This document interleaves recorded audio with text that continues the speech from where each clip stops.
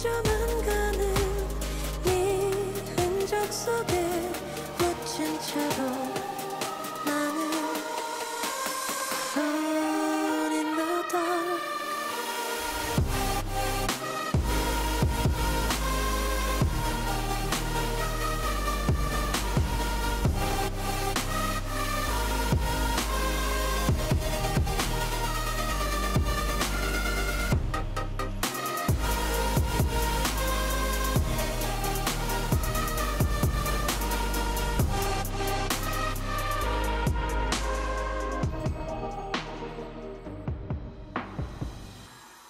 아무것도 들리지 않아.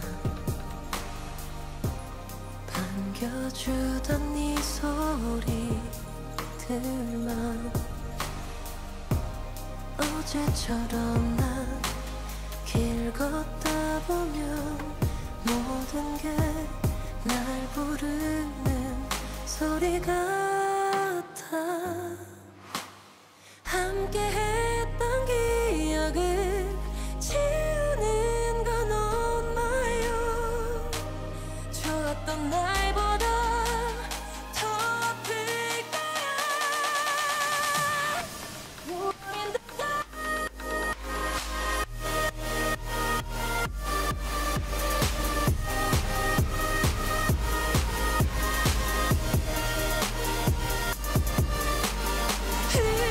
흐릿해져만 가는 네 흔적 속에 묻힌 채로 나는 alone in the dark. 돌아와 줄까 아니다. 내 생각할까 you want. 함께했던 시간이 지나가도 I'm still here. 널 기다리는 날 넌 모를 거야. Alone in the dark. 이곳에 Alone in the dark. 나만 흐릿해져만 가는 네 흔적 속에 묻힌 채로 나는 alone in the dark.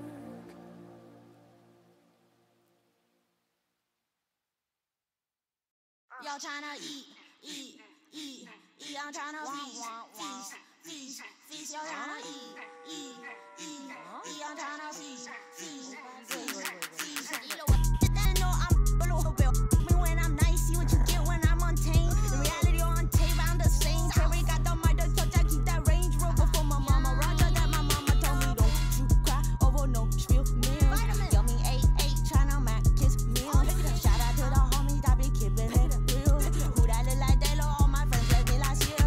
I drove all the way here, we out here for a feast. Put that minus touch on me, you don't eat it, I'm tryna feast. Yummy 8-8, cuisine top, put that rice where you eat. We walk that wall and talk that talk, sleep. Make it when you get that y'all tryna, I'm tryna, I'm tryna eat.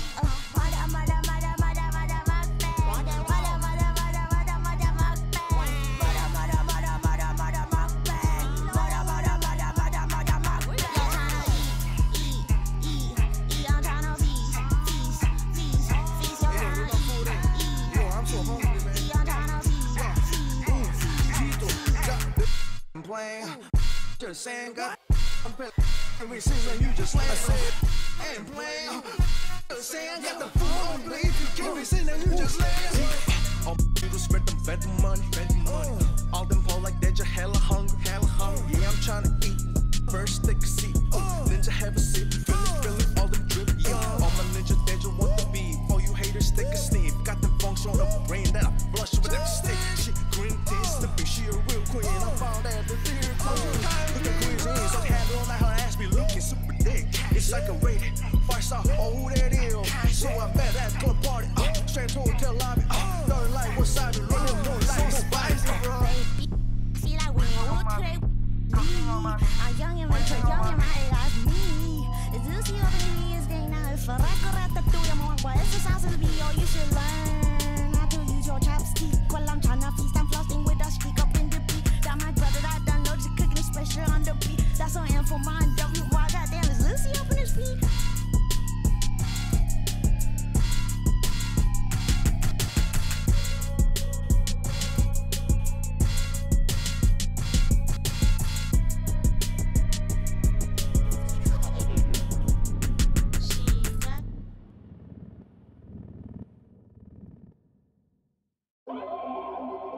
mercy for the weak. It's blood in the street. They slaughtering the sheep. Jumping out the window cause I'm born to fly. Sliding up on you, caught you by surprise. If it's do or die, I will survive. By any means necessary, stay alive. I built it from the bottom, now I'm sky high. Weapon in my hand, I'm a bad man. I've been around the world, I had a plan to conquer the mountains in the Badlands. If you talking fear, I don't understand. I feel like a god, here I am. Stronger than a titan back against the walls. If you come against me, I kill them all. No mercy for the weak. It's blood in the street. It's a war in the jungle. It's blood on the leaves. No mercy for the weak. It's blood in the street. It's a war outside. It's blood on the leaves. Yeah. Super villain in the flesh, that'll never change. A hero in the city, yeah, they know my name. Go against the law, ain't nobody safe. Gotta fight through the night just to save the day. This is what it is, this is what it takes. I'm on the right time, I ain't never late. I have no fear, cause I know my fate. I got a bullet for the devil right in his face. If you riding with me, this the freeway. Crush the head of a snake, the king way. They slaughtering the sheep, the blind lead the blind down the dead in the street. No mercy for a weak killer. It's blood in the street. It's a war going on. And they slaughtering the sheep. No mercy for the weak. It's blood in the street. It's dark outside. Yeah, it's dark outside. No light for the sheep. Ain't no light. No mercy for the weak. No mercy. It's blood on the leg. Yeah, it's blood in the war. It's a war in the jungle. And they slaughtering the sheep. And they slaughtering the sheep. Where the blind lead the blind. Right down the dead street.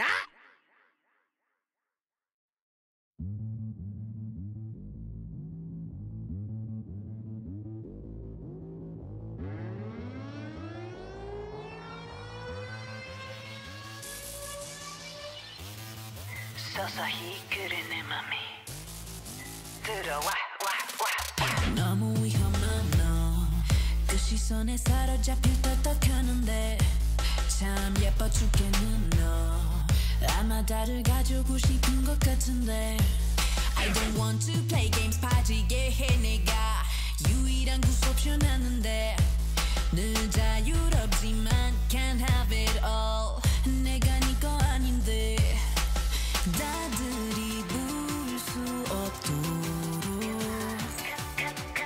내가 눈부신 빛나 my love 설레 두근두근 하는 거 오지 마라 날 보지 마라 너의 이쁜 얼굴로 나를 하지 마라 웃지 마라 나 유혹 같지 마라 try to don't look at me this way not today not today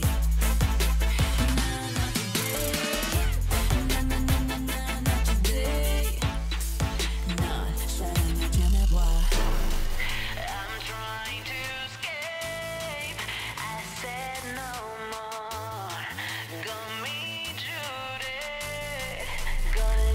걸려버려 너무 위험한 너 그 시선에 사로잡힐 떡떡하는데 참 예뻐 죽겠는 너 아마 다들 가지고 싶은 것 같은데 I don't want to play games 빠지게 해 내가 유일한 구속션 하는데 늘 자유롭지만 can't have it all 내가 네 거 아닌데 나들이 부를 수 없도록 내가 눈부신 빛나 my love 설레 두근두근 하는 거 오지 마라 날 보지 마라 너의 이쁜 얼굴로 나를 하지 마라 웃지 마라 나 유혹 같지 마라 try to don't look at me this way not today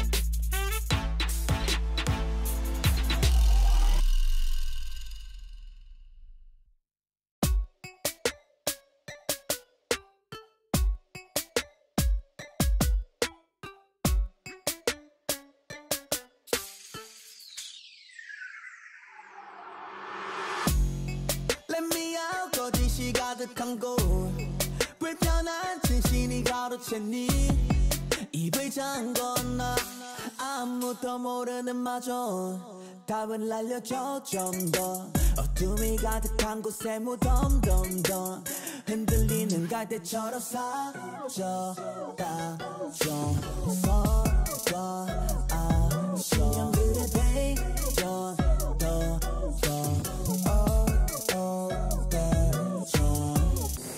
Never get down 작은 기억조차 우린 세기 반의 땅에서 눈을 떠 악몽이 가득한 세상을 지울래 더 멋지게 더 새롭게 우리들이 만든 kingdom vibe and 우리 강해 우리 palace 이 사물을 그린 color 자를 원한 가난 봉쇄 누구든 모르는 새로운 서서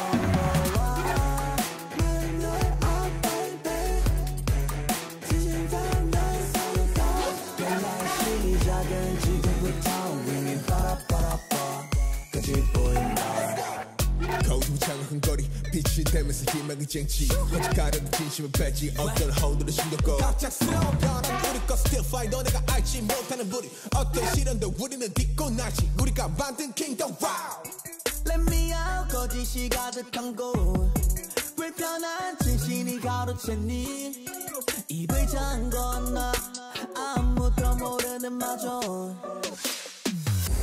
Never get down 작은 기억조차 우린 세기 반의 땅에서 눈을 떠 악몽이 가득한 세상을 지울래 더 멋지게 더 새롭게 우리들이 만든 kingdom vibe and 우리 강해 우리 palace 이 사물을 그린 color 자를 원한 가난 봉쇄 누구든 모르는 새로운 서서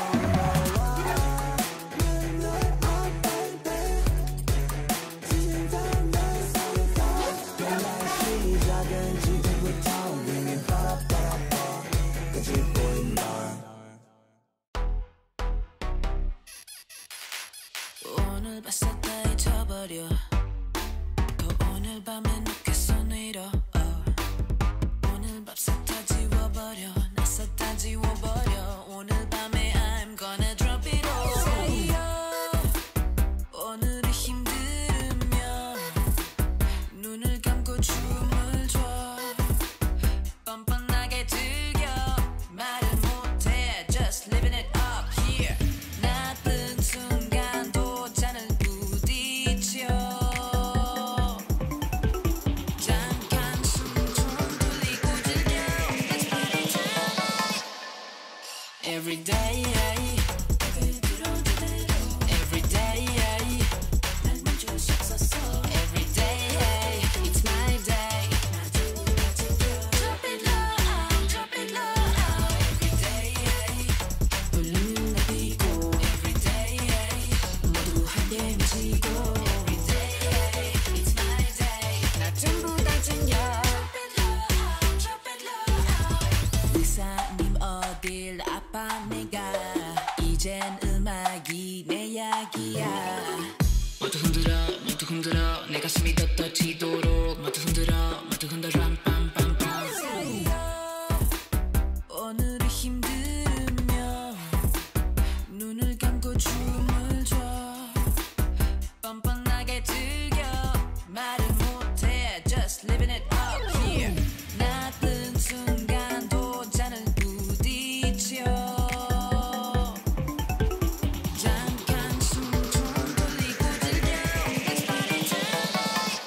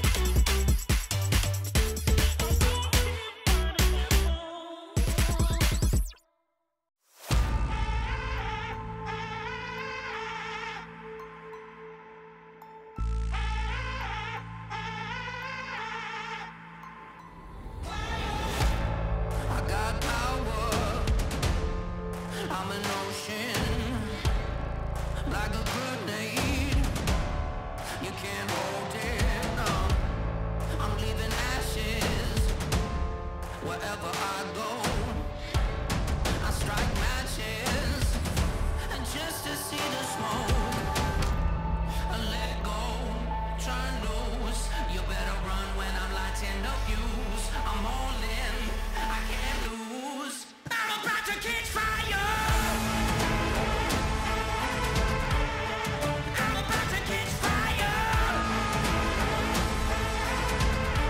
I see no flames getting higher. 'Cause I'm about to catch fire. I'm about to catch fire.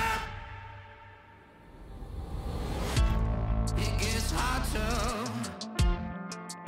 close to the sun. When you're a renegade, born on the run. 'Cause that's victory in the palm of my hand, and I'll be the last one to stand in the end. It's getting dark now, so I'm gonna let the spark out. Let go, turn loose. You better run when I'm lighting up fuse. I'm all in, I can't lose. I'm about to catch fire. I'm about to catch fire. I see no flames getting higher. 'Cause I'm about to catch fire. I'm about to catch fire.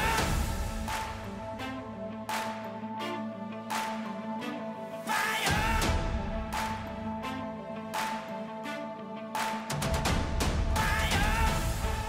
Let go, turn loose.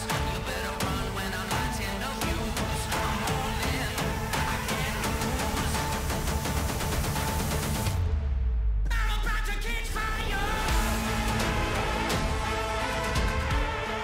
I'm about to catch fire. I see no flames getting higher. 'Cause I'm about to catch fire. I'm about to catch fire.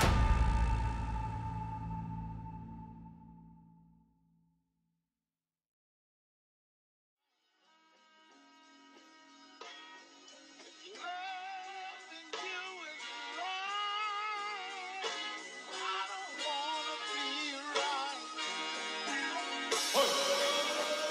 Stupid ass motherfucker back 감히 누가 눈독 들여 우리 돈 우리 문이 소풍 누가 주식까지 bounce back 머리 숙인 후에 누가 move move get out the way 다음 생을 노리는 게 감리적인 듯해 견제로선 여길 냅다 씹어먹고 뽀뽀해 내장까지 깔끔하게 마치 순대 씹어 먹어야지 팩맨 작당 몰라 스펙대 올해는 나는 아냐 스루 랩맨 내 말은 또 듣게 안 들어 맵매 버리던 냄새 세스코 불러야겠네 너희 따는 것이요 마시면 나 캣맨 Hop in the booth 여긴 없어 네 자리 She make it clap look at me body 내 말이 듣다 지려도 몰라니 가랑이 겹바닥에 붙어 듣듯 어떻게 저래 사람이 built-in chopper best-selling motherfucker 하고 다리가 나랑 비비려 해 감히 사이코형 죽일까 차라리 오케이 선배가 선빵 칠게 우리 CP는 힘들게 비례 시간라도 바로 가니 여유롭게 What's what?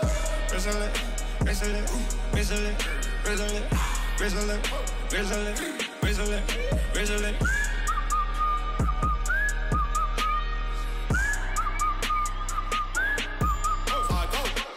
Whistling, whistling, whistling, whistling, whistling, whistling, whistling, yeah.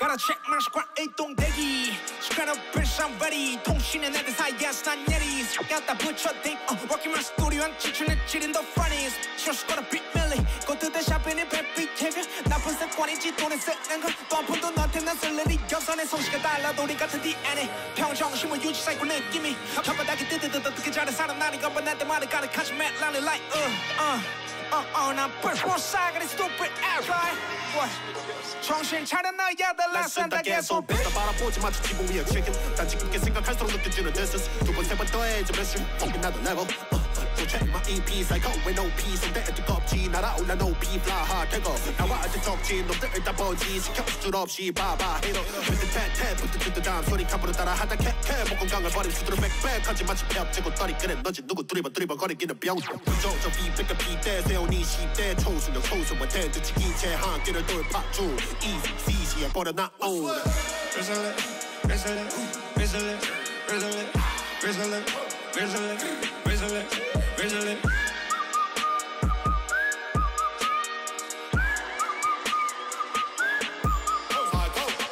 Whistling, whistling, whistling, whistling, whistling, whistling, whistling, yeah.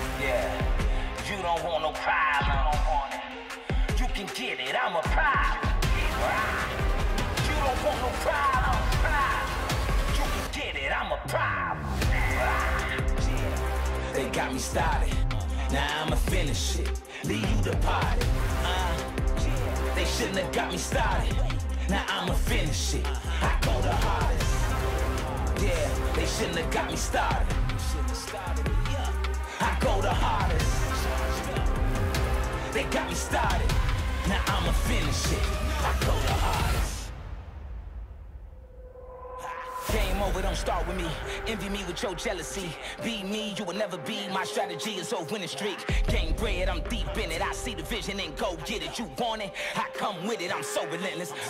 Extreme focus, no limits, nothing nice, no gimmicks. Don't start nothing, won't be nothing. I'm a sharpshooter, head hunting. Anybody, anywhere, anytime. I double dare in rare form. I came, no pain, no gain, nah. You can't win if you don't sacrifice. Through the blood, sweat, and years, it's a way of life. Yeah, it's the way of life. Above it all, you gotta sacrifice. Yeah, they got me started. Now I'ma finish it. Leave you the party. They shouldn't have got me started. Now I'ma finish it. I go the hardest. Yeah, they shouldn't have got me started. I go the hardest. They got me started. Now I'ma finish it. I go the hardest. Line, I'm on top, got the game on lock. My point is I won't stop. You can't take my spot. Can't play with a legend. Everything's predestined. Start with me if you wanna lose. I'll finish you and make another move. It's nothing, just another day. You violate, get caved in. Broke down, you can't win. I can't lose my attitude. Best man on the planet. Dynamic, do damage. Go hard with a passion. Greatness is my status. You don't want no problems. You can get it, I'm a problem. You don't want no problems.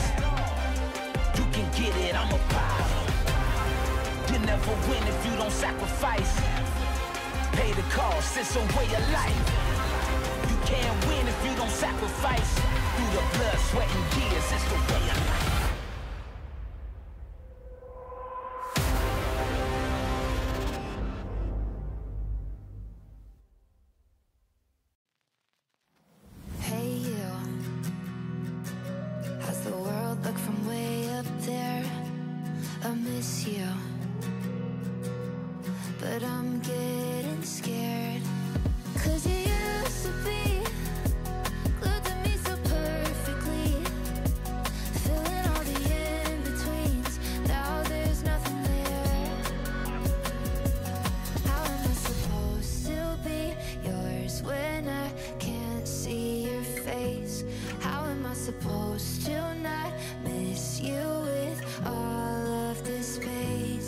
Cause you say you need me less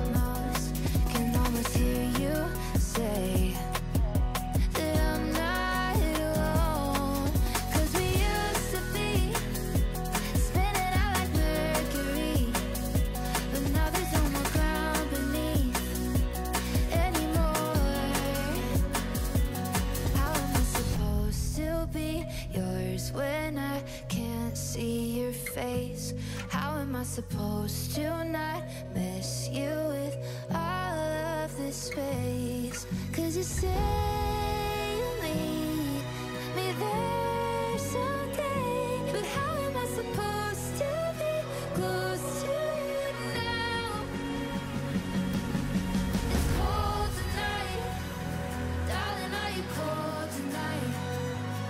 I just wanna hold you tight if you're really mine. 'Cause I can keep shouting across the galaxies, but would you do that to me if you're really mine?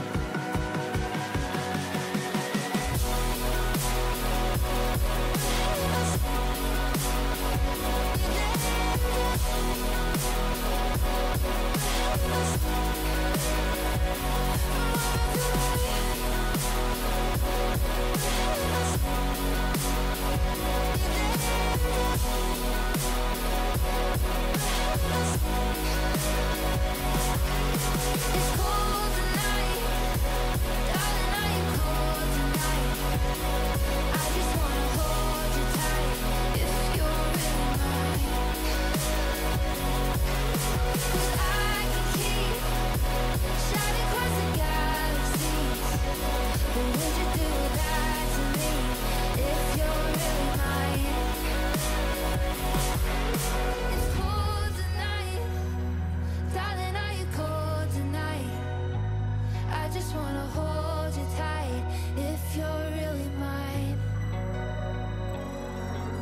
'Cause I can keep shouting across the galaxies, but would you do that to me if you're really mine?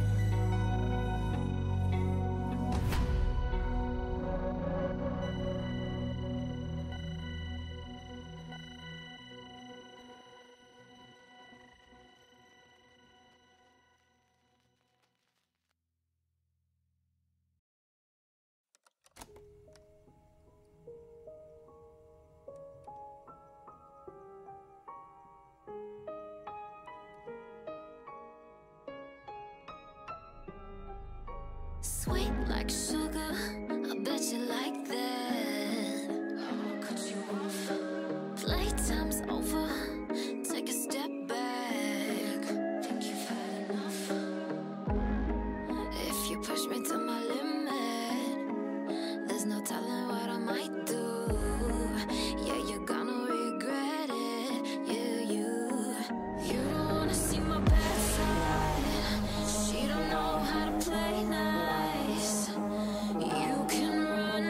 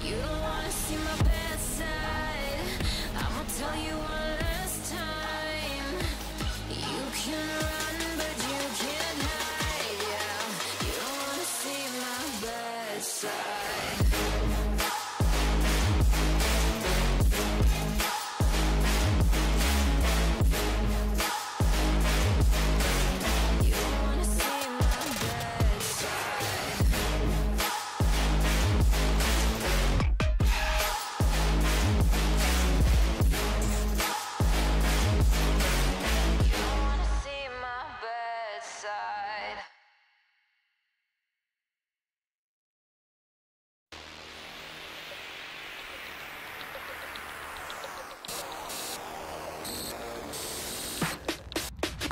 Burn it up, hot 뜨거우리 turn it up, 볼륨 키워. Burn it up, hot 뜨거우리 turn it up, 볼륨 키워. Burn it up, hot 뜨거우리 turn it up, 볼륨 키워. Burn it up, hot 뜨거우리 turn it up, 볼륨 키워. 이제 넌 뻗고 저기 친구들은 땀을 얻고 있어 만약 입고 있다면 fat 버는 걸 추천해 섹시해지졌다 빠르게 knockdown 이유는 탈진 재미없는 들은 또 급발진 우린 tell same thing 앞질러가지 또 그 처음 보지 물건놀이 이건 너무 usual up 말해 못하겠어 맡겨놔 어차피 no 갈 수 있는 건 멀리서 watch 거기에서 내도 돼 낙친한 척척 여기 너무 또 내 몸은 텁텁 카리형 다지워서 소스를 뽀뽀 Burn it up 핫 뜨거우리 turn it up 볼륨 키워 Burn it up 핫 뜨거우리 turn it up 볼륨 키워 Burn it up 핫 뜨거우리 turn it up 볼륨 키워 Burn it up 핫 뜨거우리 turn it up 볼륨 키워 우린 핫 뜨거 like the summer 우리 앞에서 너 까불다가 burn 야 구린 것도 내고 모른다고 너만 일상 빈공내도 안해 절대 자만 갈 길 멀어 아직 기름을 더 뽀뽀뽀 Then we burn it up 버섯처럼 let it burn We making classics Air Force One 쟤는 한참 지났어도 Hold up 이제서야 왔어 우리 season 봐버렸어 아예 새로운 이 길을 거절해서 갑이 아닌 우린 딜은 겁이었나봐야 한데도 피 적셔 옷을 마치 킬빌 아닌 데드풀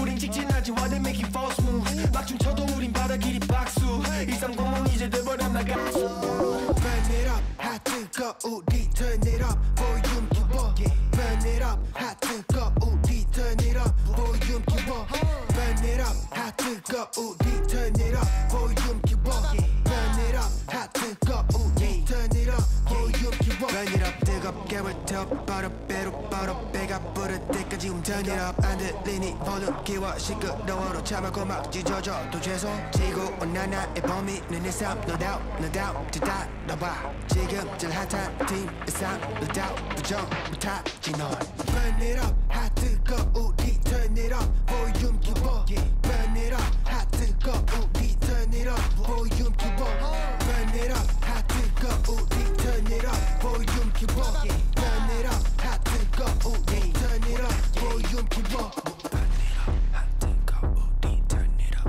볼륨 키워 Burn it up 핫 뜨거우리 turn it up 볼륨 키워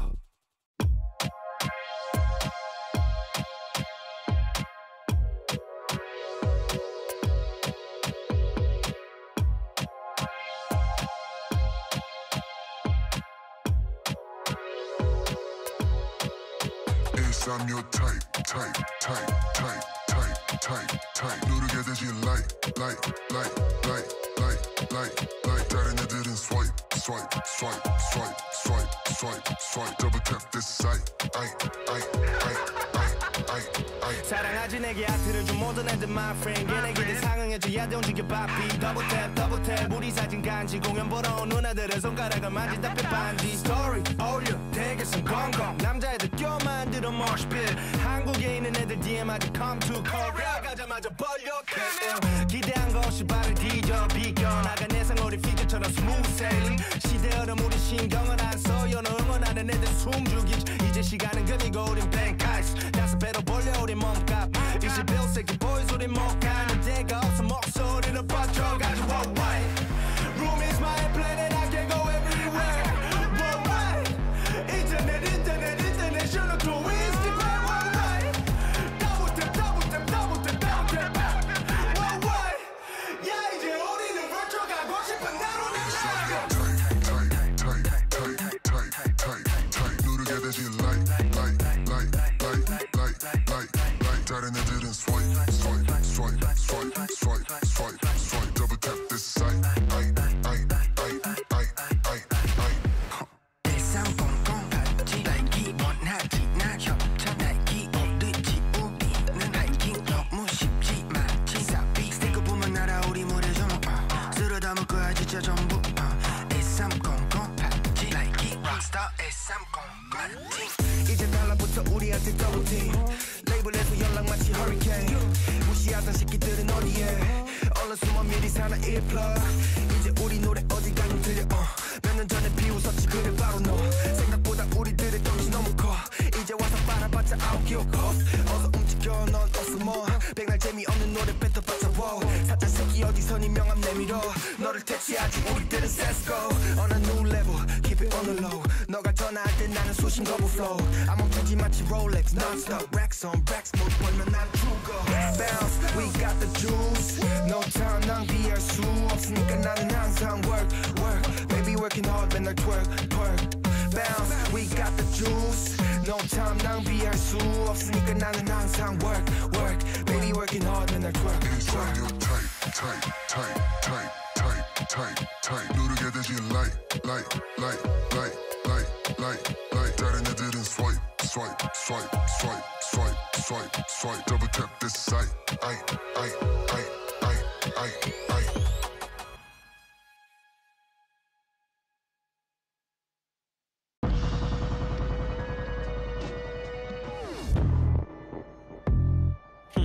Okay. Okay.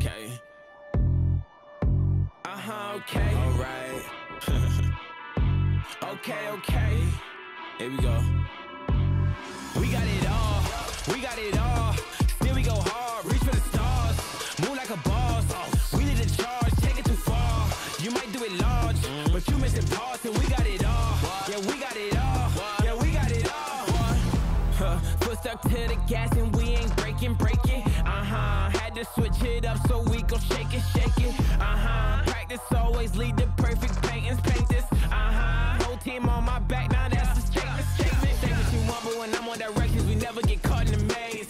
Climb to the top of the mountain and lift up my wing, that's just cover for shade. I've been on duty for days, play slip and slide through the rain. Success always edge out the pain. You better follow the train.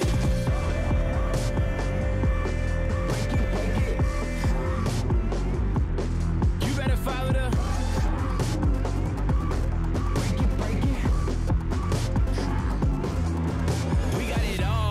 We got it all. Still we go hard, reach for the stars. Move like a boss. We need a charge, take it too far. You might do it large, but you missing parts and we got it all. Yeah, we got it all. Got that ditto, got that too okay. Claim it's love, but I can see what's written on your face. Walking to the stage, I might wear a cape. I'm like head of stay. Boy caliente, like I'm on fire, don't try to tempt me. Wanna learn the ropes, I can be a sensei. And we all about dollars, we ain't talking sensei. Make sensei, break neck, cut check, say. They upset, Them boys mad. Break it. Break it.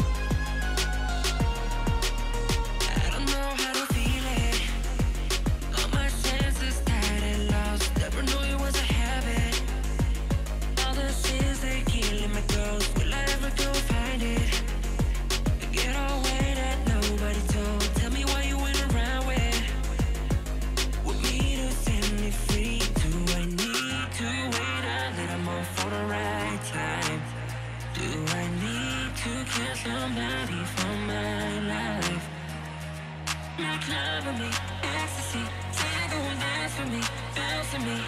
Make love with me, ecstasy.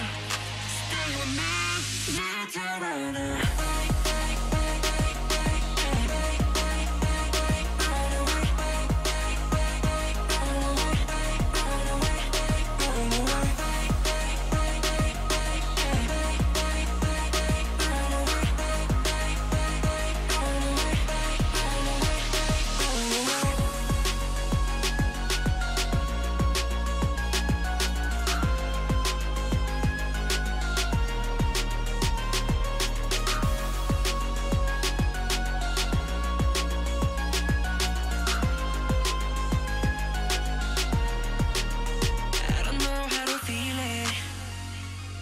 Senses tired and lost. Never knew it was a habit. All the sins they're killing my ghost. Will I ever go and find it? Get away that nobody told. Tell me why you went around with me to set me free. Do I need to wait a little more for the right time? Do I need to kill somebody for my life?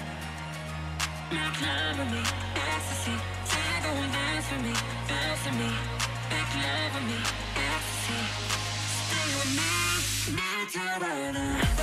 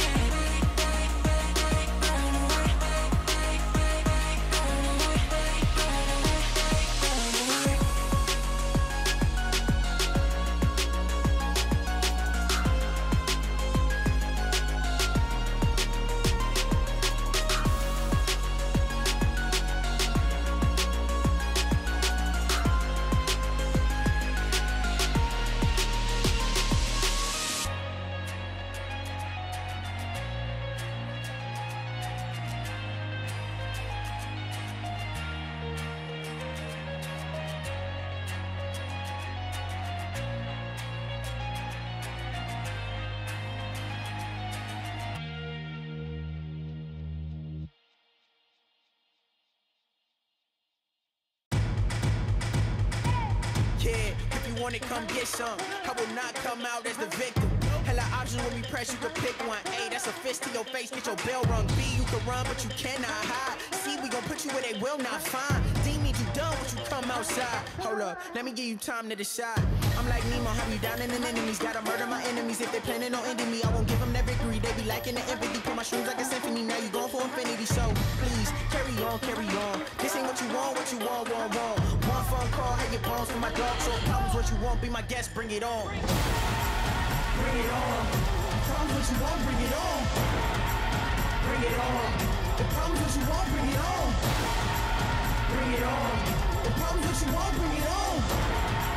Bring it on. You can't get it back when it's gone.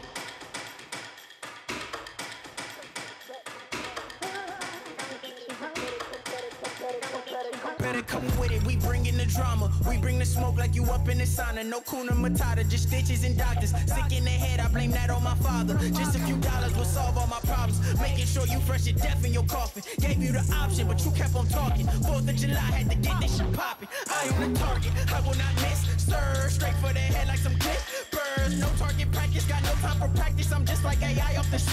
Surge, losing your balance, now you start to panic. Looks like this damage is too much to manage. If you still alive, then we leaving you stranded. Not leaving the bandage, no water, a sandwich. That's ruthless. Hard to talk shit when you toothless. Should've been down with the movement. Now you on the ground, not moving. If he still had a brain, he would use it. Gave you a chance and you blew it. Stupid. Hold on, Cairo, let me get back to the music. Back with this shit with these accurate hits. Flip on your head like gymnastics and far from a slave, but we mastered the hits. Check out the scale, this is real as it gets. It don't get realer than this. So come and try me and shit. Now your face feeling the fist. Bring it on.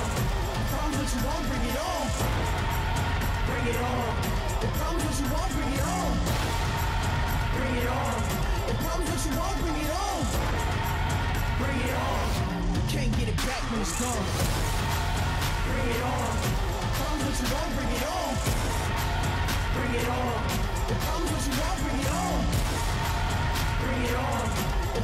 it on, bring it on. Bring it on. Don't get your hopes up.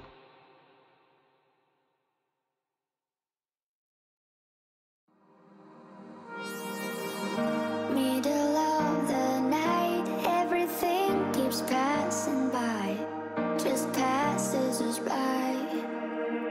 But we're young and wild, we stay awake just to feel alive under city lights. Nothing can change our minds, yeah, people might ask us why, but don't be shy, can change our minds. Blinded by neon lights, so beautiful in the night, so be mine under city lights.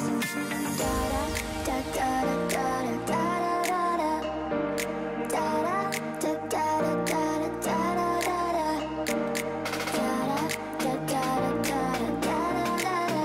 So be mine under city lights.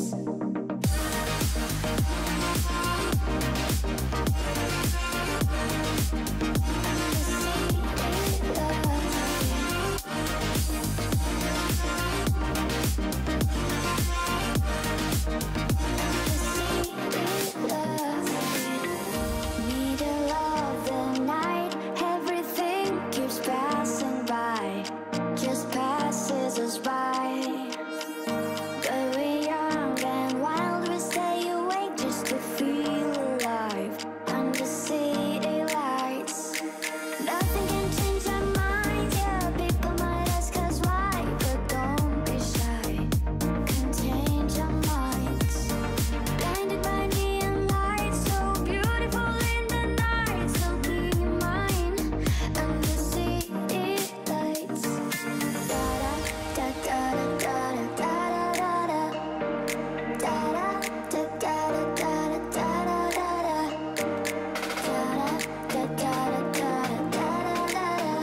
so be mine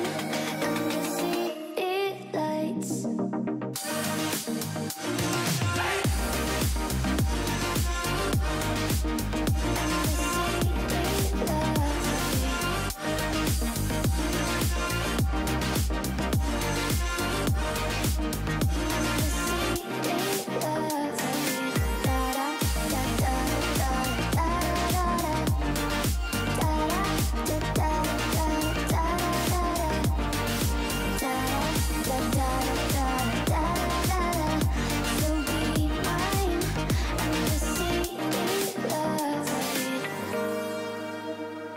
lights.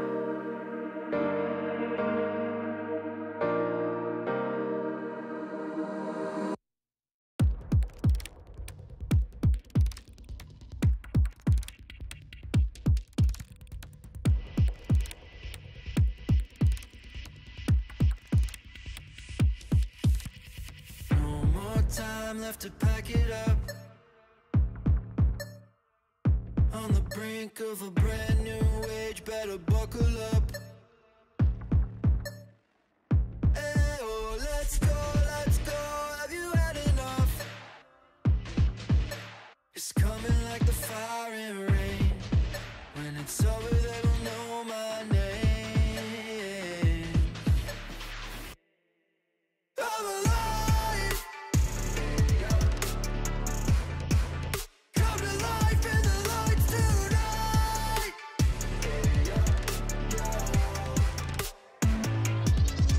I was crawling through the ashes just to cross the line. Now I'm standing in the fire on the other side.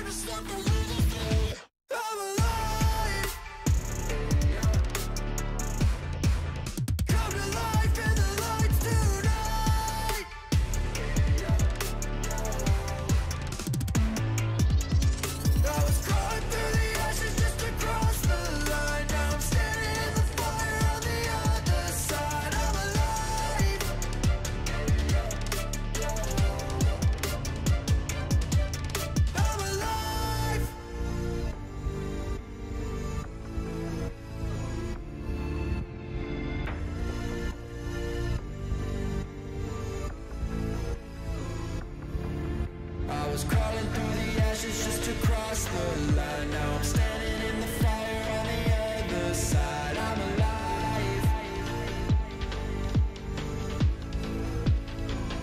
I'm alive.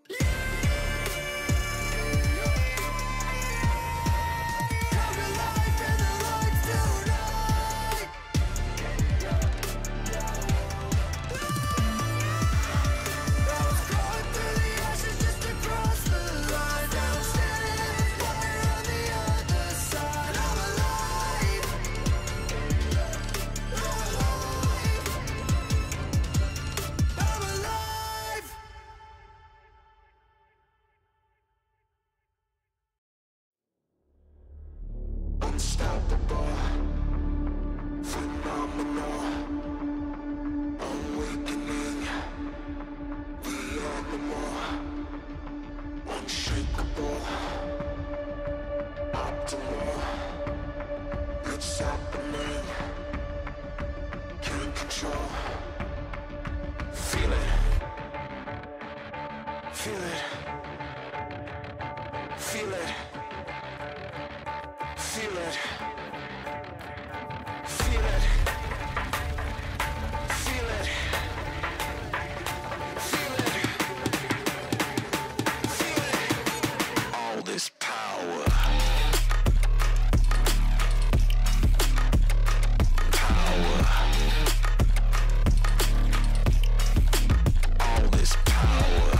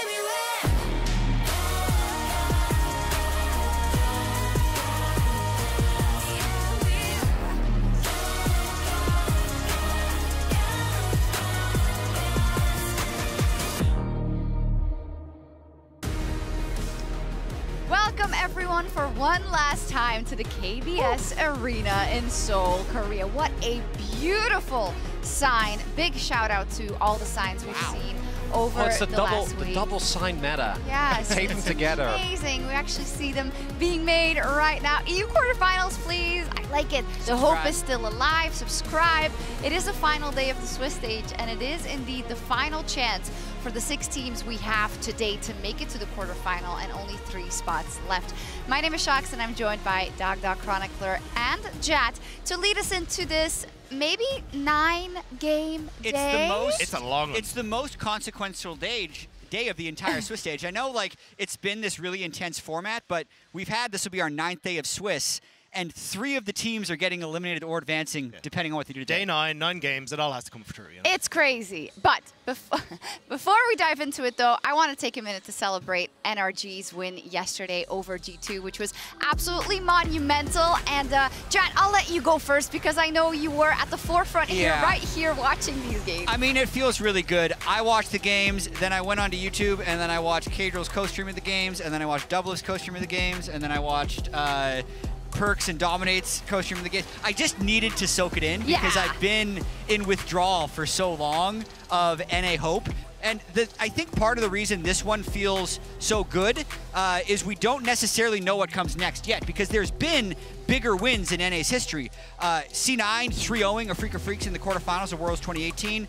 TL beating IG 3-1 in the semifinals of MSI. It's just those were immediately followed by getting swept by Europe. So I think the fact that NRG was able to 2-0 Europe was so much more meaningful almost. I would also argue that in our microcosm of kind of the West, right, and what we operate in EU versus NA, and the history that in so many tiebreakers, EU got the best of the LCS, this is just so cathartic.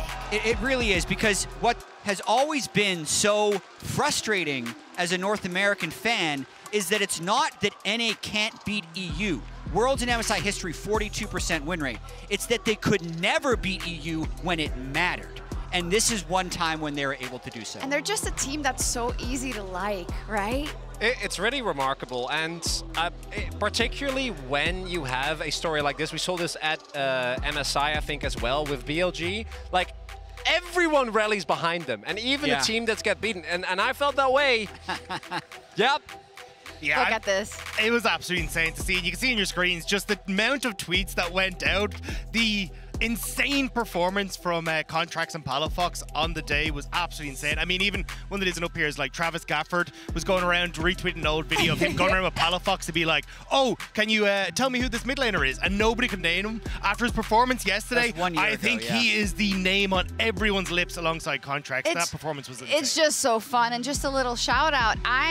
It's great for the LCS. I'm just going to say it, that it is this kind of team with this kind of philosophy and this kind of approach to international competition and domestic that has made this run. I actually think it's perfect. And particularly, I mean, I'm not saying that G2 getting beat is perfect. Don't take this out of context, just for NRG. As Western casters, we celebrate. No. I had no horse in the race, right? And I thought that particularly when a team after 2022 DRX can kind of replicate the same energy, it just is really, really heartwarming, and tying that into the larger narrative, as mentioned, makes it twice as sweet. Absolutely. I want to pull up the Swiss bracket, and you know, I don't want to take anything away from NRG's win. I just want to kind of compare the route that you can go ahead, Dagda.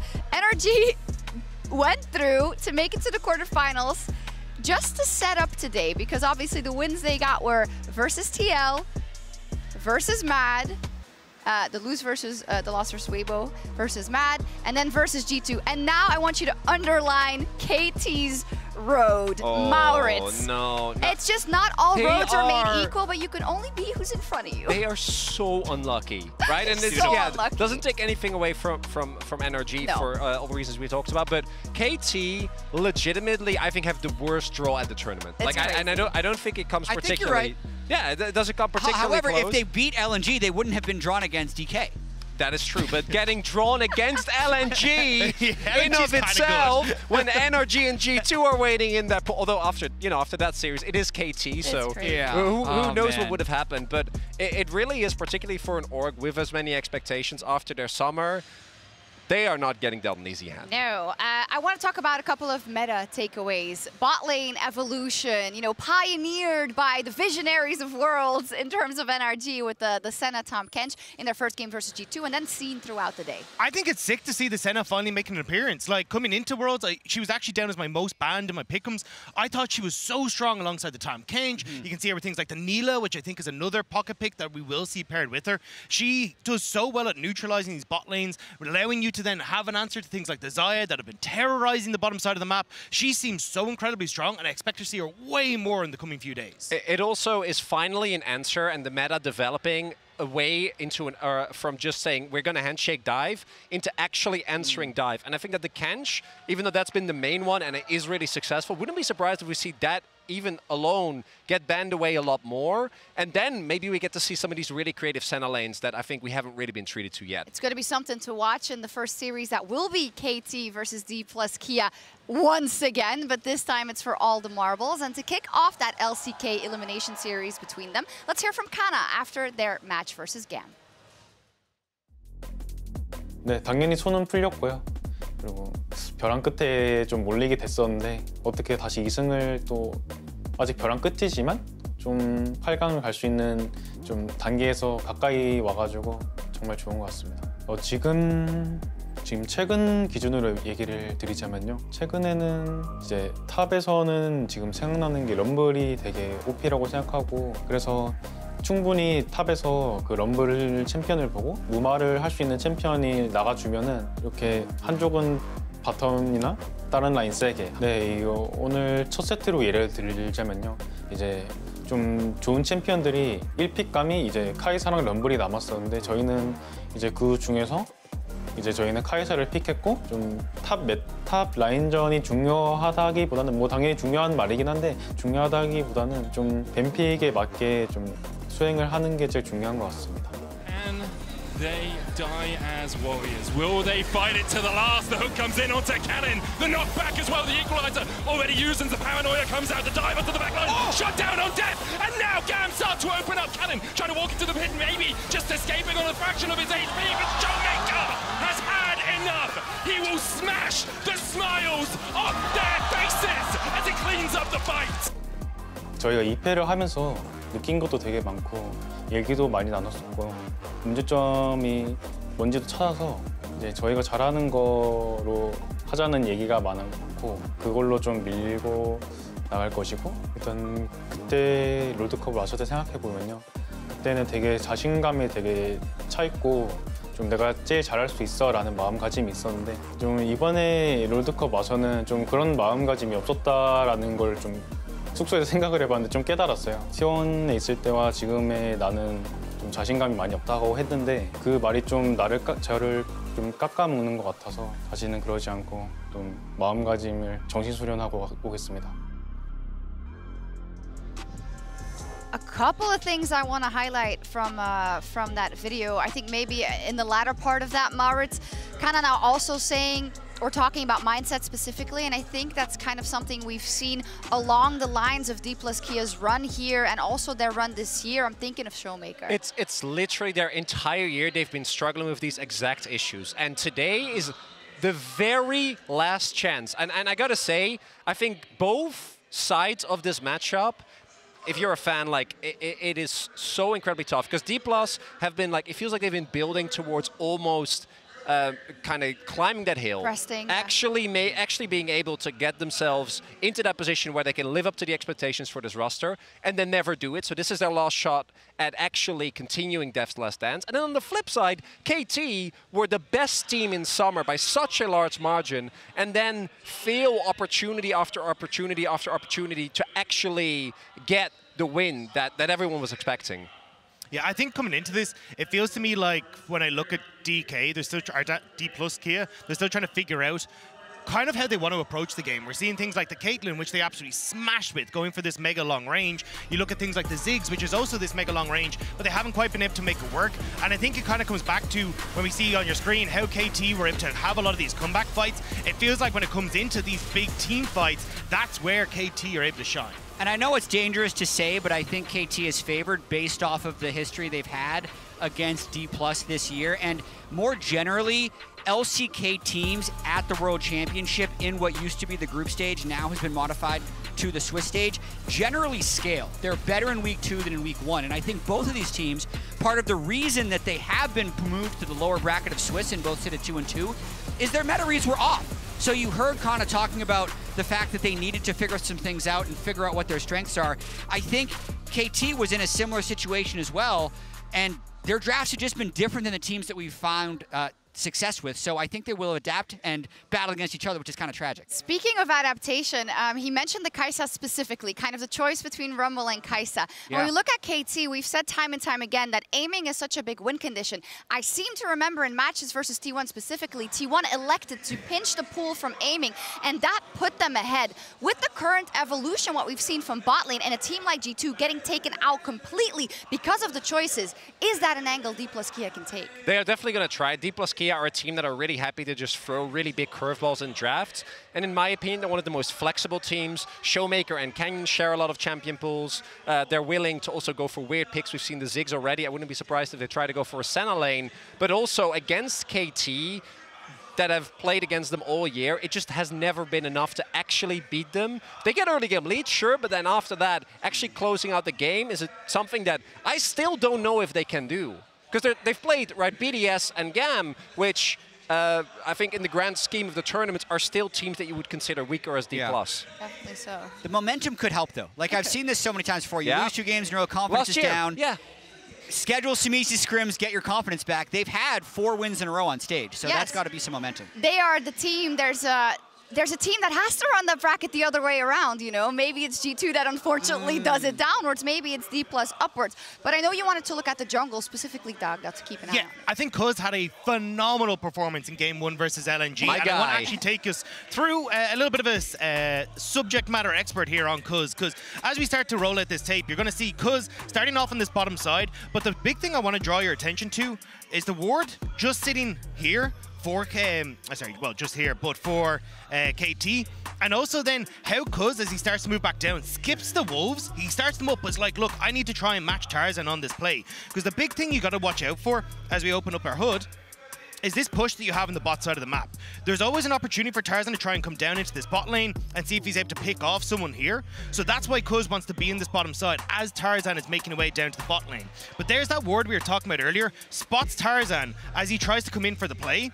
And it means that immediately you'll see the reset cancelled here by Cuz, so he can go for the play with Lehens on the bot side, knowing that Tarzan can't get down here to try and interrupt. Sees Tarzan as well clearing out his wolves, so he's like, look, not even going to bother, I'm going to move immediately to the top side. Now again, he's like, right, I know Tarzan is going to be on this top side, so what I want to try and do is move up towards this top side to cover any sort of potential play that Tarzan could try and make sure that I'm in position to go for that. As Cuz moves up, he's like, okay, nobody's here, I'm okay, I'm safe. So instead, he was like, right, well, Scuttle Crab vision is there. I want to move back down into my jungle and try and bypass this vision to come back into mid lane and make sure that I'm able to set up a fantastic gank in mid lane to snowball. Now, boss, cover mid or top and make this play on the mid lane as well. It was incredible passing from Cuz and showcases how good he was. And that's something we'll have to look out for today. We're close to going over to that first match. I just want to have your final notes, maybe, Maurits, about the matchup focused around bot. We have Lehens versus Kellen,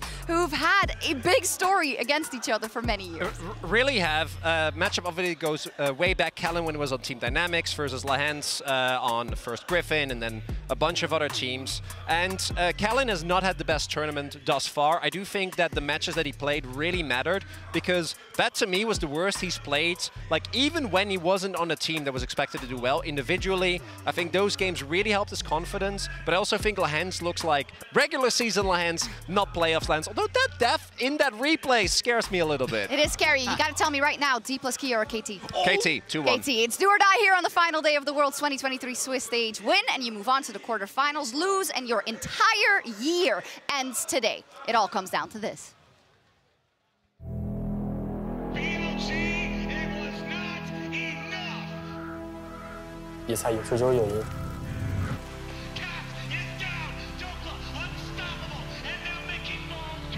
Everyone loses at some point. it's about what you learn from those losses.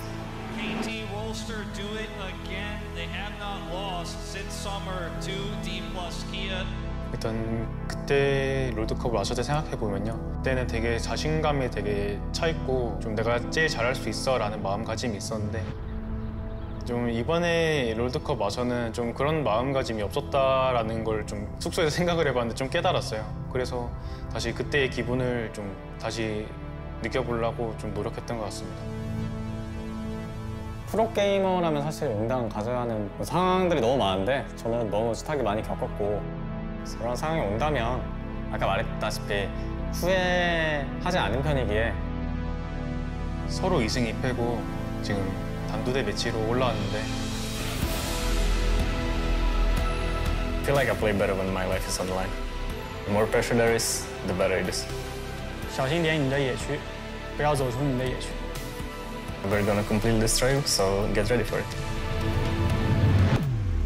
其实我们在 MI 赛的时候也是在掘金的时候遇到了 GTO， 但是我们赢了他们，所以这次世界赛我们又到了一个掘金的地方，我们又遇到了 GTO， 所以这次结果还是会一样的。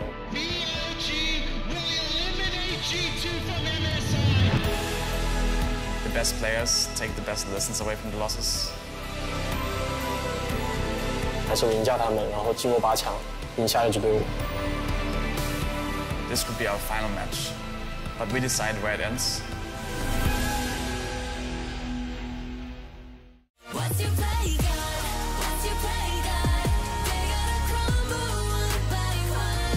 Then we gon' ride to the sunlight. Kiss the day my kingdom come. Baby, we're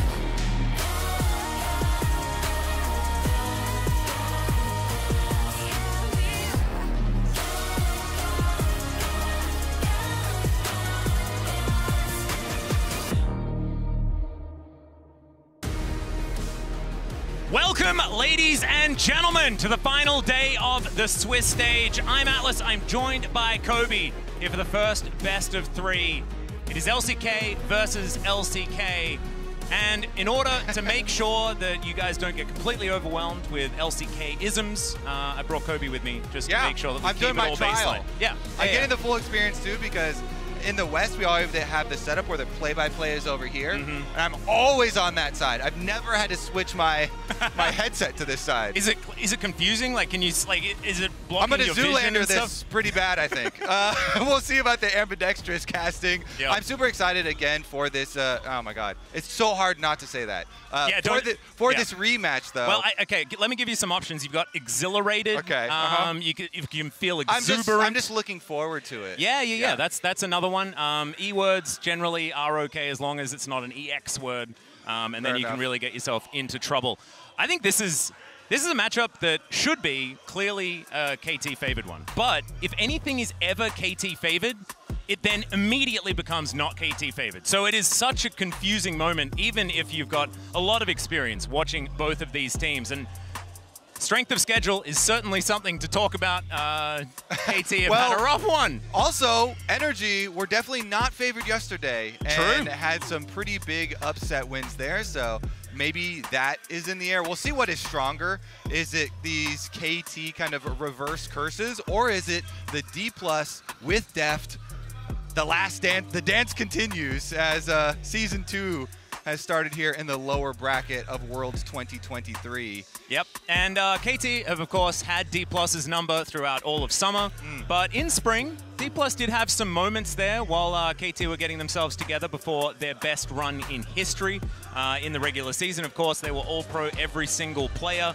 Debatably for some, but of course deserved for everyone on KT at that particular moment in time. And then they chose T1, and then things all went downhill from there. But let's jump into the draft here for game number 1. Renata, going to be that first ban, the Lee Sin taken away from Canyon as well. Of course, Kellen, phenomenal Renata player just in general. Now that she's back in the meta, does need to be banned away, and there goes the Maokai. And we'll see about the Senna and Tom Kench as well, because that has definitely been one of the emerging intricacies with the pick ban. We always have over the course of the tournament some of these little tweaks as we get further and further, deeper and deeper in. And we saw really excellent play from T1 yesterday, protecting Gumayushi on the Jinx, of course. as being able to use the Tahm Kench with Senna. Well, there is both of Aiming's champions taken away here. Xayah and Kai'Sa have been by far his favorites.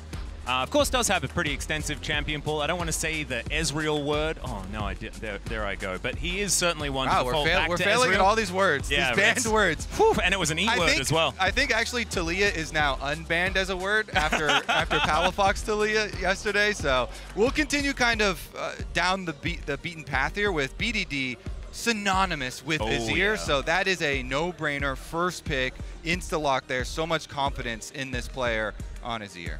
And I wonder whether D+ are going to go towards some of that Tahm Kench priority that we're starting to see crop up. Certainly is something that Kellen has played a lot in the past.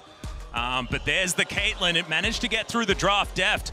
Already 1-0 on this champion so far, but it's instead going to be an Aphelios. Makes me a little bit sad, Kobe, because I think that Caitlyn is something that they have leveraged extraordinarily well. So we could be looking at an Aphelios Orianna double carry composition style from D+. I want to see what they're going to protect the Aphelios with, though, because that has been one of the big weak points of these AD carries that don't have their own dashes, don't have their own self-peel ultimates either. Well, there's the Rumble, going to be locked in for Canna. A lot of power towards that top side. Of course, Keen, not necessarily a notable Rumble player himself, but Canna has found some decent success as the Zeri is going to be locked in. I think we're going late game with some of these supports as Lehen's on one of his favorites. And you were talking so much about Aiming really needing an AD carry with mobility there. Yeah. Zeri still has it, even with the 5 base move speed nerf onto this patch that we went into with. So will be a lot of scaling for KT here, though, with Zeri and Azir as your carries. And basically, Aiming just needs a get-out-of-jail-free card. If he has one of those... Jump through the wall. Yeah, jump through the wall is a pretty good one,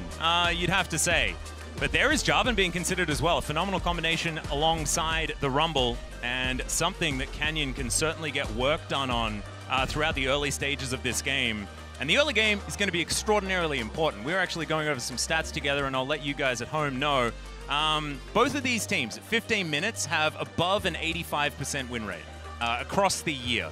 So we've decided for this series, we're going to call each game at 15 minutes. Yep. And, and then we're going to just play music from 15 minutes onwards, and we'll just enjoy it as it plays out. But we assume that the game is going to... No, it's not true. But we'll see exactly who's going to be able to draft towards early game a little bit more effectively. So far, it's definitely D+, with Zeri and Azir on the other side. All right, let's see them whittle down a few more of these jungles here. Trying to take out Tank at front line. So they split it. Sejuani and the Cassante. No more answer here for Keen. It's been interesting to see people's attempted answers into this Rumble. Yeah. Rumble has just really been a top lane pick that has had huge priority, and especially in winning lane early and then transferring that power into the early Rift Herald. So locking up the Rel with the Aphelios does mean they're looking a very offensive look with this D+ squad, not trying to peel back for the Aphelios. Does have a lot of CC options and... Oh, he's going to lock it! It's the Keen the special! Keen top rise! All right. We've been waiting for some range options into the Rumble because it has been difficult for people to try and play the super popular and common top lane chips. So we get the double lock in here, though. Viego comes through, another sought-after one, that dueling AD threat from jungle. If you're locking in double AP solo laners, you definitely need that AD jungler. So like KT rounding it out here. Yeah, really cool. Of course, Keen has been pretty successful on this champion in the past. There is the Nico locked in for Showmaker, though. A lot at team fight for D+. And as far as red side drafting is concerned, I actually feel like D+ are going to walk away pretty happy from this one. But if KT can get to 30 minutes in this game, I have a feeling they're going to be pretty happy. Yeah, I was going to say, D+ very happy, especially if we are actually calling the game at 15 minutes. Yeah, right?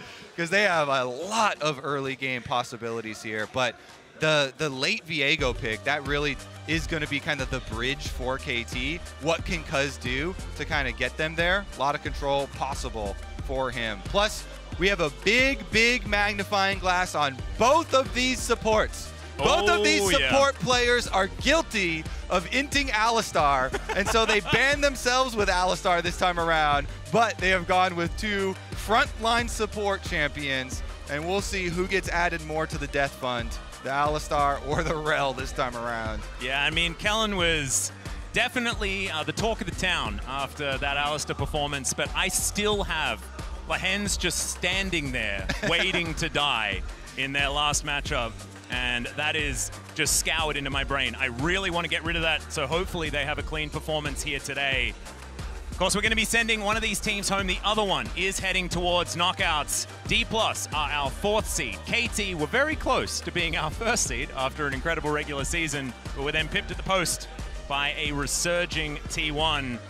And KT should theoretically be your favorites moving into this one. My opinion is, I have no opinion. I have no idea.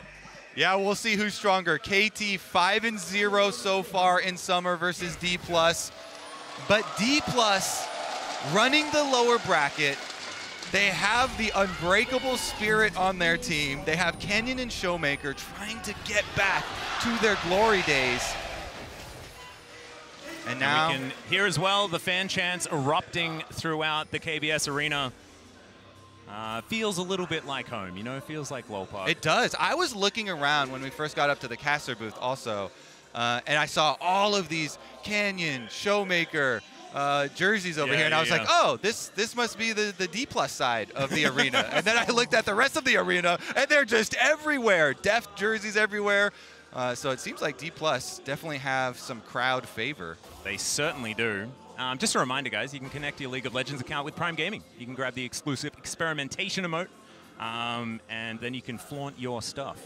Of course, Heimerdinger always reminds me of a certain previous D+ support, then now DRX support. That support has been on your mind all day, Atlas. Huh? No, he's always on my mind. It's just permanently on my mind. I see. It's how it goes. I have a feeling he's still going to somehow find a way to win Worlds. We'll see whether he can.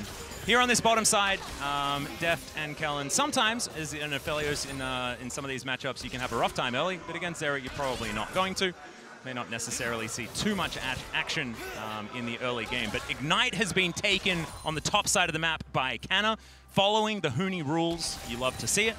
We'll see whether it's actually going to be successful up into the Rise, because Keen has been a great Rise player for years, and he might just be able to bully this Rumble up towards the top side. Speaking of bullying, BDD in a little bit of trouble here in the mid lane.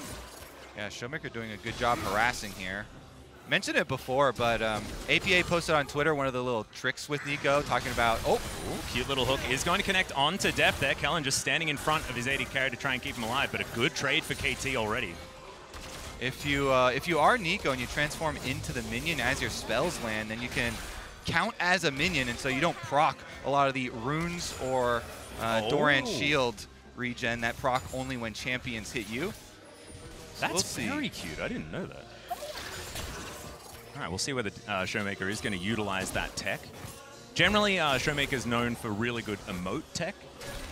He was about to get a solo kill, I seem to remember it was a couple of years ago, but managed to get the Teemo emote up in the middle of a play, which I thought was pretty impressive. I want to see how fully they embrace the Braum meta as well. That's true. The Braum emotes have been taking over. Which one do you think's better? Is it, okay, BDD taking a bit of damage, but I think he's going to be all right.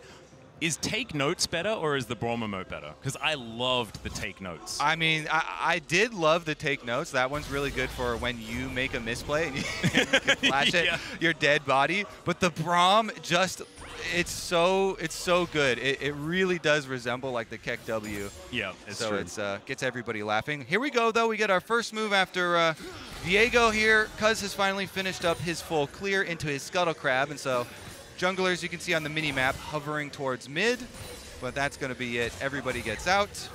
Yep. Cuz gives away his position. Canyon knows exactly what's going on. Rift Scuttlers will be traded, like you were talking about. Canyon shouting out Fnatic here, which is fantastic, you know, supporting them before they play later on today. I mean, there was also interesting skin tech with that particular skin earlier on that Riot quickly fixed and changed. Yep. Where it would be a lot quicker with the flag animation. So happy to clean that one up in time. Calmly starting out my LCK experience, Atlas. I feel like this is very accurate, you know? Oh, absolutely. Double LCK teams farming away, opposite sides of the desk. It's an immersive experience. Basically, you need to learn how to not talk about what's happening on the screen as much as possible. But I think you're pretty gifted in that department, Kobe. I think you'll be absolutely fine. We delve pretty deep into the caverns of the mind sometimes. Thankfully, we've been able to deal with the jet lag pretty easily this time around. Yep. Showmaker with his fake Infernum in the mid lane, just having a bit of a good time. And BDD trying his best. You can see losing out on the health trades, but you just have to look at the CS numbers to know that it's pretty much fine, and there's not really too much to go off. I think the junglers is where we're going to see most of our action surround. Yeah, and BDD kind of expecting that for this matchup too, it seems like, because he went with the Conqueror instead of that Hail of Blades that a lot of mid laners were using for more lane prio. So we'll have the Conqueror for later for those big fights. Meanwhile, Mr. Canyon. Aiming, gonna get knocked up here. Canyon getting a decent amount of damage. Of course, no one's there for any follow-up, really, unless Kellen's flashing, but he's not going to. Aiming just going to be convinced to go home, and he might just say yes to that. Meanwhile, Deft with the real Infernum gets the shove into Drake priority. So, our first true action of the game. Oh, okay. Showmaker walks to the side. That's the listing lazily to the left strategy. That is pretty good for avoiding skill shots. It is going to work out. This is called a free dragon. We do these quite a lot in the LCK, Kobe. It just means that we can stay calm. Everything's going to be 0-0, A-OK. D+ will just get a few regen stats Nice from the Ocean Drake. Nice calming Ocean Dragon here for all of the laners. And the golf claps erupt. Oh, is it going to be Cloud into Chemtech for the least interesting possible? I mean, I love Cloud Drakes, don't get me wrong. But Chemtech, though, I would say Chemtech Rift is one of the most exciting rifts. That's true. I'm more talking about the stats you get as a champion. Yeah. You're right. The Rift is better. Yeah, the Rift. Oh, but it is, you can use Blast Cones to get yourself to safety much more effectively. However, Nico utilizes Mega Blast Cones better than most other champions because you can Pop Blossom from a million years away. And Showmaker is a bit of a that one. Showmaker is a bit of a troll sometimes too. So I want to see how fancy Showmaker gets with his Nico play. I also think that Showmaker has been DK's best player so far this tournament. I think he's had a standout time here at Worlds so far, and he was one of the players that was really struggling throughout the regular season to kind of get his mojo. We know that Showmaker is a guy that does play around confidence quite a lot. He's well aware of it, but hasn't been able to utilize it. But it feels like this Worlds, some of that pizzazz is coming back. And I'm really happy to see specifically that, because it was one of the heartbreaking stories hearing and listening to all of these interviews that Showmaker was given. Yeah. You know, he was on the podcast with one of his top lane friends last year talking about how he feels like he doesn't take as many of the risky, I'm better than you, outplay maneuvers anymore. He feels like he has started to get more safe, and then he started talking about seeing League of Legends more as a job instead of really enjoying it. And then the super recent one this year, talking about how even going against some of the big name mid laners, he would start to feel nerves and types of things creeping into his play. So really happy to see him playing confidently, playing well with this team, because everybody dreams of those times. Canyon and Showmaker, the dynamic duo. And 2019 to 2021, some nice glory years. No, absolutely. And I think that the Shy also has illustrated this. Winning Worlds as early as they did, it does mean that you don't quite put into context what kind of achievement that is until it's in your past, right? As Aiming's looking for a turret plate, he will be able to get it here. As D+ are going to collect themselves a Rift Herald, uncontested once again. You continue to tell stories for about as long as you like there, Kobe. And of course, KT very happy to do this because they have Rise Azir Zeri. I feel like we're going to turn into those wacky inflatable flailing tube people outside the gas station just shouting, "It's free!" Oh, well, this might be free as well, as Kellen is going to get knocked up, crashes down to try and get out of the way, and is going to be able to flash to safety. Does have to put that one on cooldown. That was almost some action with a result, and I guess having a flash down is certainly that. The flash down, the crash down, and the ignite down. Let's see. 1-for-1 summoner trade. There we go. Balanced as all things should be. Especially because even though it has a longer cooldown, he's got Hex Flash, so... Yeah, no, and I say this all the time. I think early flashing with Hex Flash is how you get the most value out of that summon, out of that Keystone choice. So it's quite possibly the most fun rune to ever use, Yep. so definitely want to get the most out of it. I think that honestly, like, you should just flash at level 1. You know, get out of the fountain faster. You know, that's what I think. Some good old-fashioned all-chat bait. Oh, yeah. That's pretty rare nowadays. It's actually pretty hard because so many people are muted. Right? Makes it a bit sad. However, Kellen now has that one on cooldown and is now looking for a little bit of an opportunity. And aiming down on the bottom side. Just going to try and defend against Deft and Kellen as they do push up. He's got a fair bit of gold considering those plates that did go down. But of course, with no kills, haven't been able to see any acceleration, haven't seen any Zeri certification moments, as Wolf would say in the LCK. We haven't really got there yet. We'll see whether aiming does get that slight advantage to really make Zeri feel like the old version. Yeah. Pretty nice and calm scaling so far. We've got a Big 10 CS lead in the top lane for Keen on his rise. Huge. Okay, so he's out of control. Keen's going to have to be looked at here. We'll see where the Canyon is going to... Rod of Ages, Seraph build. So he's looking for the long con here, the double mana scaling build. And then we'll truly get to see why it's so iconic for him. Yeah, maybe 3 items is when we're going to start fighting. Seraph's I'll take that Rod deal. of Ages fully stacked in the Void Staff, maybe. Okay. He might go Zonya's in the middle, and we might be fighting on 4 items, Kobe. Can we craft some theoretical battles in our minds Yeah, we now absolutely while can. we're waiting? Do you want to cast some them? epic? Let's try and cast together a moment that we're thinking about that might happen in the future. Yeah. It could potentially happen now, as the Cloud Drake's being started here by Canyon. Deft and Kellen are first on the roam. Showmaker moving up as well. It's going to be 2 rumbles. Wonder where these equalizers are coming from. That is a teleport to the top lane, though. So, KT, you are not fighting this. You are giving up the second dragon, and you are moving away. Lahen's not quite getting the memo, but I think he is going to be able to take that and teleport to the top lane. Keen not going to get... Oh, he's going to get snared, actually. Showmaker demonstrating some hitbox shenanigans with his Nico. So, good rotation here, and they utilize the 1 teleport available to them to make sure it's just 1 turret plate and not 2. But, Atlas, that dragon was not free. That was a turret plate. There is a price tag on it. It might be cheap. It might be discounted. But it also means that D+ are going to get this dragon to start stacking. And it's not going to be the Chemtech Soul that we were talking about. It is a Hextech Soul. So this will mean that D+, there could be more action because Hexgate's definitely going to be an avenue towards that. As Rift Herald is just going to charge through, and it's just Canyon getting the money. And KT are going to clear it up, so some turret plates do go over. DK still behind in gold in trade for the dragons. This might mean that we could get a little bit earlier action because D+ need that, right? Because they're the team that is going to eventually get outscaled by KT. And so getting to the point where they have Soul available is going to be really strong. Let me tell you, though, when it does happen, it's going to be explosive. Oh, so good. So good. I mean, we've already seen what the team fights are going to look like in the future. Let's start it out, Atlas. We're creeping through the brush. We drop our control ward.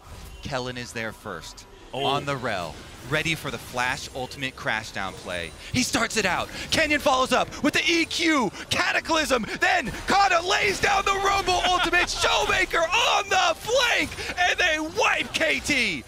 Incredible. And in the meantime, Deft is taking the bot lane inhibitor turret by himself. Absolutely extraordinary stuff. He will then take the inhibitor as well because he doesn't like inhibitors, ladies and gentlemen. Oh, yeah. This time but then last it's going to respawn just when they least expect it. Just in time. And then all of KT, they're coming out of the fountain, streaming out of the fountain. They ace D+, and that's all she wrote. So that is what is there to look forward to. But we're not quite there yet. More turret plates on the menu here. 10 seconds until they fall down. Not actually going to get the last one. The Showmaker does deter aiming from taking that. Stormrazor in hand for the Zeri. And a Kraken Slayer for Deft. And Stormrazor is pretty fun. Ever since the recent buffs, not so recent now, but ever since the buffs to Stormrazor, if the opponents do not have a super hard tank, like a top lane tank, I do really like this item as a rush item for AD carries. you can say, hey, you know, Canyon's going to get pretty tanky on that Jarvan. There's so much health in the Juggernaut combo, basically, with the Gore Drinker, with the Shojin. Kellen, though, I think he might remain a little squishy. Yeah, it's certainly been what it seems. Let's have a look at the lane economy snapshot. Still KT with some advantages. Thank you, MasterCard, for that one. But at the moment, I mean, we're not seeing anything that is anything to write home about, Kobe. Okay, this might be something. There's the Magnus on first blood at 15 minutes. Cuz is going to go down, and Deft picks up the kill. And it's Kellen from the brush. Makes it happen on the Rel. No hesitation there. And honestly, for D+ here, we're talking about they're getting so many objectives for free. This one they actually get paid to take. Yeah. So that's even working double time. In the meantime, of course, KT, they did have BDD in the bottom lane. Bottom lane outer tower taken for KT. Deft though. Yeah, teleport is going to come through, and now they're looking for a potential kill. The crashdown should be available here, as there is the Shattering Strike, pulls him back, and Lens goes down too. Well, well, well. This seems like a landslide starting to build here. We're waiting for the late game. Okay. KT, just don't worry about it. Just a couple don't kills. Worry about it. Yeah. There's no need to get E-word about anything. Yep. We're just scaling. But no, this is definitely a great play for D+, and the fact that they still have tempo with them taking the Rift Herald the whole time, man, you couldn't ask for more. I love it from Kellen. I mean, Rel, the main combo you need is to be able to Q flash. He goes immediately for the Q flash. He got the full engage there, and then Deft uses his stopwatch. And they get the answer kill on Lehens as well. And that one was just an easy Q, no flash for Lehens. So one more for the Nautilus Deft Fund. And also Deft not being caught window shopping there either. Really quick on the trigger finger after the flash dredge line from Lehens. So really nicely played from Deft. And it's a pretty early stopwatch for an AD carry to have. So definitely, if you're not constantly spamming the tab, updating to check, might be caught unawares. Won't have it for this Soul Point fight, though. D+ certainly looking for that one as, in they go, Cuz going to get Cataclysm, has to Heartbreaker to get himself out of it, but now won't have his ultimate. Canyon in a similar boat, though. They're still looking to utilize the advantage that they have with Vision, move towards this Dragon. KT not wanting to give this one up. Teleport is going to come through now as Keen looking to make himself known in this game. Canna can utilize the Equalizer. They do manage to make it through the choke point. Canyon and Canna a little bit further forward as DK getting towards Deft, trying to make sure that he stays safe. Realm Warp is going to bring in just Keen, and there is the Rune Prison onto Canyon. The Equalizer comes down, Pop Blossom under 2 though, and DK will wipe them out. Only a couple of kills and the Drake will reset, but I have a feeling D+ can just go back and take it as Keen. 50% health, but that was a shape splitter. And now D+ on this Drake. This is starting to look very D+ favored. It certainly is. Deft is back, and look at Showmaker on the flank. Looking for the angle, aiming on control vision. BDD is going to be able to skate his way out of this. Showmaker just making sure that he has full information, but this is going to be Soul Point for D+ here. And KT kind of reeling now.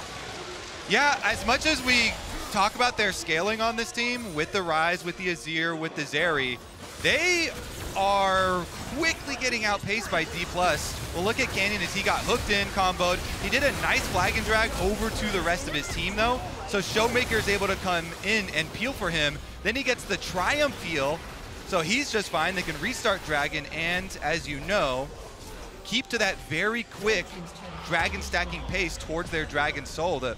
This game, only 18.5 minutes in here. KT, they're trying to scale, but D+ are just outpacing them so quickly with all the dragons and the kills coming through. And I want to go back to what we were talking about earlier with the 15-minute rule for both of these teams. The first blood happened at 14 minutes and 50 seconds. That was when D+ managed to get an advantage, and maybe, you know, KT looked at the clock at that stage and they're like, where are the stats, guys? Let's just focus on game 2. That is definitely not what happened. They tried their hardest around that Drake fight, but certainly D+ just snowballing, and it is starting to get out of control. Of course, KT, they can find some of these miracle fights, and I want to remind you, there is a play that we've been replaying over and over again, and it's BDD on the Azir, finding 4 people. In that game, they were behind about 5,000 gold or something like that. It was a big lead for D+, and it wasn't enough to close it out against this man's Azir. So it is not over till it's over, but it is difficult. even though they still have an advantage, slight gold advantage for KT. Of course, the Dragons will skew that towards D+. But an interesting scenario when we feel like D+ has such a good position in this game and a 4-0 up in kills, but with that extra turret and first turret blood and some plates, KT still doing well for money. Yeah, so much of it in these Dragons that D+ are stacking here. Only 3 minutes on that clock, Atlas, and we're going to get a large team fight. KT will finally bring down the hammer. And aiming has not died yet. So if in this next team fight, aiming walks away with a couple of kills, then this game could be a very, very different story. But a Zeri that doesn't really get going at any point in a game does feel somewhat beatable. So going to skate his way out. Canyon, of course, is pretty scary. And D+, setting traps, finding opportunities where they can. Yeah, I think the biggest thing D+ need to look for is try and get the rest of the outer towers, because their comp winning towards the mid stages of the game is going to rely a lot on the engage from Showmaker, from Kellen. So if you can take down more of these areas of defense for KT, get all the outer towers down, then you have a lot more room to work with, trying to push into the jungle, get your wards, get a lot of flank angles for your engagers, and actually put some more pressure onto these scaling KT carries. Speaking of scaling, for KT, Keen has picked up his Rod of Ages 9 stacks, very, very close to maxing that one out to get that extra level. Seraph's Embrace also done, so the 2-item spikes are really starting to turn up here for KT. Quick Blades as well as Storm Razor, and then you've got Nash's and Ludens done for BDD as well. So if there is a time to fight, might be an opportunity. However, nothing to really fight over unless they want to start an early Baron. So D+ able to put some money together, maybe get a Zhonya's for Showmaker perhaps, a Void Staff for Canara's second item. Void Staff is pretty early here, but running double AP does incentivize a lot of Merc Treads. You can see there's 4 of them on KT, so getting through a bit of that magic resist does make some sense. Yep, definitely love it there. So much magic resist early on the KT squad. KT happy though, as you're saying, everybody on their 2-item power spikes, except for jungles. They'll be pretty happy about fighting the next dragon. All going to come down to that one. Yep. Just have to see whether D+ can get all of their 2 items together. Bit of a back coming through for Keen. We'll see where he's going to go next. I'd like to see like Blighted Jewel or something like that, but instead it is going to be the Zhonya's, which are kind of suspected, or at least a stopwatch for now. Make sure that this next team fight is going to work out. The stopwatch count, something that Brendan Valdez really does well. Yeah. So far, there are a couple picked up for KT, and 1 on the Nico for D+. And those are what you want to buy when you know so much of the game comes down to the next big dragon fight, because the value of it, of a one-time use for one single fight, is so astronomically high. This is when you want to win a team fight, right before this Drake is coming up. Kenny, you can see in the brush, heated up on the Rumble right now as the Extendo Beam, not going to find too much. Pop Blossom, the flash picks up 2! BDD gets the Empress Divine off, but he's still going to die! And Keen, he'll break that stopwatch, but his life is still over for now. 2 swift kills on the solo lanes, and D+, they can move towards Soul. And it's a beautiful disengage after they get their 2 kills here for D+. They know the rest of KT, and they're just hoping to fish around for something in the stragglers, but D+ give them nothing. KT just watching as D+ take everything. This Hextech Soul as well, cuz he's stolen these in the past. This is his bread and butter, but this is a dangerous moment for the KT jungler, and D+, you can see they know that he is going to try for it. They burst it down, managed to take it out. Showmaker playing bouncer here to get rid of the Viego. Man, Showmaker just barely on the edge of the Nico ultimate finds the engage. BDD is gonna want that one back. He's gonna want a flash, but the damage has already been done. Dragon Soul obtained for D+. KT are in emergency mode now, so they're gonna emergency Baron. Yeah, if in case of emergency break Baron, is that how it works, Kobe? I don't know about that one, as they are going to get it down to about 50% health. D+, they know exactly what's going on though, and they're going to set up in this river. KT going to turn because Cuz is so low. The Baron even taking an extra shot. The Viego's going to have to back away. D+, full tempo all the time. This is exactly how they love to play League of Legends. It just doesn't often happen against teams like KT, teams that are generally ahead of them.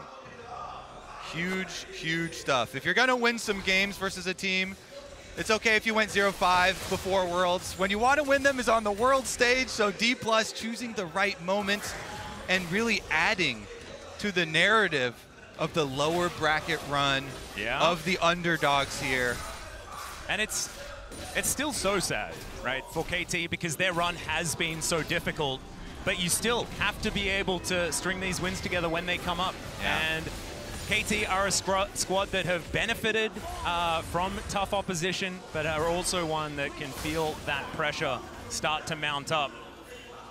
And D+, it has been an easier road for them over the last couple of games. This looks like 0 bumps in this road, freshly paved this game so far. It has been really good play. You know, props to Kellen for his earlier engages, props to Showmaker in the previous team fight. But it really seems like KT have got to wake up in this series, because currently they're just scaling into next game. They are, and the thing that's a bit of a worry here is that Blue Side has, in general, been a little bit stronger. KT higher seed, they got sad selection as that is going to be a hook connecting, but it's onto the Rel, equalizer onto 3, and Cannon will help burn down the Nautilus. You didn't think he'd be that flammable as someone dressed in underwater gear, but he is still going to go down. And that should just spell Baron. Keen can move in from this top side, has hit level 16. Pretty strong on this rise right now. Cuz wanting to try and find his way in, but look at this. All of D+ trying to get them out of the way, but Keen just gets that Rune Prison down. Immediately they dive in though. Cuz is already going to go down. That is a 3-net ulti from BDD. Where have we seen this before? As KT will wipe out D+. Goes down. It's an ace in trade for just Cuz. They do it at the Baron Atlas in case of emergency. Break it open. The late game carries are gonna be able to collect it. KT, they gave up 4 dragons, 2 Rift Heralds, a bunch of kills, but they will not give up this one. Oh my goodness, I cannot believe it's happened again, Kobe. Look at them just pop Showmaker, and initially you're like, okay, well, they traded Cuz for it, but BDD sweeps in, cleans the entire rest of the team, and because they have 2 other huge carries on the team as well, Keen and Aiming, they're able to just melt D+ there. Def tried to do some heroics at the end, but 1 versus 3 carry battle, never gonna win those. Nope. So KT are fully operational. They absolutely are, and they're 4,000 gold in the lead, and the Red Bull Baron power play is sitting at 2.2k. They were already ahead even before they managed to take that one down. Of course, the team fight helping out, but with the fact that D+ have only been able to really scale when it comes to the Dragons, the gold being so even means that KT have a pretty straight shot if they can continue knocking down these structures utilizing this Baron. So D+, they're going to have to regroup now, of course. Hextech Soul, pretty strong. We're also going to have an Elder Drake on the Rift pre-30 minutes. Cuz is pretty good at smiting those. And with this extra wind in the KT sails, could certainly be another point of contention. Let's see whether D+ can mount a comeback though, because this is their biggest test. As soon as there's a bump in the road, that's when D+ Kia fans get worried. There's a boulder in the middle of the road, and it is BDD Azir. Yes. This man knows the champion like the back of his hand. The team now is so much extra pressure. It's super easy to go 1-3-1 at the moment because Keen is on his Rise top 3 item power spike that you were looking for. He pushes out top side, Aiming gets bottom side. They get the entire map closing in around D+. And D+, they still have the Hextech Soul. They still have a lot of team fighting capabilities. But as we were talking about, like, I love that you see Keen walk down into that river looking completely unafraid because they know that D+ has to focus on so many things at once. The coordination from KT in that last fight, absolutely fantastic. And now, who matches the Rise in a side lane? Yeah, nobody. That's difficult. You got to catch those waves at the tower or else Keen is just going to rip you apart. Looks like he's going for Banshees next as well, so it's going to be even harder to engage and pick. Harder to pick him off in the side lanes, also harder to engage on him for the team fights. And the big thing that won KT that last team fight was annihilating Showmaker. They went right for this Nico. D+ never got to have him on the offensive look, never got to be the one setting up the team fight on their terms. Once Showmaker is just neutralized there, They got to run over the fight freely. Well, Elder Drake has just spawned. Shapesplitter gives information here to D+, who have grouped up. They're going to move on over. KT, thinking about just grabbing themselves an inner. They have control of the mid wave. Very, very important. Showmaker hex-gating over to get himself a good angle. Cuz over that wall, and the Drake has already been started. D+, if at first you don't succeed, go for the next neutral objective and see whether you can win that one. Showmaker going to have to keep himself as safe as possible. Deft, the same thing. These equalizers from Cannon need to be perfect. 50% on the Dragon. KT biding their time, waiting for their opportunity. Keen in the pit. He's taken a fair bit of damage already, as that is not the real Showmaker. He's off the side of this wall. Realm Warp to get Keen out of there. That could mean a bit of an advantage here for DK. This Drake is down very, very low, cuz these smites are terrifying. There's the equalizer to act as the wall. Cuz steals it, but it's a 4-man pop blossom. Can they win the fight though when they're against the Elder? That's the question, and Keith says no. Showmaker goes down. Emperor's Divide onto Canyon, and the Dragon's Wrath will bite him in half. And now the bottom lane from DK are trying to run away, because into the fire, not exactly where you want to be. Can Deft actually do this? Possible 1 versus 3 angle with the teleport to come forward. Deft wants to get rid of them. These Elder Drake buffs are so scary. He's not going to be able to get it done. BDD's in the mid lane just trying to end this game. Yeah, and aiming on the Zeri here on the flank with the Elder. Well, Deft is going for one last shot in this game to see whether he can get something done, but I have a feeling the Dragon will say something about it. Down to the GA. And KT have him surrounded. There he goes. Aiming goes to 4-0-5, and Lahens and BDD will say goodnight to game 1. It was looking awful. It was not looking great for KT. And then everything went their way. Just takes one little sweep. I have never seen a team so calmly give away the entire map for the first 25 minutes of the game, including the Dragon's Soul. But KT, they win the Baron fight, they win the Elder Dragon fight, and they're coming to win the game. Yep, and it's just them relying on the fact that Cuz is so good at getting these smites. I imagine they never thought that there was any chance the Canyon was going to take that, because Cuz just gets those. He's really good at it. They flip them all the time. It bothers everyone at the LCK, but it seems to work out. Wow. And now it's a 10,000 gold lead, Kobe. Wow, wow, wow. I guess today I learned not to doubt KT scaling. I guess not. I mean, the thing is, we saw so much scaling lose yesterday. I know. I'm just doubting it at all corners. Cuz just walks straight up, though, with the WQ, steals it, and then with the Elder Dragon execute. Such a huge, huge power spike for them. Such a difference maker in these team fights. They're annihilated. BDD, again, onto the front line, pushes them back, has his own Zonias. You know already nobody gets out. They get 2 inhibitors for it. So the lasting pressure here from 2 inhibitors being down, KT have the luxury of getting another Baron for themselves and then just returning to top lane to finish the job. Yep, Super Minion's going to be helping them out as that 6th man in mid and bottom lane. I guess 7th, because there's a couple of those lanes. So the Baron goes over for free. 12,000 gold the lead. Surmountability getting very low here for D+ Kia. And the Rebel Baron power play is only going to stack up. The first inner turret is going to go down as far as this push is concerned. There's none more of them left available. 9 turrets to 1. And we mentioned giving up the map, but they never gave up turrets. They were also able to cross-map to get extra plates onto aiming as well. KT just biding their time, and it worked. Even being down in kills and down in Dragons, they were still up in gold a lot of the time because of those turrets, because of the turret plates, because of the farm. They were just looking at their wallets the whole time. Sometimes he's going to make the investments, you know. They knew exactly when to sell, and it was... Diversified their portfolios. They were calm. No panic selling here. I feel like most of their portfolio was Emperor's Divide. They had certainly a lot in that one. That's a good stock. Yeah, it is certainly good. That one just tends to go up and to the right. Okay, last Nexus turret left standing here for D+. They're going to go for one last team fight. The Pop Blossom's decent into the backline. They do manage to get rid of the Azir. Aiming still alive, though, and Keen is just gigantic.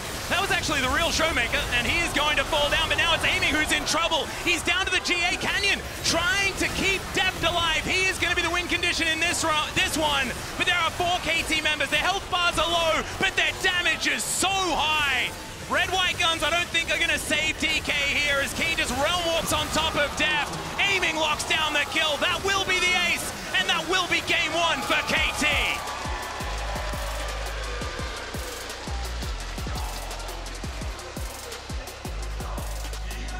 KT expert investors. And we see an answer emerge for the Rumble.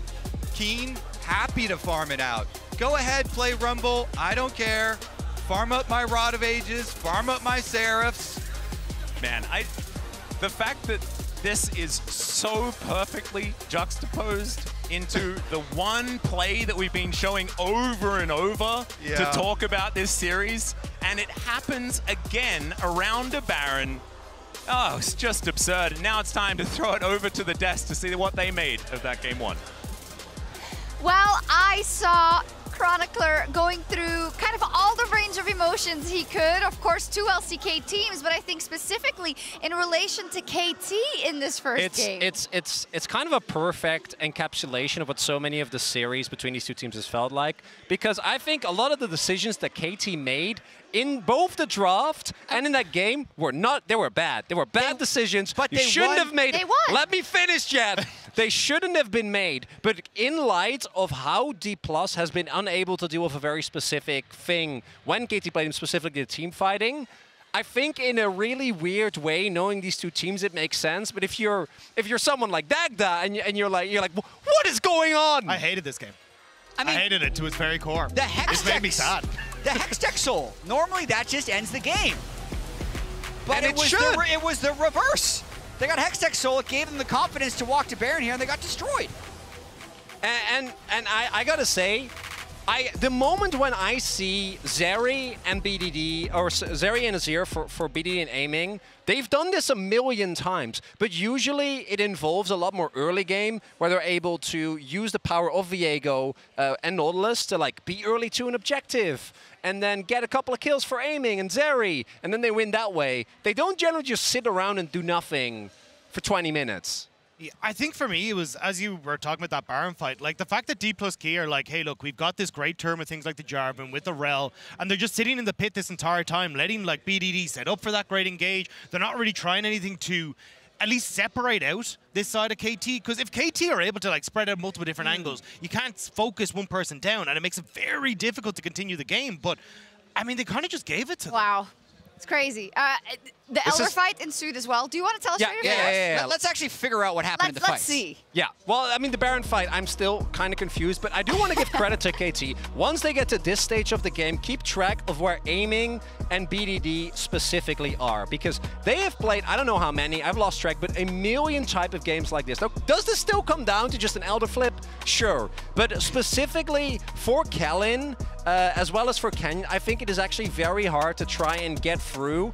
And if you try and over-invest into these two members, and Lehen stops you, and Keen at this point is also a walking turret, you also instantly lose the fight, right? So if we play the clip, I think that you see as well that D+ is, there we go, very aware that they need to try and get something going. 1,300 health on the Nash, but at this point, by the time where they go in, aiming immediately has jumped over this wall, and no one on D+ can actually deal with him this late into the game. Def doesn't have a front line, and if they win the flip, they probably win the game. Yeah, it's crazy, because though, yeah, he doesn't lose those flips. He doesn't lose those. So it's fine. You know, yesterday, Chronicler, when Energy had the Soul against G2, and you're like, what are you worried about? They're going to win this game for sure. I feel like D+ fans would feel the same way about this game. Oh, they would not. They have... No, they would not. I assure you. I was not confident in the NA game because literally they had all 4 dragons. Yes. They had Aphelios for Deft. But no, but you got to understand, D+ their team fighting is just, it's not good. It hasn't been good all year. And that was the point that I wanted to make. I felt like when you looked at this team, you were like, hey, you need to go and take fights at chokes.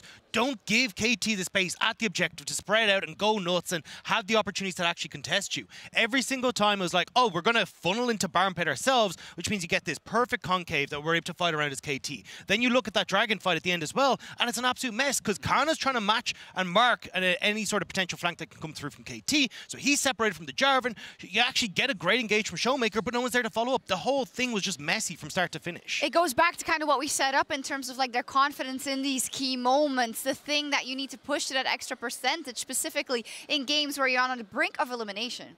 And it's also why D+ are so good at scrims is also why I think their team fighting just has never really delivered. Is because when they have an early laning phase lead, and I didn't really think that they ever got that. They got objective lead, sure, but no big gold lead. They stomp and roll over opponents. But if not, eventually you got a 5v5. And that's been their big kryptonite all year. It has been. You do talk about the early game. It was such an LCK early Very game. thematically the first 50 consistent. minutes. Let's take a look at what happened for if you missed anything.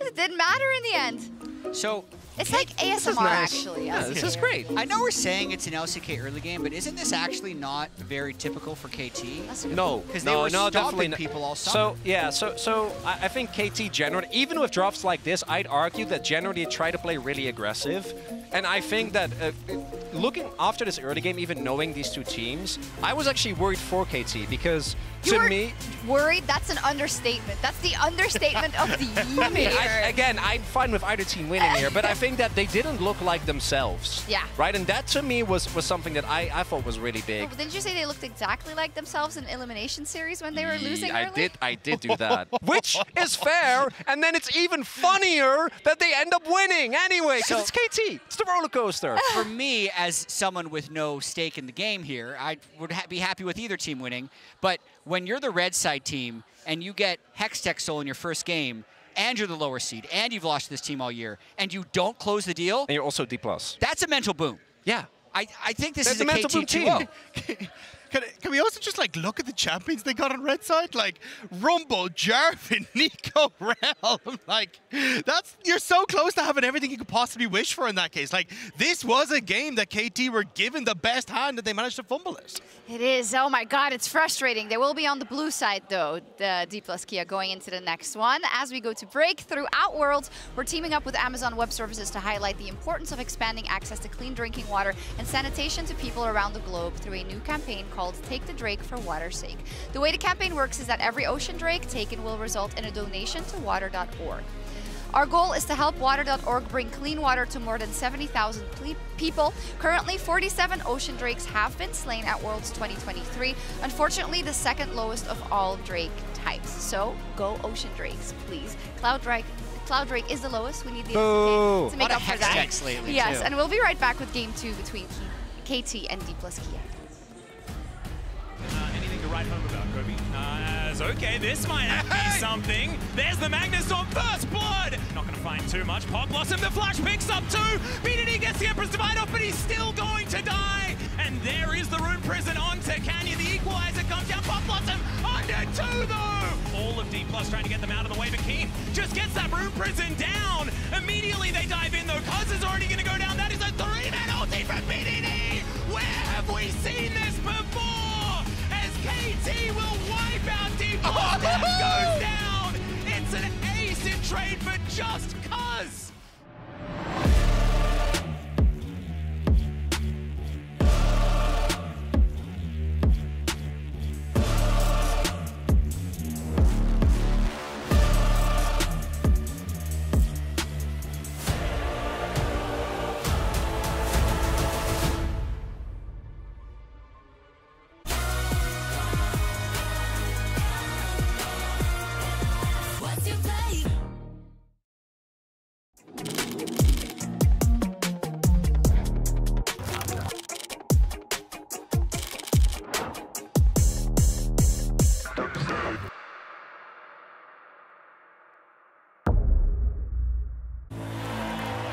A team against a king. Seeing against believing. A moment against a moment for the ages. Countless battles, one arena. The realm. The only thing capable of powering the game, the stage, the broadcast, and the worldwide spectacle we know and love. aka the Cisco Network.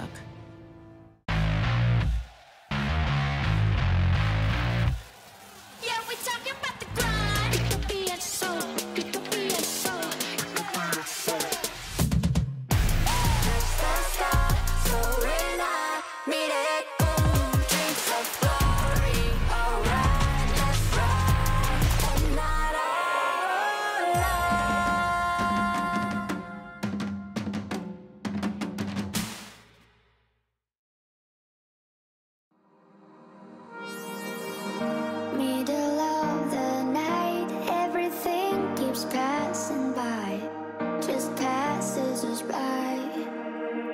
But we're young and wild, we stay awake just to feel alive under city lights. Nothing can change our minds, yeah, people might ask us why, but don't be shy, can change our minds. Blinded by neon lights, so beautiful in the night, so be mine under city lights. Da da da da da da da da da da da da da da da da da.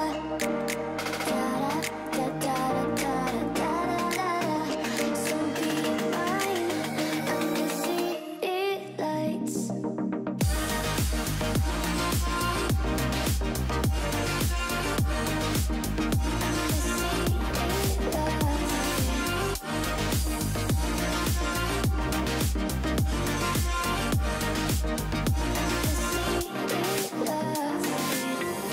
Middle of the night, everything keeps passing by, just passes us by. But we're young and wild, we stay awake just to feel alive under city lights. Nothing can change our minds, yeah, people might ask us why, but don't be shy, can change our minds. Blinded by neon lights, so beautiful in the night, so be mine under city lights. Da da da da da da da da da da da da da da da da da.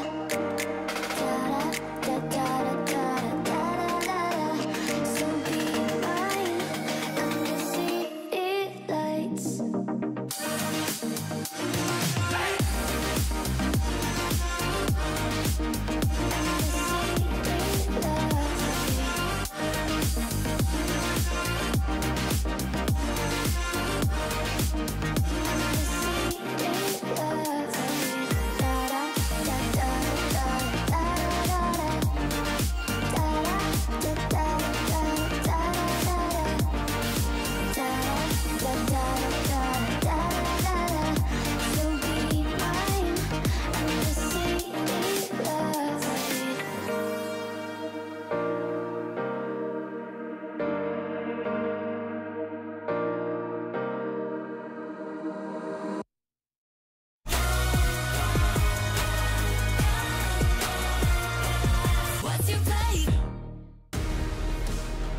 Welcome back, ladies and gentlemen, to the cast desk here for game number 2, D+ versus KT.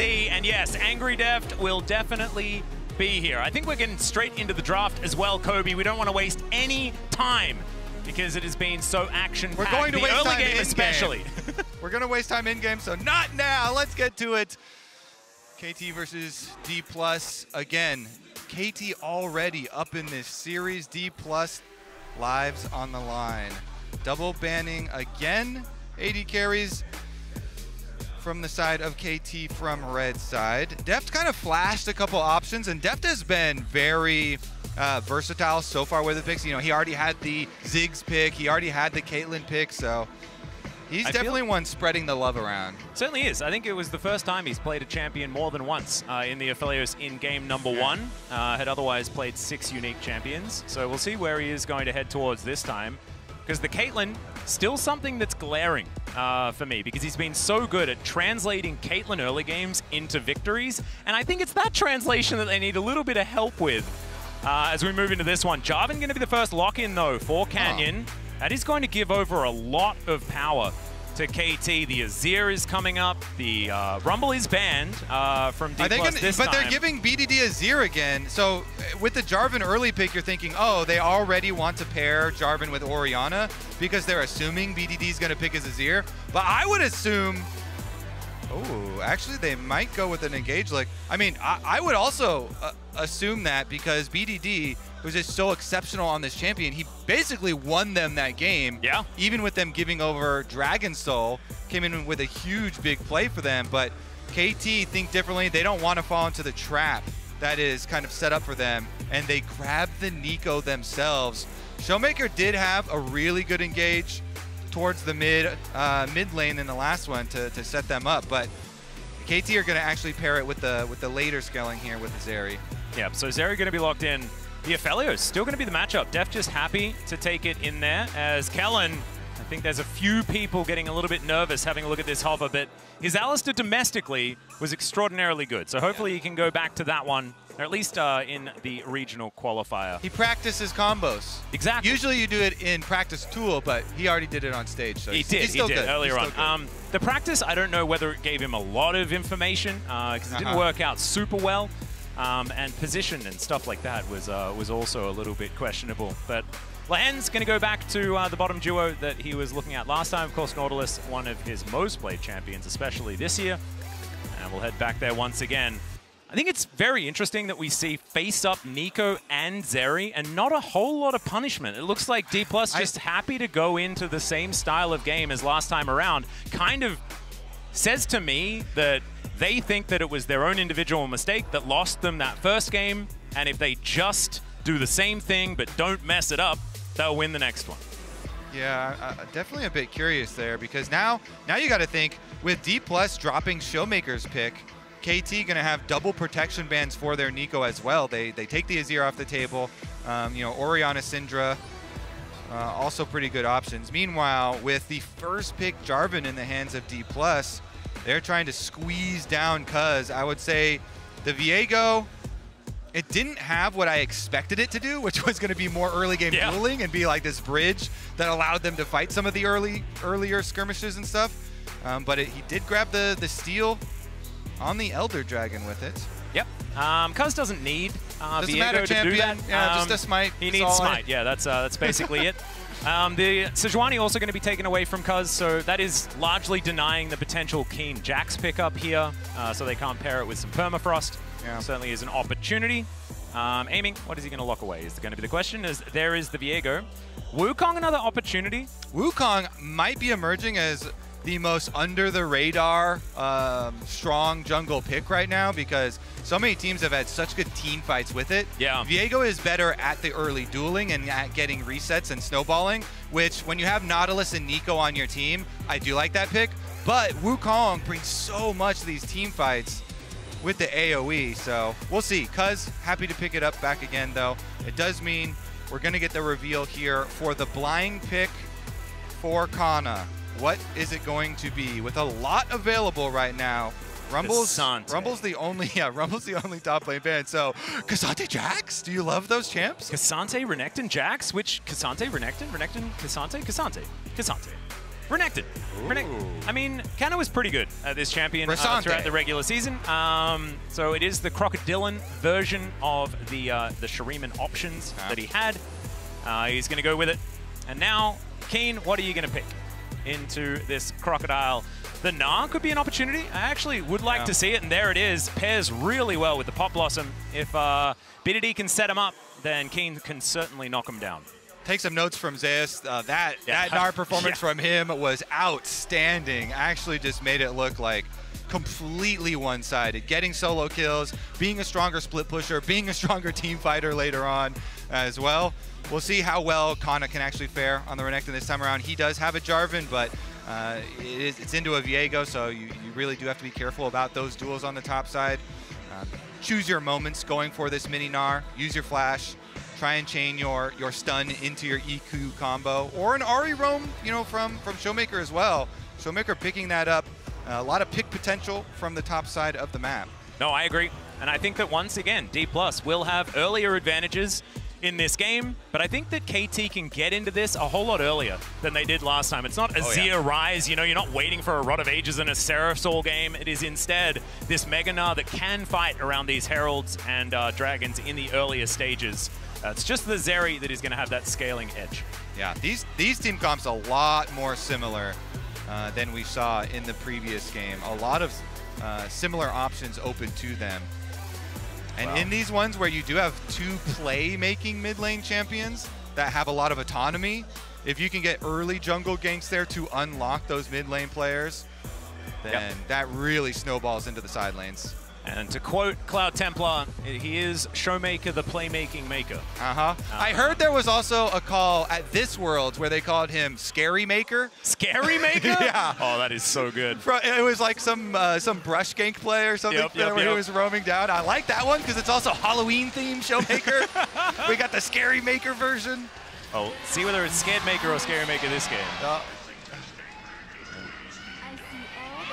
I want to actually, that sounds like a good Halloween costume. I'm going to be a Showmaker Halloween costume where you go around. You have been looking for options, haven't you? You go around and you just raise your fist like he did at his webcam, constantly threatening everyone. Speaking of which, it is his 100th international game. And of course, because he's never played without Canyon, he's alongside I've got something for for you. Woo! Congratulations. There it is. Nice. Beautiful. We're raining it down on Kellen.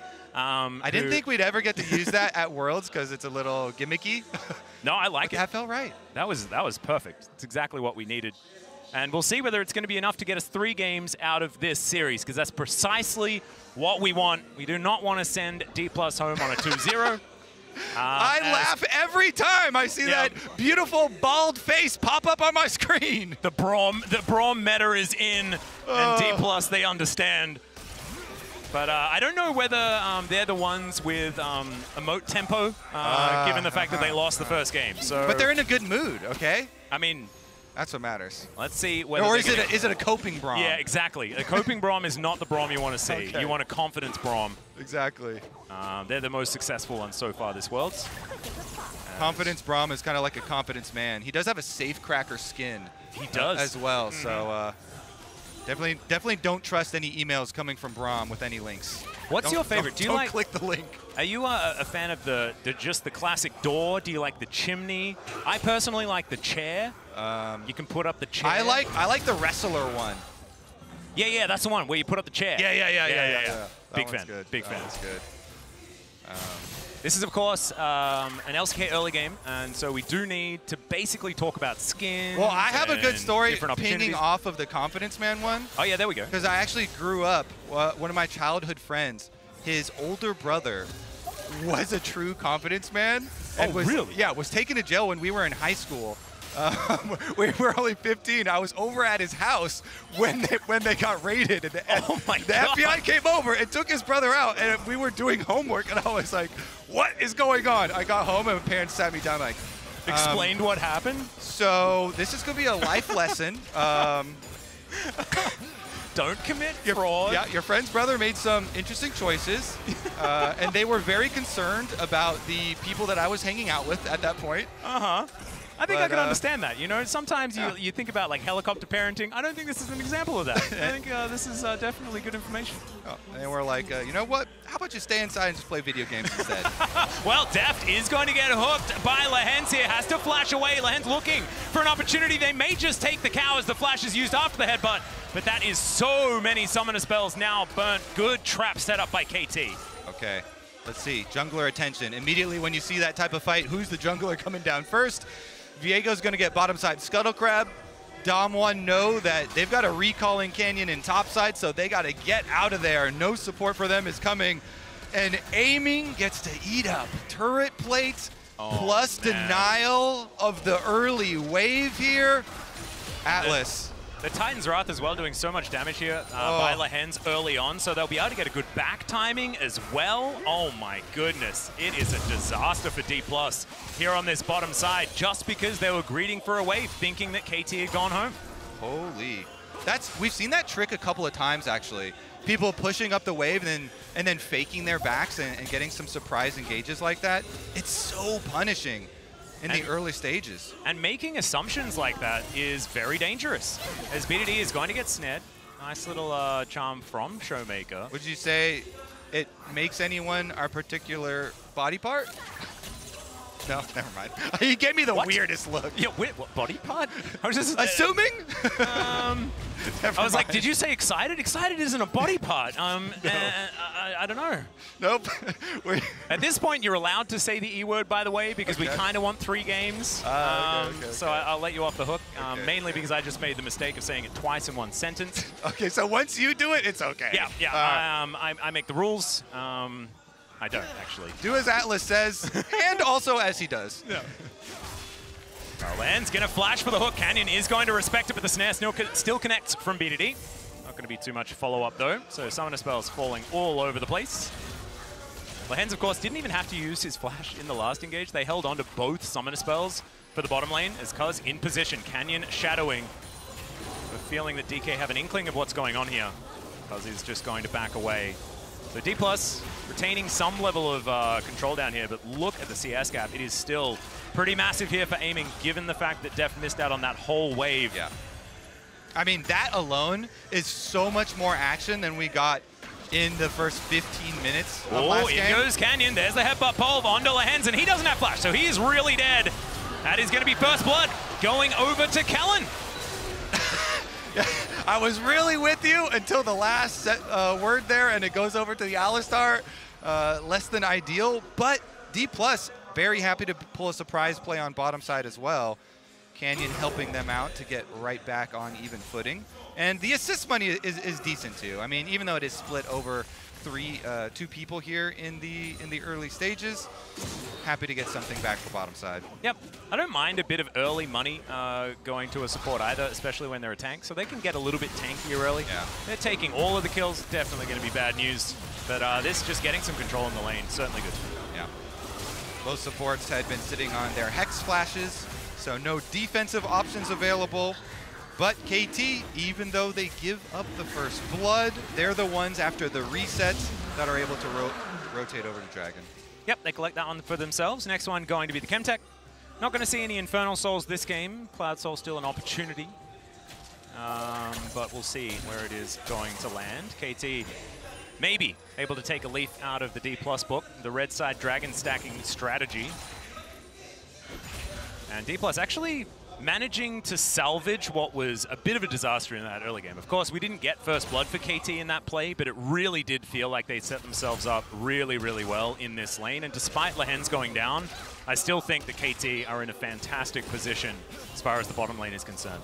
Yeah, and with last game kind of lulling us with some false expectations coming into this game, a lot more action, a lot more focus towards these playmaking supports. Right, 1 kill. Big. It's massive. Well, there was also the engage, 2 flashes. We're going to say that that is still action. The turret plate as well. I mean, second turret plate is pretty close to falling here, so if they're able to make another return play here, I mean, aiming. Ooh, hook. Going to connect here by Lehens. Ulti from aiming as Deft is standing his ground. Did have the Gravitum to try and help out here as the extendo beam comes through for a bit of a slow onto Deft, and now they're underneath the turret. Still a little bit burnt here from KT. DK just trying to stay calm. We'll be able to be fine right now. Rift Herald has just spawned. Canyon, I believe, has made Shelly angry. Time to walk on up. Let's see about these supports. Lehens is the first one to make a visit towards mid lane. Yeah, in fact, aiming already there as well. Oh, actually, never mind. That wasn't aiming. That was me getting trolled by Nico. That's the first time this series, and there's been multiple Nikos, so I'm doing okay. But aiming is going to move towards that bottom side. And we'll see whether, once again, he can grab himself some plates. Because I think that KT's, like, Zeri game plan, where they're like, we'll give away all of these Rift Heralds and stuff like that. If Zeri can get a plate, then we're very happy.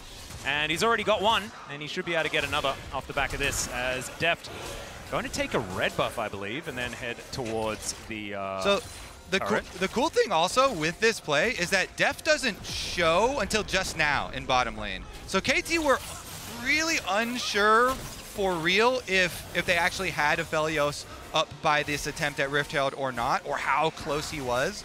But Deft was en route to bottom side. He still gets double zoned off again, and aiming's at 3 turret plates on the Zeri. That is actually kind of insane here. And a massive amount of money as well. So Deft respecting, and we do like to see that. But a 30 CS advantage and all of those plates, it's feeling like a repeat of last game. And even though you look at the top of the screen and there isn't too much in it as far as money is concerned, especially considering the looming Rift Herald. Ooh, Nara's just going to go into the wind. King sometimes just likes to press R, and it doesn't have a massive cooldown, so you just may as well.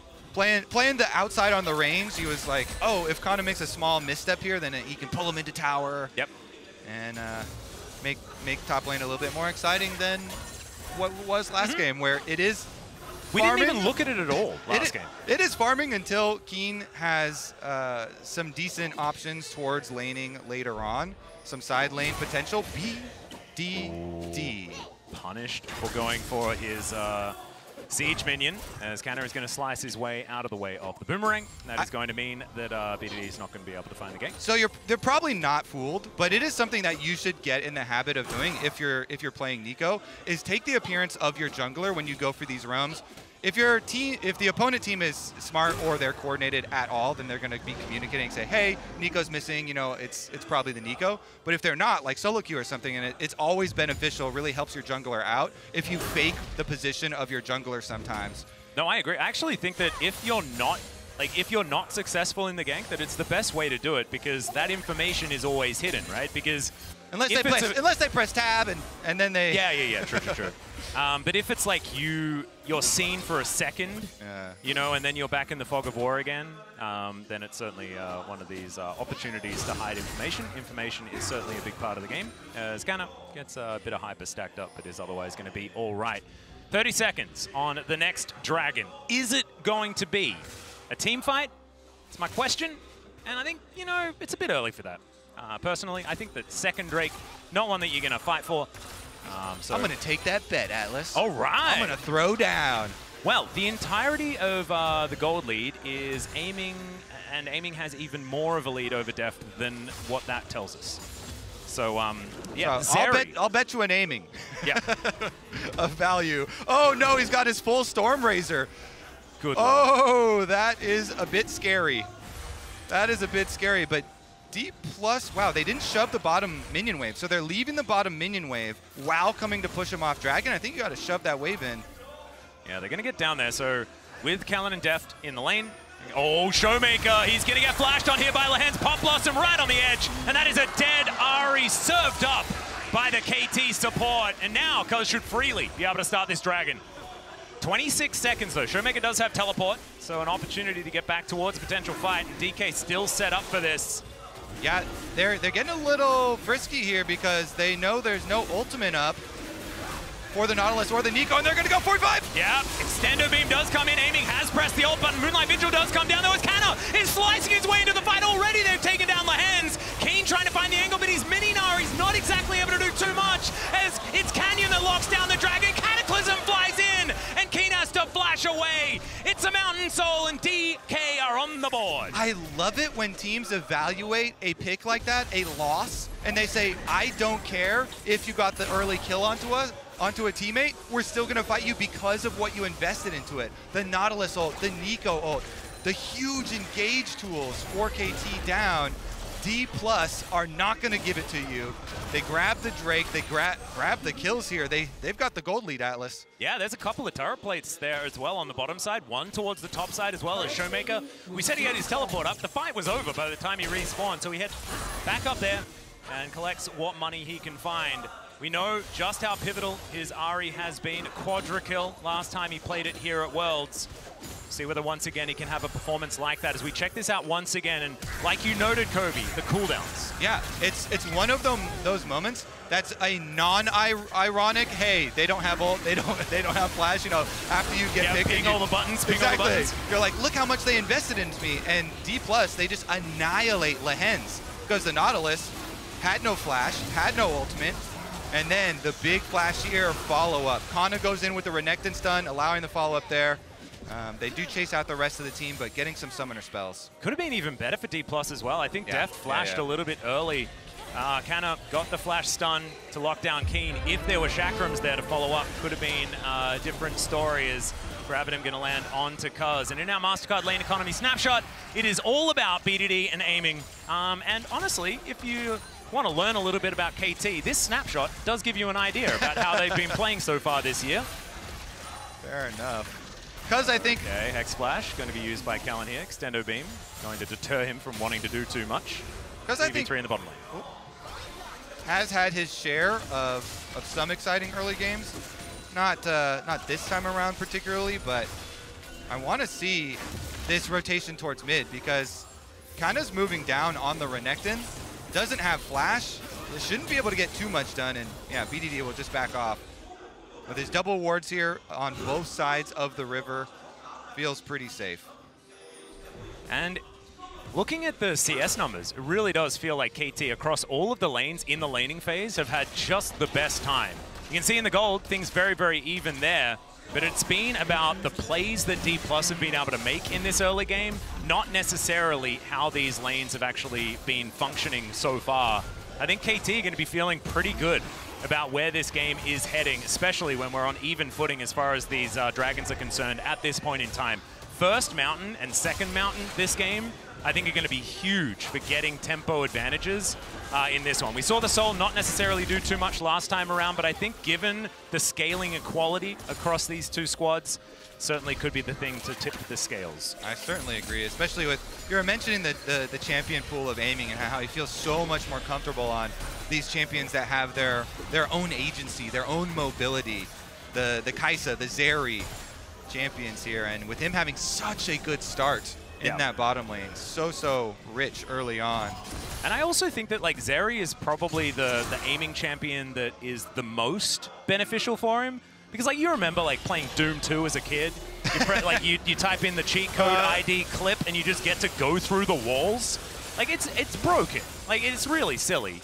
And aiming just gets to do that at any moment. And when there's a Jarvan on the other team, he presses his R button and you're like, cool story, bro. And you just skate through it. I just wanted to talk about Doom 2. Cataclysm is more like a skateboard ramp or something for Zeri. Woohoo! Yay! Unless you do it against a wall, in which case she just keeps going. Fantastic. Well, aiming's just parking himself in the mid lane, having the best time ever.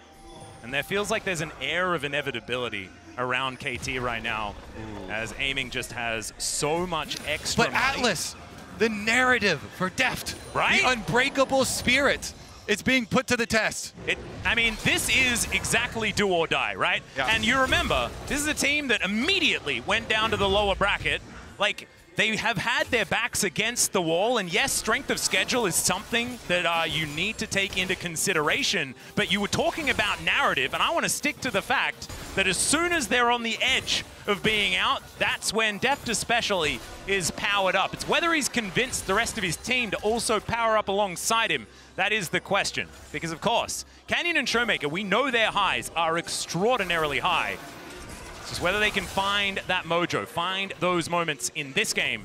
It's right now there for the taking for either team. This is very, very close. Kanna going to be able to clear out those minions very satisfyingly. Yeah. The entire year coming down to this for the D+ players, putting so much effort in to get to this point. And now with the first of those important mountain dragons that you mentioned arriving to the rift, it is KT first into the river. And has his own medicine. He gets knocked up. He's going to flash, but he's not going to get away. Still, Kellen's in trouble, but he's got an unbreakable will. An unbreakable spirit, if you will, Kobe. And there is the Rift Herald parked in the mid lane. DK will use that, grab tempo, and probably grab the dragon. The charm's going to go wide. Doesn't seem to matter too much. It's all about getting control around this map. Okay, the only thing KT are really getting is a topside turret for Keen, but the Gnar with Trinity Force is already going to start to be really annoying in these side lanes. D+ not going to actually force on the dragon in the aftermath either, because they want to try and get those lanes under control. Too much of a tempo loss, I guess, there. So they get Showmaker pushing on bottom side, kind of trying to pick up the losses here on top as well, while Cuz just yoinks this blue. He has fight. He's going to be able to get the blue at least. Kind of comes on over, tries to be frustrating. Looks like it is just a blue steal over for Cuz though. And they get the shove in on that bottom side. They managed to get this Drake as well, so it's pretty good for D+. Oh, okay, Hook is going to connect onto Canyon, but he flags, he drags, he gets himself out. And the Mega Null is just wearing off, but now they've got control of the Dragon. Showmaker coming on over, and Canyon doesn't want to invest his flash, doesn't want to get back in there and flip the game on a first Mountain Drake, and so they give it up. Yeah, the different types of dragons do have different stats than the Mountain Dragon, the tankiest of them. Yeah. With the extra health takes so long, so even though they saw Cuz, hey, he's stealing blue buff, and then Kane is like, all right, fine, he's topside, I'm gonna do this dragon. He only gets it to 50% HP, the rest of the team, not enough help there in DPS, and it is a TY for leash moment, even though Kana is able to push back and get the topside turret back for. It's such a tug of war though, because it feels like as soon as you show yourself committing to something, the other team is immediately moving to something on the other side of the map. Both of these squads have been pretty good at doing it so far this game, and Canna is going to be able to grab that turret for D+. They hadn't been very good at taking turrets in the last game, and I think that that might have been in their feedback session afterwards. So good to see that they've started prioritizing some of those cross-map plays, get these structures down, get control of the Rift, because especially when you have an Ahri draft, you really do want to make sure that you can play around Fog of War as much as possible. Catching champions with a charm can be absolutely huge, especially with Alice to follow up. Jarvan, Renekton, single target CC, pretty prevalent. 100%. These teams looking for picks. KT with a bit more AoE possibilities in theirs, and with them being able to push out side lane, it does seem like River priority on Vision is assured for them, because poking around on the Viego, but DK are making a hard push in for the Scuttle Crab. Yeah, Scryer's Bloom spots out all of D+. They stake their claim on the crab, waiting for its arrival. It is here, the glorious crustacean. Well, Keen has a decent Nabar as well, so should be able to skew the numbers in his favor. The Renekton was thinking about coming on over, and Canyon's going to steal that away, so there you go. Thanks for leash. I guess that's one apiece as far as that goes this game. BDD rotating over, though. This could be a flash pop blossom. Oh, good ward. Spots him out. He was pretending to be a Gnar, but with the real Gnar right there, he's not going to be found out. Not this time, as Canna doing a good job here. Just playing these side lanes, getting control, and putting the pressure on KT. This is much better map movement, being able to get some side turrets in exchange for these movements. Plus, Canyon was able to Q-Smite, grab that Scuttle Crab for themselves, so they secured that safety vision in the river around Baron as well. The easy towers are down now, though, Atlas, okay? Yeah. Now is where the gloves come off. It gets a little bit more dangerous. And last time around, I think D+ only managed to take the mid turret. I don't quite remember, but they didn't get a whole lot of turrets. It was just one that they were able to take down. Look at the heart monitor, man. It's been very close when it comes to gold. Certainly has. Keeping the tension for the story, for the narrative battle here, building. I really think that, like, my heart doesn't need any more tension as far as this matchup is concerned. It has been pretty exhilarating. I've had a lot of egg on my face after these two teams have matched up in the past. I always feel like it's time for D+ to show their potential when they face against KT, and then KT wipes the floor with them. It's been the story in summer. And KT have an opportunity to do it once again with a 2-0 and head straight towards the knockout stage. I know there's so many that just want to see 3 games between these two squads, especially when we have to say goodbye to one of them. Yeah. Honestly, I think we're going to see a big mismatch in damage output for mid laners. BDD is going second item death cap, and it's almost done, too. So when you're looking across at an Everfrost Zhonya's Ahri versus the damage output of a death cap proto belt Nico for BDD, there's going to be a bit of a diff. Yeah, and I remember when Scout built the Everfrost and the Zhonya's Ahri in that LNG game where he was doing well, the rest of his team not so much, and he got a bit of flack for it. Yeah, I mean, you can Zhonya's some damage there, but the rest of your team is going to get a big pop blossom. And it also just puts so much pressure on Def to do so much damage in these team fights as well, because Canna is going to get outscaled. Canyon not going to be offering too much damage, and of course, Kellen isn't worth mentioning on that scale.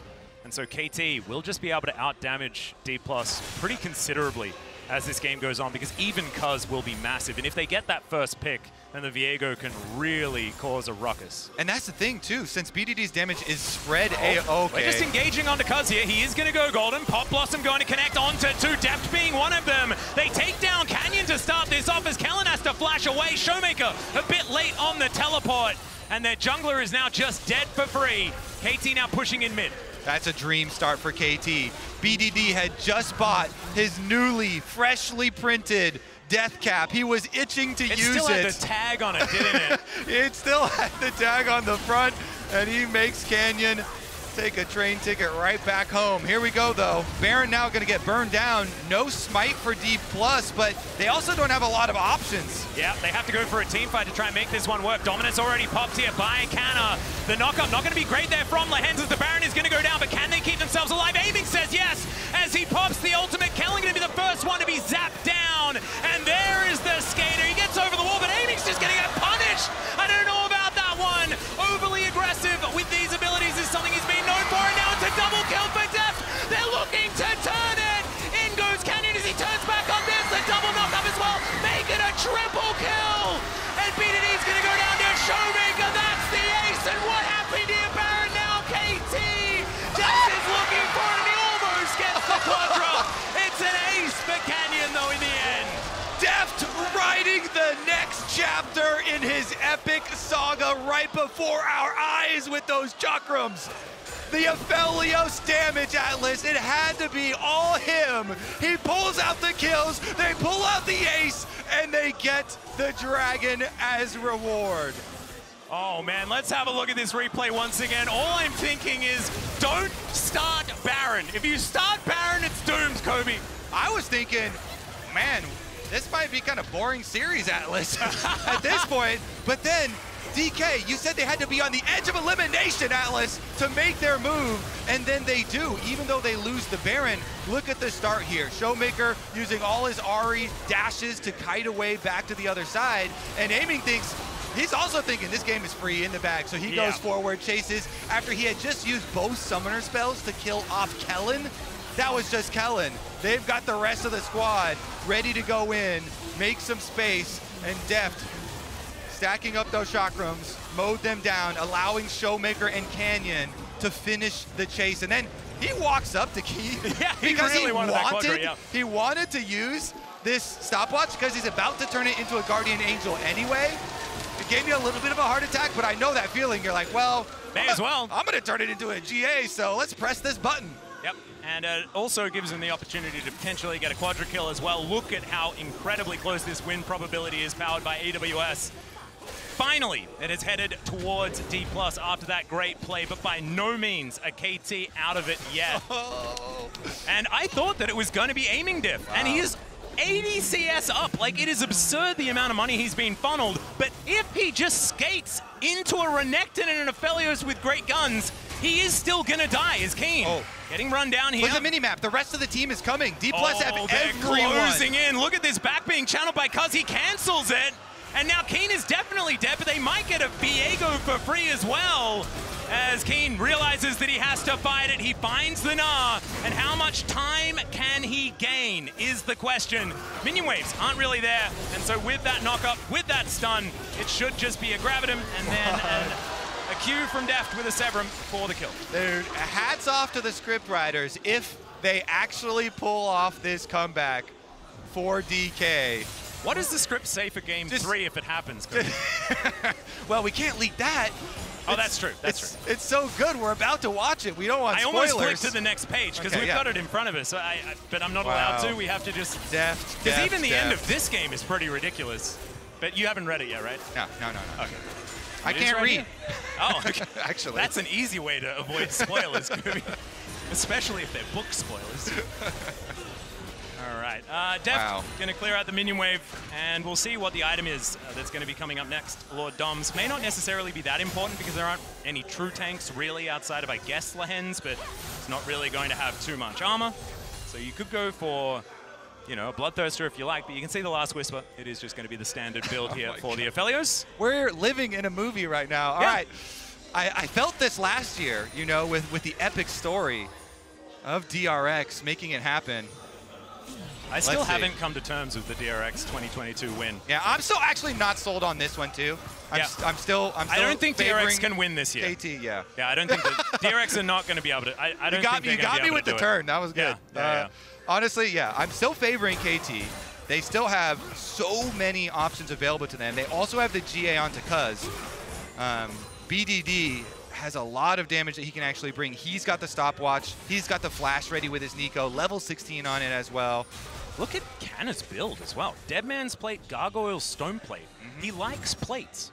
He does. I guess. He does like plates. The stride. Those top laners. Yeah, they do like plates. They do love their plates. That's all. He couldn't get any turret plates, so he had to build the plates instead. Maybe that was what it was about. But it does mean he's going to be walking real fast, can get himself into stun range a little bit quicker, does have the extra AoE slow, and can stand in amongst everyone with Dominus up for a while. Oh, the ward actually going to be sneakily placed. Information advantage here for D+. Headbutt pole. He's going to connect as Lehens gets out of there, but Canna is bearing down on them. Showmaker looking for BDD, who dives on top of Deft, who just stands his ground, rips him to shreds. 5-6-0-4 now for the Aphelios. And Baron's up in 30 seconds. Don't start that. Don't start that. Oh, God. Kobe, no, you were reading the script, weren't you? You can read. That's how you get everyone. Oh, I started believing in KT, man. Oh, that's your first mistake. Oh, no. Honestly, this is epic. It is fully stacked 1,000 gold kill on the head of Deft. But can you take it from him? He'll need to do it twice. In those last team fights, Deft is... Oh, that's a jump scare as Canna is going to come over the wall. There's a heartbreaker because he's not going to get out of this one. He's trying to dash his way through. He does flash, and he will survive at least. Now with no flash available, no ult available, how are you supposed to get into this pit and take this Baron? The Baron's going to be secured, and D+, that was clean. It's the cleanest Baron of the series so far, I think. And that should be enough money for Showmaker to get some real damage on his Ahri finally. Let's see a death cap completion, please. Oh, he didn't quite have it, so they're going to go for Dragon first. Yeah, he's got 2 sticks already built up. Hasn't turned those 2 sticks into a hat just yet. Recipe makes sense, guys. Don't worry about it. Don't question it. The Drake, 2 apiece for both of these squads, will be soul point for whoever manages to take this KT in position already. Canna stepping on up. He's got a full rage bar, and this is just going to be another 5v5. We'll see who manages to get the smite, but that's not the important one. Canyon walks it down this time, and D+, they don't even need to go for it. They have control of the mid lane. They have Baron. They can just push out and get more money. This is turning into one of my favorite series, actually. This is so intense, Kobe. I don't know, man. My heart is in trouble, but at least an LCK team's going to win today. I need to hold on to that. You know? Exactly. You're guaranteed a win, and you're also guaranteed a loss. Double-edged sword. But D+, they obviously need this one to continue the series, and they look like they're going to get it with how they're playing. I mean, Deft just keeps on steamrolling ahead, and now for sure Showmaker's going to have that cap, right? Oh, 100%. Those rods are needlessly large because they have all the extra material to be turned into a hat. That's what it's for. That's what it is. The rods have lots of fabric, I guess. That's the needless part. So they just don't need to have all of the fabric because they're Vestigial fabric. Looking for BDD. There's the flash Cataclysm. BDD flashes in turn. Gets himself out of the way, but D+, they continue to go for these engages and then get control over where they want on the Rift. This time around, KT are at least able to clear out the minion wave. But Showmaker over the wall, fishing for a charm. Cuz wants an angle. There's the anchor. That's going to connect Depth Charge on to Deft as BDD finds him in the back line as well. But the cleanse does come through, and now Showmaker's over the wall. The damage is there. 3-man. No, but where's the follow-up? Keen's going to get melted down. Aiming tries to get in there. He gets the kill onto Kellen, and now Canna is looking for him. He skates away out of the fight. It's a 4v4 now as the flash forward. The charm's not going to land because the stopwatch is there. And the knock-up comes through. BDD's in trouble, but he splits the shape and tries to get away. Canyon goes down, and now Cuz is looking for the resets. It's a 3v3, but the health bars are low on both sides apart from aiming. In goes Cuz, trying to be the hero here as Canna is dashing away. And D+, they're just trying to get out of this one now. Cuz has a GA and he wants to use it there. That was close. The minion wave pushing on bottom side. They're already pinging it. BDD is going to go collect that one. But that fight was so insanely close. Let's look at the start. He throws out the fishing charm over the top. I want to track Deft though because he's able to juke Cuz's ultimate just in time. His Gale Force to the side. Yeah, cleanse Gale Force immediately. Avoids it. And then once the Gnar comes in, they're able to burst him down as well. Aiming tried to follow it up. He went in on the Zeri, popped his ultimate for the burst damage, saved his wall jump for when Cannon went for the stun. And then Showmaker here, you mentioned it, the stopwatch is used after the charm and they use that time to focus down the support. But the follow-up, Canyon wanted to use his stopwatch as well to create some space for them and they lose the extra kill. So close. There was so many little micro fights based on cooldowns that were being utilized. And KT managing to find an even fight, but taking tempo away from D+, definitely important. Total damage in favor of KT and their 3 carries this game. And if BDD continues to find these Pop Blossoms, I think that they might be cruising towards a 2-0. He now has his Void Staff complete. And yes, the stopwatch was broken, so it wasn't Azonya's. So actually it is kind of important. He hasn't been able to put that timepiece together just yet. And so in the next fight, not going to be able to get out so easily. Yeah, DK definitely have the timepiece advantage right now with the stopwatch for Kana as well as the Zonia's completed for Showmaker. And honestly, I feel like Showmaker's been ramping this whole game. He's slowly, quietly been warming up, and we're gonna see some big charms, big plays from him in the future. I'm just looking forward to the Magi's. When the Magi's comes in, that's when you know the big plays will follow. Or disaster. You know, look, I'm not gonna. Soul Point is there for D+, though, 1 minute on this Drake, and that is going to be the next port of call here for both of these teams. The Baron going to be up at about the same time. All right, well, Deft has been the story here. He has 100% kill participation as the AD carry as well. Tells the story of this game. They haven't done anything without him. The Aphelios, GA on cooldown now.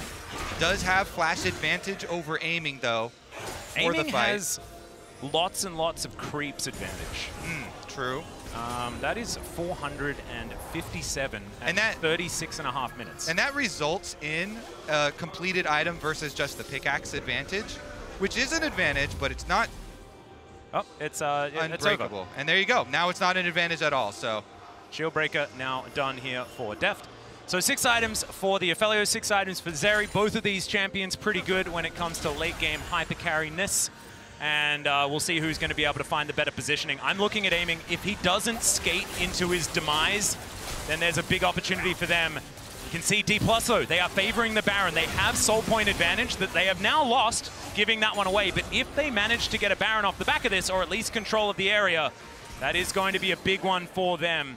Rift Scuttler going to be taken here, but KT had enough time to move into position and try to contest. At least it feels that way. There's a lot of damage here on D+'s side, though, and they can't see the health bar of this Baron. Extendo Beam does come through, and it's Cuz not going to be able to steal it away. Canyon grabs that. The Charm is going to go wide, and KT, they really want to start this fight. Canner is just a brick wall in the front line, though, and Showmaker looking for that flank angle does go into Zonya's very early, as there's the flash now, pushes him into the wall, and Showmaker, he goes down. Pop Blossom doesn't find that much, but now Deft is in trouble. A Hens dives on top of him. Deft stays alive for a while, but then it's a shutdown from KT. And you may have a Baron, but you may lose your Nexus. Canyon's trying to stop it. He's going for the minions, but KT will go for him. Yeah, the drag was a little bit late there. Canyon just trying to get away, trying to stay alive. He gets over the wall, and he should be able to get back to base to keep this Baron alive. Yep, KT can try and push through bottom lane because they do have minions there at least. How far can they get? 30 seconds left on Death. Oh my goodness. See whether Canyon can try to do something here. I have a feeling that KT should just be able to mow down this turret. The inhibitor going to go down as well. Is this just going to be the end of D+'s road right here? The answer is no. They are going to head towards the mid lane, look for that inner turret, stack those wallets up as high as possible. And then see whether D+ can win another team Teleport. fight. Teleport to come through here. This could be a last-ditch effort. Headbutt pole is going to connect onto Keen. Gets knocked up by Canyon as well, but there's no damage here. There's no real opportunity. It's too late for Showmaker as he's now going to arrive, but the Unbreakable Will was there. The charm's going to land onto Cuz. And D+ have turned the tempo around. Aiming coming down through the mid lane to join the rest of his team. One champion advantage at the moment with Cuz down for 45 seconds. Canyon and Showmaker, they make a beeline towards the red quadrant of the jungle while Def pushes up mid. His GA back off cooldown now as well. Must have been pretty close actually as that last team fight was coming through. The win probability, it's once again back in favor of KT. We can probably ignore this at this point in time. I have no idea how it's calculated. When it's a KT versus D+ game, that sounds like too much math. Let's check out this replay. Yeah, Cuz tried to go flash inside the pit and steal, but he couldn't get it. Canyon hit it. This one though, Showmaker coming around for the flank and him using his stopwatch at the stun. They get immediately collapsed on. He gets annihilated. Meanwhile, their Guardian Angel just resurrects Cuz and KT can turn on the rest of DK. Deft even shooting backwards there as he's trying to run away. Yeah, and he threw his ult out at the very beginning of the fight in a strange direction. Yeah. Which does eliminate a lot of the DPS. Yeah, the effectiveness of the ult is it goes from some to zero. It's slightly lower, yeah. I'm pretty confident to give that stat. Man, yeah, okay. Showmaker. There's the Flame Horizon, by the way. Aiming has completed that. 500 CS. Not bad. Golf clap. Can't do much with that extra money at this point, though. Full builds. True. So you can chug your potions. Make sure to always chug your potions. It is just a big number, you know? It's a big amount of CS. Oh, he almost has the same amount of CS as his scoreline. He just needs 3 more. That is going to be a cool moment. There it is. There's the moment. Hey! Screenshot. I'm happy I can share this moment with you. That was fantastic. I'm really glad you were here as well, Kobe. Thank you for being by my side. Okay, the next... where's the next team fight that is going to decide this game? Is it going to be the Mountain Soul, or is it just going to be a Baron? Are we going to see someone give up Mountain Soul and then it's like trade Baron for Nexus, or? So if it wasn't these two teams, I'd say for sure the Mountain Soul. And even if it is these two teams, I'm going to say for sure the Mountain Soul. All right, cool. So it's for sure the Mountain Soul. And D+, they have the GA. That is their advantage over Aiming, who has just gone all damage. Does have, of course, the Bloodthirster, which is going to allow him to stay alive in these fights if he can keep auto-attacking. But if this CC does come in, Aiming doesn't have a lot of options. So much is going to be relying on, can BDD get all of that extra CC? Can Keen be there for the follow-up with this Meganar? And can Aiming avoid skating into his doom? And KT actually should try and delay a little bit for the Guardian Angel timer for Cuz. It's going to be synced pretty closely with this Dragon. As long as Cuz doesn't get picked right now, they'll have the GA ready for the fight. He can dive in again, look for the resets. And DK, again, their backs are against the wall because they really need to find a pick on an isolated target and focus fire somebody down. Well, there's a fake BDD. There's a headbutt pole onto a Meganar. Keen actually pretty big. Hook is going to connect onto Kellen, who does press the R button. That is a big cooldown as there's a Cataclysm onto 3. Into the backline goes Canna. Gargoyle Stoneplate keeping himself alive with the Pop Blossom. It's massive. The Noah is even bigger. And Aiming is going to pop into that backline. He's unstoppable now as he takes down Kellen. Deft into his GA. He's going to pop back up again, but now he goes down. And Canna gets a few of them. Can Showmaker be the man to save it? Looks like the answer is no, because Aiming is still up. Keen is still up. And I think KT may have done it. Showmaker is going to go golden, but that's a see your death moment. Aiming says goodnight, and Keen is just teleporting for the Nexus. Canyon wants to stop him, but I just don't think he will dissuade Keen from heading towards the knockout stage. It has been so long since we've seen this man there, and he's going to earn it with a 2-0 KT. They take down D+. They end that road for Deft. Unfortunately, his back was against the wall. We thought it gave him power. Not according to KT. BDD will not be denied, and Keen will not be denied. Nobody could get to Aiming. Nobody could get to Aiming. The Zeri is running rampant over the team. The AoE setup from KT, beautiful there. Gnar into the Pop Blossom.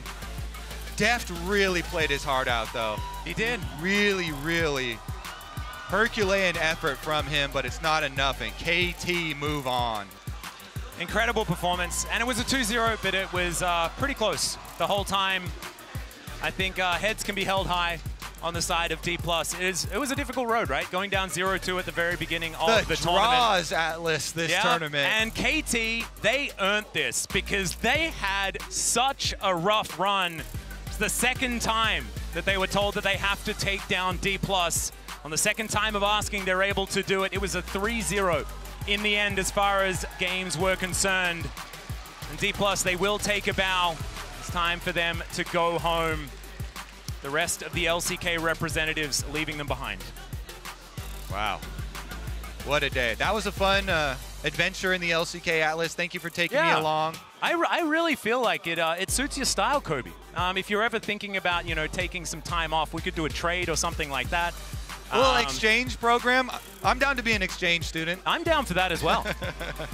So yeah, I've enjoyed a lot of these LCS games while we've been here at Worlds as well. So believe me, I can come over and then we can take a plane together back to Korea. You know? Nice. That'll be cute. Wow, that was a fun one though. So many ups and downs, you know, so many back and forth moments in this one. Whew. Tell you what, I'm going to need to, you know, lie down, get a drink of water and things like that. But after the break, we are kicking off LEC versus LPL action with Fnatic's Humanoid facing off against Weibo Xiaohu in our featured matchup presented by Mercedes-Benz.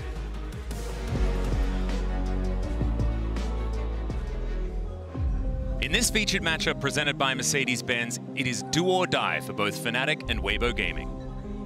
This is their last chance to make it to the knockout stage. Xiaohu, the selfless and adaptable mid laner of Weibo, will look to take over the game with his strong mid-game teamfighting and outstanding mechanics. There it is, and Weibo will just destroy Matt. This is Xiaohu's 7th appearance at Worlds. Although he has 3 MSI titles under his belt, he has yet to grab a Worlds title. When Humanoid is in form, he looks as though nothing can stand in his way. With an absolutely monstrous Sylas performance in their last series, Humanoid has proven that he is a mid to be reckoned with. Sorry, Humanoid, can you finish the game here on now? And there it is, as the Nexus will be taken down. Humanoid was just gigantic. Will this Fnatic squad best the contenders from the LPL? Or will Xiaohu and Weibo run them over?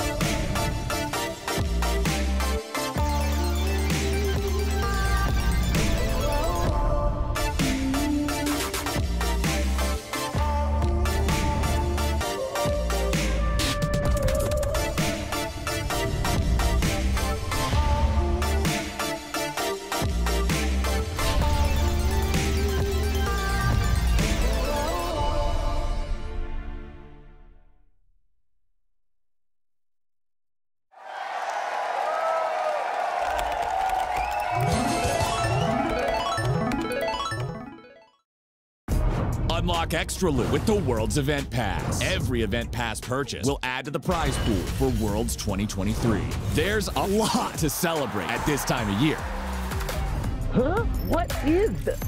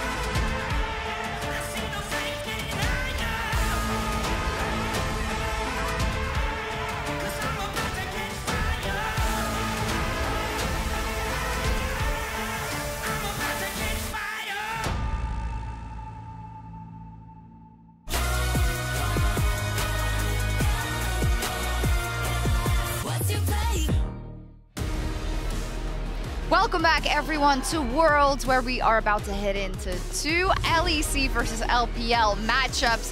First, though, I would like to take a minute to congratulate KT and commiserate with D plus Kia. I don't know which one you want to start. Let's start with DK, and then we end on a positive note, right? Because I think for DK, unfortunately, this was a very fitting ending to their year. It just has never felt like this roster ever seemed to be on the same page.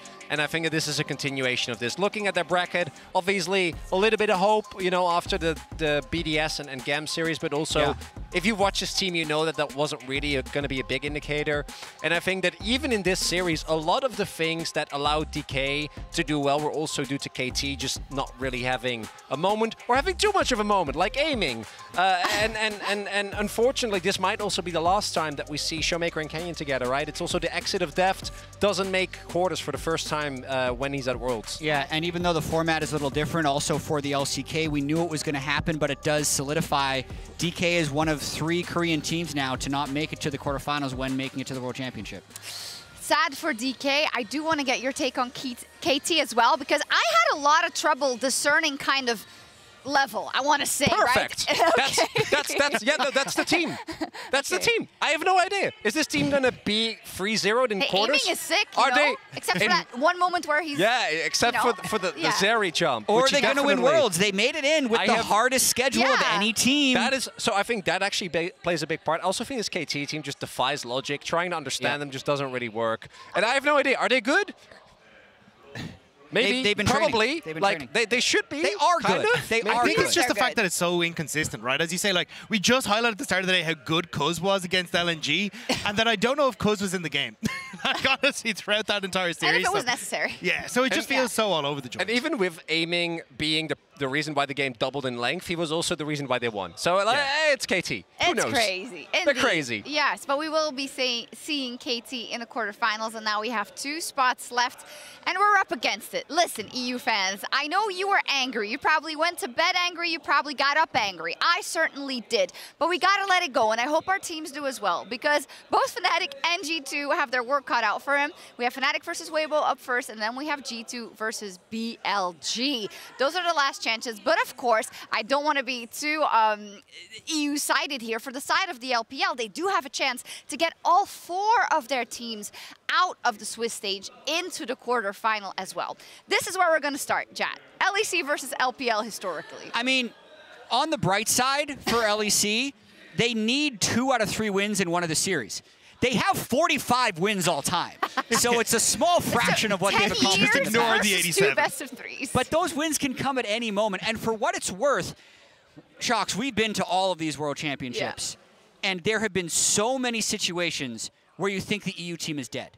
Yet, from 2015 to now, one team has always made it through to quarters. So that is a long streak. That is a very long streak. Roll the copium. I requested something so that we can get more excited, or at least a little bit more hopeful in terms of moments where we have had it in the past. And Dagda, I know you've only joined us lately, but we've been having these heart attacks for many, many years.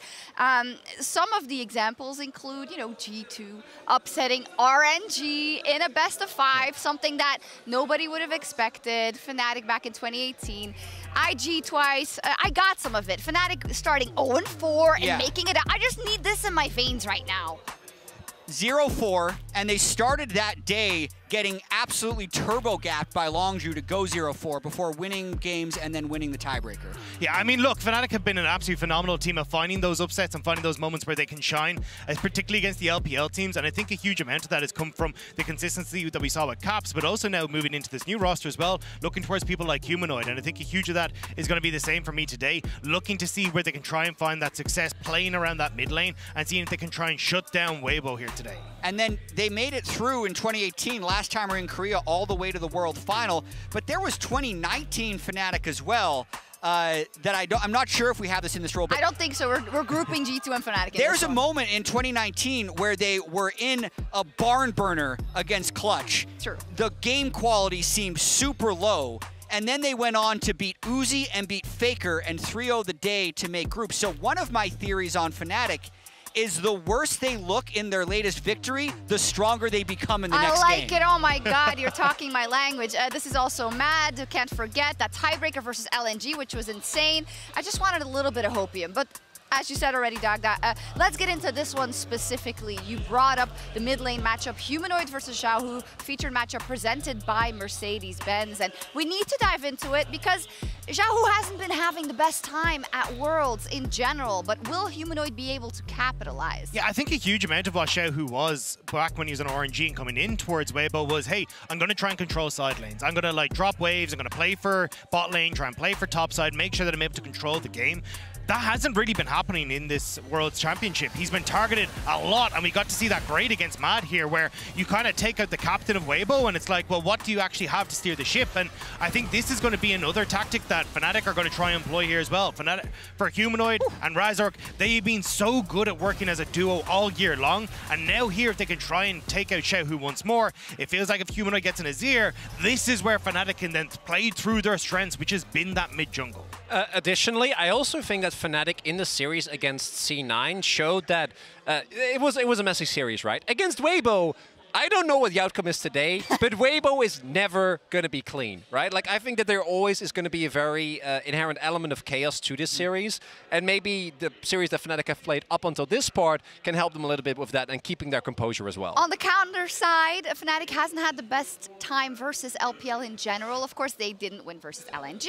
They didn't win versus BLG, although they boasted a good early game. And when we look at Weibo, they are also a very hard team to read because they have great players pound for pound. But I think even the LPL fans who have watched them all year have been screaming at us, this is what always happens with Weibo. They just don't have consistency. One player that's been weirdly consistent for them so far has been the Shy, which is really not what you'd expect. I liked one of his post-game interviews where he said his coach introduced a new Aatrox build, which allowed him to reconsider the champion, and a lot of that was Gore Drinker and Sterix. So you can see, if you're the old Duskblade Aatrox, those openings are actually a one-shot, but it's just not the case, and he's been putting himself in these very daring situations and making the outplays. And one of the things that has been consistent about the Shy, even when he was in the LPL and being a big quote-unquote like coin flippy, was how strong he was in lane. Every single split, without fail, he'd be top 2, top 3 when it came to goal difference of 14, CSD of 14, and I think that's where we're starting to see him shine once more on picks like the Aatrox, where he's able to play hyper-aggressive in lane, get these advantages, and then turn them into big team fight leads for Weibo as well. And also, I think it should be positive sign for Weibo that they had a game in which their mid was very, very behind, very losing, and they still ended up winning that game. So I think in terms of that, it's going to be difficult. Xiaohu's just that good. He's just, all he needed was one charm. Exactly. It's the way it was. Now let's kind of, before we get into the game chat, let's talk a little bit about kind of how important it would be for both of these teams to get in to the quarterfinals and how big this match is. Yeah, absolutely. You can see here Fnatic really clutching out this series against Cloud9. There were early games in this series where, to me, it looked like Cloud9 was going to have the upper hand, but it was in the decisive mid and late game team fights that the Fnatic team was able to win. So there's going to be a lot of really scrappy, chaotic fights against Weibo today, and they're going to need to build off the confidence of the series. And it's fights like this that cast a lot of doubts aside for me for Fnatic, which is Noah having a phenomenal performance on the Aphelios. We've started to see that creep back in more and more. If he can get his hands on this champion, they're going to think he's doing fantastic. But on the opposite side, a lot of this game actually brought more doubts for me for Fnatic. Like, looking at guys like Oskirnan, I don't think the Rumble ults were really on point. So I'm expecting Fnatic to have to try and play around Noah, have to try and play around Humanoid if they want to try and succeed here today. And I think for Fnatic, it's also important that they maintain the development that we've seen. Because coming in, I was looking at Noah, my boy from Challengers, and then he was playing really muted. And I think that that is something he kind of let go of, as you point out, as he got more comfortable in the tournament. They need to show that against Weibo today. Because if you hesitate against an LPL team, they'll punish you hard. Yeah. All right, let's get into it then. We have a very stressful back half of the day if you're LPL or EU supporter. So let's head over to our casters. It's a win for us. I think it's Medivedi. It is Medivedi, and it's not a stressful time at all, Shocks. No, we all know. Relaxed. Very chill over here. Yeah. Very calm. Very excited to see what seats on the aeroplane Fnatic and G2 will choose. Yeah. Perhaps premium economy. Maybe they'll move up. Who knows? Who knows? Who knows? Comfortable, living in luxury. But yeah, we have a banger lined up for us today. A Fnatic versus Weibo. Expectations are, well, I think they're very mixed depending on who you ask. I think that many could sit there and argue that Weibo looked like the favorites. Let's not forget that it's not been the easiest road this tournament for Fnatic, and some of the wins that Weibo have had have looked very, very dominant. So I'm interested to see what these teams have prepared coming into this matchup, but it's do or die, Medic. The winner moves on, the loser will be sent home. Yeah, the loser out of Worlds contention. I will give you some numbers quickly. Very at Worlds this year, Weibo 50% win rate versus EU teams. Lost to G2, beat Mad Lions. Fnatic 0% win rate versus LPL teams, sadly. So I think we know how this one's going to go. Well, we're jumping into drafts, so let's see what these teams have been cooking up. What will they show us? The Nico and Rumble taken from the side of Fnatic does make a lot of sense when playing up against Xiaohu and the Shy. Razork's Jarvan actually being respect banned. Interesting, we heard from him an interview with Lord that he did where he talked about Razork. Jarvan is not something that he's had a lot of success with throughout his career. He finally found some of it at Worlds, and now he's earning those respect bans.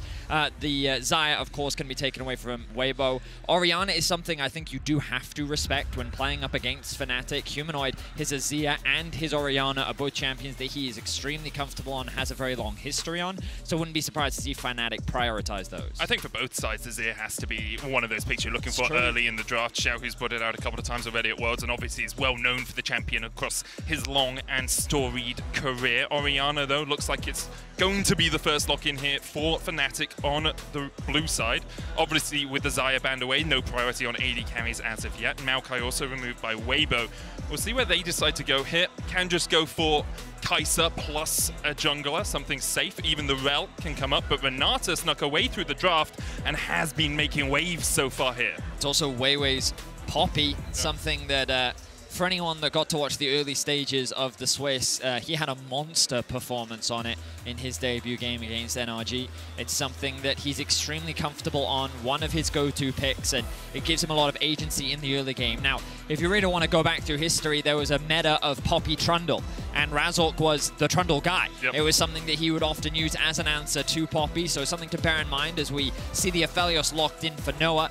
A lot of comfort picks coming through so far this tournament. Chris, Leona and Renata is what he's been playing, so not too surprising to see him on that. It ultimately feels like both these teams are coming in and getting things that they know they're good at, and they should feel comfortable on coming into game one. Which I think often is the way that you want to approach these elimination matches, especially against a team you haven't played against in the past. Weibo and Fnatic never met. Even Suning and Fnatic, who were Weibo before Weibo was Weibo, never met on the international stage. So just finding comfort, finding things that you know you can execute well, can often work out for you. Fnatic then lock in the Cassante. Often we see a Rakan on this first rotation blue side, on second rotation blue side, but you don't really want to pick Rakan into Renata and Poppy, so I think that one's going to fall by the wayside here. Zeri now locked in for Light. You imagine things like Nautilus.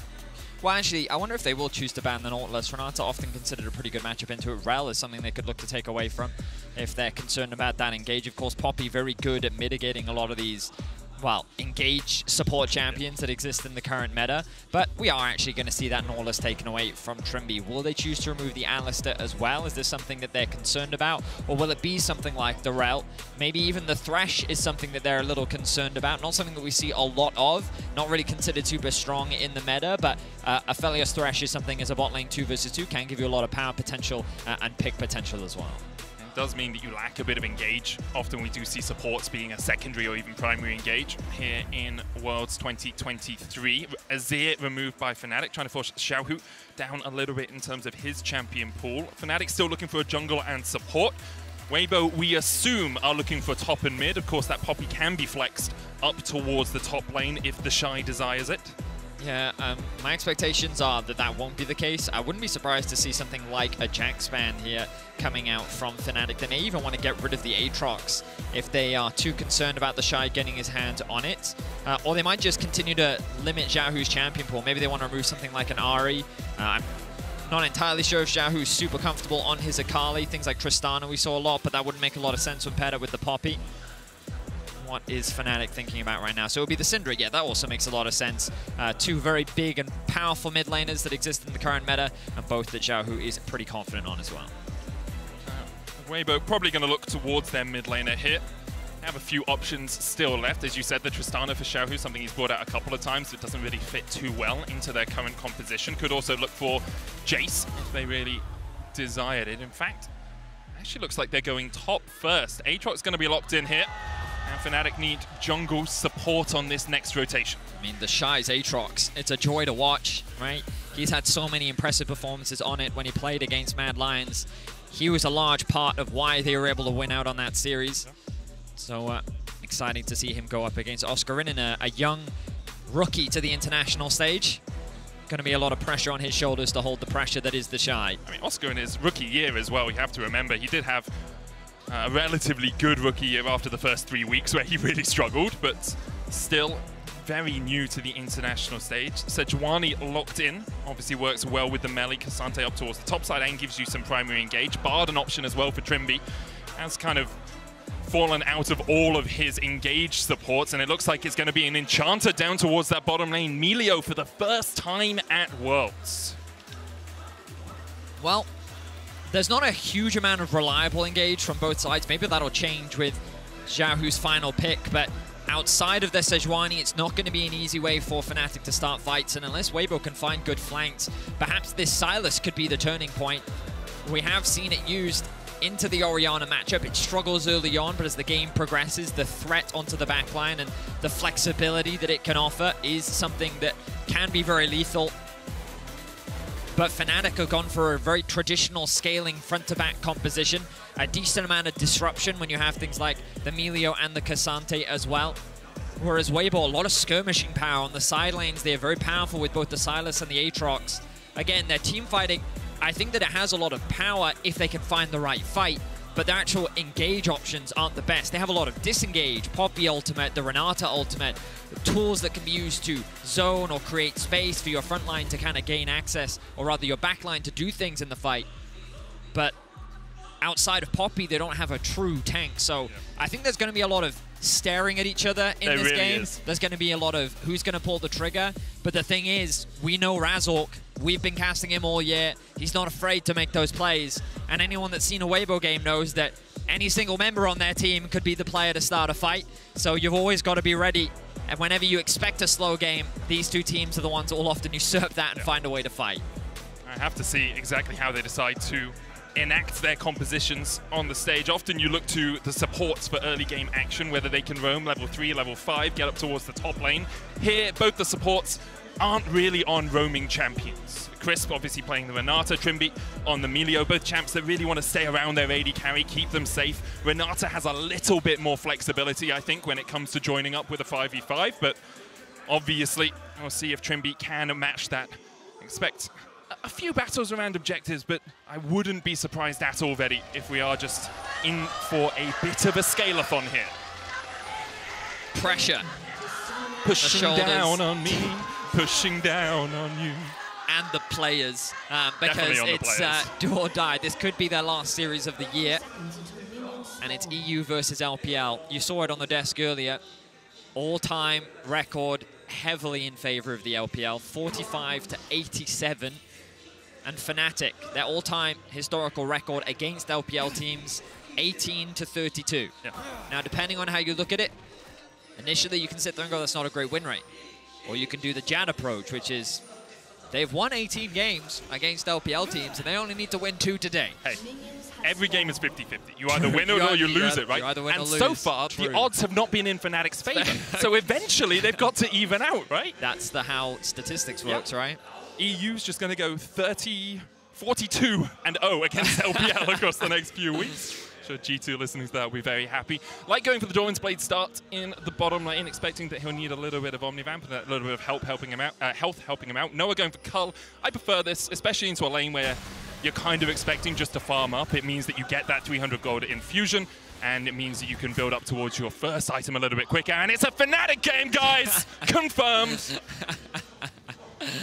Oh, that's funny. Scout's getting to Instagram right now. Yeah, we are. Once we have more information, of course, we will share it with you. But just cancelled the start of the game, but huge. I mean, we don't really have much more to say. We talked about the drafts. Looks like that there is a bit of an issue with Razork. The early game, nothing too exciting. We've never struggled with that in the past, though. Often we find something to say in these sorts of situations. Yeah, we'll find something. But right now, I'm going to speculate what Razork, what his issue is. You could have speculated maybe about his jungle path in the early game. Is he going to look towards a specific lane? I think he spilt water. Yeah. That's my possible. A classic common pro player fumble. The hands are good, but only in game. You know the sippy cups, it's so funny, like we couldn't trust pros with water bottles anymore, so you can see them next to them, those little sippy cups. They are fantastic, but it's all because of pros. You say that as if we don't often have to only bring sippy cups up to the desk as well. Like, True. It's a general thing around electronics. Maybe you don't want the liquids spilling out all over the place. Fans have been great so far today. Yeah, they really have. KT versus D+ was an absolute banger. The crowd was electric, and a lot are sticking around to sit here and watch. Of course, a lot of LPL fans in the house. LPL fans will travel all over the world to support their teams, no matter where you go. There is always a lot of LPL support. And of course, the Shy on your screen, a huge fan favorite. Former world champion. Stayed for EU. I mean, NA done very well. Energy obviously making it through yesterday against G2. Yep. We'll see G2 in action later on today against a BLG, whether they can bounce back. Fnatic currently hoisting the flag for their European brethren. Oh yeah, and I mean, I love that they talked about it on the desk. It's often Fnatic that's in the worst situation when it comes to the World Championship, right? Like, we as casters know that there's always a drama, the Fnatic drama that happens every year. It's never an easy road for Fnatic at the World Championship. Even before the World Championship, Oscar broke his hand before playoffs happened, right? Always, yeah, the fans are conditioned at this point, and coming into this series, I'm sure that they are numb. You know, they're prepared for whatever may happen. But the Fnatic faithful are strong. They followed them throughout all of the roster changes that have happened this year. It's been a very difficult year for the Fnatic fans indeed, but here we are. We find ourselves waiting for an update on... and we have one. Oh. Razork actually paused the game. League officials restarted his client. They're getting the ready checks done right now, and hopefully we will be resuming the game shortly. On the other side, of course, Weibo, ever up and down. Vedia sometimes look like one of the best teams in the LPL, can challenge anyone. The Shy is popping off. Everything's going incredibly. And then sometimes looks like a team that gets a 10,000 gold lead and loses to G2. You know, it's very changeable. The stat that I keep being told I have to say by a particular individual is that Weibo is one of the few teams that has a winning record against JDG. Oh, really? Yeah, that just goes to show the disparity of this team. They can have a winning record against JDG throughout the year, yet... Be the fourth seed. Be the fourth seed. If only they can make a final, Vetti. JDG is always there. Yeah, it's Weibo is a team that they are inconsistent, right? You never really know what you're going to get from them in a game. But that's also what makes them incredibly exciting to watch, seeing the Shy return to the international stage, this roster. I mean, talking to Hysterics, like, this roster was considered a super team, right? You look at the names on it, it's got a lot of talent. Originally, it's a roster that people had high expectations for. They didn't quite meet those expectations. Yeah. And now we'll see if they can deliver. I know that there are a few diehard fans that believe that they can make the run, they can go all the way. Of course, still a lot of question marks about whether or not they'll be able to do it. Can they join LNG and JDG in the quarterfinals?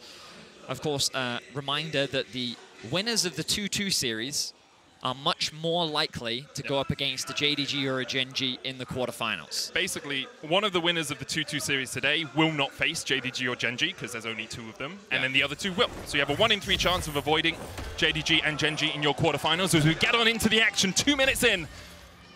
And yeah, not much has happened, unsurprisingly, here. So Fnatic did drop that early ward onto Raptors to gain a bit of information as to what Weiwei was up to. They see that he started on Raptors. Imagine that he's pathed up towards top.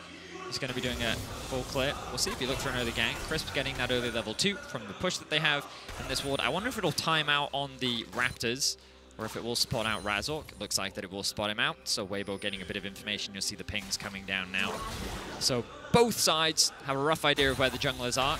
Question is, can Oscar play around this top gank that Weiwei is looking for? We talked about how when he's on this Poppy, he is incredibly proactive in the early game. He's always looking for opportunities.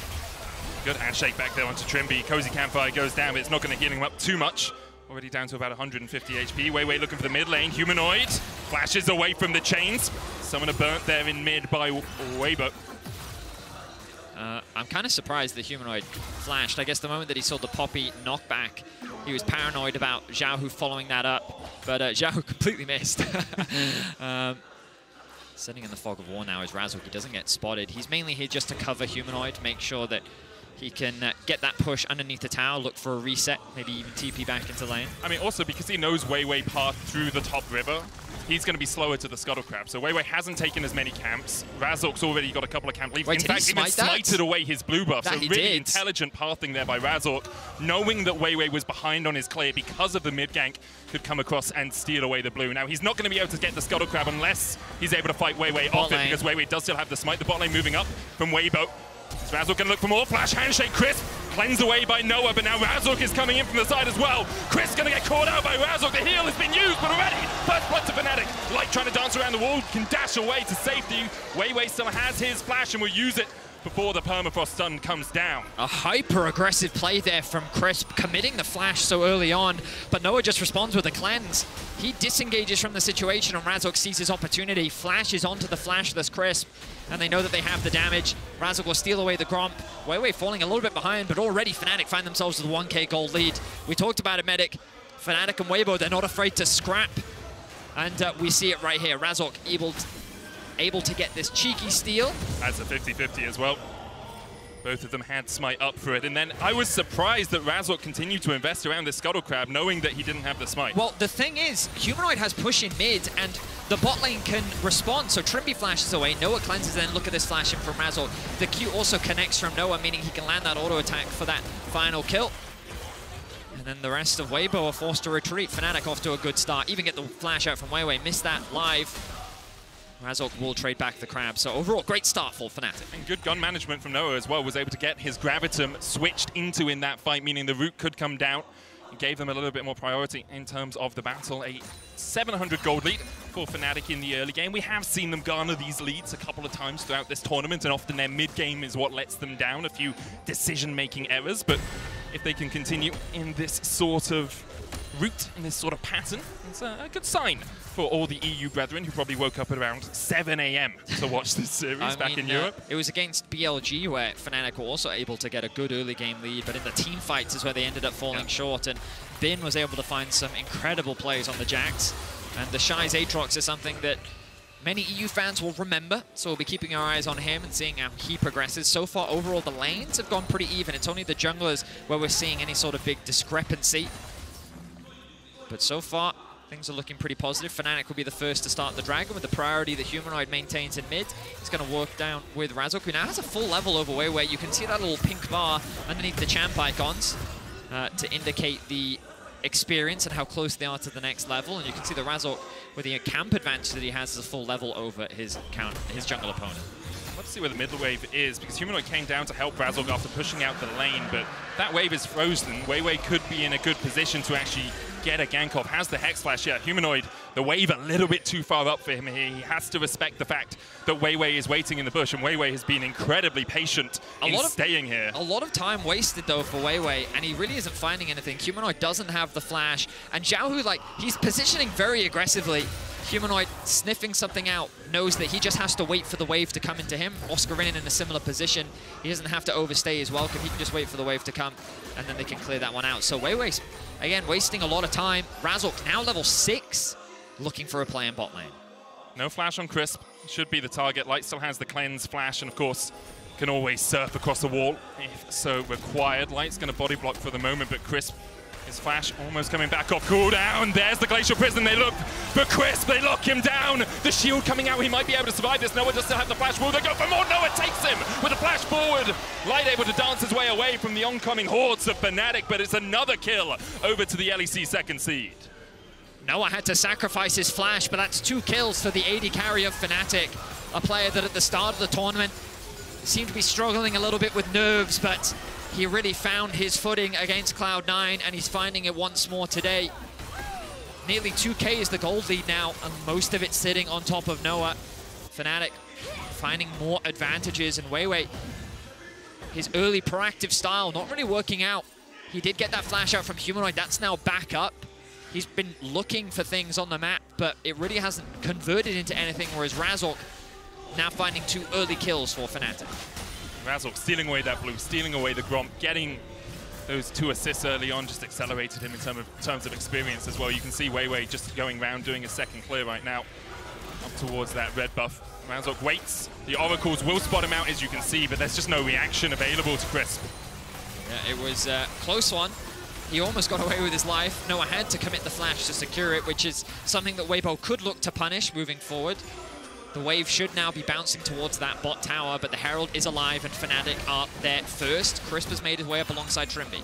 Both sports only level 5. Crisp, though, if he caught some of this wave, would get 6. There it is. Hostile takeover now a possibility. Good knockback from the Keeper's verdict as well, and Weiwei sends Fnatic packing, steals away the Rift Home. No smite for Weiwei, but he doesn't need it. Great play there from Weibo as they're able to secure this objective and force Fnatic back. Another plate goes to Noah. And I keep my eyes on Xiao, who he keeps moving into this bot river fog of war, constantly creating pressure on the map, something that Noah has to constantly respect. But this jungle gap continues to grow. 20 CS to lead now. A huge camp advantage for Razork. Level 7 ticked over. He has the ult. 2 seconds on the Glacial Prison here. And Xiao steps forward, he's knocked back, tries to abscond, ducked away, but the permafrost, the shockwave brings him back. Even through the flash, Fnatic find the kill. Very nice play from Humanoid and Razork, and you can see that Razork is focused today. Something we talked about extensively coming into this tournament was when Razork is playing well, Fnatic is playing well. He is the lifeblood of this team when it comes to early game success. And here in game 1, he is looking poised to dominate. We have seen Xiaohu have a few of these fumbles as well. Did it against Mad Lions in the early game. Weibo was still able to come back and win that game, but I really think there, if we do see a replay, we should look at where the vision was for Weibo, because they had the top side of his river lit up, but he was still shadowing the bottom side of the lane, making it so much easier for Razork to close the gap. Look at the gold now. Humanoid and Noah sitting at the top. Light not that far behind. Of course, a 700 gold discrepancy still separates the AD carries. Oscar Ridden just kind of left to his own devices. His responsibility here is to just soak the pressure from the Shy. And he's doing a pretty good job for the time being. A dive could be on the horizon, but with Weiwei on the bot side of the map, he wants to contest this crab. And he wants to fight for the next dragon. 3 members of Weibo here will spot out Razork. I think Razork's going to have to concede this, but after pushing in mid-wave, Humanoid can move into this bottom river with Humanoid at his back. Bot lane is pushing up as well. Light can't really answer the pressure that Aphelios and Trimby, Aphelios and Milio can put up there, so it allows Fnatic now the opportunity to gain that river control around the next dragon in 30 seconds. Oscar Ridden probably going to lose a plate here as Shy can just avoid him. Shy not tanking the tower. This doesn't matter too much. It looks cool. Good job, Oscar. You can get him under the tower. You get his World Ender out, which is actually maybe the entire intention, because it now means if the Shy was to join a fight around the dragon, even though he doesn't have the TP, he could run down. He no longer has that ultimate to impact the play. I mean, Oscar, he could look for a good fight here. Shy needs to wait for the ultimate to wear off.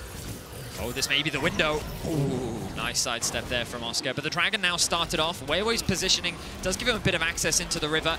Fnatic playing towards the top side. Fnatic need to be careful, because a good keeper's verdict into a hostile takeover can totally change the landscape of this fight. Trimby kicks away Weiwei, showing his football skills alongside his League of Legends ones there. There's the hostile takeover, hits Noah, but immediately he cleanses. Razork looking for Weiwei. The smite comes out from Razork as well. As that's the second smite fight, he's won this game already.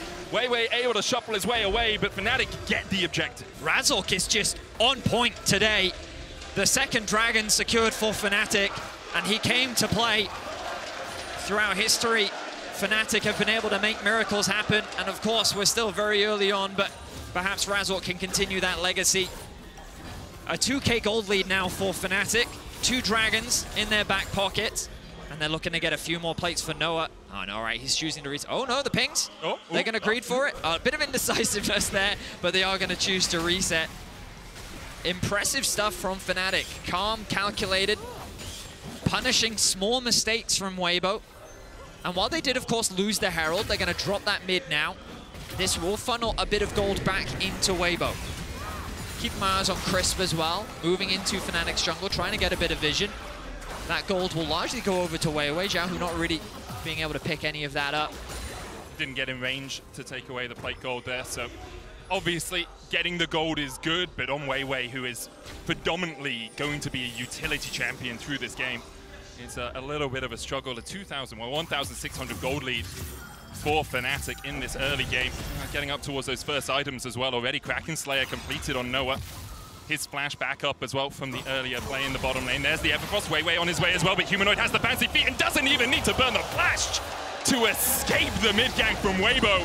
Shockwave Xiaohu as well. This is more for poke than anything else, making sure that Xiaohu can't enact another play.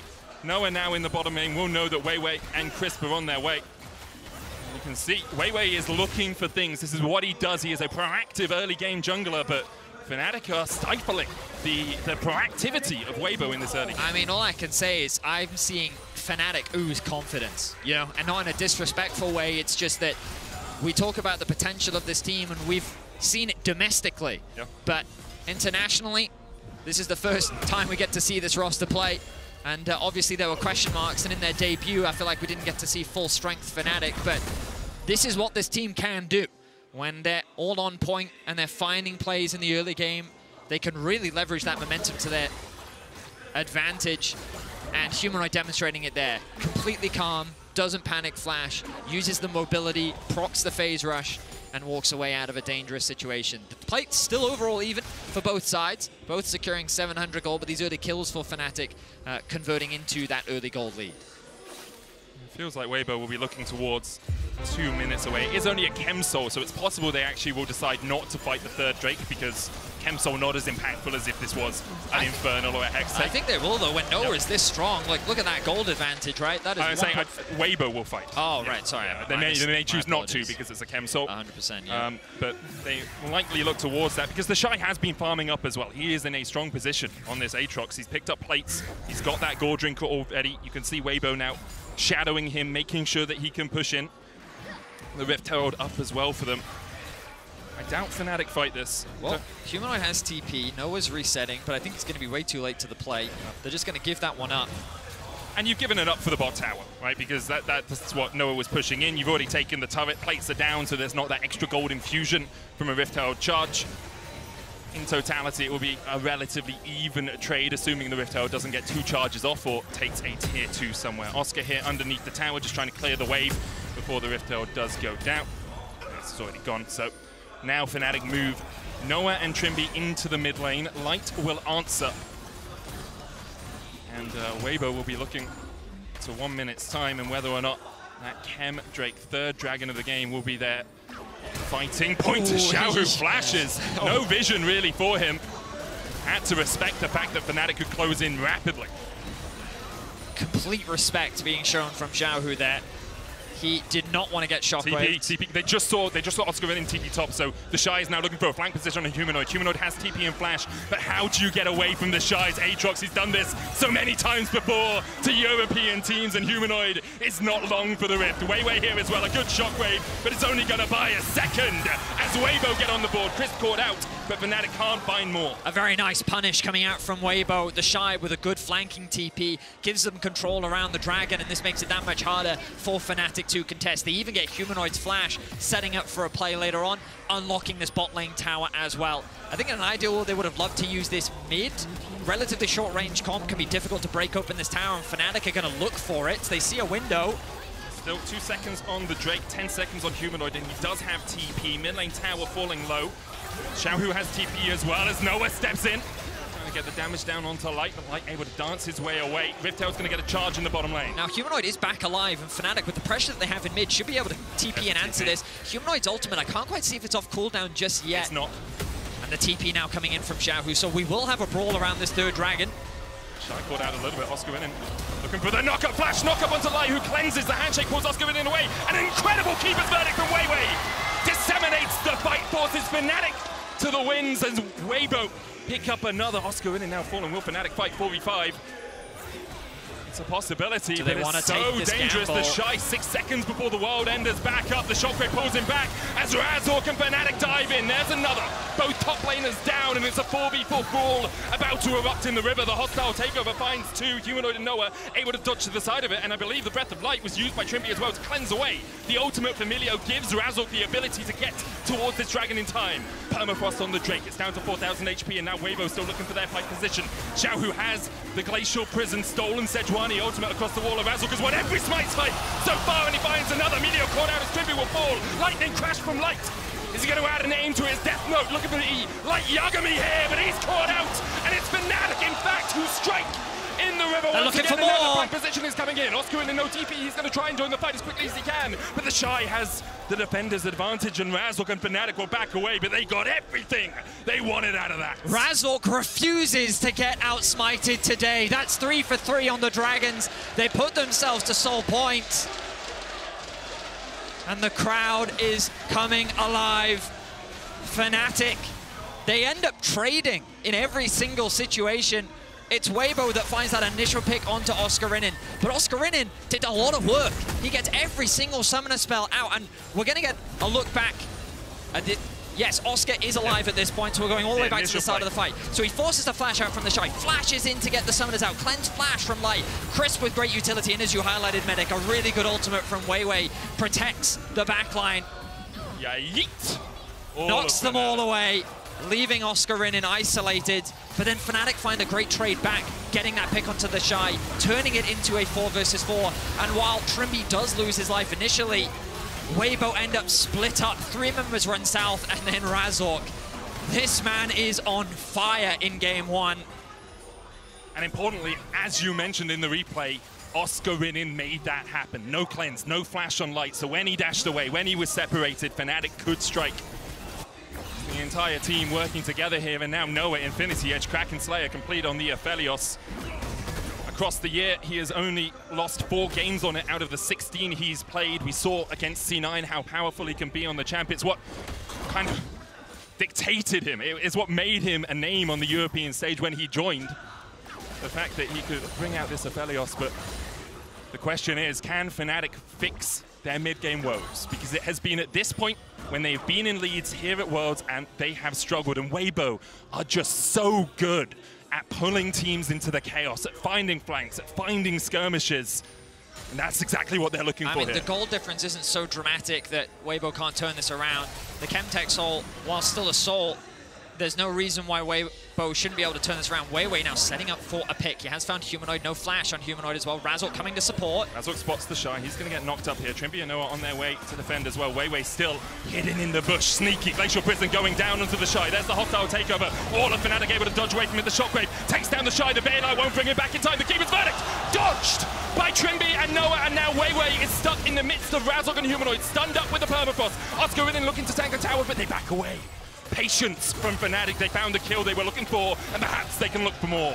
Fnatic turn a potential pick onto them into one that goes in their favor, and now they start the Baron. Could this be a moment for Weibo?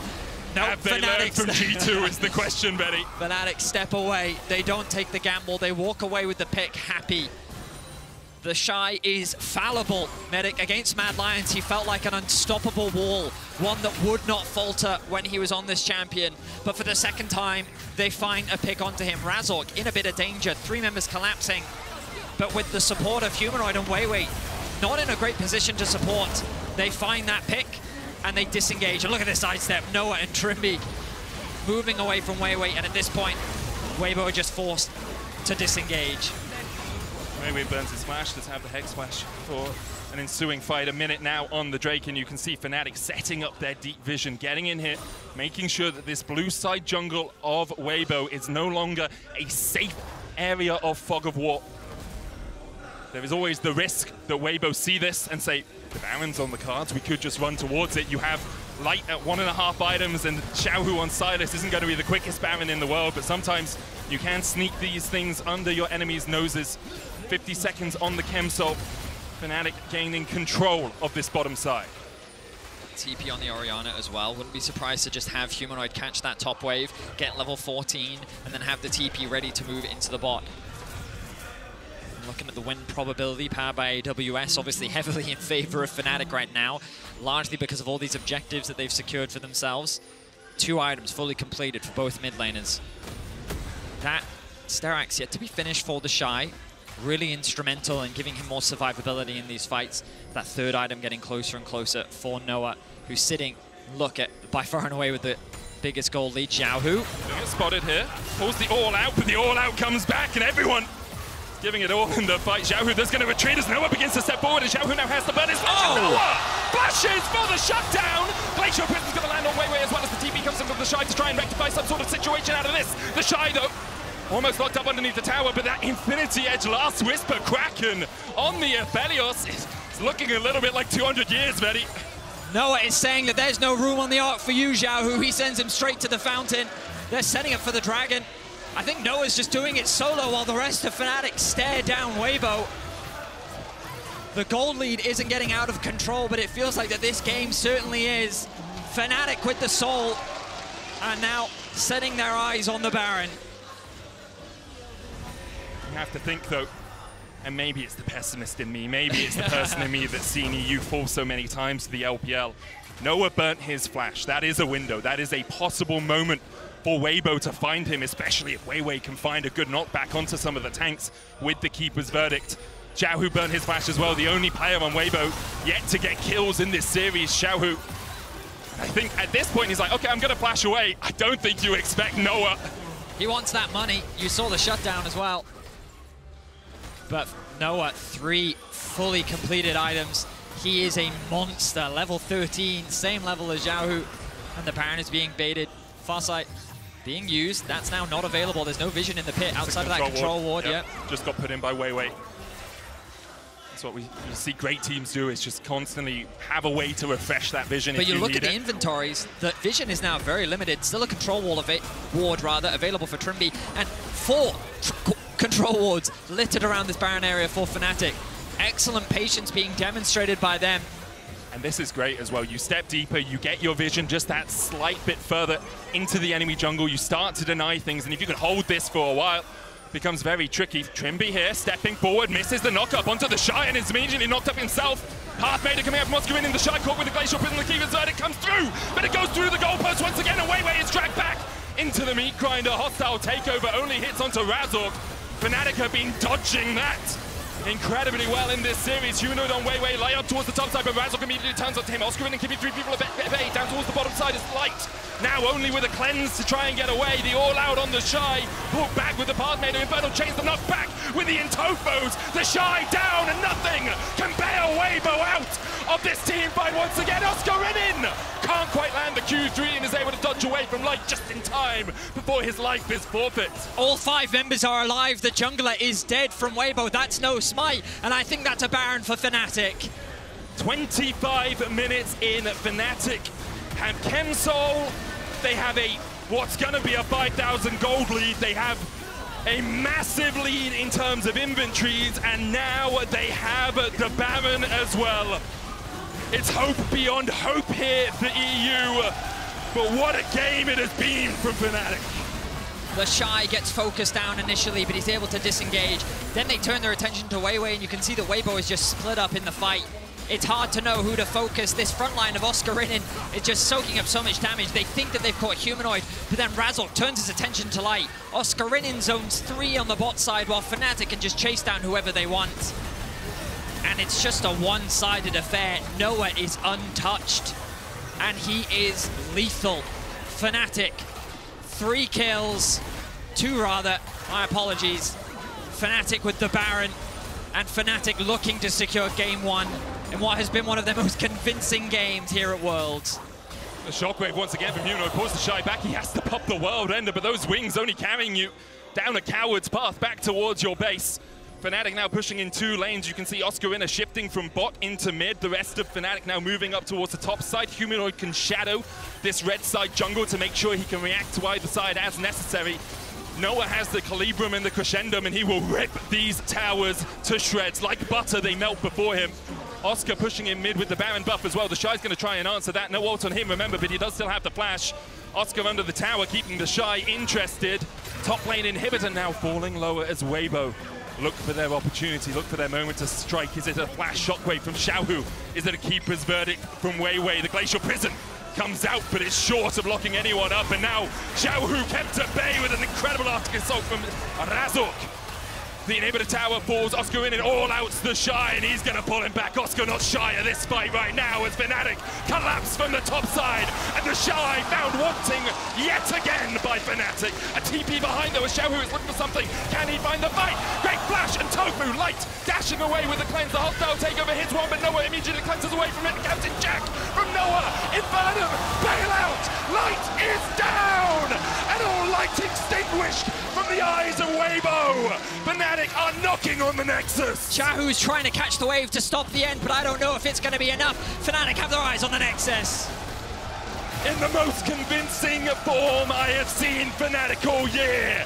They are one game away from quarterfinals.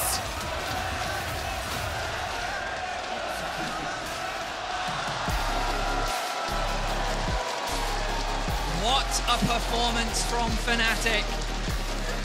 The Fnatic chance here in Seoul. Razork with an early game masterclass and Noah rounding it out. Incredible stuff from this Fnatic. And for Weibo, backs against the wall now. One game between you and being knocked out of Worlds. One game between you and your fans ripping off their shirts, crying in whatever room they're sitting in. One game between the Shy and being eliminated from Worlds 2023. We're going to hand it over to the analyst desk to break down what was a banger game one.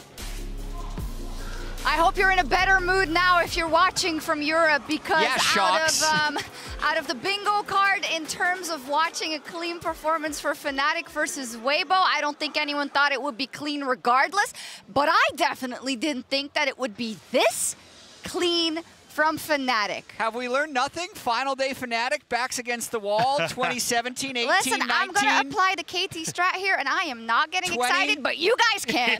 All right. I wouldn't say excited, but I do think that Fnatic, all the credit to them, they have a very good read in the draft, they have a very clear game plan that they then execute, and they give zero opportunity to Weibo to come back. Let's talk about this draft, though, because, I mean, a bit of a draft gappy. Yeah, I mean, this was such a good draft from Fnatic. And, I mean, we were chatting about it backstage. As soon as the Renata came through, they were like, hang on a second, we haven't committed to any sort of dive. We haven't committed to anything that this Renata can actually play into. Let's play for a bunch of these non-committal engages that can set us up. Things like the Sejuani, things where we can bring in the Milio so we can support this Aphelios and playing hyper-aggressive and not get punished because the Renata's already picked. Yeah, I love how they picked such a strong team-fighting comp that could still engage, right? If they wanted to, the Cassante and Sejuani could still go in, but it's not like they needed to dive to succeed. So they were able to play the game out with so much patience. And then partially because of the first blood and the way Razork played, they won 2 out of 3 lanes. So they also had control of every Drake. And I think the Weibo comp also, the moment you fall behind, like, what does this, how do you win with this comp? There is no go button, there's no hard engage, and I think particularly what we've seen when the LPL looks at its best, BLG to me is always the best example of this. The snap engages are so good. In this comp, the moment you're not first to an objective, it does nothing. And I think you could kind of see how well aware Fnatic were of potential turnarounds Weibo had. My biggest worry for them was, like, you get the Sejuani ult, they immediately start to chase, and suddenly Renata ult comes across everyone and the fight turns around. That's not what we got, though. And I think you could see that a lot in Noah specifically, because I think Noah was always aware of, hey, I'm going to Gale Force backwards, I'm actually going to buy space for myself, and he was the one that my eyes are focused on. He picks up the early kill in this engage here, and from that, starts Cole, gets the kill, he's off to a phenomenal start thanks to Razork here. And Razork, I gotta say, I was so impressed by this man. Sejuani often kind of feels like it stands or falls by how are your ultimates mid to late game, and he didn't actually have that great of a setup, right? He had one melee character in the top side, but his early impact, putting Wei Wei behind and never letting Weibo dictate the pace, while also hitting smites, incredible. Yeah, one that we don't even have is the early blue buff steal, which set up a level advantage for the original River fight. This was an amazing performance in the, like, almost no-look Sej ults, where it looks like he's walking one way and he shoots it off to the left to tag the AD carry. Beautiful stuff. Beautiful stuff all around. I do think what you said there, Dagda, in terms of, I think this is so important, right, on the world stage in an elimination match or a qualification match. It's both actually today. That you keep your cool, especially into a phenomenal team fighting region in general, and a team like Weibo who has proven to be very scrappy. Yeah. And I want to see how Weibo is able to adapt to this, because this is 2 games in a row where Fnatic team fighting has looked great and Noah's looked great on Aphelios. Yeah. And even when, before he came to Fnatic, he was great on Aphelios. And they also lose the blue side where they were able to control the pick. So, and especially if they have the same read on kind of, oh, we couldn't do anything with that draft, I think you're getting a completely different game. I think so. You mentioned Noah, and every second counts, and thanks to the reliable Cisco network, Noah takes the game into his hands, flashes over the wall to kill Xiaohu and secure the Chemtech Soul, which we're going to look at 1 second. But yeah, he's been stellar, and I think then it's a case of, you know, if you're a Fnatic on the red side, how can you take advantage of if they do decide to expend some bans there? It's going to be super interesting. In no means a done deal, but if we look at Noah's story in the LEC the whole year, when he started in the beginning, popping off on the Aphelios that he was known of, then he tempered off, he tried to find his confidence, this is going to help. Yeah, and I love that we get to see this aggression coming through from Noah, where he's willing to flash forward, knows he still has the Gale Force in his back pocket, and being able to pick up that kill for Xiao, who was magnificent, because it turns the whole fight then. They're able to turn around, they pick off the Shy. It was such a big moment to see that turnaround happen.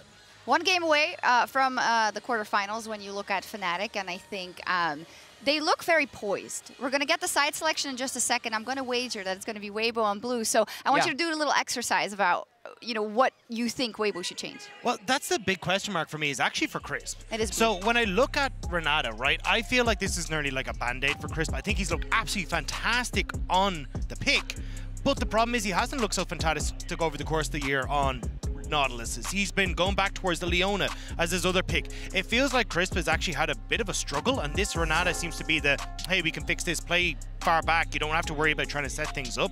And now that it's not working, it will help that they're on the blue, but it still feels to me like Crisp actually might be struggling just with trying to get his champion pool in check. Yeah, one thing that happened last game with Weibo on red side is they threw a lot of jungle bans, but the Sejuani was still extremely effective. Yeah. And I think Humanoid is the focal point of this Fnatic team, even though Noah's the one who's been carrying on the Aphelios. So the guy you see on your screen right now, Xiaohu, needs to succeed for this team to succeed. And I think making sure Orianna doesn't get in the hands of Humanoid, their blue side, they have more flexibility. I'd actually like to see like double or triple bans towards Humanoid to get Xiaohu a more comfortable matchup is what I want to see from Weibo. Yeah, it could be a good angle indeed for Fnatic. It's now, the point is not to get too much in your own head, because you had a sovereign game 1 performance where you've been given a couple of gifts in the draft as well, but Maurits, they should be confident in their own ability that they can circumvent even if it gets more difficult. Now that they find themselves on the red side, also may I say, Oscar had a good game, and that's good for that guy versus the Shy. Yeah, absolutely. I think the biggest issue for him was just that when he made a great play, half the time his team wasn't ready, right? They were like, no, there's no way he misses that Q, or he hits the Q3 rather. And being able to stay in isolation against an Aatrox and just don't die, don't give up too many plates, that's all you really need to do. The one thing for me, though, is when it comes to the draft specifically Noah, because I think Noah, as mentioned, was the biggest difference in how he looks. And particularly in front of his home crowd, I think that he's getting more and more emboldened. He is also a player that's very notoriously outspoken, and I don't think he's getting Aphelios again. Yeah, I'll also say one final little bit of EU hopium. Last 3 years, the LPL has sent 4 teams to World Championship. Never have all 4 of those teams made it to the top 8. So if it doesn't happen now, surely it'll happen in the G2 series. It's just one of these LPL teams always seems to fall short at the World Championship, right? Yes, is it I don't know. I'm not going to say anything. I'm just really happy that Fnatic was able to have such a convincing game 1. Hold! Hold! We're going to hold indeed, because we're going to go to a quick break, but when we come back, Weibo is with their backs against the wall, maybe for the last time this World Championship. They have to make the reverse sweep happen versus Fnatic if they want to stay in it, and Fnatic, they are looking poised. Look, guys, this is a good fight. Look. Okay, we fight. Go Renata. Renata no flash. Renata no flash. Go Renata. Yeah. I'm coming first. Renata is dead, I think. Yeah, who steps forward. He's knocked back. Tries to abscond, ducked away, but the permafrost, the shockwave brings him back, even through the flash. Look at Seri, guys. No flash. No flash. Nothing. Yeah, nice. No flash. Captain Jack from Noah in Burnham. Bailout. Light is down. And all light extinguished from the eyes of Weibo.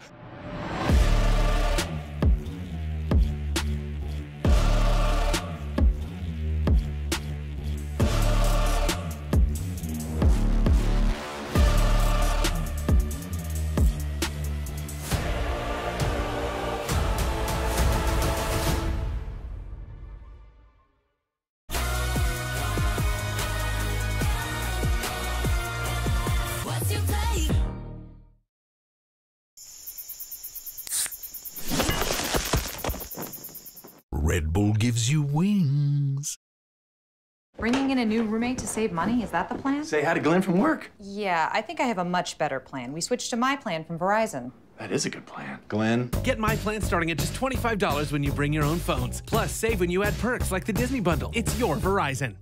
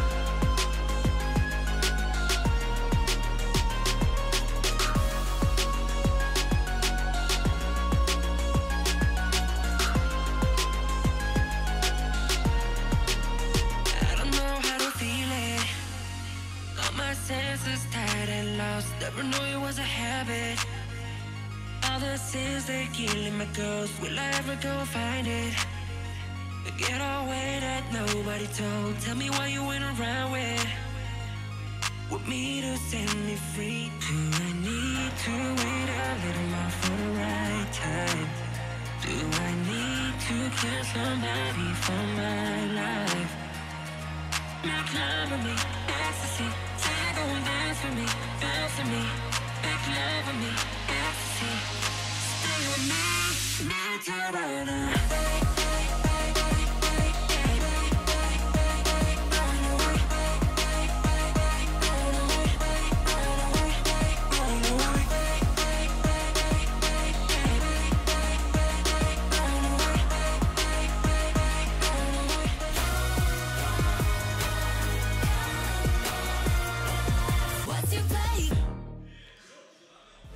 Welcome back to Worlds 2023, where we are in the final elimination day of the Swiss stage. Fnatic just had a convincing victory in Game 1. Weibo looking to bounce back in Game 2 have elected the blue side. They have a 100% win rate on it across the course of Worlds. So did Fnatic, so I guess we should have just expected You okay, mate? I can't tell if I'm on camera. You're on camera right now. Hello. We're going to jump into the draft in a second. As a note, we have different cameras, one which has the clean feed and one which has us going. But I was also just looking at the draft. Yeah, sorry about that. I was taking my jacket off. You look cool, man. I was like really suave, confused. you know? Anyway, Weibo on the blue side now. Jarvan Azir, their bans. Nico banned away by Fnatic again. So far, we're kind of following the route we expected. Azir wasn't banned by Weibo in game 1. They instead went for Jarvan, Xayah, and Maokai here. Azir's going to replace one of those, probably the Xayah, let's be honest. Nico, Rumble, both banned by Fnatic in game 1 though, so they are sticking to their tried and true. So my speculation is that Weibo will just put a higher priority on their mid lane pick in this game. I feel like the Xiaohu, they just had no mid-jungle options, you know? Like the Silas Poppy, in theory, like sure it can be a decent mid-jungle 2 versus 2, but after they burned that initial flash, it was so difficult for them to really get much else out of it. I think that they want Xiaohu to have more agency and options in the game. Ooh. So I imagine that Fnatic will look to ban away the Orianna. It depends if Maokai, Kalista, these are all things that they're worried about. That's another ban from Weibo on the Xayah. It's something that we have seen a couple of times from Light. I think they just want to first pick the Orianna. That makes sense. I think that they don't want to make that trade. But again, I think Fnatic's happy not to make that trade because I wouldn't be surprised to see them actually prioritize the Aphelios for Noah. Instead, they ban away the Orianna themselves. Means Kalista is up. So will Weibo go for it? With Maokai up and available. Remember that Noah's no stranger to Kalista himself. We know him better for these hyper-scaling long-range AD carries. But let's see. The hover is there. Fnatic did have a fantastic early game in the first matchup. And by no stranger, we mean he's played it twice this year and won both those games. Yeah. Obviously has more experience on it than that. But I'll see if Fnatic go for it. It does mean Fnatic would be looking for a more aggressive style. They've locked it in. Wow. It will be locked in, so much more early game focus. Do they prioritize the Rel now, or do they just want to take the Sejuani matchup once again? Of course, they could do something like the Ivern, but maybe they just want to save the jungle pick for later. I wouldn't be surprised to see the Rel just because it gives them flexibility in support. Maybe they just want to grab something like the Nautilus now, but there's so many potential answers to it. Instead, they're going to play it safe. All right, so they know that they're not playing towards the top side of the map. They want to guarantee Oscar something that he's safe and comfortable on. And the Renata priority again. I guess this time around, it makes a little bit more sense. We had question marks last game about when you have Renata Poppy, where does your engage really come from? The Aphelios answer from Light. Okay, Aphelios Renata, very powerful 2v2 lane. Fnatic, I feel they need to lock in their support here. That does mean that they can give up jungle, but I honestly don't think that's the end of the world. Yep. When you think about Ivern, potentially Poppy, Sejuani, they have options that they can save for later in the draft, but they're going to lock in a mid for Humanoid here. And Humanoid had Xiaohu's number, at least in the laning phase. Xiaohu was able to pick up a couple of kills throughout the game, but I think Humanoid had more of an impact on the game in totality. Syndra now locked in. I'd like Fnatic to ban the Poppy just because it's very good into Kalista. We have already seen. So I'm just throwing it out there. Soraka Kalista was something that old school Rogue, they brought it out in the finals back in last year, 2022 LEC finals, and it was Trimby, as you said, alongside Comp. Wouldn't surprise me if Trimby just said, hey Noah, how do you feel? But we'll wait until later on in the draft, of course. The Poppy's still a potential. They're going to choose to ban that one away for the top lane matchup. Where will Weibo go with their bans here? Can look towards the jungle, can look towards support as well, as you say. Yeah, Nautilus removed. Trimby, although he is a very good engaged player and he is very good at Rakan and can play things like the Nautilus, more known for his enchanters, his Nami, especially when he came onto the scene, was very powerful. And as you said, the Soraka, a possibility for him here. What about Rakan with the Poppy ban? Yeah. I mean, Kalista Rakan, not like the strongest 2v2 bot still lane. really nice. Yeah. As Rakan, you get chucked in, you ult immediately, and you're in the middle of 3 people. It's really solid, and you can even E away, so you don't have to wait for your W to have that half-second lockout. It's not a lane that will dominate the lane through the support and AD carry synergy, but it gives you a lot of potential later on in the game. Akali now taken away. But look at how much mid-focus they put there with the Nico, the Orianna, and the Akali, and the prioritization on the Syndra. Fnatic really want to make Xiaohu sweat. They want to make him dig deep into his champion pool, and they want to try and take some of that mid-lane control away. A lot of fans of Weibo have said that he's the reason why he got here, right? Xiaohu is what brought this team to the World Championship. Will we see Razork go to his Lee Sin? Honestly, I'd be a little bit surprised. The Rel and the Rakan are both being covered. I think both are fine choices. I also think Rel here gives you some flexibility because you can still flex that into the jungle. You can then see what you get from Weibo on these next 2 picks. And it gives you a few more options going into R5. And it looks like that is what Fnatic are going to lock in. Weibo now have to go mid-top. Will the Shy just revert back to his Aatrox? Struggled against the Cassante, or at least struggled to have an impact in the game. In the laning phase, he was fine, about 20 CS up, but didn't have as much power as he would have liked in those later game team fights. Talia in the mid lane, it looks like... Maokai. It's a very low damage mid jungle. We've seen it before here at Worlds, so not great success. Talia Jarvan is something we've seen a little bit more effectively. Obviously, a lot of utility on the side of Weibo's composition. They're engaged from the Maokai, gives them a huge amount of zone control, and if the Shy does lock in his Nart, it will give him a really strong laning phase. We saw Zeus put on a clinic yesterday with the Nart, and we know how threatening that champion can be in many 1v1 situations. And in the hands of the Shy, you know that Oscar Rinnan's going to be playing on the weak side. The Ivern Hover, it was banned in game 1. We talked about it as a potential option. Does lower your damage, but it does also make the Kalista that much harder to kill and give the team a few more scaling options. Also, the Alistar talked about that flexibility for the Rel. Instead, Lee Sin locked in. Okay, this is a big confidence play from Razork. He's saying, you know what? I believe in our mid jungle. Humanoid, I trust you. I think together we can win this. And you look at the damage difference. Like, it doesn't take an expert to know that Lee Sin Syndra is quite the powerful 2v2 into Maokai Talia. It gives you so much control over things like the early crabs, early dragons. And it's also a lane that you can threaten and then look to move into bot. Yeah. It's just so much skirmishing power. And Fnatic, they've gone all in early game, right? When you look at that Aphelios, when you play into a Talia long range outside of the Rel and I guess the Kalista pullback into re-engage, the engage isn't super solid, whereas the amount of utility that Weibo have, this front-to-back composition, the range that they have at their disposal, the later this game goes, the more options that they're going to have to be able to fight. So we're going to need to see another early game masterclass from Razork for Fnatic to come out ahead in this one. They have bought themselves a bit of breathing room winning game 1. If they do fall short here, we will be going to a decider game 3, but they don't want to fall short here. They want to cement themselves in the quarterfinals. Momentum's so often the deciding factor in game 3s as well. Yeah. If you lose game 2, even in a best of 5, if you lose game 3, often things can start to turn, the tides can start to turn, and Weibo so often have been the team that have turned the tides on their opposition, making their way through top esports and EDG to be here, coming second in the regional gauntlet, only behind LNG.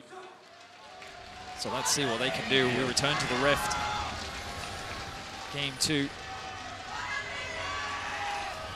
The last time we saw Fnatic in a quarterfinals was against top esports back in 2020. Let's not talk about that. It was a while ago. Fnatic have been clamoring to be one of Europe's representations for a while, and Weibo looking to do the same thing today. And if you want to represent on the Rift as well, you can log into your Riot account and watch Worlds 2023 on LoLEsports.com to earn exclusive drops like emotes and icons. Always nice to have, you know, your team's icon that you can flash when you make an outplay, or even when you make a misplay, if you so desire. Every now and again, I'll put the BDS one up when I make a mistake in lane. It's kind of mean. Why are BDS catching strays? They're already out of the competition, man. Like, we support the winners here, Veddy. Every time I die, I throw up my XDD emote. Oh, yeah? Yeah. Makes sense. I thought they cancelled that one, didn't they? You're right, actually. That's true. They did. I forgot about that. Now, early vision invested from both sides. You can see that deep ward dropped in bot lane. In the river, though, from Fnatic, they have some wards to see if there are any early shenanigans being set up by Weibo.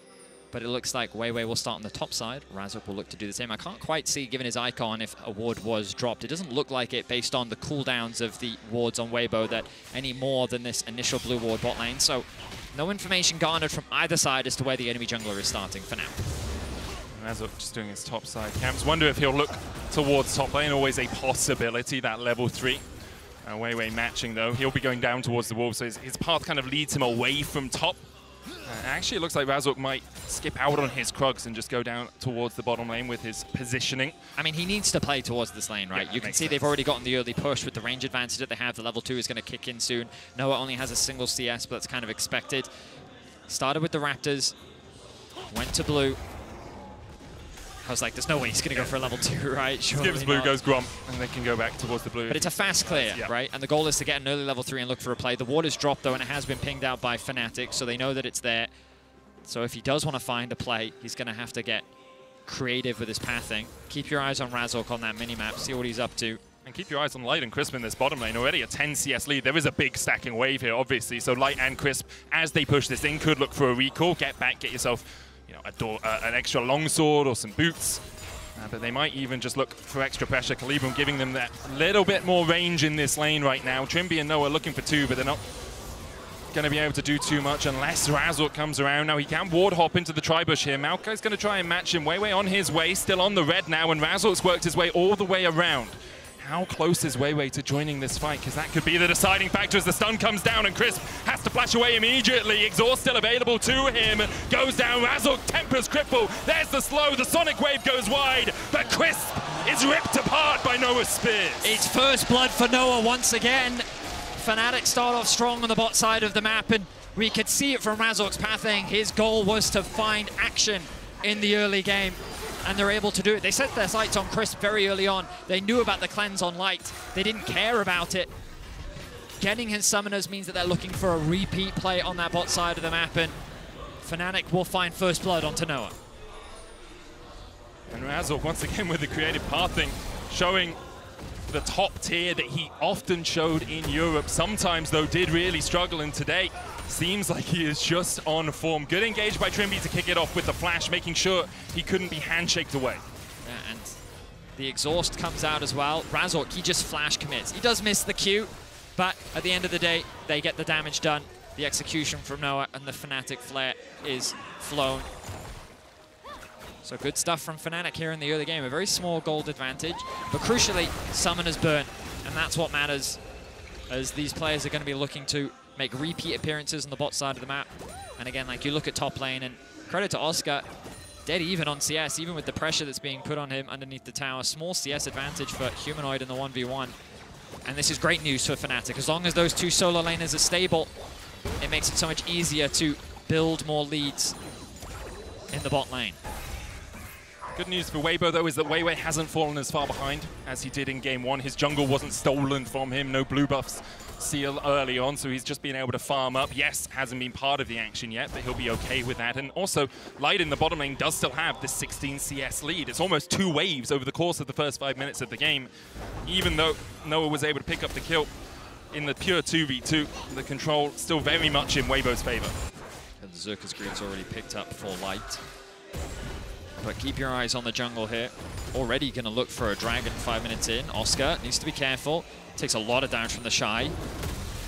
Oh, going to throw another rock. Okay, he's able to sidestep that one. There's a lot of rock throwing on the Weibo side. Certainly is. Dragon now secured for Fnatic. Oscar knows his job is just to survive. Hits level 6 as the minion wave pushes in, but now he can back TP. Especially since the Dragon already gone, so he knows there's no possibility of the Shy TPing down there.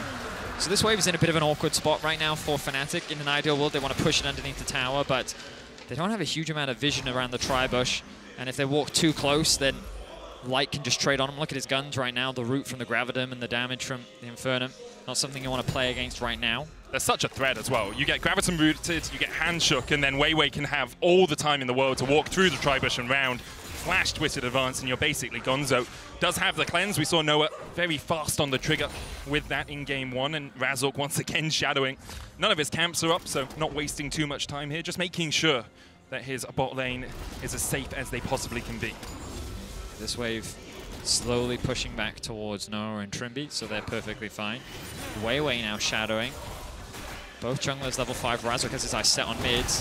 Flash from Xiaohu. Once again, the respect. We've seen it in both games from the Weibo mid laner. Always willing to burn that flash. Weiwei here didn't put threatening a sapling dive in the bush. They were threatening it. The Sentinel also missed Weiwei as he walked around, but the control ward that's in the pixel bush will spot him now.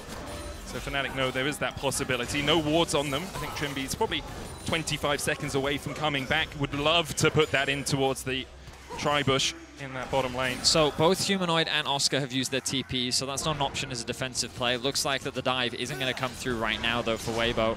Lee Sin on the top side of the map means that there's no protection for this bot lane, but with Weiwei safely going back to base, Fnatic fans can rest easy knowing that that dive isn't going to come through. It's a really good push timer, though, for Weibo, because after they get this wave in, they can then reset for the Herald if they so desire. It's 30 seconds away from spawning. Razork is on the top side of the map. Question mark pings coming out on the blue buff as well. I wonder if Weibo think that Razork has gone for that, but with Xiaohu not having flash, Humanoid flashes in, the Scatter the Weaken and the Unleashed Power enough. Razork looking for the kick, but he does just have the damage, tanks the tower and escapes.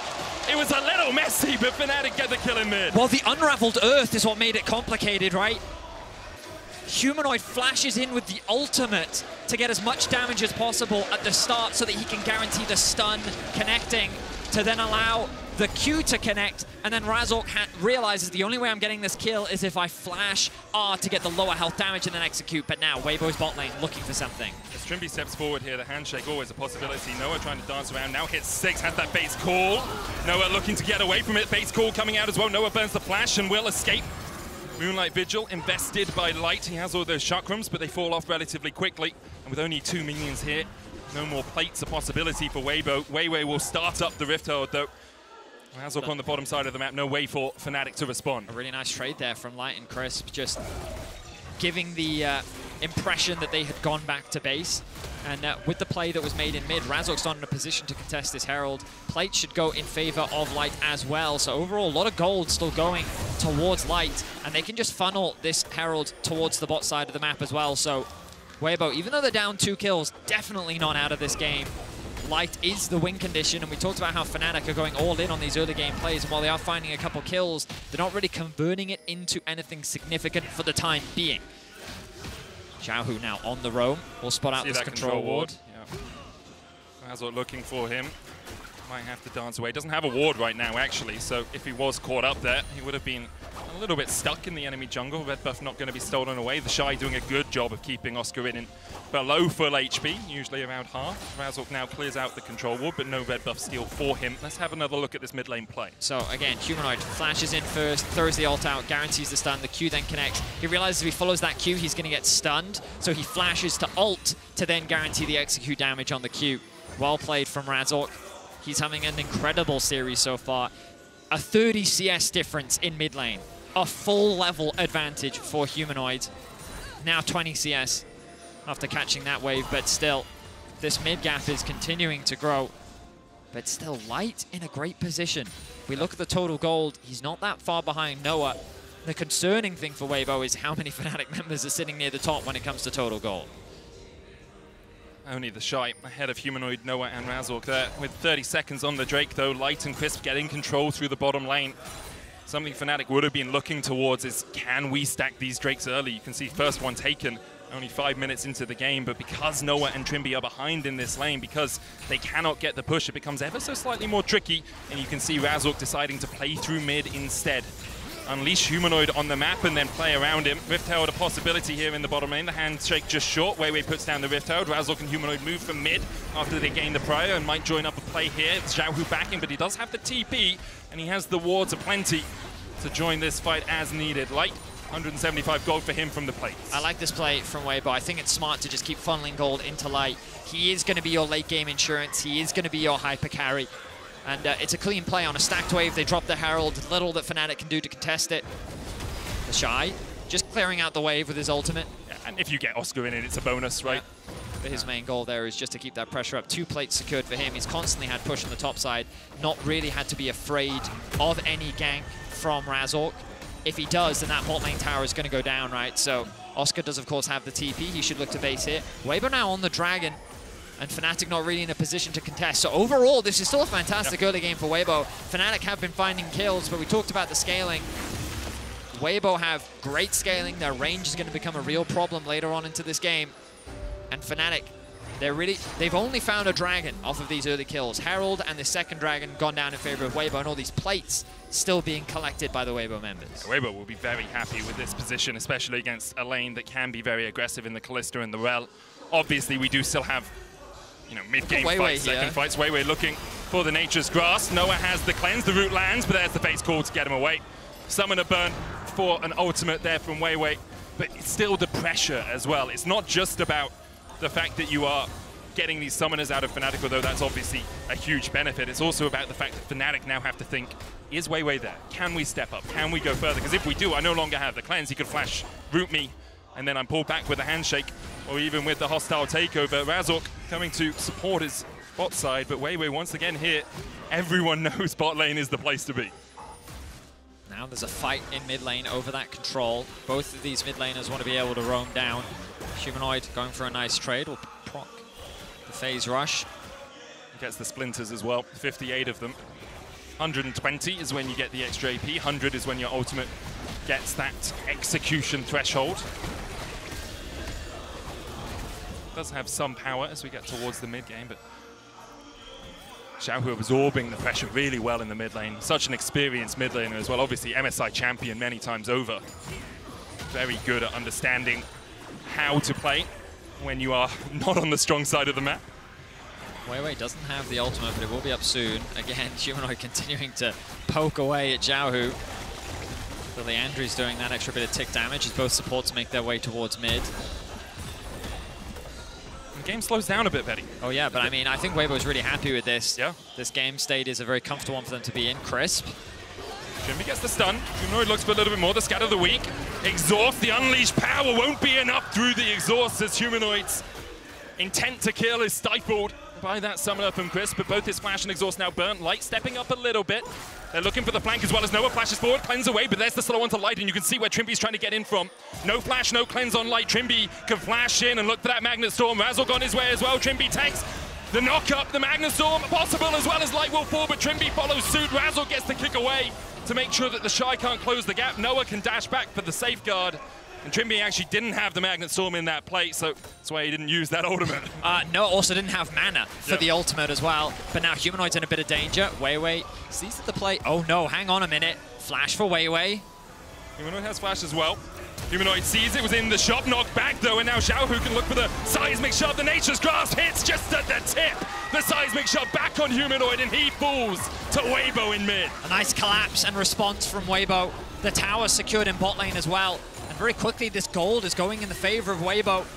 Fnatic found some good early picks, but Weibo played the patient game. They played the long game. And now they're walking away with the advantages. Great punish onto Humanoids. They get his flash out. They get a kill onto Xiaohu. And now they've been able to neutralize the game a lot more. This look back, Noah had to burn a lot. The movement speed from Light is enough to just keep that gap between him and Noah. Then the dive comes through. Trimmy misses the initial stun. He gets a huge heal from the ultimate. And then again, Noah, no mana for the ulti to bring him to safety. Good kick there from Razork. But Humanoid should have just been basing underneath the tower. Wants to get a quicker base off. He does see the Maokai, but he doesn't flash in time. And then he tries to flash out of the way of the ultimate here, but it just sets up for the knockback from Xiaohu. And of course, isn't able to flash away from the root. So nice stuff there from Weibo. Now the Herald being started off. The Shy is here. Oscar has TP. He's pushing in bot wave right now. There's the Weaver's Wall to separate the team. Rift Herald secured as Trimby's locked up, but the Fate's Call pulls him back. Who got the Herald? Well, the Iron not picked up yet by Weibo. Weiwei could walk across it here. Game's taken by Fnatic in that fight. Weibo just making sure Fnatic can't get in and get out. Razork does have the Dragon's Rage, so who could look for Noah here? Seismic shot dodged by Noah. Fnatic using the fact that Weibo are spending their time around this eye to allow Oscar Inning to push in bot and Humanoid push in mid. Razork. But look at, yeah. He's going for the kick. He gets the kick on Xiaohu into the Magnet Storm, and now Xiaohu's pulled back. Stunned up, locked up, and Oscar Inning joins the fray. That's 2 for Fnatic. Unbelievable kick from Razork there. I didn't think they'd try and make a play. Hang on a minute, Light. Okay, yeah, just a bit of chip damage. Humanoid does have the ult, but maybe he's going to get dived. He's going to be forced to run away from that tower, unlocking that. But Weibo, they were pushing in mid. They were just kind of defending this top tower. Then Razork says, I see an angle. Goes in, gets a great kick onto Xiaohu, chooses not to flash away, realizing that there's no real point. And they get themselves a double kill. I think that the TP from Oscar was a little unnecessary. But you know what? Fnatic make it work. They've been able to claw the gold lead back, but really it's dead even between the two teams. Weibo have gotten so much map control off the back of this. Look, that top tower's going to fall. The pings are coming down. The bot tower's fallen as well. They've unlocked mid too. So Weibo definitely not in a bad spot, even though Fnatic have the kill lead. Yeah, feels like Fnatic need to keep finding inventive plays, whereas Weibo can just keep waiting, keep scaling. It's only the second dragon. As you say, Oscar does have the all-out. Trimby trying to join in the fray as well. No Magnet Storm for him, no Flash either. Makes it hard for him to join the battle. Xiaohu's ultimate up in 6 seconds, but Fnatic will secure the Drake before it comes back off cooldown. So it's 2 dragons to 1 now. 17 minutes in.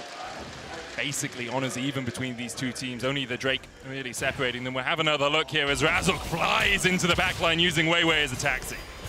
Just really nice play. The follow-up from Trimby as well. I think he does go for the ward hop here, but then he just flashes. Yeah, the ward isn't quite where he wants it, but he gets the job done. Secures the kickback onto Xiaohu, and he decides, you know what, flashing away is pointless here. I see the TP coming in, may as well hold that summoner spell. The Shy now in a bit of danger, but the team is there to support. I think he's in less danger than he was a moment ago as the best of Weibo here to react quickly. Trimby on a ward once again, caught out, pulled back with the handshake, but not too much damage to follow it up. Only the Maokai there who's gone Radiant Virtue first as well, no Demonic. Weibo doing the correct thing here and just playing for that final outer tower in top lane, giving the support to the Shy. Fnatic, it's only really Humanoid that can match the wave clear from the Shy, and they threaten that dive. He knows he doesn't have Flash, so he's forced to disengage, and another tower goes in favor of Weibo. So this goal difference has just kind of shifted back and forth. While Fnatic have found a bunch of kills, Weibo have done pretty good in terms of the farm discrepancies on both the Shy and Light. Also, all those plates that they picked up in the early game and these early towers has resulted in the situation that we now find ourselves in. You can see that goal difference over time. The range is only 1,000 either way. It stayed very close, and again, I think that this favors Weibo overall. It'll ultimately come down to how these team fights in the mid-game are played. In game 1, Fnatic had a good lead, and they out-team fought Weibo in the mid-game. But can they do the same thing now? Light is getting stronger. Can he be shut down, or will he and the Shy run rampant in the team fights?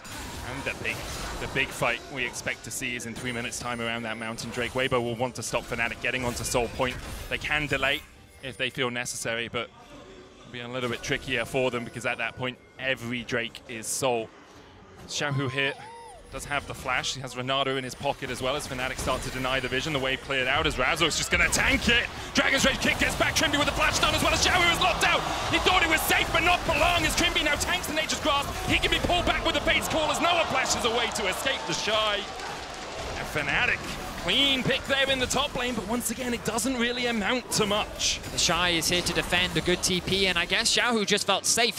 He one-shot that wave. He thought that this dive was going to be extremely difficult, and he thought that he'd have the support from his team, but Razork, once again, with a kick to the face, sends Xiaohu into the waiting arms of Fnatic where they find a pick. But you called it, Medic. No tower, no advantage really gained, just a single pick.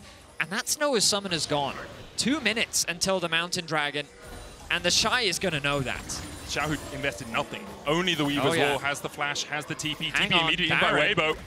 They're looking for the Baron here. Light with red, white. He wants to fight. Humanoid now pushing in, as you say.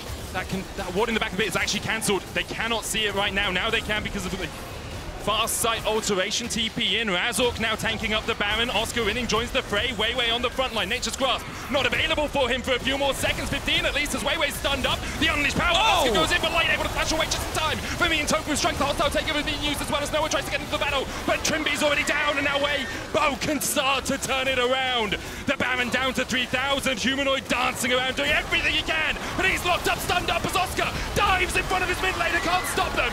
Razork tries to get onto the Baron, but he's shut out as well. And Weibo with a perfect team fight. Turn it on his head. Fantastic fight from Weibo. Such a great decision to start the Baron off and force Fnatic into this awkward fight. Trimby didn't have the ultimate available, and they were able to turn it around. Great patience as well. Once Razork and Oscar were in the pit, look, they disengage. They don't even hit the Baron, they just let the Baron do the work for them. And they use their range to their advantage. Trimby with an initial stun.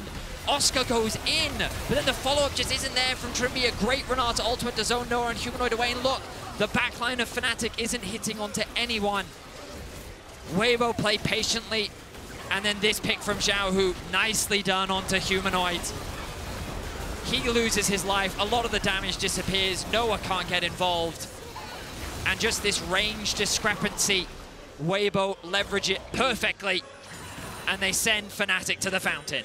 And it's a cooldown diff, Vetty. No ultimates for Fnatic, no flashes as well. They invest them in the top lane play. And Weibo knowing that are like, actually, how are they going to fight us if we're here? We still have a tanky front line. We still have the Shy who's been farming up 2 items, 3 items now on the Nart. The Mountain Drake now in Fnatic's eyes, but Weibo have just shown us how well they can win a fight. No summoners still on Noah. The cleanse about to come off cooldown. Oscar in has the all out. The seismic shove goes wide. Razork's looking for the flank. He's trying to be as sneaky as he can, and with a good kick. What a way it would be to make Fnatic's way into the quarterfinals. What a standout series Razork has had. Joined Misfits just a few years ago in the LEC. Look at Xiaohu. Sapling spots Razork. He's going to jump the wall here, but there's another Sapling that finds him immediately. Xiaohu comes in with a Weaver's Warlord, and Fnatic back away from it. Fnatic don't have to fight this Drake, but you can see the time slipping away. The sands in the hourglass starting to slip through their fingers. The dragon resets. Weibo back away, the Shy looking for the flank. He's got Mega Narv, it's timing out down to half on the timer on that right now. He's spotted by the ward, he uses the sweeper, but once again that sweeper will expire and the ward will come back alive. Mini Gnar now for the Shy. Razork's still standing behind the pit, he's gonna jump in. 4,000 HP on the dragon as Fnatic look for what could be the final fight of the game, or at least a game-defining fight.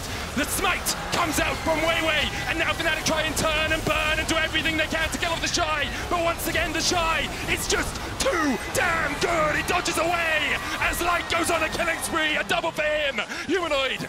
Is there any way out of this? I don't think not today as Weiwei starts to close the gap. Razork's going to try and clear the way, but the TP in from the Shy. He's reset. He's back. Razork misses the Sonic Wave. He'll flash. Humanoid already down, and only Razork left to watch as Weibo chase him down. The red buff there, but the Shy's there too, as Weibo get the clean ace. It's a clean ace once again for Weibo. Fnatic just can't deal damage. The Maokai provides so much zone control when combined with the Renata.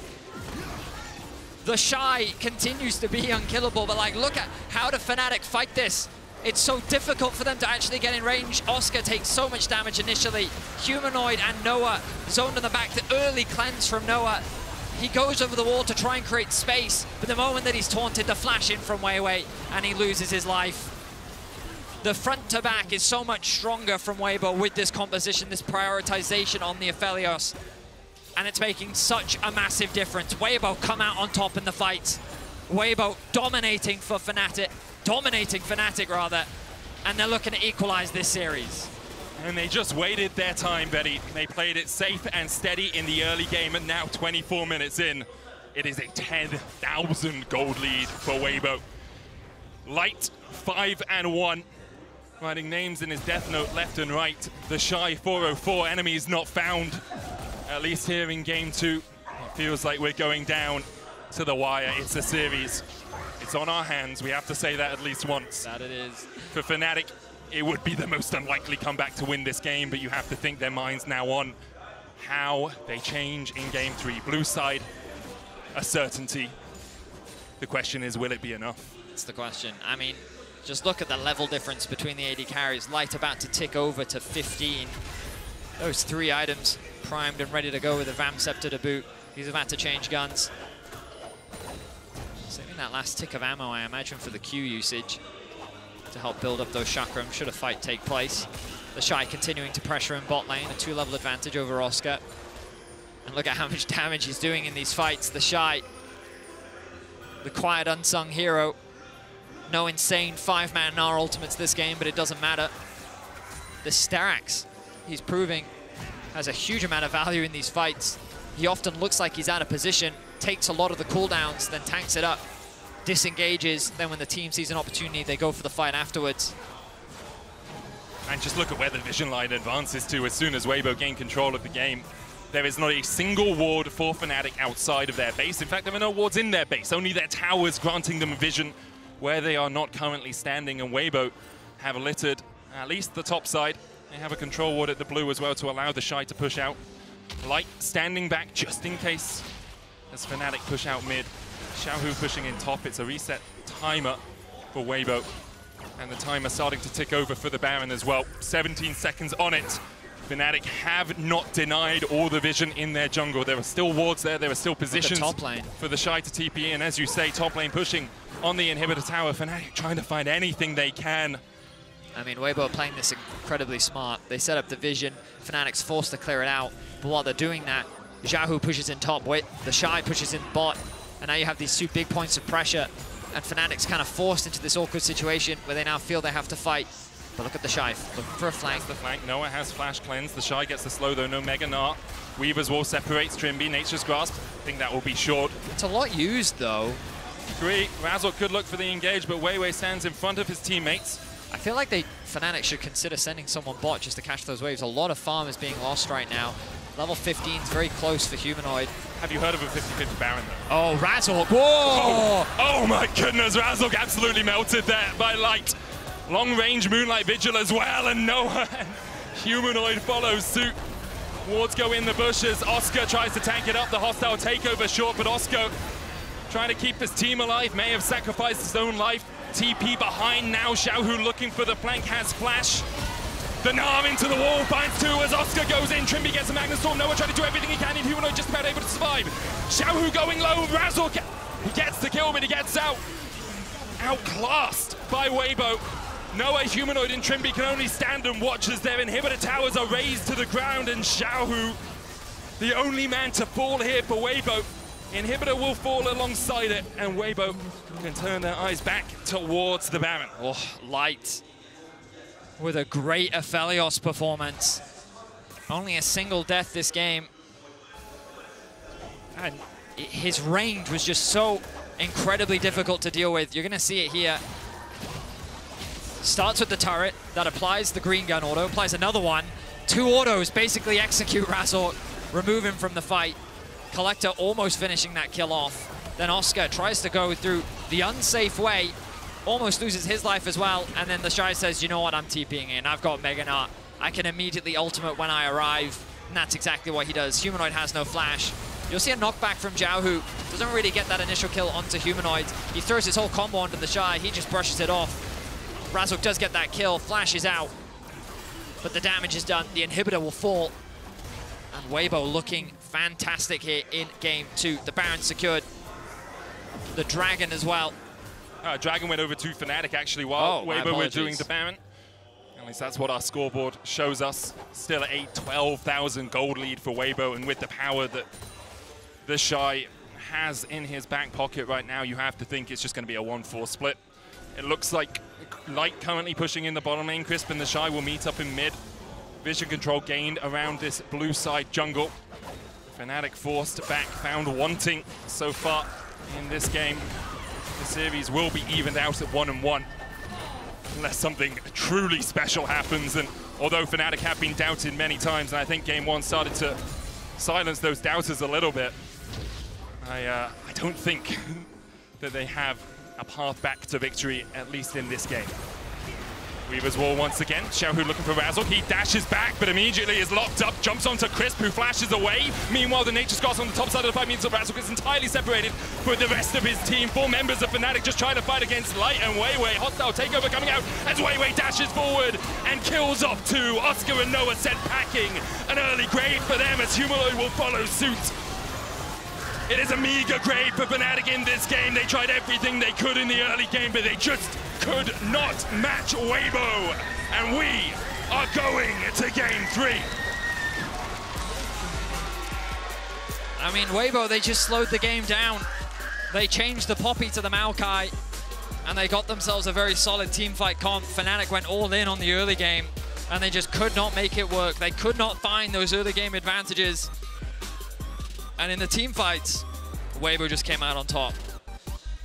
Yeah, they did. We'll see if they can bounce back, or if Fnatic can bounce back in game 2, or if Weibo take it 2-1. We're going to go to a short break, but don't you dare go anywhere.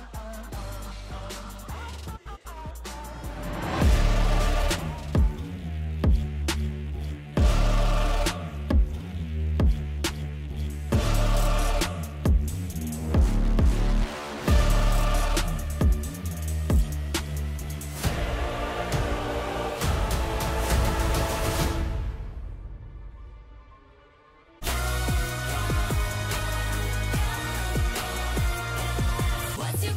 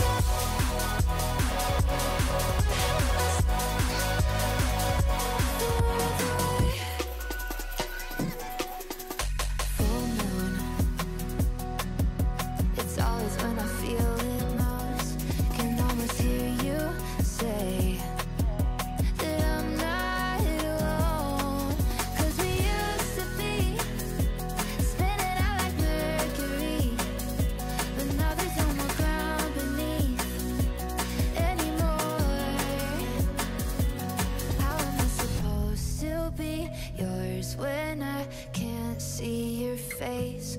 How am I supposed to not miss you with all of this space? 'Cause you say you'll meet me there someday, but how am I supposed to be close to you now?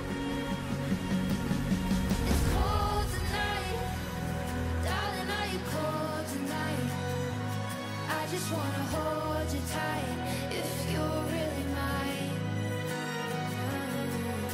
'Cause I can keep shining across the galaxies. What would you do with that to me if you're really mine?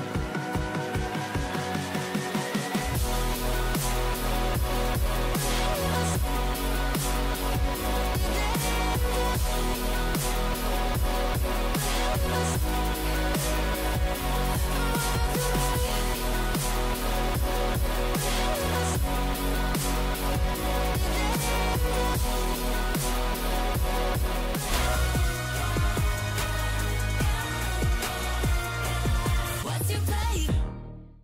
Right here, we have to pick. Go, I think go. Go, the big. I'm coming, this mega good. Just fight, chill, we kill. Let's go! With Xiaohu not having flash, Humanoid flashes in, the scan of the weak and the unleashed power enough. Razork looking for the kick, he does just have the damage, tanks the tower and escapes.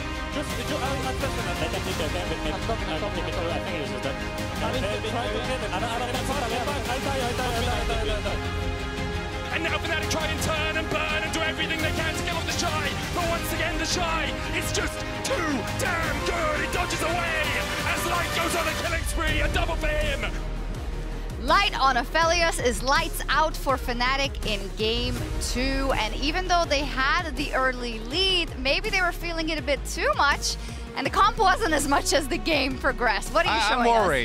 I'm worried. I'm worried about step 3. I hope that doesn't happen. No. Step 2 was Callista. Can you please? It has a little eraser function. Just erase it, please. I don't want this to happen. For my sanity. I feel like at this point, Razork deserves a win, man. I mean, two games back to back. Is this not any Lee Sin solo queue game ever? True. you get and then you type in chat and you just flame and everybody. Then you lose. Yeah, unfortunately. But there's much more to this game than that. The Baron also, and I think you had a Fnatic who again had a really strong early game. They were feeling themselves. Razork was playing actually very, very, very well. So where did they lose the plot, or where did Weibo take control? So specifically, the turning point in the game, as we're going to watch some of the early highlights from Razork, was actually a play top lane where Fnatic expended both of Noah's summoner spells, which then prompted Weibo to start the Baron. And I think that this actually, weirdly enough, put Fnatic in a mindset where they're like, we're going to go for every single play that we can look for. And I think that with this composition, you do need to. The problem is just that it just doesn't allow you for a lot of mistakes, and that's what ends up backfiring. Yeah, especially when you look at like a Lee Sin trying to operate against the Taliyah, Maokai, same when you look at the Callista, it becomes really, really difficult to try and take full-on 5v5 fights unless you have these massive leads. I think they kind of had to pivot a little bit into, hey, maybe we can look for picks, and that's why we saw Razork going for these like sick plays that you got onto Xiaohu, but it just wasn't enough, especially when that Baron, as you were saying. You also saw that the gold wasn't really moving that much, right? There wasn't that much gotten for Fnatic in return. This is the top play, I believe. Yeah, so this is specifically, like, you can understand why Fnatic is going for this play, because they're thinking that Xiaohu has been someone that they've been able to pick on pretty much this whole series, but then specifically Noah burning ult, cleanse, and flash, and immediately Weibo say, this is our moment, let's just start. Another point is that Aphelios had an early game build. Chronicler was bringing this up. He had the Collector completed at this point, so they just kind of bait a Baron fight, and if they win this fight, their season stays alive, and likely they just win the game off of it. Yeah. And the thing was, you didn't even have to burn those summoner spells on top side. Noah messes up the cleanse on the Maokai ult coming in, which means that he actually just gets caught by the Maokai ult anyway. He's then nervous about the flash coming through from the Gnar, so he has to burn his own flash to make sure he doesn't go down, because that would have spelled Baron for Weibo as well. So it's unfortunate those like back-to-back misplays then end up giving Weibo that opportunity to go for this. And I think it's just incredibly sad, because at the get-go, they'd kind of avoided a lot of these fights for Fnatic. They were playing for these picks, but the second you make that mistake, that's when Weibo were able to come back into it. Bit of a ticking time bomb. Aphelios, let's talk about him. Let's talk about him. He had a great debut in Heartsteel as well, and he's stealing my heart, and then just... He's reminding us why he's been like the best AD carry of the past 4 years. But let's figure out where it's going in these drafts. Because we have the game 1 and 2 draft, I believe, and it's not like he's going immediately. In fact, he's been a counter in both situations. So in the game 1 draft here, you can see the Renato was picked first by Weibo on the red side, which basically is signaling that they don't necessarily care the most about Aphelios. Then Orianna Aphelios is locked in. But then you go to game 2, and it's actually Kalista makes it through the bans. So therefore, Aphelios can go over to Weibo on the other side. I think that paradigm needs to shift. So rather than picking a Kalista here or necessarily a Renata Poppy here, since this game 1 draft is more what we need to work off of since Fnatic is going to be going back to blue side. Yeah.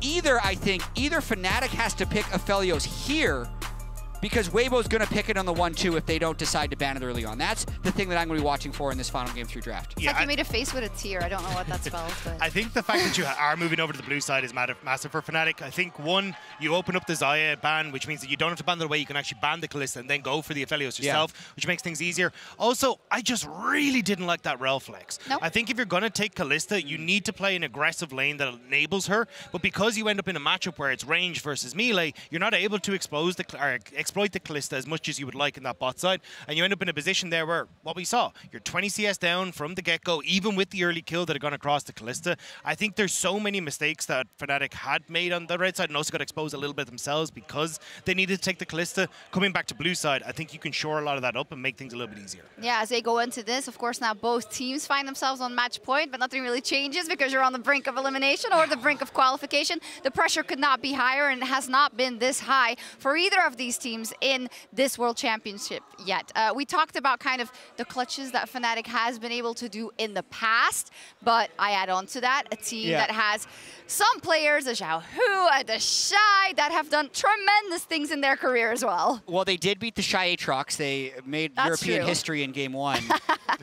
But I'd say last year wasn't it for Fnatic, but they've had so many moments where when they can make a run on the final day to qualify for bracket stage, they have. 2017, they were 0-4 and made it. 2018, they beat IG twice to get the 1 seed. 2019, they 3-0'd the day against Clutch, T1, and RNG. So based on that history, this wouldn't even be that historic, but it definitely is a lot of pressure. What I'm looking for from Fnatic is a draft that can actually team fight. I think that in the previous game, they were kind of hamstrung in way of what they were getting. Obviously, Aphelios is the pick we've talked about most, but any team fighting composition that still provides you with some power in the mid game is, I think, something that Fnatic are going to be happy with, given how well and controlled game 1 looked. And I think it is control that bot side for Fnatic. If you can control Light, you control a lot of what Weibo want to do. We've seen Weibo consistently go for 3 camps. We're going to dive bot, try and set up for Light. And I think Light kind of gets overshadowed in the LPL because you've got so many insane AD carries that come out of this region. But Light is an incredibly strong AD carry. We've seen him when he was on LNG, would step up massively alongside Iwandi. Now we're getting to see it on Weibo. Like, this is a guy that, when given resources, can carry, and you need to stop that from happening here. And I think we've been clouded a little bit because the whole year, if you've been watching the LPL, you just get frustrated because they don't show their full potential, and that has been the story of Weibo. Pound for pound, all these players are amazing and have the highest highs, maybe, I'm not going to say bar none, but that's a lie, but very, very high highs. It doesn't often come together. It would be really unfortunate for Fnatic if this is the game that it all does. It would, because the mid-jungle has been bad for Weibo. And usually Weibo Xiaohu is a 3-time MSI champion, but has never actually won the championship at Worlds. He's been to 7 Worlds, yet it seems like the pressure is getting to him more now than ever before. Humanoid has always been a huge performer on the international stage. Put that sign away. Put that sign away. Don't do a Baron flip. No.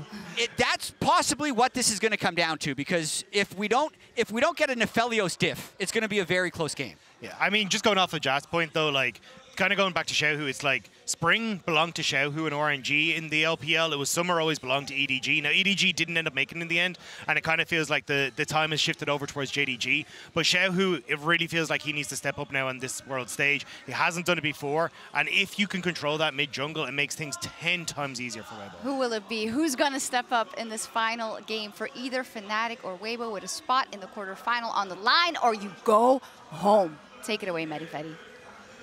Thank you very much, Shox. And what a series we've had so far. Convincing game 2 from Weibo, convincing game 1 from Fnatic.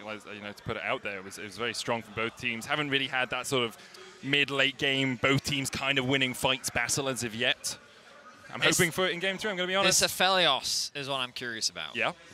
Where is it on the priority list for both these teams? I think if you're a Fnatic fan, it's on Fnatic's side. And if you're a Weibo fan, it's probably on Weibo's side. So, what do we know? Weibo highly prioritizes the Renata. Yep. They've also shown that they're willing to first pick the Orianna. Fnatic highly value a good mid lane matchup. Sure. And a lot of pressure has been put on Xiaohu. Individually, he's not having an amazing series, but he's having his moments. Yeah. So Fnatic's plan is to try and take Xiaohu off of his comfort and put the responsibility of carrying on other members of Weibo, which I think overall can be an effective strategy. Now they just need to refine it by making sure that they can give themselves strong team fighting. And Weibo need to limit Razork's impact. So they need to find ways to mitigate what he can do in the early game. And the way in which Fnatic is trying to do that is through either having a winning jungle matchup in the form of Lee Sin into Maokai, or by having a pushing bot lane 2 versus 2. Yep. So, with all that in mind, what will the first pick be? My speculation is Fnatic will still continue to prioritize things like the Orianna. I imagine Weibo will actually let that through in exchange for something like the Renata Maokai once again. The question then becomes, how will Fnatic deal with it? Or will they just, so there it is. There's the adaptation. The Renata is being banned away and not the Maokai. Or the Kalista, which is what Fnatic banned the first time they were on the But I don't think Fnatic care about it. I agree. I'm just, compared to game 1, that is the change, right? The Jarvan, Maokai, Xayah were Weibo's bans in game 1. Instead, the Orianna, now they're lock away. So where do Fnatic go first? Is it just Aphelios? I mean, I would like that. I think it's a good first pick, personally. And they're going to do it. All right, so they've said, you know what, Noah, you're so far at this tournament, this has been your best champion. You talked about some stats earlier from his Aphelios. How many games has he lost this year on the champion? Well, he's now played 17 games and lost 4. He's only lost 4 games. So. And I will say, Noah, something we saw in the LEC playoffs was he does get quite nervous, or at least he did then, before games, and he'd talk about it on Twitter afterwards, giving him something he has been comfortable on at Worlds and he has experience on can alleviate some of those nerves. Now you open up Xiaohu's Xayah. Yep. So you've taken a gamble. You've taken a pretty big gamble because while a lot of your priority has been limiting the impact of mid lane, it is now being given back to him. Yep. One of his best performing champions. It's a scary thing to go up against. Already this team fight power of Weibo is looking strong. Are they really gonna, I mean, I do quite like Silas into what they're showing. It also kind of pushes the idea of an Alistar as well. Alistar, yeah, 100% agree with that. And now that is where Humanoid is going. He has had some pop-off performances on the Silas throughout his career. Is it enough for game 3? Humanoid and just lock in. I was Sejuani, yeah. Locked it in before I could speculate. I was like, yeah, just great champion with melee champions, the Sejuani. But yeah, does make sense. Go back to what works for you in game 1. So now, I don't think you match. I think you can lock in top here if you want. You can grab yourself something like the Cassante. You can then actually, well, you have 2 choices. You can actually limit the top pool, but I don't think that matters. I think that if you're Weibo, you should consider pinching the support. It's a toughie. It's a toughie because Trimby is so comfortable on so many different supports. We haven't seen much Rakan priority at all. Well, I think Weibo is going to counterpick support regardless. So if you're going to counterpick, why would you limit the support pool? True. Unless there were things that you really don't want to have to deal with or you really don't want paired up alongside an Aphelios. Something like Emilio wouldn't surprise me. The Nautilus is something that they've consistently banned throughout the series, so they're going to keep that ban going up. I mean, Nautilus Sejuani also very strong if you can get early skirmishes. You have multiple different routes. You have multiple different forms of CC. It can be very tricky for people to get away from that. I wonder if they're worried about Oscar's Jax, or if they're saying, we have the Shy. Yeah. Is it a situation where you sit there and go, matchup-wise, Jax could be a problem and something that we're a little bit worried about? I mean, it's possible, but as you say, it is the Shy. Although his game 1 was a little disappointing from his fans' point of view, his game 2 was absolutely exceptional. He does have a lot of games on Cassante as well, his 6th most played throughout the course of his career. Oscar on Jax is something we've seen him bring out a few times, but not something I would say he dominates on too regularly. The Poppy, the ban for Weibo. I feel like this might be a Zeri pick for Weibo, you know. I mean, the Poppy, that respect is being shown to Oscar. He demonstrated against Bin. Okay, they're taking away the Jinx, but I think the Zeri is a bigger threat for Light. Second most played this summer. I wouldn't love a Kai'Sa here from Weibo. I think that it's too short range and it goes in. Caitlyn is another great one. Caitlyn, Zeri, long range, strong team fighting, good zone control. The traps combined with the soldiers, combined with the Maokai. A lot of space being generated and also still gives you a powerful 2v2 bot lane. Also gives you the push often in the bottom lane because the enemy can't step up. Does depend what support you... Yeah, the supports are going to be really important here. With Morlus taken away, what are you thinking of? Because Melio looks great right now for Weibo. Okay. Oscar's Olaf. I'm trying. Do you remember the last time he played it? Because no shot. Nah, no way. There's no way Fnatic is going to do that. He's hovering it. He's thinking about it, but surely not. I think it's way too ambitious against the Caitlyn.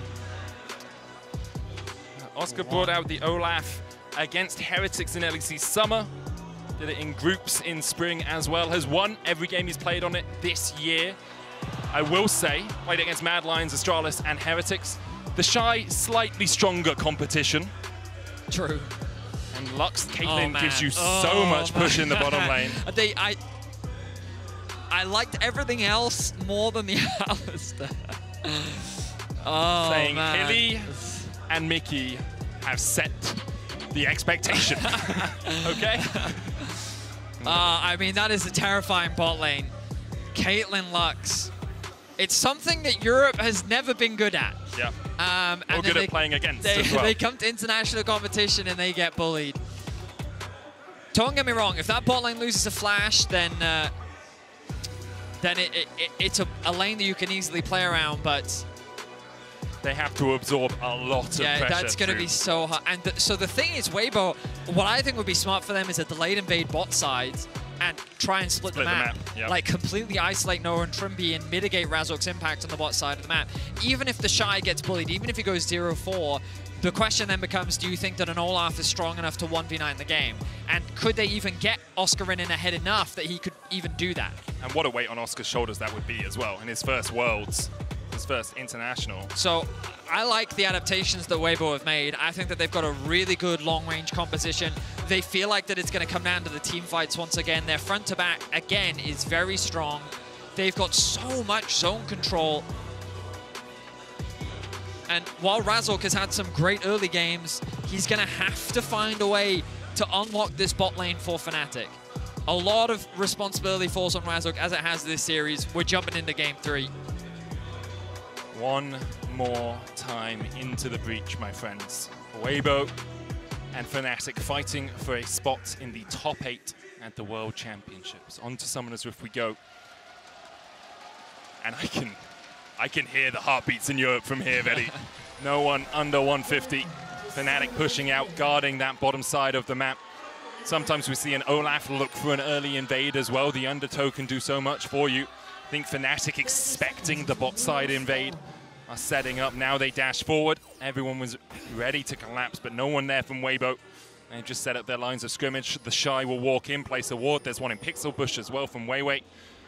Razork's early pathing here will be tracked. If Oscar does look to invade, he'll be marked as well. Looks like Razork might be going forward. Seeing maybe if they want that ward, maybe also they just want to make sure that Weibo weren't looking for something sneaky on the top side. Minions have spawned. But still, before the storm to come, one of these teams will end their year. The other will move on to the quarterfinals. It's been a while since Europe has seen Fnatic in those quarters. Top Esports was their last best of 5, and they were so close to victory. Started with success, Vetti. And Weibo, I mean, formerly Suning, of course, world finalists. A very different roster then to what we have now. But Weibo making it to the international stage and wanting to do LPL proud. All 4 seeds still in the tournament for the LPL. If all 4 were to qualify, I'm pretty sure this would be the first time ever in LPL's history that they got all 4 out into the quarters.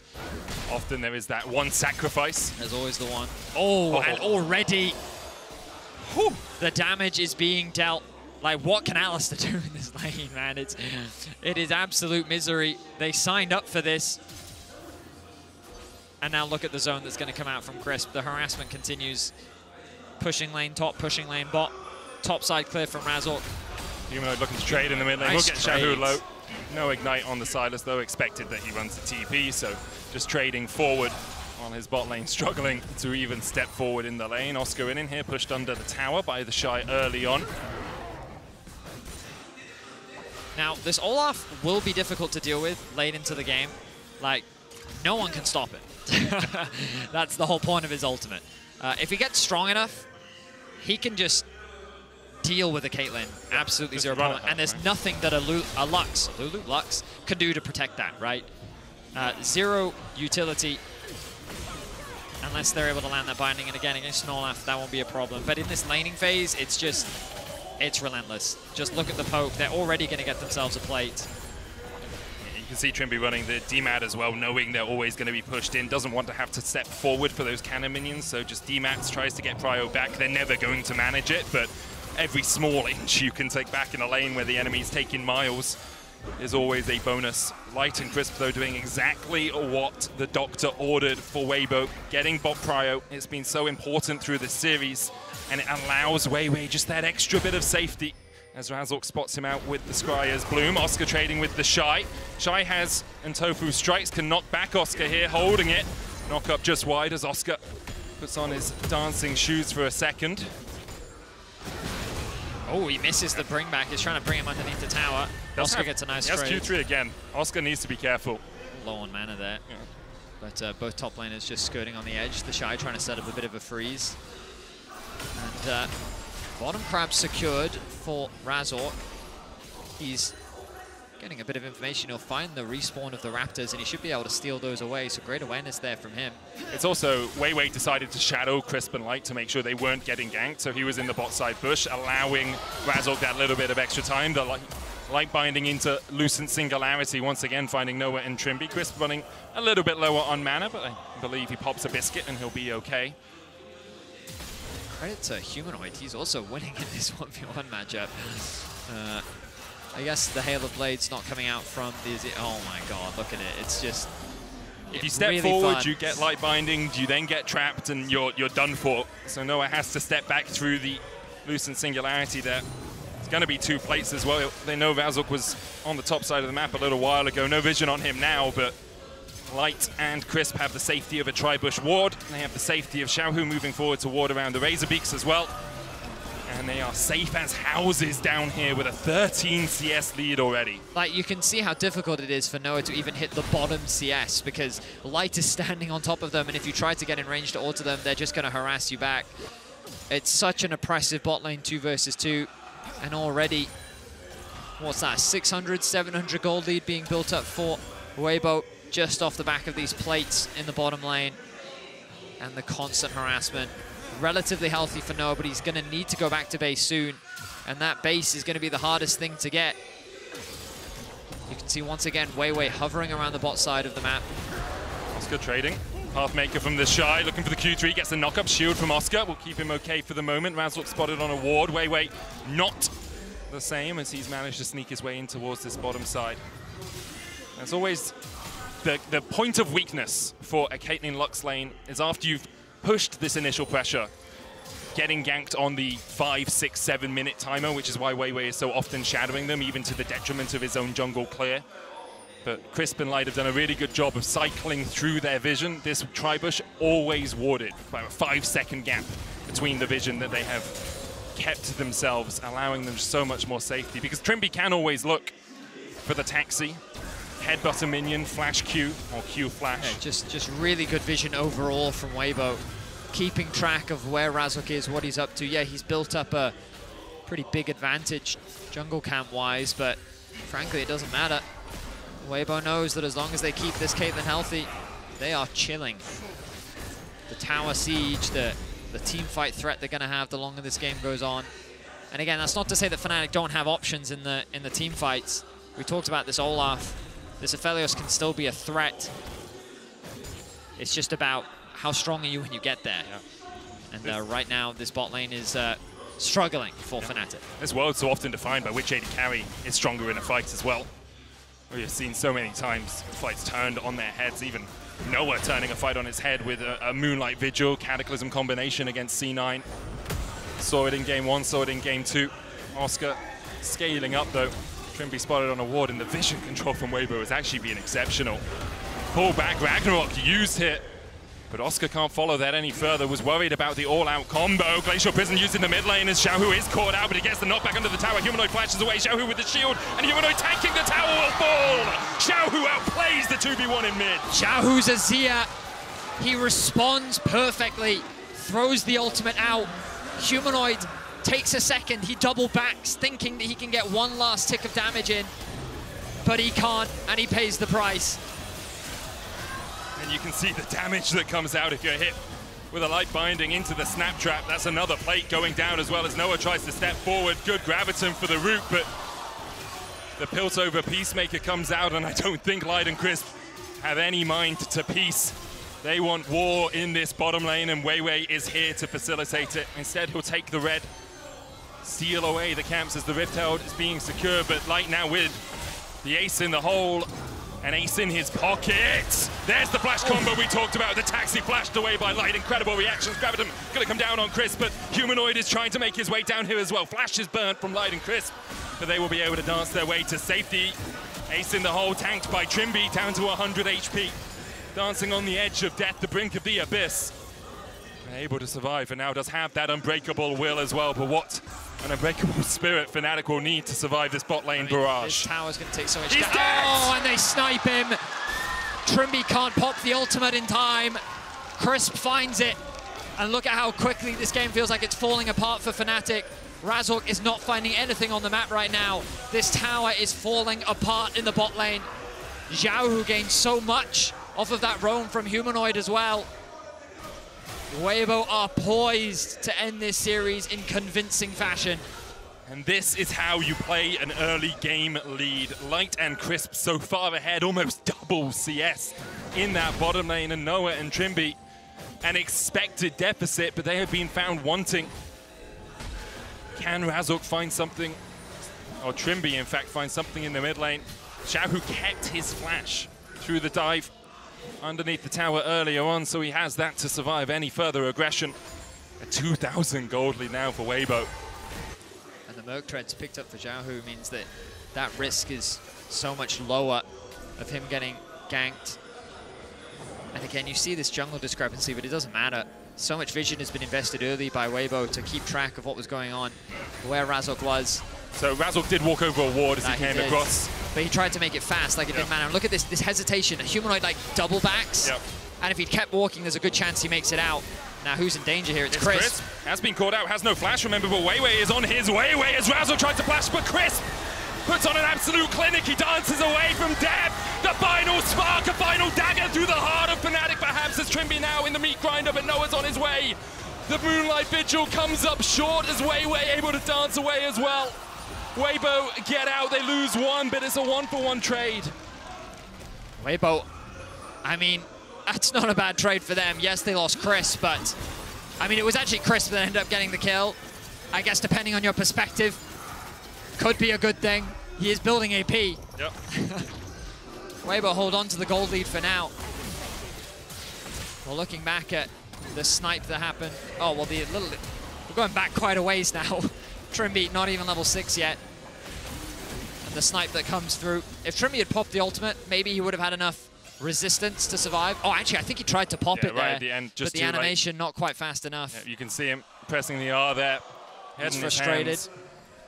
This game is falling apart very quickly for Fnatic. The TP comes in from Humanoid. He's trying his best to work with Razork to look for something. The chain CC, but Weiwei and Xiaohu quick to collapse themselves. Weiwei roots up Humanoid, prevents him from getting anywhere near him. The Humanoid ultimate stolen. Crisp gets that kill.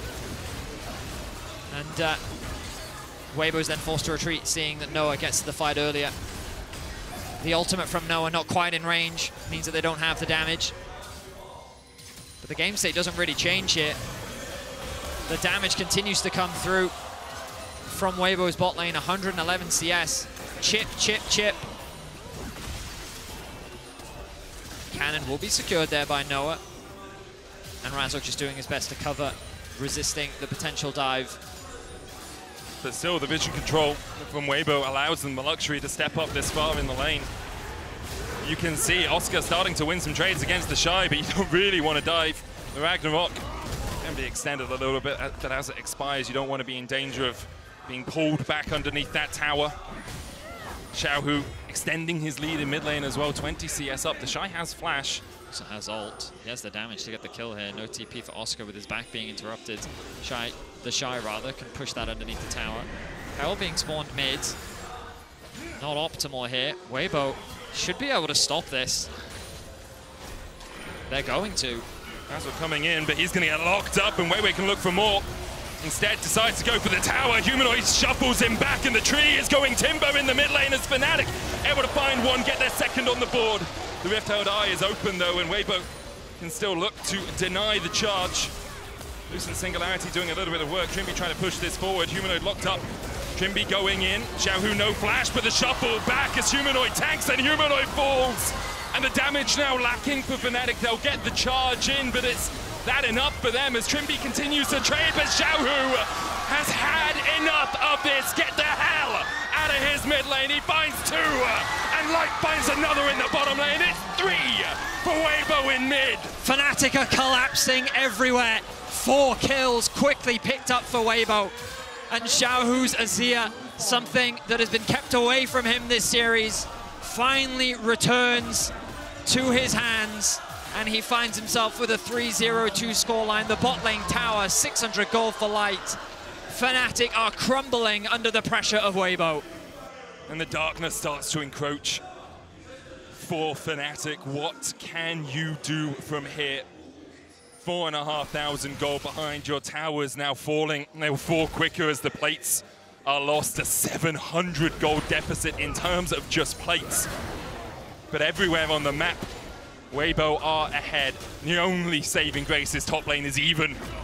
That's about it. And Razok has 1,000 gold lead. But when you look at that lane economy snapshot from MasterCard, the bot side of the map is a disaster zone for Fnatic and delight for Weibo.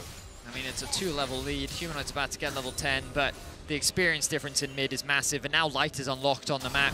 He can start just taking these towers completely uncontested. They chose this bot lane matchup with the Alistar. They knew they were playing into Caitlyn, and I thought that they would have answers, but they had nothing. Weibo have just oppressed them from start to finish, and whatever they tried to do to Xiaohu, they just could not lock him down. Now the Herald has begun. Oscarinen and the Shy maybe getting involved in the fight. TP coming in as well from Humanoid. He looks to join the fight. Xiaohu TPing in as well as the objective is secured. The Rift-Held taken down. Humanoid was looking for Crispy. He can't quite get in. Weiwei flashing away as the Ragnarok tries to get to the back line, and Weiwei falls to Olaf. The Shy pulls Noah back, but now he's separated from the rest of the team. Olaf gets 2. A shutdown for Oscar. And the ace in the hole flashed away as Noah heals up with a Severum. Trimby now is going to get the knock up in the Shy. What a fight! What a moment, a brief glimpse of light perhaps at the end of a dark, dark tunnel for Fnatic. I mean, it's 3 kills and a Herald. Oscarinen proving how this Olaf can be a threat in the fights. The CC is not enough to keep him chained down. We're going to look back at this kill in the bot lane. Oh, the headshot into the crit, into the kill. Nicely done there by Light.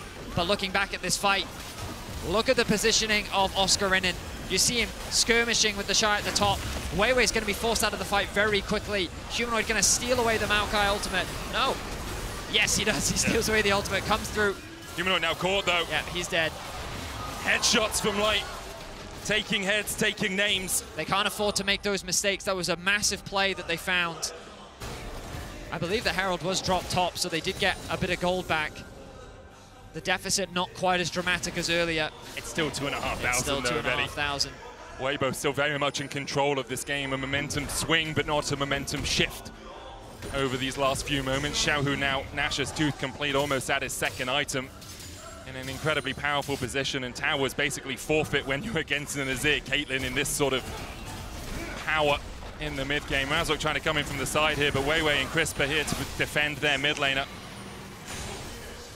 I think Xiaohu, after A disappointing performance against Mad Lions in game 1, a disappointing performance in this game as well, has once again shown why so often he is amongst the best on the world stage. Look back at this fight once more. Nice stuff there from Oscar Rinnin, getting access onto the back line. And the fact that he trades his, that shield comes back, the sustain as well. Honey fruit as well. That's the terrifying thing about this Olaf. If he gets strong enough, he can do a nice flash there from Noah. That could have gone very wrong, but he does get away with his life. But Fnatic showing that their teeth are still sharp. They're not completely down and out yet. Light, though, continues to be a nuisance for Fnatic. It's kind of why it was nerfed on the current patch. Your ability just to fire an ace in the hole on a relatively short cooldown means the enemy AD carry or any enemy squishy is half HP before the fight really begins. And Light using it to full effectiveness here. Weibo gaining control of the bottom side of the map with a minute on the Drake. It would be their third sole point. You wonder if Fnatic will decide to fight over a Chemtech Drake, often left as one of the less impactful Drakes. But when fights are close, and when you have an Olaf as well, if you can get that Chem Soul, it can be very powerful in the right hands. Cassante as well uses it to full effectiveness. Weibo doing a good job of controlling this bot side of the map vision, just using crisps and Weiwei's kit to check all of these brushes, make sure that they're safe, forces Fnatic out of any potential picks. Anyone that, well, knows League of Legends, knows of the Fnatic brush. You think it's one, but it's all of them. They'll do it anywhere. But not today. Weibo will deny that. Dragon spawn 24 seconds. And you imagine that this one will be largely uncontested. That tower won't fall. Okay. Second item, the third one being worked on for Light. 2 items completed for Xiaohu. The power spikes are just there for Weibo and Fnatic. If they want to fight now, it would be pretty insane. But it seems unlikely with the power that Weibo is currently sitting on. Weibo want this dragon, they want this fight. They have TPs on the Shy. Same for Humanoids. But this chip damage as well that's going to keep coming out from Chris. Shy looking for Humanoid as well. Look at how tanky Although he is. Oscar probably wins that matchup, I'm not sure Humanoid does, sitting on only the Leandries and a couple of components. TP now in by the Shy. Fnatic trying to get the mid priority so they can then work around. Still vision behind them. They were unable to clear that all out, and now with the Shy as a frontman leading the Phalanx, Weibo have to look to see if they can catch out Fnatic. Fnatic do get mid prio for the moment, but the Shy waiting in this bush will be able to deny them more. Final spark takes Trimby down to half. He still has that unbreakable will. Razork looking for someone. Xiaohu, the target. Glacial Prism hits, and they all flash forward, but Xiaohu flashes away, and the Light Binding finds 2. Nature Scars coming out from either side as they try to get onto the backline. The Ragnarok is not enough as Weiwei kills off Oscar Rinnin. Light able to flash away towards the top side as well, and now it's all on Noah, but he's pulled back with the all out, and Weibo are all in. They find 2. Razork running for the hills as Humanoid dives forward, but Crisp still survives. Xiaohu down 3 for naught in favor of Weibo, almost 4 as Noah tries to step in, make it 4, make it more as Weibo turn their eyes to Baron. Everyone walks away alive, blinking health bars, but it is enough. The snipe from Crisp will not find Razork, and Fnatic are left with little. Light came so close to death, but he flashes away. Xiaohu the same. Those summoners providing all that they need.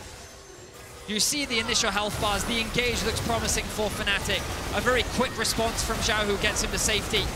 The return engage from Humanoid, but it's Oscar Rinnin alone. The peel is good enough. Light flashes away on the side, and then with everyone now safe, they can play the front to back. They can play the chase down. The Shy locking up Noah, getting his summoner spells. So much as well. Just a fantastic fight all across the board from Weibo. Crisp hit every binding in that. When Fnatic engage, he finds 2. When Light's running away, he finds Trimby to stop him getting the chase down. And Weibo just play the fight perfectly. It feels like the final nail in the coffin for Fnatic. These fights, if they had a little more gold, maybe they could have swung differently. You could see how close the damage was, but those spikes were different. Maybe Fnatic should have waited a little longer. But that's all hindsight now. Level 14, Caitlyn, knocking on the doors of Fnatic's base. With the Baron buff remaining. This Red Bull Baron power play continues for the next 2 minutes, and Fnatic, do you just give up the inhib? They'll mount a defense, but with Humanoid in top, you have to feel the defense won't last for long. The final spark again. The final light extinguished from Fnatic. Noah forced back to base. Their inhibitor tower brought to its knees. The team brought to its knees in the face of Weibo. The Shy finds Trimby again. And Weibo continue to find their man. Trimby locked up, has to pop the unbreakable will. Oscar in trying to defend at the Nexus towers here as Humanoid is going to stop his base. They are giving up double inhibitors, but will they give it all? Weibo continues to push in, the cannon minion there as the Shy can tank, but the cannon minion won't get in range. Humanoid still looking for that objective bounty. A bounty, albeit small, might be something for Fnatic, and I agree, Betty. I don't know if they can hold. The Glacial Prison finds Chris, but he's able to survive. The Ragnarok comes out, the Moonlight Vigil does nothing as Weibo continue to advance, and now perhaps they take a moment, they retreat, but Light says no. He steps back forward, has that red for the slow, and the Nexus towers begin to be brought to the ground. The engage from Razork. Noah trying to do what he can as the Shy is forced down towards the bottom side. Trimby down as he looks for an engage. The Shy goes all out, and Noah has a brief moment of light here. Xiaohu goes in with the Emperor's Divide. Noah has red, white, great guns for the fight. Oscar in and getting forward, but Chris has the stopwatch, and Light has his man again. Ace in the hole, a dagger through the heart of Fnatic. They've been doubted, they've been denied, and they've been discarded. But Weibo smoke the doubters.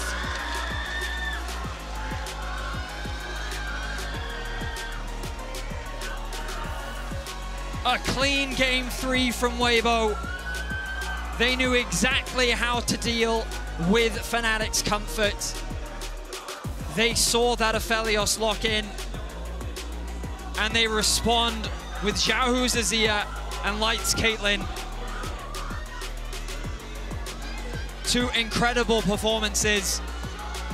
Weibo with the better team fighting, and another LPL team will join their brothers in the quarterfinals. Just one more to go for the LPL. BLG knocking on the door as well. Fnatic put up a good fight game 1. A valiant effort. Probably the best I've seen them play, maybe this year. Definitely one of their best performances. It gave hope to the European fans. There was optimism, but at the final hurdle, they could not make the jump. Big shout out to Razork.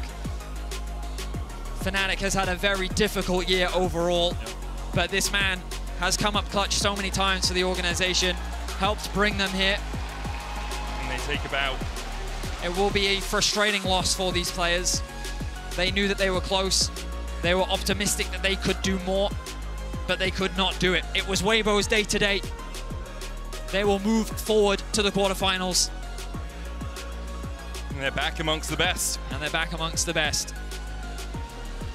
Obviously, commiserations to Fnatic. It hits hard, especially getting that close with game 1 being such a convincing performance, but Weibo did it all. You know, Oppo player of the series, Light, he had an incredible performance. The Aphelios, the Caitlyn in games 2 and 3, the reason the team did so well. We'll give credit to Crisp as well. He really performed in that final game and across the course of the series, obviously.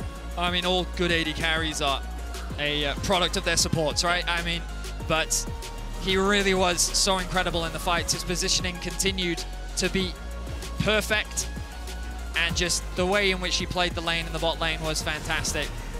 Great stuff from him, great stuff from the bot lane of Weibo. And this is a bot lane that you'll have to keep your eyes on moving forward in the tournament. A lot of very strong AD carries, and he just adds his list to the names. His name to the list, in fact? Name to the list, that and one. The thing is, he's getting another list, right? Because he, like Yagami, he's got his Death Note ready. True. He's already crossed off Noah. Who's next is the question. We'll find out in the draw show after the G2 BLG series. Those quarterfinals still up in the air. And again, Fnatic tried their best. Oscar as well in that game, impressive. Did exactly what he needed to do, especially in his It wasn't a game split. about top lane, right? It was all about the bot lanes, and credit to Noah, he did what he could. But Weibo came out on top. Yep, they did. And as we gear up for the final series of Worlds 2023 Swiss stage, in fact, let's check out some behind-the-scenes pictures of yesterday's action through the eyes of the Oppo cam.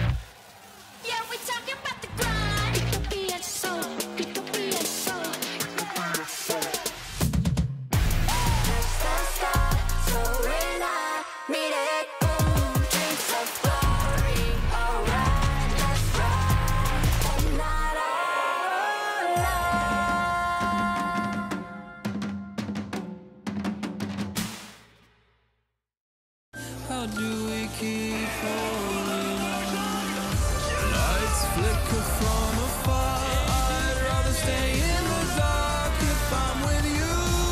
I don't need the world. Keep me close, safe and sound. More than two is a crowd when I'm with you.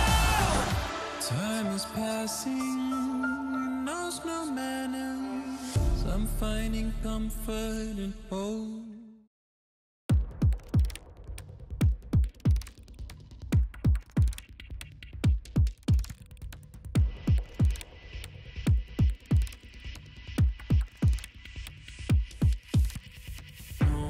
Time left to pack it up. On the brink of a brand new age, better buckle up. Hey, oh, let's go, have you had enough? It's coming like the fire and rain. When it's over, they will know my name. I'm alive.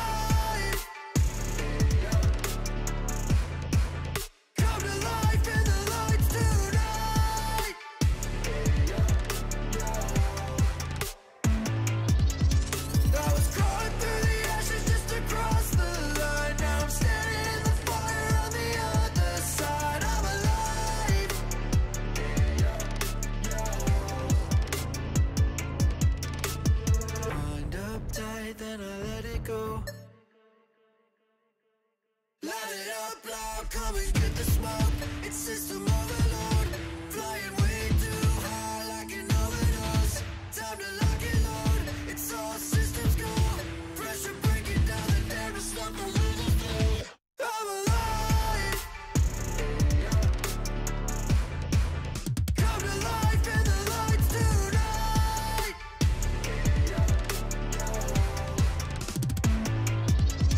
I was crawling through the ashes just to cross the line. Now I'm standing in the fire on the other side. I'm alive.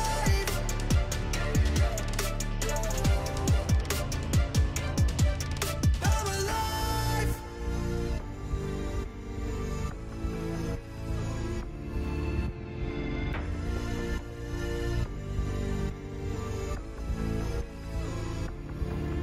I was crawling through the ashes just to cross the line. Now I'm standing in the fire on the other side. I'm alive.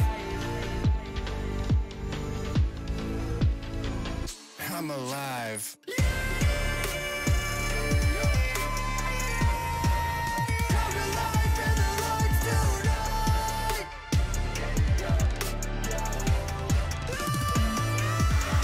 I was crawling through the ashes just to cross the line. Now I'm standing in the fire on the other side. I'm alive.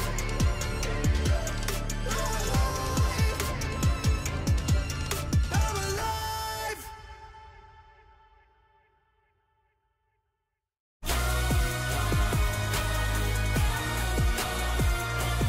What's your play?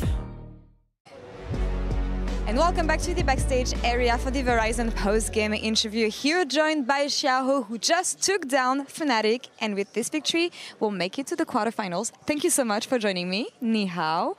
I want to talk about the game 3 and the approach you took here. Long-range poke composition. Why did you think it was the best choice to take down Fnatic?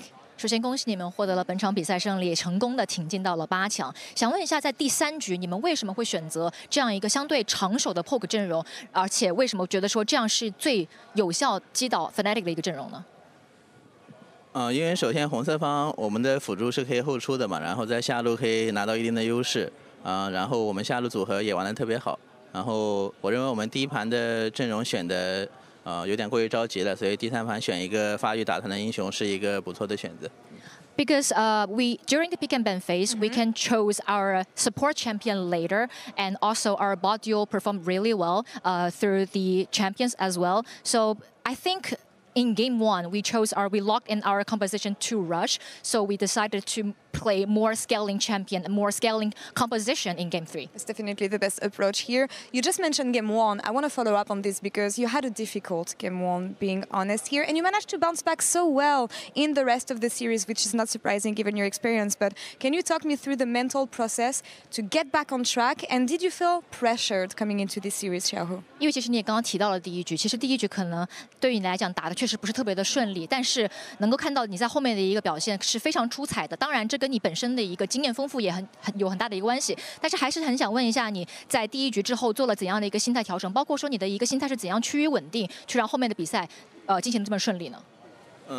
因为第一局虽然输了，但我就是可能更多的认为我们在红色方的 BP 给到了对面就是版本T1的发条，但是我们没有就是做比较有效的交换，然后导致后边阵容就是打起来比较乏力，所以我并不认为是我们的实力有问题，所以后边的话心态也可以放平常去打。So in Game 1, we did give the Orianna, which is the Tier 1 champion in this current meta, to the Anima team, but we didn't manage to have a very good trade instead. So I would say the reason that we lost Game 1 is not our skills or not our performance as a team, to be honest. So I think as long as we can play in the upcoming games, we can still fight back. Not doubting this at all, of course. And focusing a bit more on the upcoming games, you qualified for quarterfinals. What is the first thing that comes to your mind when you think about the teams that you may have to face off against? Gen.G, T1, JDG, or LNG? 那现在你们也已经进入到了8强，所以说当提到可能要面对的队伍，比如说 Gen.G、京东、T1， 然后 NRG 这些队伍，所有的队伍当这些名字出现在你脑海里的时候，你第一反应是什么呢？感觉就是都是很熟悉的对手吧，然后因为我们是3个2级的嘛，也没有选择的权利，就是调整好自己的状态去打就好了。They're all very familiar names, I would say. We didn't stand a choice to really select our opponents. So yeah, just play our own game, try to perform really well. We will see about the draw later in the day, but we have a second LEC versus LPL matchup coming up as BLG will take on G2 in just a few minutes. I'm taking that you will root for the LPL, but I want to have your pro player knowledge about this matchup and how do you think this one's going to go? 那其实下一场比赛又是一场 LPL 跟 LEC 的一个对决，那是 BLG 跟 G2 的一个比赛嘛。虽然我们当然知道小虎会支持 LPL 赛区的比赛，会支持 LBLG。那想知道一下，你作为职业选手的这样一个视角，你觉得这场比赛会怎样展开呢？我认为下一场比赛会就是特别的精彩，因为我觉得这2个队伍在血腥程度方面都是至少排前3的存在，然后可能会一直有击杀跟人头的发生，大家可能会觉得打得很乱，但我觉得是这2个队伍的魅力所在。For sure, it's going to be a banger, I would say, because in terms of these two teams, they all play very aggressive. So I think I can expect that there will be a lot of kills. So it will be super bloody in this whole game. But I think that's what makes these two teams' games so amazing to watch. And it's always a banger when it comes to LPL and LEC. Xiaohu, Xie for the interview, and congrats on making it to quarterfinals. Iris, thank you so much as well. And Shox, back to you. Thank you very much. Congratulations to Weibo for making it to the quarterfinals. And now it is all up to this very last best of 3 of the Swiss stage. It is one LEC team left standing versus one LPL team, with an LPL team looking to get 4 teams into the quarterfinals. Let's see straight off the bat if the fans have any faith left in G2 and the LEC move to the quarterfinals. I'm actually curious about this. They were very, How much very faith was angry. lost? The MasterCard fan prediction, you can vote every day at MasterCard GG on X to participate. That is actually closer than I thought it was going to be with how angry fans were at G2. But listen, G2 looked bad yesterday against NRG. BLG looked equally bad against T1. They both lost in 0-2 fashion literally a day ago. So both teams need to recover, reel a little bit, and make their last stand. It's all about recovery. Yeah, I think it's trying to go from heartbreak to heroism, but I think the big one here is looking, can we get that from the jungle and support? They were the biggest upsets for me on both occasions. Yike and not having the best of time, Shun missing a ton of Nidalee Spears on what's supposed to be his champion, On not stepping up, Mickey missing hooks. It felt like the standout players that we've seen on BLG and G2 just did not perform at all over the course of yesterday. And I think with their backs against the wall is when G2 does play at their best. They were so dominant in the LEC all year that sometimes you need to get pushed around a little bit to shake yourself back into playing well. So now they are literally Europe's last hope. It's against a titan of an LPL team who made it to the MSI Finals. Now is the time they'll step up. They have not made it to the quarterfinals of Worlds since 2020. They had the most legendary run in LEC history from 2018 to 2020. Last 2 years have not been it. They need to make this series count. It has to be right now. You have to put up or shut up for G2, and the same goes for BLG. Let's head over to our casters. Please. And the Pop Blossom is so awesome! It's Energy ready to win another one, but now Yikes ready for the follow-up, and Dopa's gonna run. The damage pours through. They lock down the enemy carry. Hansama falls. FBI's free firing. G2 cannot escape. Ace for nothing! 3 won't be killed just yet.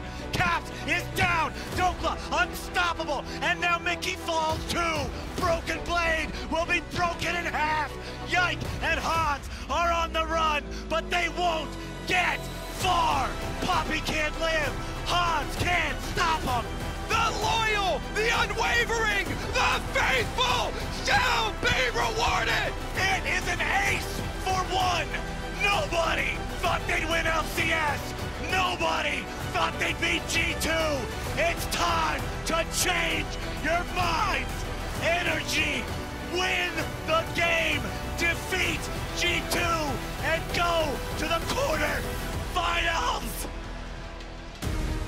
Welcome back to Worlds 2023, where Energy was looking good, but my hand was not quite in the same better days situation as before. We're heading into our last possible qualifying team for the quarterfinals, but you know what, Azael? I think the quarterfinals are always a lot more fun when every major region's got a representative. So why don't we just go ahead? Flowers. Why don't we The just go doctor ahead? said you couldn't do it. Why don't we just go ahead and break this sucker again? Let's see if G2 Let's can go. do it, or if the LPL is sending all four to the quarterfinals. It's gonna be a banger, man. G2 versus BLG.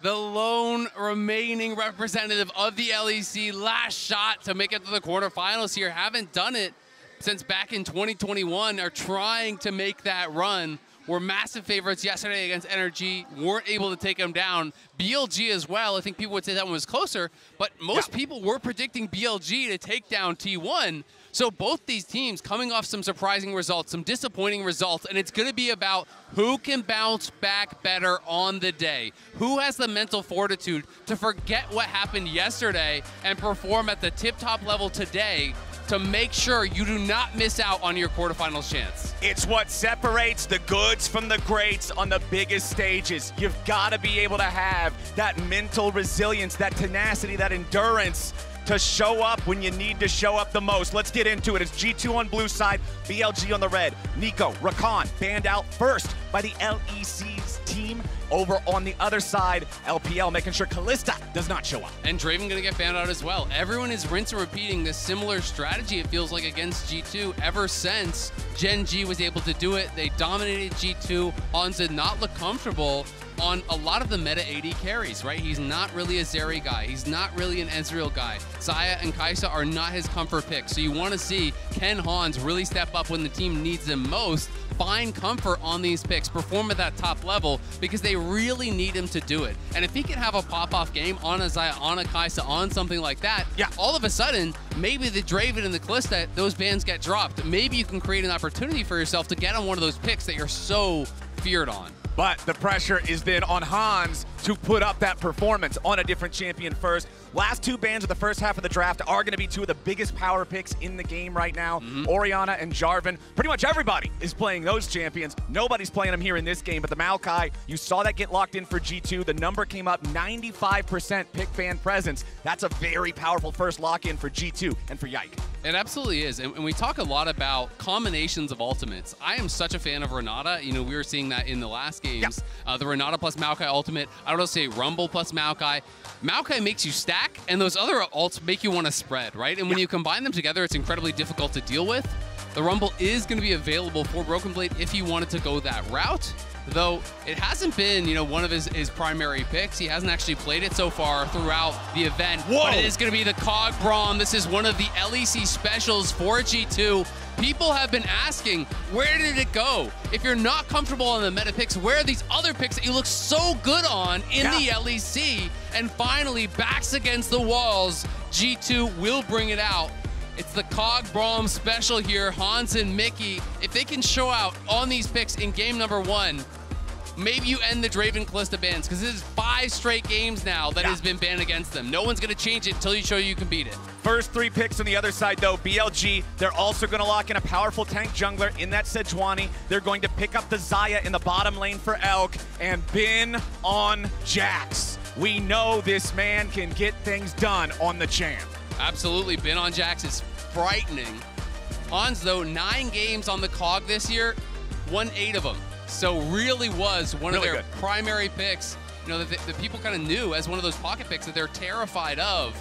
And I'm so excited to see what the answers are going to be here. What is the combination that they're going to put down, with that Xayah in the bot lane? Rakan obviously banned out. G2, I'm kind of expecting to focus more bans down towards that bot side. Are they worried about some of these range picks, these enchanters? The Bard's going to get taken away. Are they concerned about things along the lines of the Renata as well? Because they're not showing hard engage with their first 3. So I don't think Renata is as big of a concern. Right. Because you can play a longer range, more measured style of comp. I think Azir is a smart ban alongside what G2 are showing, because again, it's a non-committal comp. They don't have to go for this hard engage. You can just throw down the Maokai, use that first setup, use this Kog'Maw to kind of create this zone of control with that Braum, with that Maokai, have Hans go crazy. And I think that really functions well with a control mage like Azir. So smart bans so far through here.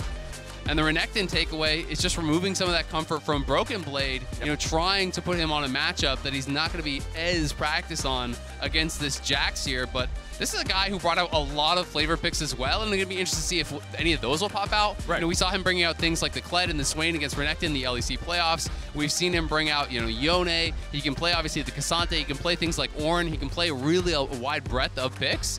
And I think there's a lot of different options here. I mean, if you can get a high DPS pick for caps, I still think something like an Ornn has merit here for G2. And you can just go simple scaling, full 5v5, and look to win in that way. Well, let's see if they do want to lock in this pick here. That's Silas, the power to steal away the ultimates. Maokai has long been a priority target for it, but instead, they're going to go with Melio. They're going to answer the power of Kog'Maw's range by enhancing the range of their own AD carry, as well as having the massive power of the ulti to just say, you know what, forget Maokai, reset button. Exactly. You have that AoE cleanse. It's an AoE heal as well. So you have that Maokai ultimate coming down, and you want to pile in, you want to follow up off of that, but Emilio is going to say no to it. So it is going to be Caps, very likely, locking in the Jace here. Poppy, I would be expecting to go up towards the top. Of course, there is possibilities that they could flex things around and get really weird, but let's be honest, I'm not expecting it.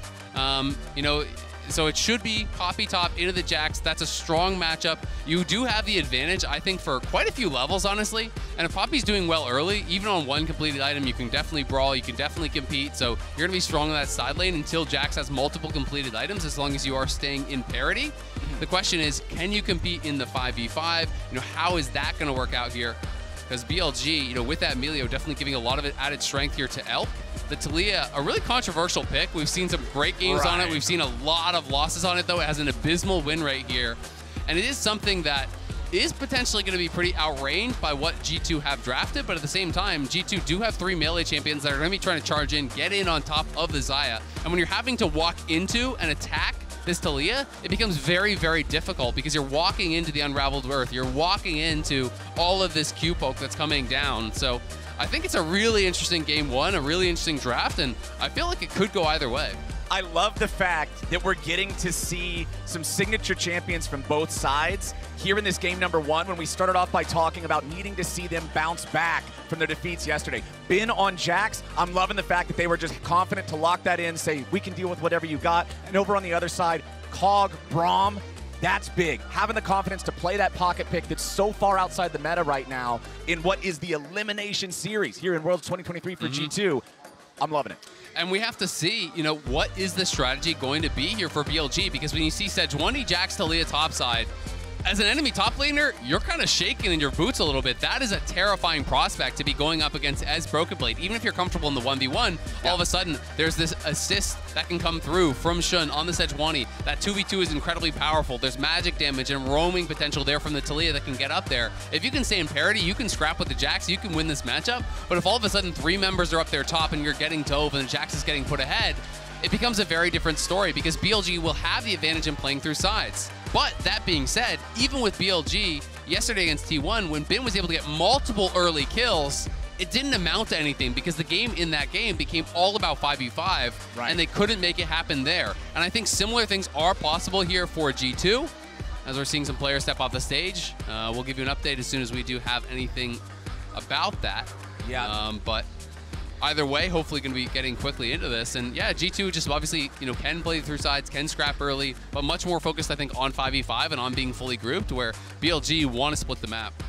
And again, this is our last match before we get to the quarterfinals. We have already decided 7 of the 8 teams moving on to the knockout stage. We currently have 1 representative from North America, 3 representatives from Korea, 3 representatives from China. This is Europe's last chance to make it into the knockout stage. The analysts were talking beforehand about how G2 had one of the most successful runs of all time for like a Western team. Probably the most successful run of all time for a Western team. The most successful, bar none. Yeah. They really want to get back, climb back up to that former glory and make sure that they can make a run here. And I think especially off of the back of such an upset yesterday against NRG, people had really high hopes for G2 this year. All the scrim rumors were having them up at the top with beating the top teams, competing with the top teams. And I think people really were starting to expect that G2 could make a really deep run, return to that glory. They still have the opportunity to do that, but they have to step up here against BLG. And it's going to be such an exciting one. But if they do make it to the quarterfinals, they will have well and truly deserved it, because this is going to be a real challenge here. It's the #2 seed from the LPL that you will have to beat.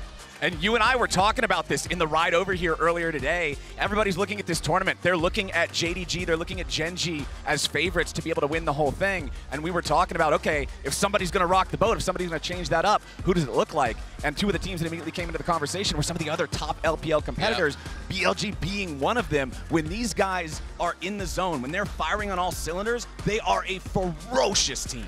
They really are, and I mean, we kind of got to see some of those fireworks, and especially, to me, one of the most impressive games of the entire event was from Bin on his Cassante against KT early on in the tournament.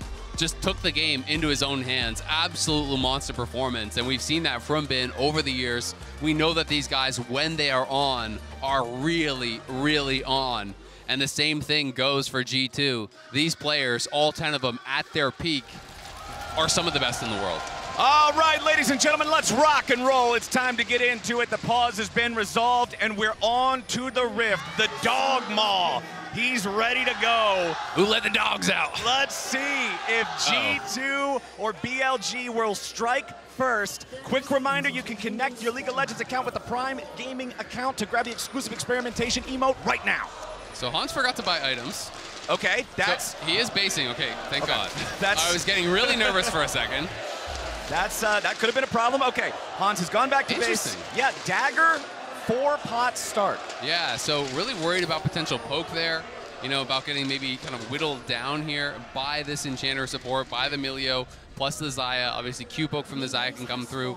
The bouncing ball, I think it's the, what is it, Omega Fire Kick, I want to say it is, or Ultra Omega Fire Kick. There you go. That one is pretty easy to hit. It kind of, it cheats a little bit, let's be honest. It kind of has that little guiding hit towards enemy champions if you bounce it off a minion. So the poke can actually be pretty reasonable. So clearly is worried about that poke and wants to stay healthy here. So much about Kog'Maw Braum, though, is just playing around your cooldowns. Because people think about this as, oh, Kog'Maw, that's a full scaling champion. You don't want to do anything. But actually, you are incredibly strong with your W up. When your W's down, you don't want to play the game at all.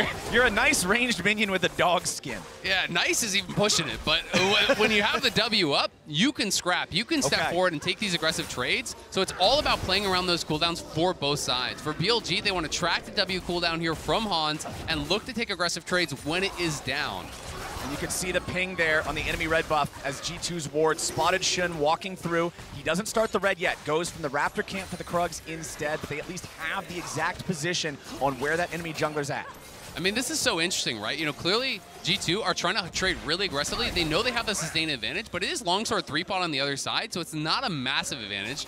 Yeah, both AD carries also playing biscuits here. So 2 potions already chugged here by Hans, 1 by Elk. They wanted to try to trade it really aggressively. You know, maybe he was even intentionally not buying to try to walk out on the map and see what the buy was from Elk and then adjust his buy to that. You know, that could be possible, that he wanted to see, okay, what kind of style are you playing for? If you're going to go Cull, maybe I go a less kind of defensive style of build. So maybe that was intentional and I kind of made a miscall on it, but it's going to be interesting to see how the sustain works out and you know, if they're going to be able to survive down in this bot lane 2v2 early on. Well, it is the early lane control for the side of BLG as Elk and On will get that massive wave crashing into the turret. Hans will pick up as many of these as he can as Elk will just try to get whatever poke there is to find while this farm is demanded underneath the turret. You can see up in the top side, it's also the push going the way of BLG there too. Bin's in control, mid lane's telling the same story. It's triple lane priority in the first couple levels for BLG.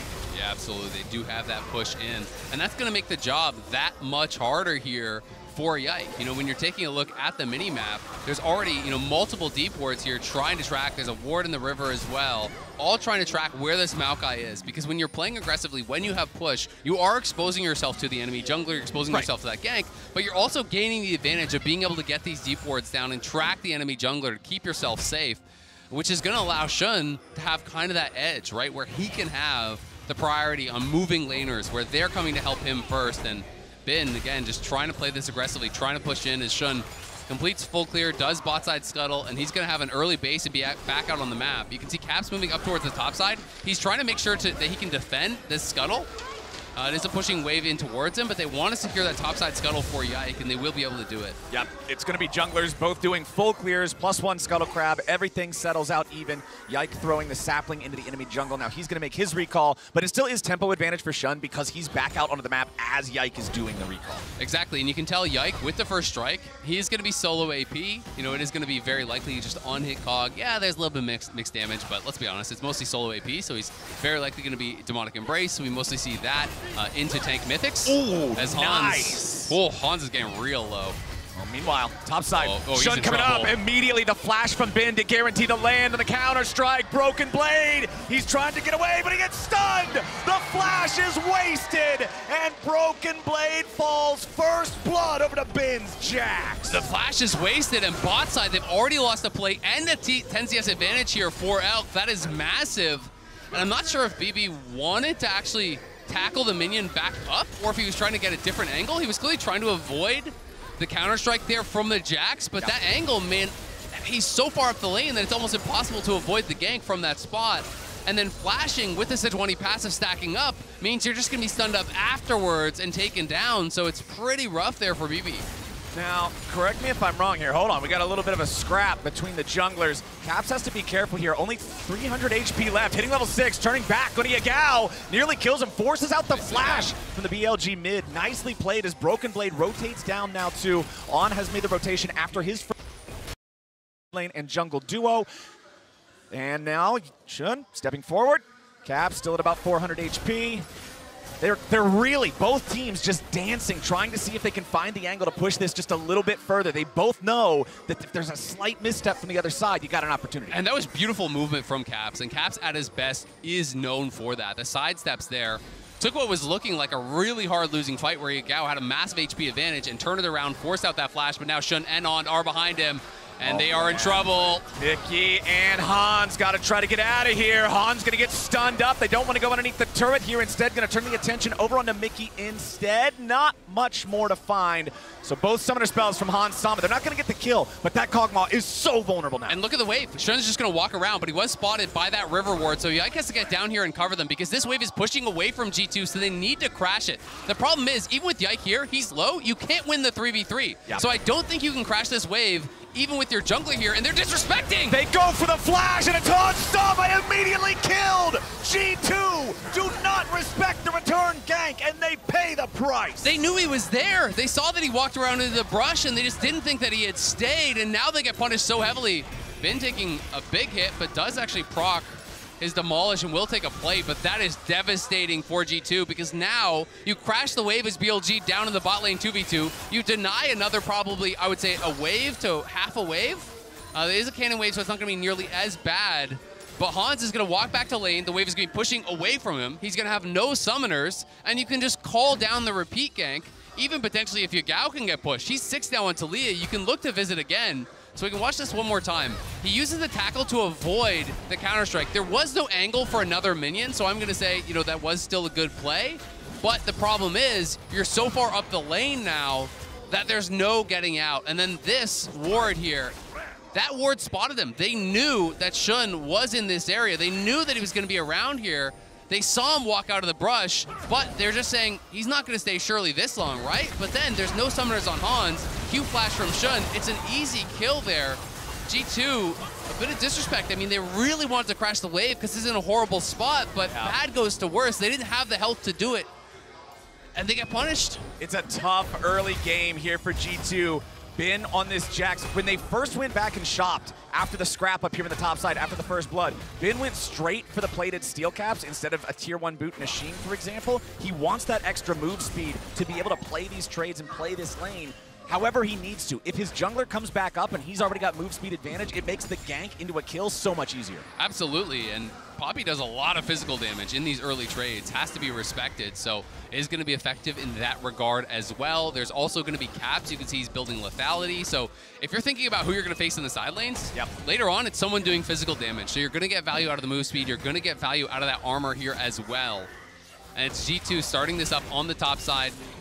BLG are aware of it, though. The question is, are they in position to challenge? I would say no. With the push from Broken Blade, he can move down. Poppy has so much value in these early skirmishes. So G2 will get an objective here and get themselves onto the board. And honestly, they needed it. Everything up until this point was going BLG's way, so getting some extra gold into their coffers from a nice Herald charge could be what they need to make sure they don't fall too far behind. Look at Yagao, though, cheating down. Anytime he moves down, they have to be worried about the ulti down towards bot side. They have to be worried about the potential dive, and they're setting up a trap. Shun comes in, not quite going to find the engage on Yike, and now he turns it around with Twisted Advance. Caps trying to put some DPS into the BLG jungler, but On has made his way up into the fight first. He still might have the Breath of Life if they need it, but he's not going to cast anything too early here. Beautifully done by Yike. Really nice movement. Sidesteps the ult, then Twisted advances to avoid the shove, but they do force the flash off Mickey because he was on the roam and he thought they were going to fully commit to that. So he flashed over the wall, and on top side, it's BB's going to have to let that ulti expire. And unfortunately, not going to be able to get anything from it. But Ben just playing this matchup so aggressively and creating a big CS advantage there. He's just the master of this champion. To me, has been the best Jax in the world, it feels like, for a while now. When you think back to even his Suning run and some of the best tournaments that he's performed in, it's always on this iconic Jax, and he is way out ahead. You can see that BB and Hans both down alongside those supports nearly at the bottom. On, gonna get hit with the winner's bite here. Immediately backing away with a cozy campfire for the extra heals. That campfire also close enough to Elk to give him the extra range to continue providing covering fire as the support backs away. The whole time, it's Yagao and Shun working together to take the first Drake of the game. Not a super early one. Almost 11 minutes in before we get that first Drake, so it's not gonna be a super rapid soul stack. But I will say, bad news for G2, you know, if you're trying to hope for a bad soul to come up as, oh, Caps. Yagao flashing away again. Caps doing a good job making sure that the BLG mid laner does not have that summoner. Yeah, really good job. Just lying in wait there. Wants to punish him as he's threatening the roam to bot side. Camps in the brush, forces out the flash. But it is going to be that Chemtech coming up next, which means it's not a Chemtech soul, which means there's really high potential here because we got Cloud and a Chemtech. So you're getting a primo soul guaranteed this game. So now I think we're going to see teams really put more priority on those dragons, because whether you get Ocean or Hextech or Infernal, whatever, you're going to be happy. But BLG instantly spot the TP, and they are running for the hills. On is the target. Caps wants to try to find him. A little more damage from long range coming out from Hans Sama's Kog'Maw. Needs one more living artillery. Ain't going to hit it just yet. On dives! Hans Sama dials it in. Nicely done. Hans fully commits that. They needed that kill. They get it on Hans. He is on point. The LEC sniper raining down hell onto On, knocks him down. It will cost him a plate in mid and the TP plus both summoners from Hans, but still, they're getting some momentum. They're getting some gold onto this Kog'Maw, and that's absolutely something that they needed from this position. You can see, though, Shun walks over that topside vision, so he has been spotted. There's pings around him, but it's a second plate going to Yagao, so that is a lot of gold given up. Man, and they knew to go after Emilio as well. I like the fact they didn't even waste time from the very start of the play. But now Caps just immediately jumped on by Shun, walks behind the W2, but it will not matter. Yagao puts him in the dirt underneath the rocks. BLG, kill number 3. And that actually really hurts because you TP bot to help get your bot lane ahead. You lose all of the waves to do that. Then you walk back, you immediately die. So now potentially losing a third plate. Plus, I would say he lost between 3 and 4 waves doing this in this whole sequence of events. So now we're going to see Yagao, you know, from way behind in gold to now he's actually going to be about 300 to 500 gold ahead off of this play. So it is a pretty big swing in mid lane, but that is Caps getting this bot lane ahead. And BLG reacted quick. The instant heal for the move speed. Elk is pushing into Caps, trying to create space because he knows that On is the one that's vulnerable. He has his ulti to disengage. He's going to be fine. He gets a root down on the Caps. But Hans flashes forward, pops the ghost, nails multiple ults in a row, and this is just beautifully done here by BLG. Caps moving to the side to try to get that vision down. You stack the passive, you land that stun first. It guarantees the ulti to follow. End the fling there as well, and now not even gonna get the charge maybe. Yeah, the Herald is destroyed before it can attack the turret. Yike and Caps both at half HP. Yagao and On singing a similar song as Broken Blade makes his way into the bottom lane with the Unleashed TP. Elk fighting it off using the ulti and the flash to they don't see him. out. Ben is coming around from the side. He's gonna go after Hans. The Jax has arrived, the counter-strike is down, and Hans Sama's out of there. He wants Broken more. Blade might be number 2. He's waiting on the Steadfast Presence to fade. Ben's going in. Flash into the empowered auto attack. He's gonna be stunned up into the wall, but it will not matter. Double kill for the Jax Copter. He's got to try to get away now. The Caps is coming in to try to take him down. Shun's in the middle of 3. Ben stays alive with a TP coming in for BLG. Nobody on their side dies, and it's 2 more kills for the LPL's number 2 seed. Gigabin going off in the bot lane, the counter TP. The staff starts spinning, and Jax ain't stopping. He's charging in for that second kill, flashing in under the tower, takes down Hans, takes down Broken Blade, and you can see it in the MasterCard lane economy snapshot. That advantage in the top lane is huge already. I feel like almost every time we see one of these, there's at least one going the other way, but it's all BLG here. You can see G2 know we need to get Hans into this game. First it's Caps TPing down to the bot lane to help him out. Then it's Broken Blade TPing in as well, but they had no eyes on the teleport here from Ben. No way out for Hans because he's missing those summoners, and then Ben, he realizes, I've got this. I can actually take him out here. Flash forward. There's the W. Flash from Broken Blade to slam him into the wall, but he can't pick up the passive buckler, and On is there with the shield to save him. And then in goes Caps, but On held the Breath of Life the whole time. Baits him in, has the heal to keep Ben alive, and it ends up being nothing there for G2. The shields from the warm hugs, the healing from the cozy campfire, the healing plus the cleanse. These words sound so ridiculous when I'm saying them in this situation. You're talking so serious. The warm hugs were critical there. But it's true. The soft blanket that Emilio put on his teammates. The love and care with which he healed them up from the Breath of Life. The comfort that Emilio gives to the Jax saved his life, man. Ben gets away with that. He's got his Divine Sunderer now. Respect. The bane of all tanks. The Jax is now in primo real estate here in the side lane. Well, man, On just walking around the map, giving out some warm hugs, you know? You're really loving this stupid name. It's great. It's great. All right, let's see. It's a vibe, man. Let's see if G2 can make any sort of a stand against BLG here for this second Drake. You already mentioned the fact that these are the 2 usually least desired souls. Yeah. So if BLG can go off to a 2-0 Drake lead, they're going to feel really good about it. And it looks like G2 are saying, you know what? Gold deficit's too big. It's a fight in open ground. Too risky. And look at the topside summoners. You know, there's no flashes on the top side for G2 whatsoever. I think it's pretty scary. You know, Caps could potentially be taken advantage of there. Yes, there's missing summoners on the other side as well, but I think inherently BLG in a better spot. They had the inside track, so they will get it, and it's going to be Infernal Soul here. So opens up that map a little bit more, which honestly I think does tend to favor BLG when you're playing a composition that wants to attack from multiple angles. Having the reduced architecture, less walls on the map, more angles of attack, and less walls that Poppy can send you into always is going to feel really, really good. So now moving in towards that bottom side, taking the dragon. You can see On was there to support Shun on that bot side. Yagao pushing it up. They are really playing it out smart. And Bin not overstepping on the top side because he knows he's on the weak side of the map. So you push in bot, you guarantee the tower there, you take away the jungle camp, you push up mid. Sure, you lose a tower on top side, but they are getting that little bit extra. And that is one of the signs of these great macro teams, these teams that know how to play the map, know how to press an advantage. You know, even when you try to make something happen across the map, you're losing out that little bit more. 17 minutes into the game, it's a 3,000 gold lead with +2 Drakes for BLG on an Infernal Soul map. They're sitting in a great spot to push this one even further, snowball it even harder. If you're G2 at this point, what is the play to bandage that bleeding and get this to a game state where you can fight back? I mean, I think the play is just all eggs in the Hans basket. It's what they've kind of already been doing. You know, you can see that they know they need to get Hans in a good position.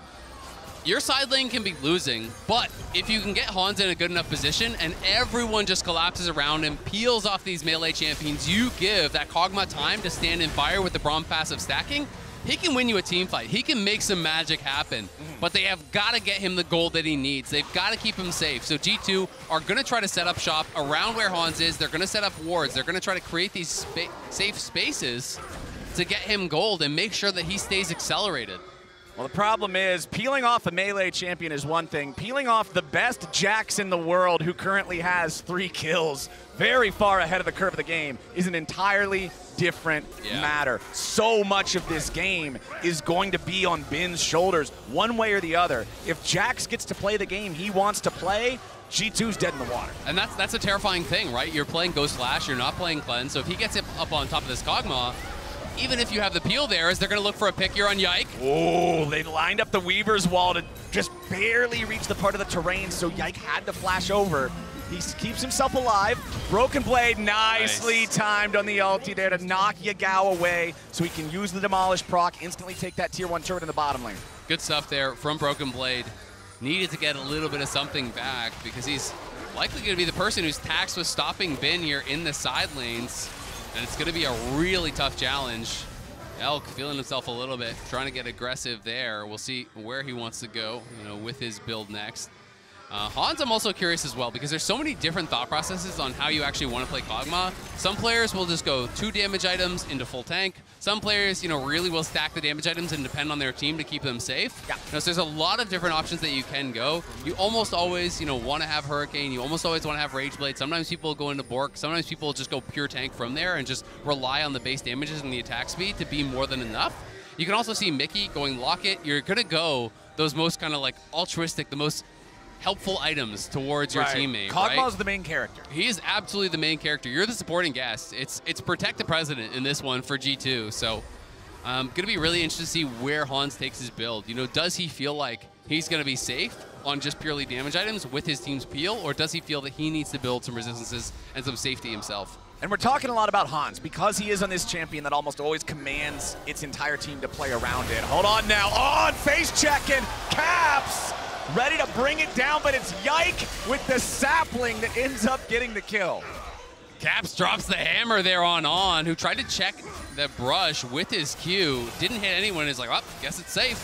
But Caps was recalling there and liked his chances in that one. Gets the freebie, plus gets both summoners off of On, which is really nice.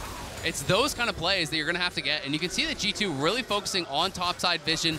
Look at the wards that they're kind of littering around this topside, around the Baron. There are, of course, some BLG wards for potential flank angles there too. But G2 really putting emphasis on this. I think because they have Kog, they know they can shred Baron, and they're expecting BLG to play towards bot side on this next Dragon. And that leads them to believe, hey, maybe we can actually make some sort of a Baron rush play or get a turn and a pick if we can control vision. So step 1, controlling vision. They're trying to do that. We'll see if they can go forward from here. Big moment coming up, 5 seconds left until the 3rd Drake of the game spawns. It's Soul Point if BLG takes it. Big, big stuff. G2, you can see they're already gathering their players here in the bot side river to try to stop it. They're rushing the Drake on spawn. Yeah, they got it. I mean, Elk was on a recall. Yagao was topside, Bin based. Maybe BLG try to go for a fight afterwards, but there's no shot you're actually going to be able to get that Dragon. Seismic shove onto Mickey. Shun's going to be knocked away. He stays alive for now. Mickey needs to retreat here too. With Shun taking that much damage, BLG don't want to push this any further despite the lead that they have. Really nicely done by G2. You can see BLG really was prioritizing item completions. 2 items there, 2 items there. They wanted to go back to base, they wanted to spend their gold, but the timing was such that they gave that a window of opportunity for G2 to steal away a dragon. And now G2 has kind of bought that little bit of a lease on life here. They've gotten themselves some more time. And BLG must maintain vision in this area because Cog can absolutely blast through a Baron. He is one of those really, really fast takers. And BLG has not been able to maintain river control. They are now moving in and are going to try to probably clear out some of these wards, though. Man, if you're Broken Blade, you have to be so respectful of Bin's Jax. Now, you mentioned the 2-item power spike. Black Cleaver is so strong in these side lane situations. The armor shred plus the move speed with how far the distance is from Broken Blade and any semblance of safety. If that Jax catches him out, he's in trouble. Nice steal there from Shun, making sure that they can secure the blue buff from G2's side of the map, as On and Elk are also going to continue pushing forward. And just a minute ago, we showed Bin maybe in some trouble. They're TPing in, they want to commit. Yeah, they really want to go after this. Bin recognizes it, tries to flash away. Now Elk's ready to fire back, goes for the blade caller, but he ain't going to find anything yet. The feathers fly. Mickey tries to step it out. Elk's only got 300 HP remaining as On wants to block that Nature's Grasp. BLG disengage it. Caps and Mickey both very low. Elk at about half HP. Bin also down to critical health. He needs to do a recall. Bin's got the Unleashed TP still ready to go. Caps has one of his own if he needs to take a recall too. Yeah, G2 really wanted to commit to that play. They commit the TP, the flash as well from Caps. They can't get a kill, but they do at least get the flash off of Bin. They get the ulti off of Elk, but the question is that enough? And I'm not sure because there's a lot of summoners spent. Mickey flash, Caps flash, Hans as well with that ghost. And now they're saying, you spent too much. We're going to make you fight us right here, right now. Caps is TPing back, but Mickey is very far away, and Bin is threatening this flank. Caps with a little bit of poke, only on Yagao. Cozy Campfire is really good in these situations. The AoE heal over time keeps these health bars topped off against some of that poke. G2 trying to approach, make sure that BLG don't just get uncontested control over the river. Shun coming into the mid lane. Cap's going to be caught out. Shun still looking for him. Cap's at 25%. Remember, he already used his Unleashed TP to get back to where he is right now. So if he recalls, he has to walk back. Good job from G2, though. They closed ranks around Caps. He was missing his flash, so he needed everyone else to step up and be able to keep him safe in that position. If he dies there, it is absolutely devastating. It's likely going to be a Baron start for their opponents. So good job by G2 getting themselves out of that situation. The battle rages on, though, for Vision of this top side. You know, it was just about 2 or 3 minutes ago. I highlighted there was a huge amount of wards from G2. Then BLG come in, clear everything out. Now G2 again takes control off the resets. They're reestablishing vision control. It's going to be so much about this. And BLG, right off the reset, back towards that topside river. There is clearly so much emphasis on this, and there will continue to be throughout this game because they know both teams really can threaten a very, very quick Baron. And man, I got my eyes on Elk. We've been talking a lot about Hans because the Kog'Maw is the main character of G2's squad. But Elk on the Xayah, this is a champion that when played to its maximum can absolutely carve up a team fight. And Elk's the kind of player that can do that mechanical performance. He's the man with the knife. He's looking to do some carving. Let's see if Caps can get away from this one. Yagao brings in the Weaver's Wall to back up Bin. Guarantee that this is not a fair fight. Bin's on a rampage. Caps is in a coffin. What can G2 get back? Anything? I don't know. I mean, you get mid-push, but that's going to be about it, because if you overcommit, you're going to get double TP'd on. Both the TPs are up for BLG, so you can't really push too far here as G2. It would be a bridge too far. So Bin TP's out towards mid. Yagao just continues pushing towards bot. Broken Blade's looking to answer, but you can see on the minimap, there's kind of this little skirmish, and now he's just going to TP up towards topside. They're going to force the Baron right here, right now. BLG's ready to go. Caps is still dead for another 15 seconds, and he doesn't have TP when he respawns. Yagao's got to make sure he gets back to safety, flashing out of the way of the Glacial Fissure. Baron's still going to be burned down. Yike, looking for an entryway into the pit. They're not wanting to burn it down too low just yet. It's going to be slain by Elk on the Xayah. Frontline, tanked up by Bin, but he goes golden, keeping himself alive. Yike's going to die first. Blade Caller locks down Mickey. It's 2 kills, and Baron over to the side of BLG, and a double kill for Yagao. It's the LPL forcing fights around missing cooldowns, missing summoners. This is their bread and butter. They kill Caps on side lane because he had no flash. They start Baron because he had no TP. They know they can make it happen. They know they can find the angle to do it. They secure it with the Xayah E plus the Smite. That combo very strong in nailing down these Barons, and Maokai does not have a good secure. And they immediately get the Drake right after for Soul Point. Isaac, behind the scenes in a previous series, you were telling me about how you think it's one of the strengths of the LPL. The region plays so well around missing cooldowns, and they just showcased it here again with BLG's series of plays. Absolutely. This is one of the strengths, one of the hallmarks of the best LPL teams is a lot of people in the West will say, well, why are you fighting? There's not an objective. The LPL will fight to get cooldown advantages. The LPL will fight to create these incremental edges where they can then slam home an edge because you're missing a summoner, you're missing an ult, and they feel that is enough to make it happen. So they go here. It is a bit of a flip, but they have the edge of the Xayah with the Feather Pull to try to secure it, and they're able to turn. They're always going to win the fight because even though Caps is going to respawn, he has no TP, so he can never join. So even if that's stolen, BLG are confident that they can get the fight win, get something from it, and now have a massive advantage, nearly 7K here in the lead. It is going to be so hard for G2 to come back from here. They're down so much, man. 7,000 gold lead, Soul Point, Baron still up for BLG for the next minute and 15 seconds. I mean, just look up at the top lane, right? It's 3 completed item to 1 in the garage sale here. And now the Baron buff is going to be there for Bin. And tanks cannot clear minions against the Baron buff. It is one of their big weaknesses against these split pushers. You just can't do anything about it. So now it's going to be incredibly hard. You're having to overload the top side because the Jax is pushing up there. But guess what? That means Elk gets a free tier 2 in mid. Bot wave is also pushing in. They're going to try to make a play onto Bin, but he's too far back. Gao is covering him. Shun is covering him. And it's going to be really tough for G2. Once Jax has the Zhonya's Hourglass, it is so obnoxious to try to kill him. Cleaver has ability haste, Sunder has ability haste, Hourglass has ability haste. Mickey's trying to go in and make something happen here in the mid lane. Shun is back over the wall, they gotta be careful. Yagao firing off the Weaver's wall, but nobody's gonna be caught. Elk stepping up, auto attacks into the turret. Broken Blade trying to use the Keeper's Verdict, but just lets it run out instead. But again, they're buying time for Bin, right? They throw out these ultis, they throw out these cooldowns, they draw people here, and then Bin takes the turret top. And as you say, once you have the Zhonyas, when it comes time to team fight, you jump on Hans, you press Counter-Strike. As Counter-Strike expires, you go into Zhonyas, you come out, you Counter-Strike again. And Hans cannot walk past you to fight. Nope. He has to respect that or he'll die.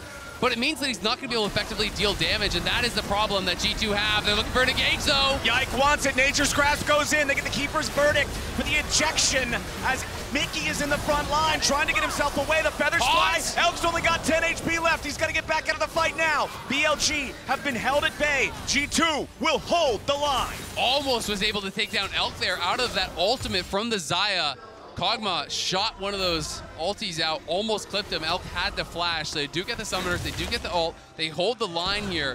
They've lost a lot of turrets though, a lot of gold, and it's gonna mean this next fight here is that much more difficult, as it will be Infernal Soul on the line. But I like the engage here from G2. Maokai LT comes out, they look for the engage. The Breath of Life is there to disengage it, but it's a great ejection from Broken Blade. And you can see as Elk steps forward, he gets stunned up by the Braum passive with Kog hitting him. He does force out summoners, though, from the Kog'Maw on the other side, and that may be even more devastating as Jax has Flash, Shun has Flash. They are going to be targeting Hans. So another big problem here. Once again, the timers are lining up for BLG. They have a really good situation where if they rush this Soul on spawn, they can grab it, and then there's still 20 seconds before the Baron's up. So it's not like G2 can just try to trade that. If you can hard force this Soul, immediately translate that over to Baron, you're in a great spot. And you have to make the judgment call now as G2. Do we force here for the fight, even if we don't have good positioning? Or do we give up the Soul, give up this guaranteed permanent power with the hope that maybe we can make a miracle happen at the Elder and hope that that just erases everything previous? Because if you give up the Infernal Soul without fighting, you're also giving up the Baron, and then you're going to have to try to hold against this massive onslaught that will be coming through. So G2 have to decide, can we actually hold there, or do we risk now? Because if you fight now, you're betting your whole game on a fight where Hans has no cooldowns. It's one of those situations in the game where all of your plays are low percentage plays, and you just have to find the highest one of the low. What's the best one? Yeah. That's the trouble of these kinds of situations. And it's a situation that BLG have managed to play so well enough to force G2 into. Oh, look at Yagao, he has an angle here. Yagao looking for a Weaver's Wall, fires it off, separates Yike from the rest of the team. Seismic shove, ain't gonna find a mark just yet.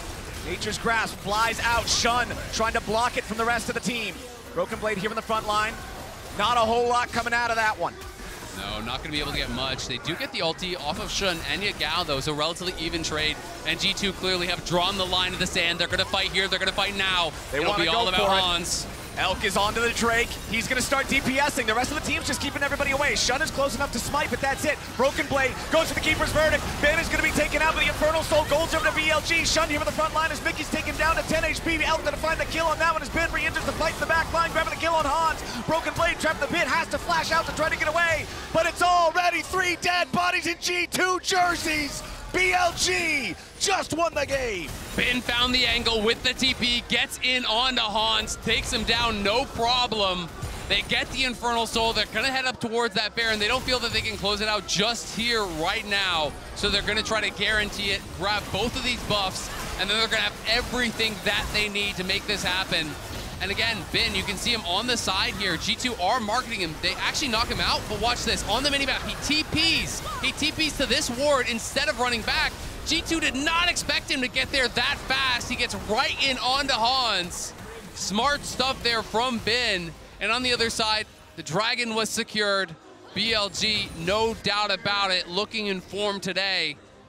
And if you weren't already thinking it would be an impossible challenge here for G2, now the GA comes in for Ben. Now the 4th item comes in for Elk. Everything is there. Shun picks up the Anathema's chains. Guess who that's going on? It's going on Kog'Maw. There is one player on BLG who has even died this game, and it's the support. These guys are playing some immaculate League of Legends here. Ben on the Jax, 5-0-1, making choices like what you were talking about to go for the unexpected usage of the TP just to catch them off guard and secure yourselves a team fight win and a Soul and a Baron. Mickey stepping away from the seismic shove. Still on top of the Unraveled Earth. Keeper's Verdict again. Gonna try to find that removal as Caps has to go into the stasis. Elk now in a spot where he's gonna fight off 1v4. Finds a killing spree on Caps. Elk still alive, but finally gonna be shut down by Hans. Yagao and Ben have made their way into the fight. Flash forward, counter strike. Shun leads the charge. There it is. There it goes, baby. BLG just stomp them. BLG, they're going to take this game, a clean game 1 against G2, 16-3. The Soul to their name, both Barons as well, make no doubt about it. BLG are here to play. It's the last series before the quarterfinals, and BLG come out swinging. They'll start it off 1-0. It was a great final engage there from G2. You had to take a swing. If you just sit back, you're going to lose the game. They did get onto Elk. They were able to take him down. But from that position, you have to commit so much to kill off BLG's AD carry. And he's put out so much damage before he goes down that you can't deal with Yagao. You can't deal with Ben, who was just a menace in this game for G2. Awesome, awesome play coming out from BLG. To hear more about it, let's toss back over to the analysts. Awesome play from BLG and awesome play from Ben as well on Jax. And the thing is, you don't have to see any game being played to know that Ben is going to go off on Jax, because we saw it just yesterday. And yes, it was a game that BLG then wasn't able to close out. It's just such a tricky one because the draft is almost impossible to navigate. And you're even mentioning it's like, oh, it's Ben, so he just gets the Ben boost when he's on Jax. Yeah. It just does more. Its CS is doubled sometimes. He's able to jump in back of the fights when other people can't. That was another performance, and unfortunately for G2, not only does it move them 1 game from elimination from the World Championship, it moves their season record against BLG to 1-4. Yeah. Because BLG is also the team that eliminated them from MSI. And Doug, that we were talking about watching the game, and you see very clearly what the G2 comp has to do, can do. But you constantly felt like you were never going to get to that point, right? Yeah, it was a bit heartbreaking, because honestly, when I was watching that game, I saw the way Caps was playing in the early stages. Like, okay, we've actually bought the time we need for this Kog'Maw to scale. But unfortunately, then it kind of became a case of, well, Shun's now interrupted top side. We've got a kill for the Jax. Jax is now snowballing. Then he gets the kill onto Caps in the mid lane as well. And he's starting to correct the bot lane and get them further ahead. I think Shun did such a good job of stopping and finding those moments and the cracks in the G2 armor to set things up. Yeah, because normally looking at this draft, I expect Yagao to have a much bigger impact, and I think that part of the game, G2 actually was able to hold down, at least for the beginning. I want to go over this Milio for a little bit, because I wasn't really initially that on board. Obviously, especially when he was, I think, really strong, Milio was mostly picked for his W. But into Maokai specifically, it actually looked like it took away a lot of what G2 was able to do offensively. And we've seen a lot of teams have different answers. The Silas is another popular one. I think the Milio actually ended up working out. It takes away some of the range advantage, while simultaneously can't get punished in lane because you're playing into Braum. And I think that's the big one for me, is that Milio kind of fit in a double whammy here. You get both the answer to the Maokai, but also to the Cog Braum in that bot side, because a huge amount of what we've seen is teams attempt to counter Xayah with a lot of long range. And the Kog'Maw kind of eventually gets to that with the W scaling, also then having the ability to slow down the Xayah when it comes towards the Qs on Braum.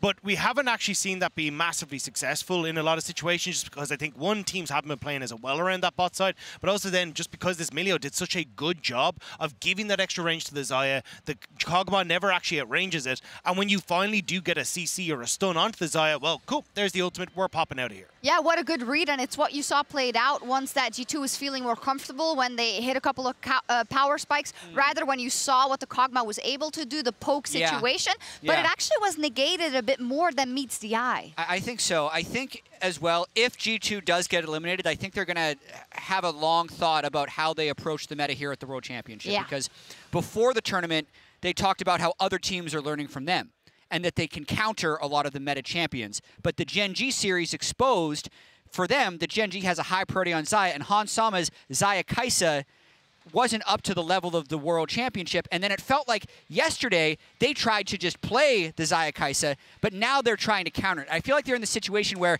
maybe a week ago they were more in practice to actually have confidence to beat them. But then they lost that confidence, tried to play it themselves. Now they're trying to counter it again. It's a little herky-jerky, and I think it's hurting their confidence. And I think it's the fact that they haven't picked up some of the traditional counters that we've actually seen start to be exploited. You can see them at the bottom of your screen there, right? We've got the Jinx that was successful. I think the Ziggs for Def that we got to see actually has legs, but we just didn't really get to see it come to fruition. I think this is a pick that you kind of need to play around in that bot side in the same way you'd see with a Caitlyn, who can also do well into the Xayah.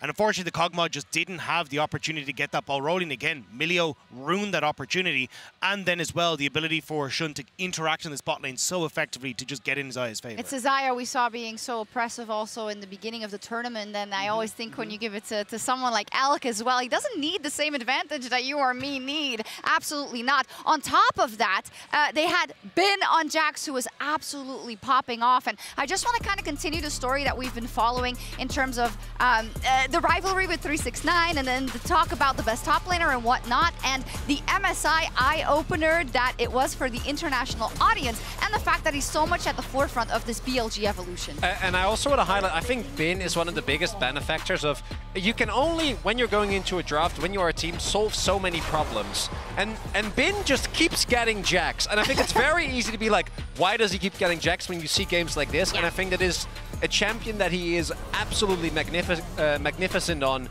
but it is also much easier said than done because of the way a lot of the drafts play out. I think there was also a big question mark over in the LPL about, like, had 369 successfully broken Bin? Because the second you saw him losing Spring and at MSI, he started to play a ton of Ornn, he was all in the tanks, and it felt like Bin was like, hey, I've got beaten by JDG, I need to change my style. But he's kind of just come back in Summer and in Worlds and just gone, no, I'm going to play my Jax, I'm going to play these carry top laners, and if you can't live up to the style that I have, you're not even going to be able to compete. No, exactly, and it called the shots again in this game, and for BLG specifically, it's kind of hard, I think, because there was such a big break between the end of the LPL and then getting into this that I think maybe people forgot. But if you look at the percentages that they got throughout the year, right, where sometimes they had a disappointing result, but then they came back better. And ever since MSI, I've been looking at them as already into the World Championship. Will they be able to push that percentage further? Now, I'm not saying that this should be the biggest indicator, because yesterday we saw them playing versus T1, and that wasn't as pretty. But it is something I have my eye on, specifically if they make this a super clean, super convincing 2-0.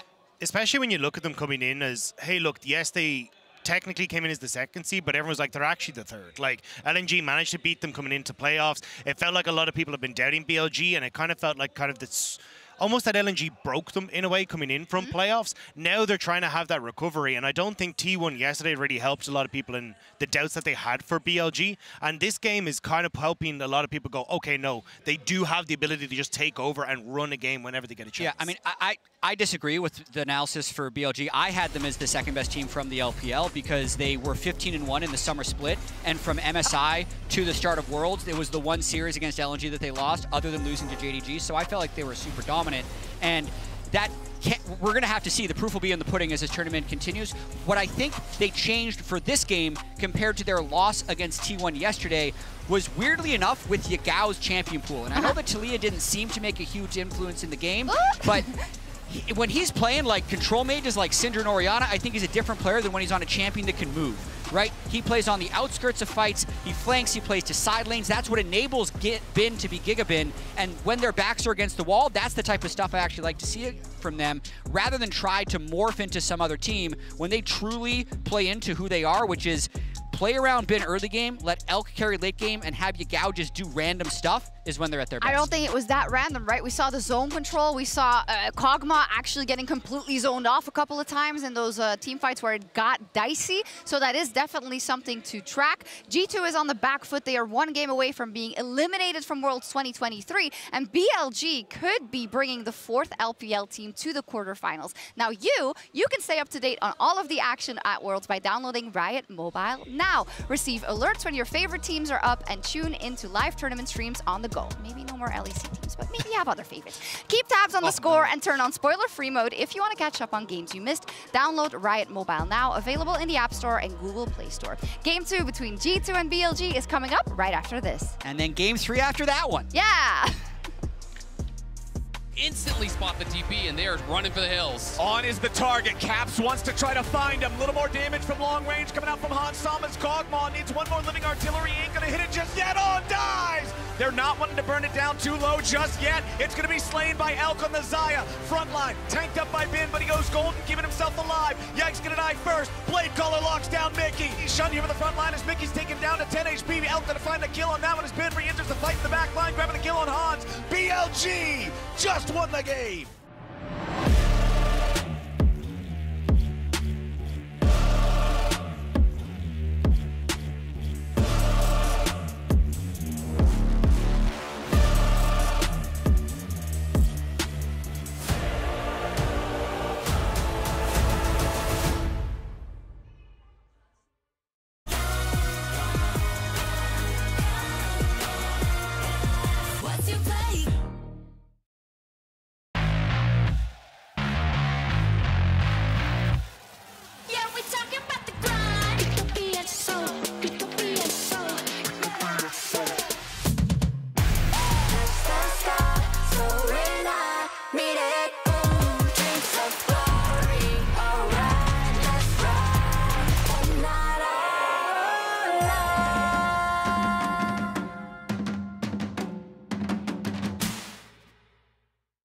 Bringing in a new roommate to save money, is that the plan? Say hi to Glenn from work. Yeah, I think I have a much better plan. We switched to my plan from Verizon. That is a good plan. Glenn. Get my plan starting at just $25 when you bring your own phones. Plus, save when you add perks like the Disney Bundle. It's your Verizon.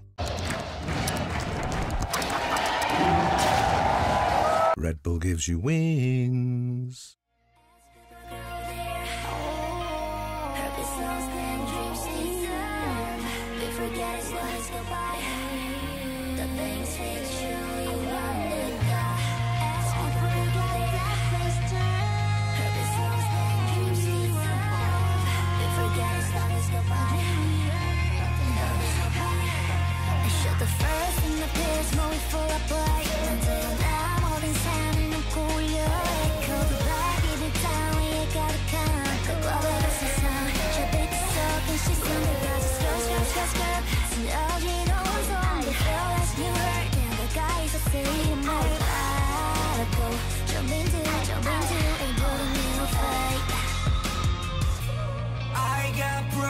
broken heart 내 심장을 죽여줘 Tell you what you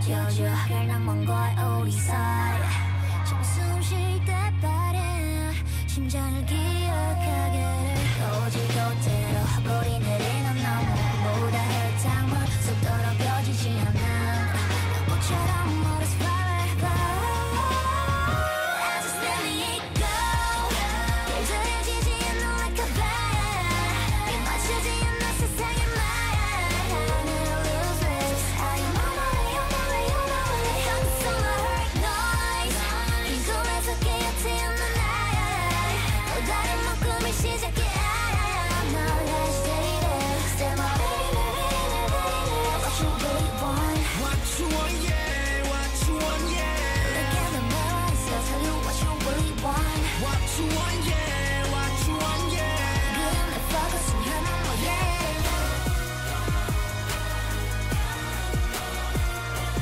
What's your play? Welcome back, everybody, to Worlds 2023. It is the final series before the knockout stage. 7 out of 8 teams have already earned their place. The final 2 competing here in this last best of 3. BLG took game number 1 convincingly, and in game number 2, G2 have decided no more Jax. It's hard to blame him. I think that Bin is the best Jax player in the world. This guy is just, he's on another level. When he's on his game, when he's having his best games, what do you do? It's like, can you even blame him? Yeah, I mean, it's just, it's rough, right? So you got to take him off the pick. But the bad news for G2 is because the COG didn't work out, the bans are going to stay the same. It's going to be that Draven, it's going to be that Kalista that has now worked, you know, that just back to back to back to back to back. This will be game number 6 in a row against G2, and they've lost 5 straight with that ban against them. So they really need to solve something here. I mean, we talk about the change of putting the Jax in the bans. Another change this time around, BLG not allowing the Poppy into the game, preventing the steadfast presence there. They don't want to be dealing with any of that. Nico, first pick here for G2 in their do-or-die situation. We have seen this champion make tons of plays. The potential of the ultimate to completely warp a fight is massive. Absolutely. I mean, you come in, you can be cloned up, you have the W to kind of move you forward in that minion stealth. Then you have R, you have the rocket belt often, you have your flash. Like, you can create so much distance that even if an AD carry is playing pretty respectfully, you can close that gap like that. If you have your cooldowns, get in on him. We've seen so many incredible ultis pulled off, but problem is you just gave over Maokai Jace. And to me, that is the best jungle mid pairing in the game right now. I think that is incredibly difficult to deal with. The setup that it has around objectives is really powerful, but G2 say, you know what? We're going to play aggressive, full send it. I love this. This is G2's style. They are confident. They are aggressive. Throw it all at the wall. See what you can get done here. Nocturne, Kai'Sa, full-on dive. Full dive, and the Xayah also banned away there in that first ban phase. Elk played it in game number 1. They know that's the #1 anti-dive AD carry in the game. They don't want to allow him to run it back. Renekton here would make things difficult. It is one of those picks that fighting through Renekton is just hard, right? You know, when you're trying to dive past the Renekton, when you're trying to ignore the Renekton, he can get in the middle of things. He can really make it tough. I'm also super interested to see where BLG are going to go with their bot lane picks now, because they did not draft their AD, they did not draft their support. If I'm G2, I would be personally pretty worried about things like a Renata potentially. If you're going to have full dive, Renata feels like such a strong answer, something that you do not want to be playing into. Yes, sir. And I think for BLG, they're naturally just going to be looking to ban out a lot of these aggressive pairings, things that work well alongside the Kai'Sa. So Nautilus is kind of that primo pairing that people always played with. Maybe like a Rel, something like that.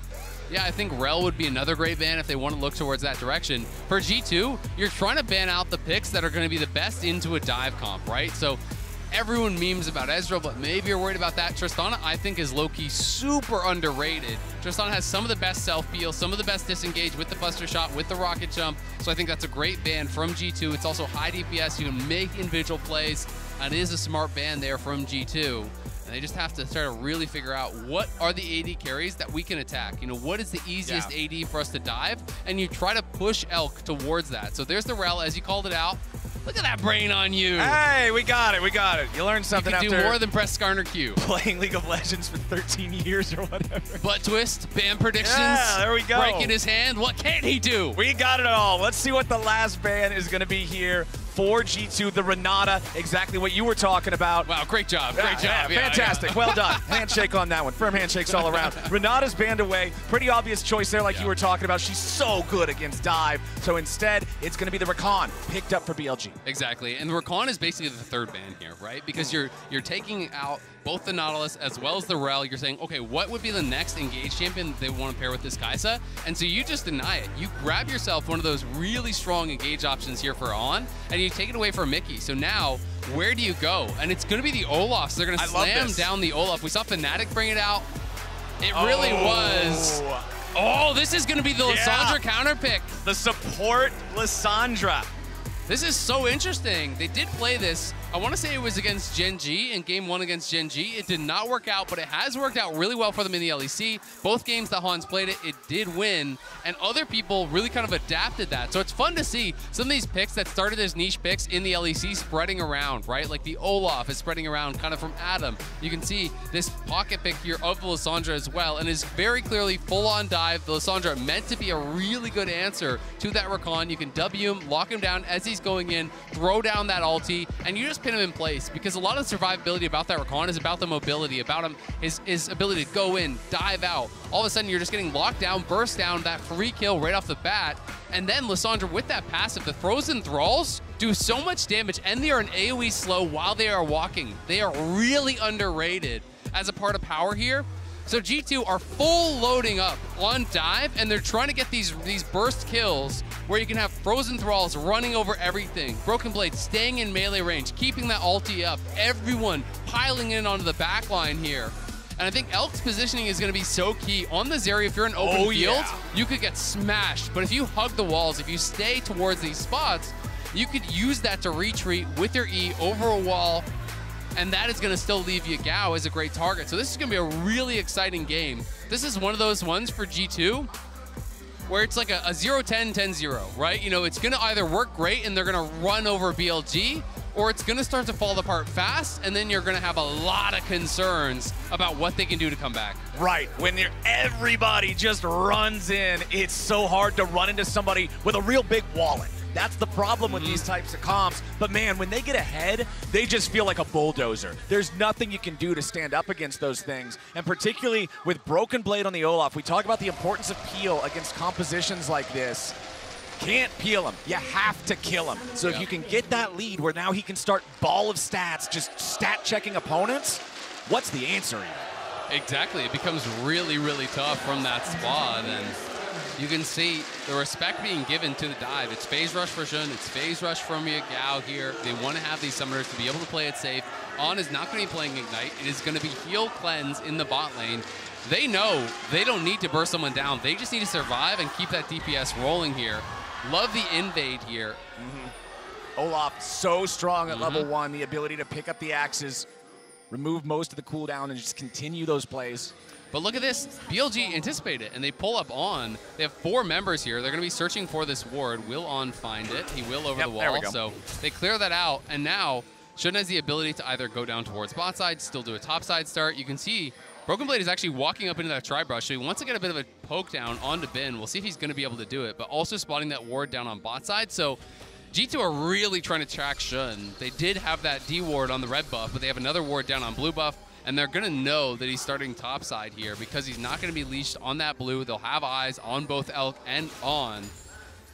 And Yike is going to be starting down on this Raptor camp. You know, generally speaking, on Nocturne, it's all about the power clear. It's all about rinse and repeat here. You start on these small clamps, you can clear down and get those quick respawns to try to push yourself to a really fast level 6, where you can then hopefully get a very effective first ultimate. And I always feel like when I play this champion, your first ulti really sets the pace for the game, because if you can get that early 100%. kill, you can just rinse and repeat, keep farming, ulti on cooldown. But when you get pushed back, when the ultis don't work, the cooldowns are so long early. It's massive. That you just don't have no effect on the game. there's a few different champions in the game like that. You know, you think of something like Karthus, like Nocturne himself, all of these different things that have to have value out of the ulti because it's so much of the power budget of the entire champion, right? So eyes on Yike. Remember, yesterday there was a lot of criticism towards him specifically in the series against Energy where Contracts was popping off and Yike was failing to find similar presence, similar pressure in the game. Well, he didn't check the brush. Oh, he doesn't no. know that he's warded out, so we'll see. They could collapse up on this. On is coming. I don't think Yike knew, but he is now spotted. Mickey's going to be walking up as well, and Hans is here too, so BLG are going to have to give it up because the extra man does come.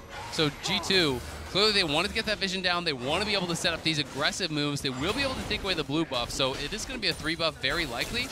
You can see Broken Blade even already proxy farming here between the two towers because he knows that Maokai started on bot side, cleared down towards, or excuse me, started on top side and is cleared down towards bot. He is going to be safe to do so. It's not a monumental advantage because Shouldn't still be able to take Gromp and then likely get that bot side scuttle, but G2 clearly wanting to play it aggressive from the word go.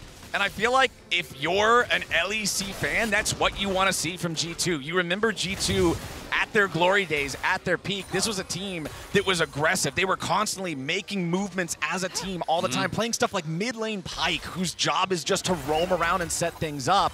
They were a war machine that were in your face 24/7. And this year as well, when you look at them in playoffs, you know, they really are that aggressive team. They bring out the spicy picks. They brought out Evelynn. They brought out Karthus. They brought out Kled. They bring out, you know, all kinds of really cool picks here to play aggressive, to play their style, because when they are really feeling it, when they're in that moment, they can take over the game. But BLG coming off of a really dominant game #1. So I think even just for confidence sake, G2 really need to get a win here, you know, really need to get a good start to be able to propel them forward. Oh, Shun coming in, but it didn't work out. He W'd the minion. He flash twisted advanced the minion. And that, I don't know if it would have been a kill, but at the very least it would have been a summoner force. It would have been something. I think it might have been a kill, honestly, because you have the Recon W then guaranteed after. So definitely a misstep there from Shun. Big misplay from Shun, but now Mickey stepping up, has enough mana to take the claw to get himself back away. Hans still in retreat as Elk continues trading. Caps with control over the mid lane, shoving another wave into the tier 1 turret as Yike's coming around. Yagao is low on mana. They might just try to go for the full-on dive here. Cap's going to be taking the damage from the turret first. Yagao trying to get away, to the skies, trying to keep him alive, but it's Yike with the first blood for G2. Nicely done by G2. Yagao did it about as well as he could from that position, delaying, but G2 juggled the turret aggro expertly, had him chunked down, and even with the flash, even with the face rush, he cannot get out of there. G2 already off to a good start, and that's that early win that I was talking about that can build some confidence, that can make you think, you know what, we can do this. We had some bad games, but we can do this, because it is 5 straight games that G2 have now lost, because the 2 straight to Gen.G, then 2 straight to NRG, then game 1 against this. So it's really important to start building some momentum, to keep that attitude where it needs to be. 700, excuse me, 7,000 would be a little too much. Woo! 700 gold lead. That's a gold lead already. For G2 after this one. Let's take another look at how Caps played it and started off. Yeah, he goes into the cannon minion on the shift there, and is just tanking it up in cannon minion form. I'm gonna be honest, I don't know exactly how that interaction works, but it seemed as though he was more tanky as the cannon minion almost than he should have been. Cannon minion power. Like, that was interesting, but actually just shifting into it. I know there's some tricks. That there was videos circulating around about some of the crazy stuff you can do, you know, with that Nico passive, where you can actually immune certain types of damage, you can reduce certain types of damage. So I'm guessing it was some sort of a trick along those lines. He spent all his spells. Broken Blade not 6, but does force out the ulti there from Bin, who is being respectful, but Caps now moving towards top side, or at least threatening that roam. But yeah, just really well done from G2. Spend all your spells, go into the cannon form, tank it up, buy all the time for Yike, and Yagao, even though he had the fancy feet, you know, did it pretty well, just couldn't get out. And Yike now level 5, halfway to level 6, still needs a couple of more camps to get there. Then we'll have that moment you were talking about earlier, the first cast of Paranoia and whether or not it finds its mark.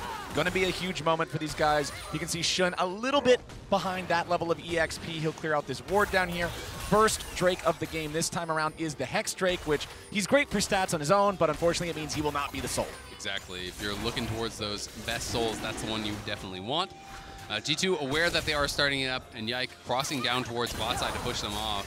Even though Scuttle was up on top side, they have the push through mid. They are getting pushed in bot, but it is Caps moving down. They wanted to make sure that Dragon was not being taken. That's why Yike jumped off that top side. Also, soaked some XP there mid, now hits 6, so has that ulti available. And where will he go? You know, you do have Broken Blade with the ulti and Bin with none, so I think there is potential, if you can get him chunked down, to look for a play there. But that's what Shun is reading. Shun is heading out straight up towards topside and wants to be around to cover. Oh, Mickey goes in, looks for the lockdown. On having to back off now with only 200 HP remaining, but Hans also critically low, and Elk's ulti means that G2's not going to go any further, but hey, they trade the Ignite from Lissandra for the ulti from Elk. We'll see if they can take advantage of that before the ulti comes back up for the Zeri, but it doesn't look like it. Yep, exactly, and Shun feeling now that Bin is safe as... never mind, they are going to go in. Elk is under pressure, and G2 finds their second kill. G2 and 0, starting it off huge in this one. Ghost pop. Broken Blade's going to look for the all-in potentially here. Bin's trying to delay for his ulti. Bin is level 8, Broken Blade is level 6. Yeah. That is quite a power disparity. Yeah, that is a massive disparity, but the Ghost being popped, he clearly wanted the all-in, but the axe gets sidestepped. Bin delays until he's ulti's up, so nothing to find there for Broken Blade besides that missing summoner. And you look at the CS advantage on top side, it's a pretty massive top gap. You know, it's already that big lead that they're creating for themselves, but the 2 kills for G2, the Herald grabbed as well, does mean that they have an opportunity here to not only get a kill with the first ulti, but then potentially get a ton of plates. If you can get a kill in the solo lane, drop the Herald, really farm some plates there, you can maybe blow open this gold lead. Having that kill on the Kai'Sa feels so good too, because remember, with this massive dive comp, they need to have the damage for that go button to be a death button, and Kai'Sa's a big, big part of it.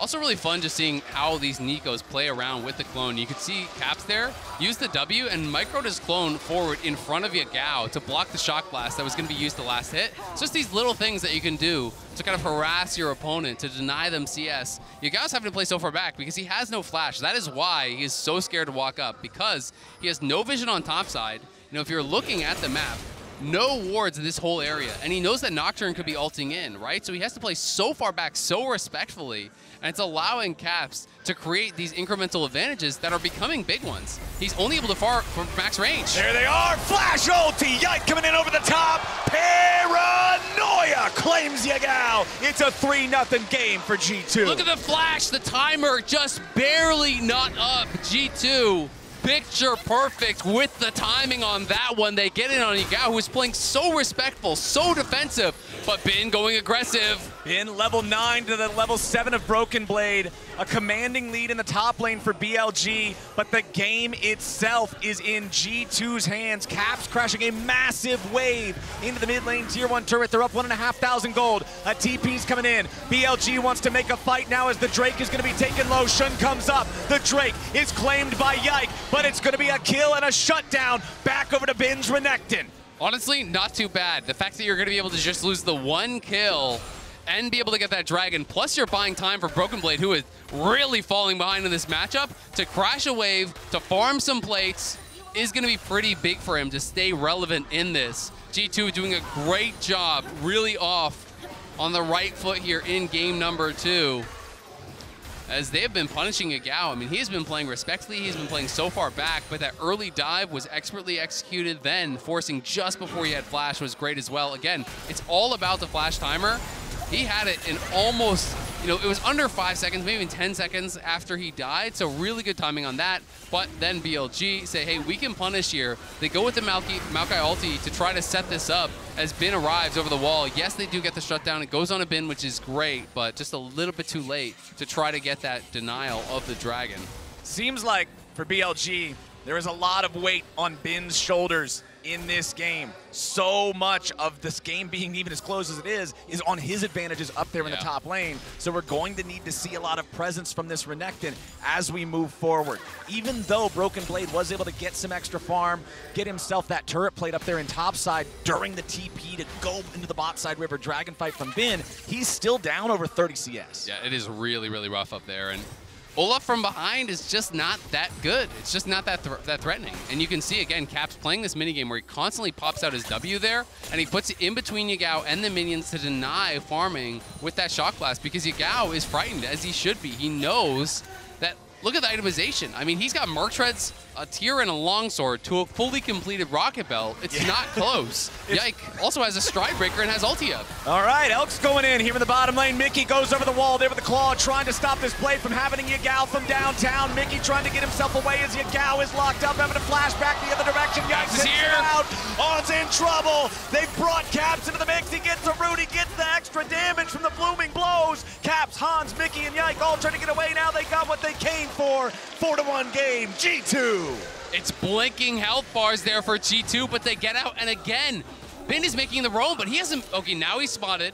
Now they know they gotta get out of there because Bin knows the map is really falling apart for his team. He's the only strong one, so he's trying to get out there and trying to make a difference, but it's giving up free plates and farm again to Broken Blade, who really needs that time. So the fact that G2 are winning so heavily on the other side of the map is really kind of erasing this massive top gap that Bin did create, because he feels, you know what?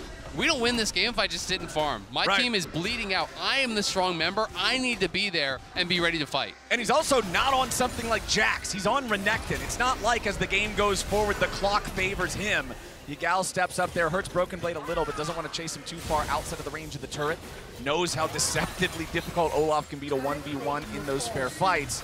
It's a 2,500 gold lead for G2, 13.5 minutes into the game. This is such a different game state from game number one. And it's because G2 is just playing this really aggressive style. They're playing things like the Olaf top, like the Lissandra support, putting Yike on this Nocturne and trusting him to have this 3-1 start that has really enabled them to build this lead. And it's beautiful to see Yike stepping up here in this moment. I felt he was G2's best player at, at MSI. He really showed up. And this is his rookie year, and having in this high pressure moment such a good start. Gets the dive mid, goes down, uses that ulti to great effectiveness on the repeat in mid, then is helping out on bot, getting them another kill. He has been everywhere, it feels like, and you can see in the MasterCard lane economy snapshot, big gold leads in mid and jungle, and that gold lead in top is really going away because Bin is spending all his time roaming, and Broken Blade is laning 1v0 farming plates. When we saw this same graph in game number one, every single bar was red, favoring BLG, and Bin specifically was the one that was 1,500 up. It's a very, very different game state as Bin has to flash away from the root to guarantee that Caps wouldn't be able to grab him. Yike was hovering. Now Mickey trying to get away as the Nature's Grasp comes out on, wanting to reach him here with the quickness. Ain't quite gonna get there. Mickey wants to buy an extra moment here with the ulti, but Elk's got the damage. Clean from on, perfect CC chain, because with just the knockup, it's still gonna have enough time to actually take that claw and get over the wall. So he has to do the knockup and perfectly chain that into the charm. So there's no ability for Mickey to reactivate, and also if you overlap it, you're still gonna be able to activate at the end. So really good stuff there from on, gets a kill onto Elk. And you can see, though, Caps pushing on this bottom side. Nico has really good turret damage. With that passive third auto, you're able to blast through those towers. So Yike takes the bot lane blue buff. He's in position to assist Caps if Bin were to go aggressive. That's why Bin had to flash earlier. He knew the Nocturne could be around. Also means it's going to be a freebie on the Dragon for them. And just look at the vision control down on this bot side. They kind of have this big circle of control that is going to keep Cap safe, going to keep him pushing up and extending that advantage. Yagao trying to keep this tier 1 turret alive, should be able to make it last for this wave, but as for the next one, Broken Blade may just be able to hard force the issue. Caps and Yike working together in the way that they are has been a huge part of this game for G2. Just putting those two champions burst together in the same situation guarantees any of these guys on BLG are dead. There is no tank champion on BLG. Eventually, if this goes to 4 or 5 items, yes, Maokai can get tanky, but right now it's Demonic Embrace. Yep, exactly. So there are these good targets for them to attack, but you can never underestimate the LPL team fighting. If you make a mistake, they will punish you. Elk is an incredible team fighter. Yeah. And we know that BLG know their win conditions. They're playing towards it. That is why Bin is not just AFK farming in a 1v1 that he was winning that hard. He could have had probably a 40, 60 CS advantage. He was already up 30, 40 early. And he could have definitely not given up any plates, but he knew that he needed to play the map. He knows that he needs to really be a part of these fights if they're to win them. So we'll see if he's going to be able to get involved and if BLG can challenge in these next couple Dragons. Still 2,500 gold lead for the side of G2. Back at 14 minutes, we saw that the turret plate comparison was 8-2, a little bit over a plus 1,000 gold for G2 compared to what BLG earned from that. They also just claimed the first turret of the game. So tons of their money, tons of this lead coming not just from the kills that they have with the 4-2 advantage, but from the extra pressure they've got in the lanes from these plays, from the extra plates they were able to farm up. G2 now sending Caps back to base. He'll do his next shot. You can see win probability powered by AWS on your screen right now. That blue line is going very, very high. And that is a good thing if you are an LEC fan, if you are a G2 fan, the last hope here for Europe at Worlds, trying to make it happen and trying to kind of do the improbable. You know, they have been on this rough run, but there was really high expectations for them coming in, and they want to prove that they can take down these top teams, that they do belong amongst the elite teams in the world. And taking down BLG in one game here would be an incredible start. Caps cosplaying a melee minion here in mid lane. When you're up against Nico, you gotta count them. Shun fires out the Nature's Grasp. Caps trying to stop these guys. Twisted advance, back onto Mickey. They charm him up. They want to blow him up, but they can't find him here just yet. The ulti keeps him alive. Zap comes through. Shun takes the kill. Nice kill again, just locking down Mickey. They're expertly chaining the CC, not giving him an opportunity, and now with Mickey dead, the Herald's gonna drop you, Gao comes mid, and BLG are just gonna group 5 around this Herald to try to make sure that they do get a crash. If G2 overcommit, BLG may look for the go button here. We'll see the Herald slowly being chipped away at. All right, rears its head back for the charge. On goes in for the knockup, not gonna get a whole lot more. The Herald charge only did half the turret's health. It had taken pretty much no damage other than that, and it's just because Caps controlled the lane the entire early game. Exactly. Gao was only seeing one tower, and that was his. All right. Did not cross that lane until he was a man. And still, I think that's probably the first time he's crossed the lane is right there. So good job, Yagao. Crossed the midpoint here for the first time. BLG trying to claw their way back into this one. Less than 2 minutes until the next Drake spawns. Very slow Drake game so far. Just the first couple over to the side of G2 as Yagao gets away over the wall. Yike wants to chase them. They turn it back around. G2's jumper is overcommitted. They strike him down. Yagao's the one to get the kill. That's a big kill there. The fact that Yagao lives as well, on and everyone piling in. They're ready to fight. They know G2 is going to look for picks. They know G2 is going to try to find these snap engages with the Nocturne. They're saying, you know what, we're going to be ready for you. We're just going to group and we're going to be there to battle you at every turn. But Caps pushing down bot side. Cuz has to be respectful and knows it. Been hesitant a little bit to actually show on that top wave, but with no one showing now bot, he knows he can just at least push this out because On is covering him in that top side river, and then he'll back it up.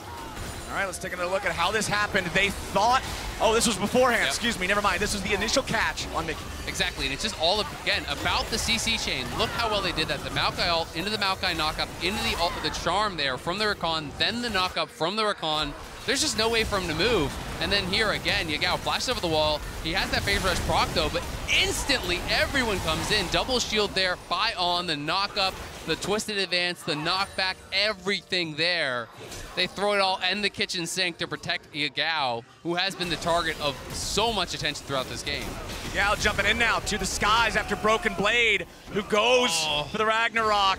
This is a big, big deal. Olaf without an ultimate in a team fight does not feel good to play. And that hurts because he just pressed it a split second too late. He wanted the all-in, but he was too late on the click, which meant he got knocked back and then pressed it instead of immuning the knockback, which is what he wanted to do. He wanted to pop the ghost, have that knockback immune, and then go for it.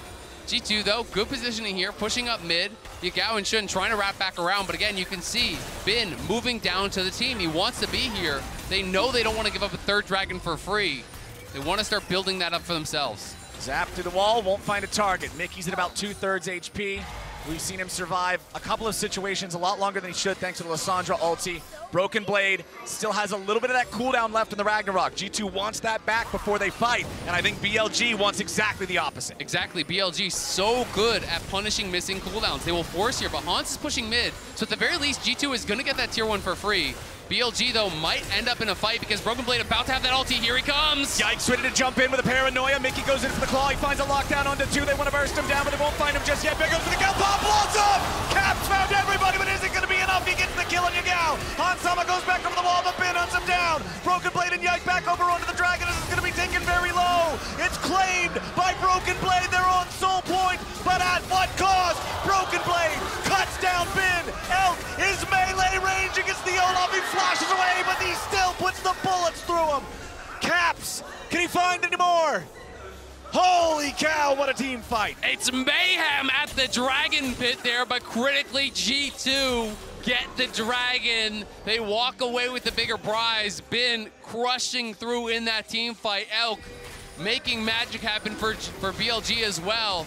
The engage here from G2, they pop the Paranoia, and then it's Broken Blade who's supposed to be coming in on the flank, but they spot him. They have the Maokai ult down to try to disengage, and they all pile in on Yakao, but then this ulti from Caps was massive. Hans, Killer Instincts into the back line, but it has been there waiting, crushes through the G2 ADC, and this is where you start to think BLG could take this, but the Dragon secured by Broken Blade of all people, so big for G2 because they still have the opportunity to grab Soul, and if they can take Soul, it would be so massive. Yeah. BLG are now one mistake, one pick, one missed smite away from that Mountain Soul going to G2 and really securing themselves a massive advantage. Game number 2 is delivering. The win probability still in heavy favor of G2. Looks like it's got to be at about, what, 75, 80%, something in that neighborhood. Yeah, up around there. That soul point situation is so critical. It makes the rest of the game. You no longer have the choice. You can't just say, all right, we'll sack this one. Nah, that's not really the option. We always talk about Mountain Soul and its value as a defensive tool, being able to keep you alive a little bit longer if you're trying to peel back. It's great for divers too. You throw yourself in with impunity and you just beat them to death before they can kill you. Exactly, it always is gonna have that value. It's always gonna be really powerful. And it's so important for G2 to take it, not only for themselves, but to deny it from BLG, because G2's composition is all upfront damage. If you give over Mountain Soul, and if you give over 3-4 Mountain Dragons, just even the flat arm and MR, it's likely going to be the end of the game. You know, G2 really need to secure this for themselves. And that secure from Broken Blade really makes such a difference. And now, this is not much defense here with that low tower. Nope, Yagao tries to get something back, but honestly, G2 have bullied him this entire game, 1 and 5 on the Jace. He has been completely shut down. Absolutely shut down here. Caps and Yike early, really hurting him badly in that mid lane, putting him so far behind, and now it's a roam from Hans, gets down towards that bot lane, ults in. The tower was no defense, and you can see BLG now has very few options. They're looking to chase down Broken Blade, but they're going to lose the tier 2 bot here very likely as this next wave comes in. We'll see if Cap stays around for it. He will. Oh, yeah. So that's 2 towers plus the kill going to G2 down on this bot side. The gold lead extends. Caps is getting richer and richer. Has 1,800 in pocket, already had the Horizon focus, so going for this high damage build with the stopwatch in pocket, he doesn't even need to go for Zhonya's next. He can just keep building more and more damage and rely on that stopwatch, and then if he gets that critical flank, if he gets in onto Yelk, it could just be lights out for the BLG AD carry.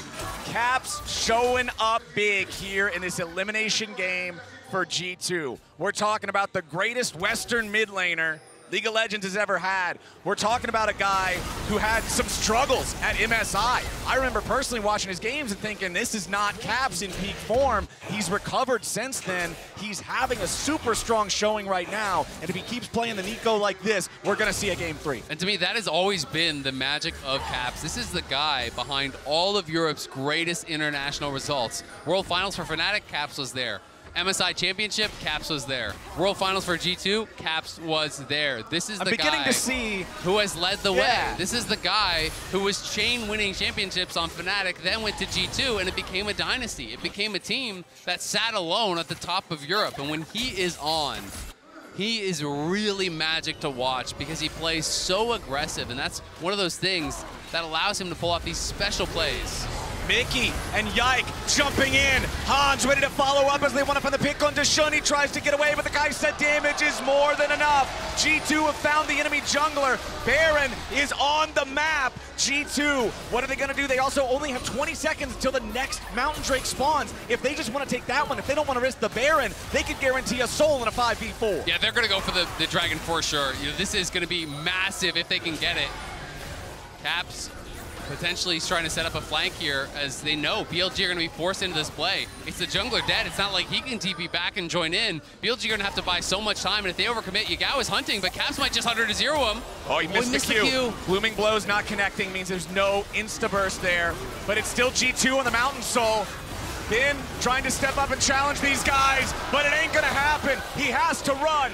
BLG in full retreat. On goes for a knockup on Broken Blade, but what's that gonna do? Not a whole lot of anything. Mountain Soul for the LEC's #1 seed. And they want more. Broken Blade. Broken Blade with the undertow. Mickey ready to charge forward. Paranoia's back up, ready to go again, and Yagao is about to die. Yike takes the kill. Shun tries to find Hansama as Elk wants to fire, but Caps can't find the Pop Blossom. Shun takes out Hans. Caps falls to the zap. A shutdown back over to Shun as now Yike is trying to chase off, but he ain't gonna find it. A killing spree for Elk. Could this be what BLG needed?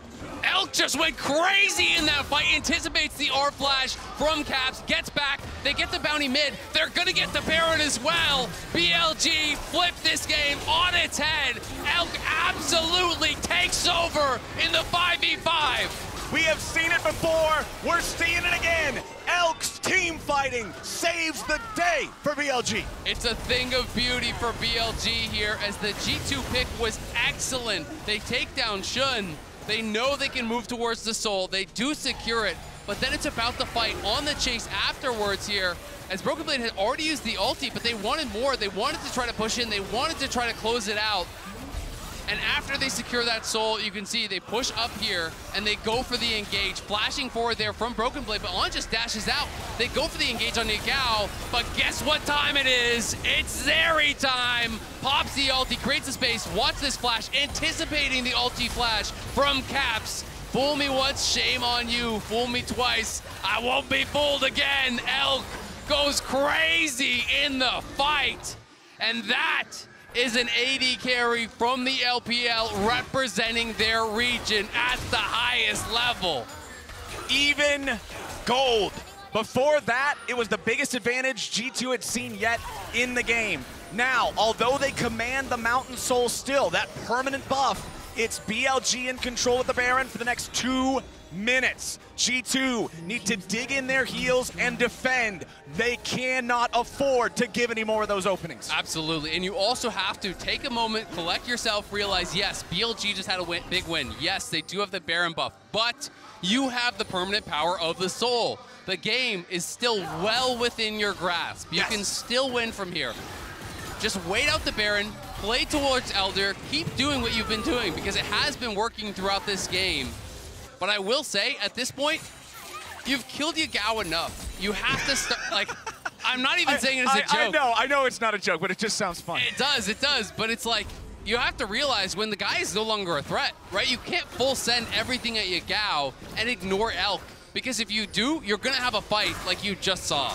Yeah, you look at Yagao's itemization. 3rd item just now completed in the Serpent's Fang. And it's cheap items. Yeah, he's just building whatever junk he can find that'll give some sort of usefulness. Yep. And that's where he's at. He's 1-6 Jace that's down 50 CS. He's not the carry. The Zeri with 320 farm is exactly what BLG is going to depend on to win this game. Exactly, and he's now 2,000 gold ahead of where Hans is in that AD carry versus AD carry matchup. He has the LDR completed.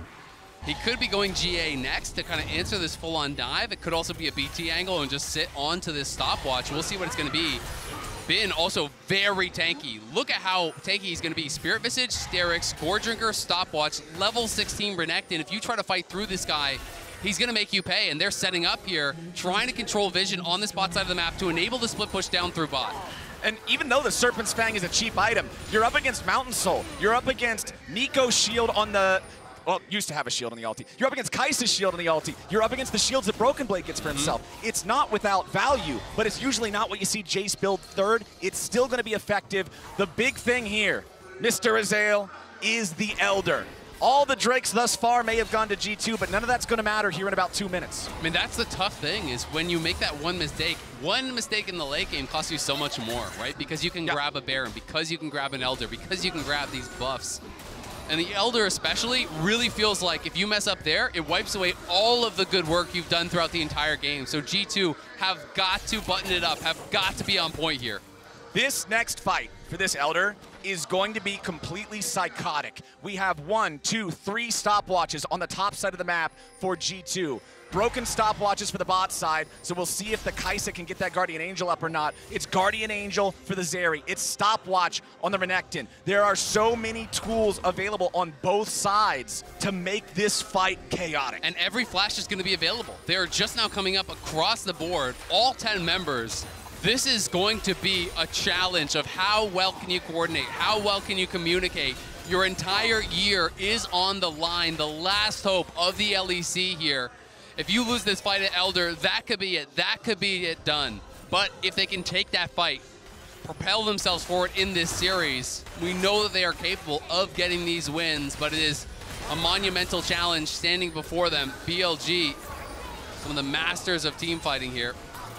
BLG looking to push forward and take control over the G2 bot side jungle, get some vision, and guarantee that they have priority over the bottom side river. They've got the Scuttle Crab already secured. Mickey using the claw to get himself back, so they know they don't have to worry about that being used as an engage tool here for a couple of seconds. Caps has been spotted on the bot wave. If G2 aren't careful, BLG could hard engage on them here. Look at On, he finding an angle. On might go. Battle Dance used, but no angle here just yet. Caps still hovering around the bottom part of the red side G2 jungle.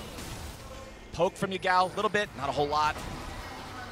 I mean, just look at the vision control. It's all BLG wards, it feels like, in this whole area. G2 are trying to reclaim vision, but Mickey taking that poke as he tries to step forward. There's going to be saplings in every brush. It will make things very, very difficult. And you know that Caps is on the flank, but they've spotted him. He's trying to go in. He gets knocked back by Yagao. Pop of the stasis trying to stay alive, but now it's going to be Bin in the middle of everybody. Hans grabbing the assassination on the BLG mid laner. Bin tries to stand and fight. It's Mickey traded away 1 for 1 so far. Bin wants to slice and dice, but he can't get away just yet. Now he finally will. Broken Blade trying to finish off the enemy top laner as BLG wants to regroup and peel the Olaf away. They can't kill him. He's so damn tanky. Elf with the ult. He's going to pop the Guardian Angel from the Nocturne as now he's refiring back on the Olaf. He wants to kill him to On, but Broken Blade can't do it. Elf's going over the wall. He's trying to outfight it. Can he get the damage? Bin with a stun into Hans, but instead he gets brought down himself. Caps with a shutdown. Voidseeker finds Elf, who now has to retreat. It's 2 dead on BLG. It's 2 dead on G2. What a fight, back and forth. All flashes spent, all 10 flashes down now. The Elder is still up though. Who can get back out on the map first? It's Bin with the longest respawn timer. G2 may have an angle to try to force this. The pings are coming down onto the Elder. I want to get out of the replay. I want to see what's happening. Yeah, let's take a look. But we're going to watch it one more time here as G2 go in onto Yagao. They spot him out on the side. But it is the Bin in the middle of everyone. So tanky, buying so much time. Is on the other side. Mickey gets burst down. And then the stopwatch buys time for the cooldowns to come back up from Bin. He gets back to his team. They kited it out. They're able to knock down Broken Blade eventually. We're back to live. We're back to Elder. Everybody's ready to go. Broken Blade's not here. There's no TP on the Olaf. Bin's going to respawn here in about 3 seconds. The Elder's down to 4,000 HP. Could it be an Elder flip to end the game? Shun's locked down. Elder Drake coming to G2. What about the team fight after? Caps dies before he can get the ulti. Now they're going to put the damage into Hans. Bin's already killed off Yikes. Hans is going to die. They got the Elder, but they may have lost the game. BLG take over in the fight. Take over in the 5v5. G2 get the Elder, lose the fight. Will they lose the game here? They are not going to Baron. They think they have time to end. And BLG marching down mid. It's up to Broken Blade. It's up to Mickey. They have to buy time. Tier 2 turret under pressure. Already gone. Yagao reinforcing with the TP. They'll pull back. They're pulling back. Yeah, they don't want this. They recognize that without the Baron, they're not going to have the pushing power to end here just yet. Those 15-second respawn timers won't be enough to stop the Baron. You had to think when you saw the Elder go to G2, they won the game. They have it. But the execution was not there on the 5v5 afterwards. Watch Caps, watch Hans. As in comes this engage, they do get it. But look at On. Locks up Caps. Caps just gets destroyed. The Pot Blossom doesn't even proc as into the, and then they get right back in onto Hans. And the big difference is the TP from Bin. It was a 5v4. Broken Blade is running from all the way out in Zimbabwe trying to get back to this fight, and he can't get there in time. The fight's already over. But luckily for G2, their opponents did not have the time they needed to end the game. There's still another chance, but this game too is completely insane. Absolutely. And the Elder, I think, is it on Broken Blade? It is. So it's on Broken Blade and Mickey still. So G2, you know, have that for 40 seconds, but it's going to expire. We're likely just going to go to the next objective fight here. The gold is really no longer going to matter for most of these players. They're going to start capping out, you know, in these next 5 minutes, 6 minutes before we get to the next Elder. We're going to see that happening. And Elk going back to base, he probably has his 6th item right now, would be my guess on that recall. You can see, though, BLG with the Baron here, they want to kind of really capitalize on this 130 that they're going to have after the Elder expires, but before the Baron buff ends. And that's when they're going to be trying to strike, trying to push in. And we'll see if G2 can clear this up. Guardian Angel still up for Elk. Guardian Angel up for Bin. Cooldown still needs about 25% of what it is for Yike. You've got 1 second left in the Elder. That's gone now. Still 1.5 minutes here for the Baron. We'll see if BLG can find an angle to force a fight. It's just 10-man bot. Neither team is willing to actually split up. BLG knows if they go to the side lanes, they're going to get jumped on by the Nocturne here, and they're going to have to be really respectful of that. Caps just dancing back and forth, always trying to threaten the engage here, popping out those clones, keeping BLG scared. BLG don't have the confidence to actually fully step forward. They're not really getting any chip damage at all down on the tower because they know they could get engaged on. It's all about Elk and Caps. Elk tries to get away, but he's going to be knocked into the Guardian Angel as soon as the fight begins. Hans. Now they want to turn back onto Hans. He's killed off. Elk hops back over the wall. He's ready to kite it out. G2 are collapsing. Ben gets the kill back over onto Mickey as Broken Blade wants to protect Caps. Elk is unstoppable. G2 have crumbled. The fight was long and arduous, but BLG have triumphed. Caps gets a shutdown, and maybe he can save the game. Let's see, it's Caps in a 1v3. He's got to hold on, but it is looking so dire. They commit everything for Elk, but he had the GA. They took him down once. They couldn't get him twice, and now Caps, with no flash, has to hold on. He's got 15 seconds until Mickey's back, then 15 more for Hans. It's not over. It's not over yet. The carries are dead on BLG. It's not over yet. They may have triumphed in the fight, but the game goes on. It's madness here as G2 makes a call, full send it. They're going in here. Caps has been threatening with this clone time and time and time again. They get right in onto Elk, but he saves the E for after the GA, goes right over the wall, creates that space from Yike. Yike tries to flash in on him on the top side to see if he can burst him down, but it's not enough. Elk is there, On is there, and Hans critically was bursted down so quickly after he went in. He doesn't have the GA, he doesn't have that second life. So sure, you got that first kill, but BLG again take the fight. And now the BT is done there from Elk, so he's on 6 items. Yagao even has caught up as far as the itemization is concerned. He's 4 and 8, but who cares? The man is on 5 items and a stopwatch. GA is now completed as well for Bin and Broken Blade and Yike. Double Zonias now as well. Mickey has a Zonias, Hans has a Zonias. The Zonias is almost back up for Caps. These fights are absolute insanity. Back and forth between these two teams. No one will give up. Both teams battling on valiantly here. It's G2 still with that soul advantage, and that's what's keeping them in the game. Mickey on a deep flank angle here, but if he gets spotted, he could be in trouble, so he has to be careful. He wants to try to go for the long con here, stay back in this brush, so they wouldn't expect him coming from behind when the Elder spawns, but this is always risky, because if that randomly gets checked, that could be game ending.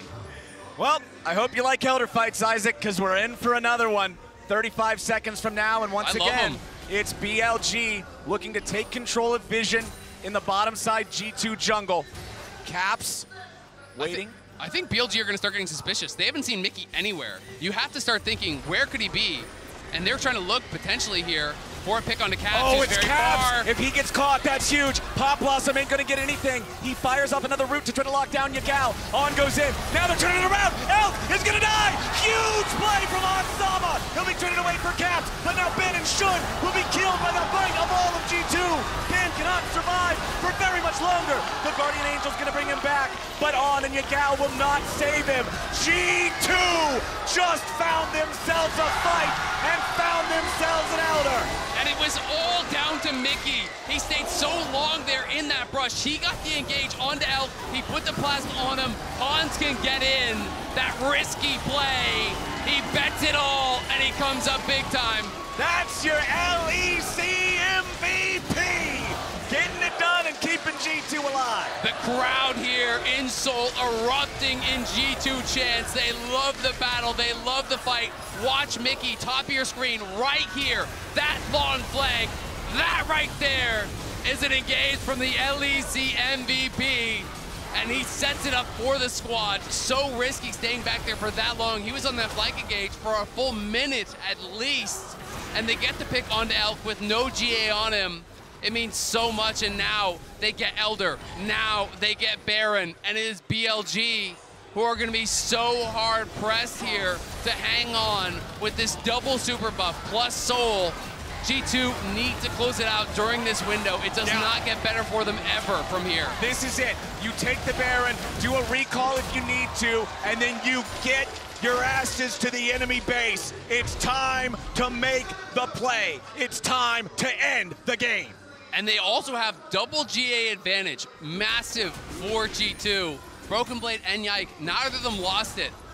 Elks is still not up. Bin just lost his. It's going to be a while before they have those available, so GT need to push now. The wave clear on BLG is very poor. They're not going to be able to clear out these waves really easily. They're for sure going to lose the outers. They're for sure going to lose an inhibitor. They have to make the call. Do we try to fight into this? Do we just try to give it up and defend to the Nexus? How long can we hold on? Because they need to thin this wave as much as possible. Nature's Grasp flies out. Yike blocks it with Spell Shield. TP coming in. They're going to kill on before anything else happens. Han Sama's on a rampage. And Broken Blade leads the charge. Elf's not getting away. And Caps throws them all up into the air. Yagao will not stop it. G2 will not go down without a fight. Quadra kill for Han Sama. They're trying to go for the Penta, but it is over. It is done. G2 have won. Here comes Hans. He wants that Penta. Give it to him. He deserves it. Hans trying to chase them. Yagao trying to get away. It's not going to matter. The Nexus will fall. It's all theatrics at this point for the Pentakill. Hans won't get there. He's still trying to chase it. Yagao gets out, but the series goes on. We're going to game 3. Let's go. G2 battling back here after a dominant game 1 from BLG. G2 claw their way back in the second game, but what a battle it was. Even with the Soul, even with the massive advantages early, BLG really made them work for it. And you started to believe that Elk might just be able to make it happen for him, might just be able to pull it back from the brink of the abyss, but G2 closed it out off of that Mickey flank, and to me, that was the game-defining play. Absolutely. Locking down Elk, finding the late game 6-item Zeri. People always joke about how once she gets to that point, there's no way to win unless you somehow find a miracle angle. Well, there it is. Ladies and gentlemen, game number 2 delivered. We're tossing to a break, but we'll be back here. Don't go anywhere. Game number 3 is coming up.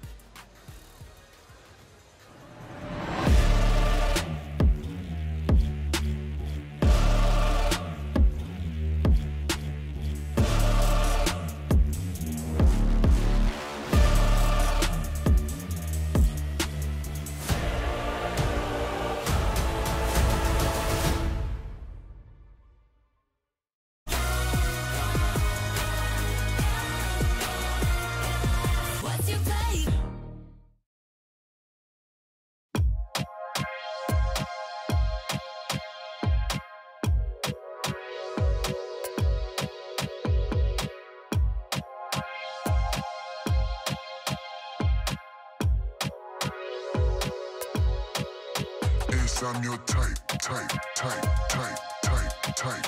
누르게 되지 like. 다른 애들은 swipe. Double tap this site. 사랑하지 내게 아트를 준 모든 애들 my friend 걔네기들 상응해줘야 돼 움직여 바삐 double tap 우리 사진 간지 공연 보러 온 누나들은 손가락을 만진다 빼반지 스토리 올려 대개선 건강 남자애들 껴 만들어 mosh pit 한국에 있는 애들 DM 아주 come to Korea 가자마자 벌려 기대한 것이 발을 뒤져 비껴 나가 내 상어리 피처처럼 smooth sailing 시대 얼음 우리 신경을 안 써요 너 응원하는 애들 숨죽이지 이제 시간은 금이고 우린 뱅카이스 나서 배로 벌려 우리 몸값 21세기 boys 우리 못 가는 데가 없어 목소리를 뻗쳐가지고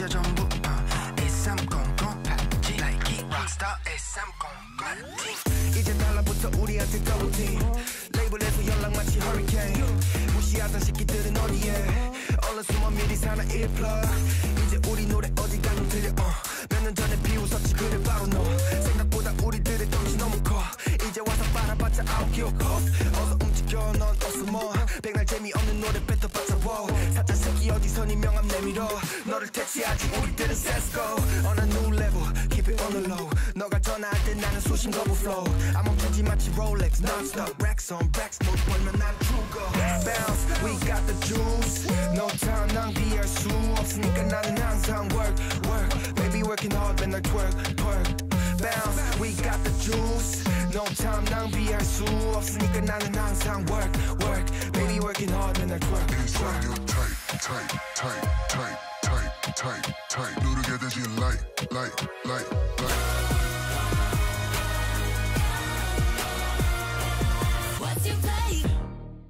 to create these incremental advantages that are becoming big ones. He's only able to far from max range. There they are, flash ulti, Yike coming in over the top. Paranoia claims Yagao.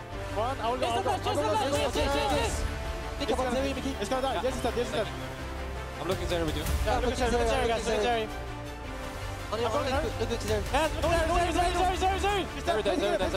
G2 will not go down without a fight. Quadra kill for Hans Sama. I am going to be useless this segment because I expended all of my energy. I was so down in the dumps. I've never been there before. I was hopeless. I didn't believe. I didn't think they had it in them. And they did. I told you it was going to game 3. G2 hasn't missed quarterfinals since 2014. 9 consecutive years of making it through. I didn't get it. You know, Are you people always or? no. People always making jokes about G2 and content, and I never understood. And now I get it. That was content. Lose game 1 for content. But how difficult was that? And you need to play another one before. It was very hard. That was very difficult. And also, we got to show the late game team fights because that's. I want to show the Mickey forever flank first if we have it, because we were watching it together and we were like, he has to go back. He actually can't stay. Can he stay? Oh, Caps.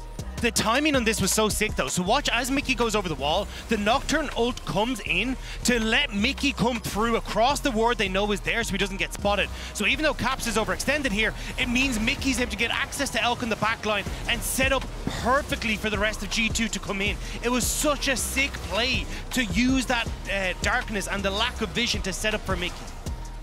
This was really the fight where it felt like G2 was going to be able to win it because they win this, they get Elder, they get Baron, they have Soul, they stacked all the mechanics. Yeah.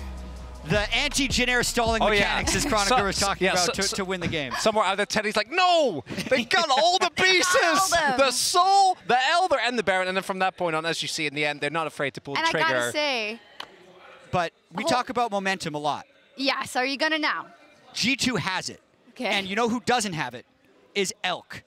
Because he made a 2016 double lift tier play at the end of this game. Let's watch this again. This was a 1 game. This game was actually over for BLG after this fight. Take us through it a bit, Chronicle. And I want to highlight the end of this is Jett going, what happened? And it's like, he walks into him. And that's all that ends up happening. Because Elk here, so he's alive. BLG has Baron. They've killed Mickey. They've killed Yike. They've killed everybody but Caps. They have 4 people alive, including their 6-item Zeri, and they have Baron minions. And watch Elk here. He doesn't need to get this close to Caps, and Caps kills him. Because of that, if they just let Maokai lead, the game is over, the series is over, G2 is done. I don't see the problem here. That was all part of the plan. That was entirely part of the plan. We knew exactly what we were doing at all points in time. G2, mind can control Elk into the setup. I mean, I don't know what you want there. Imagine the tilt from BLG after that play. I like it. You're trying to give us copium. You're trying to give it to us. And I think you deserve it. You know, after a game like that, I think on both sides, okay, BLG will definitely not be happy with the way that ended.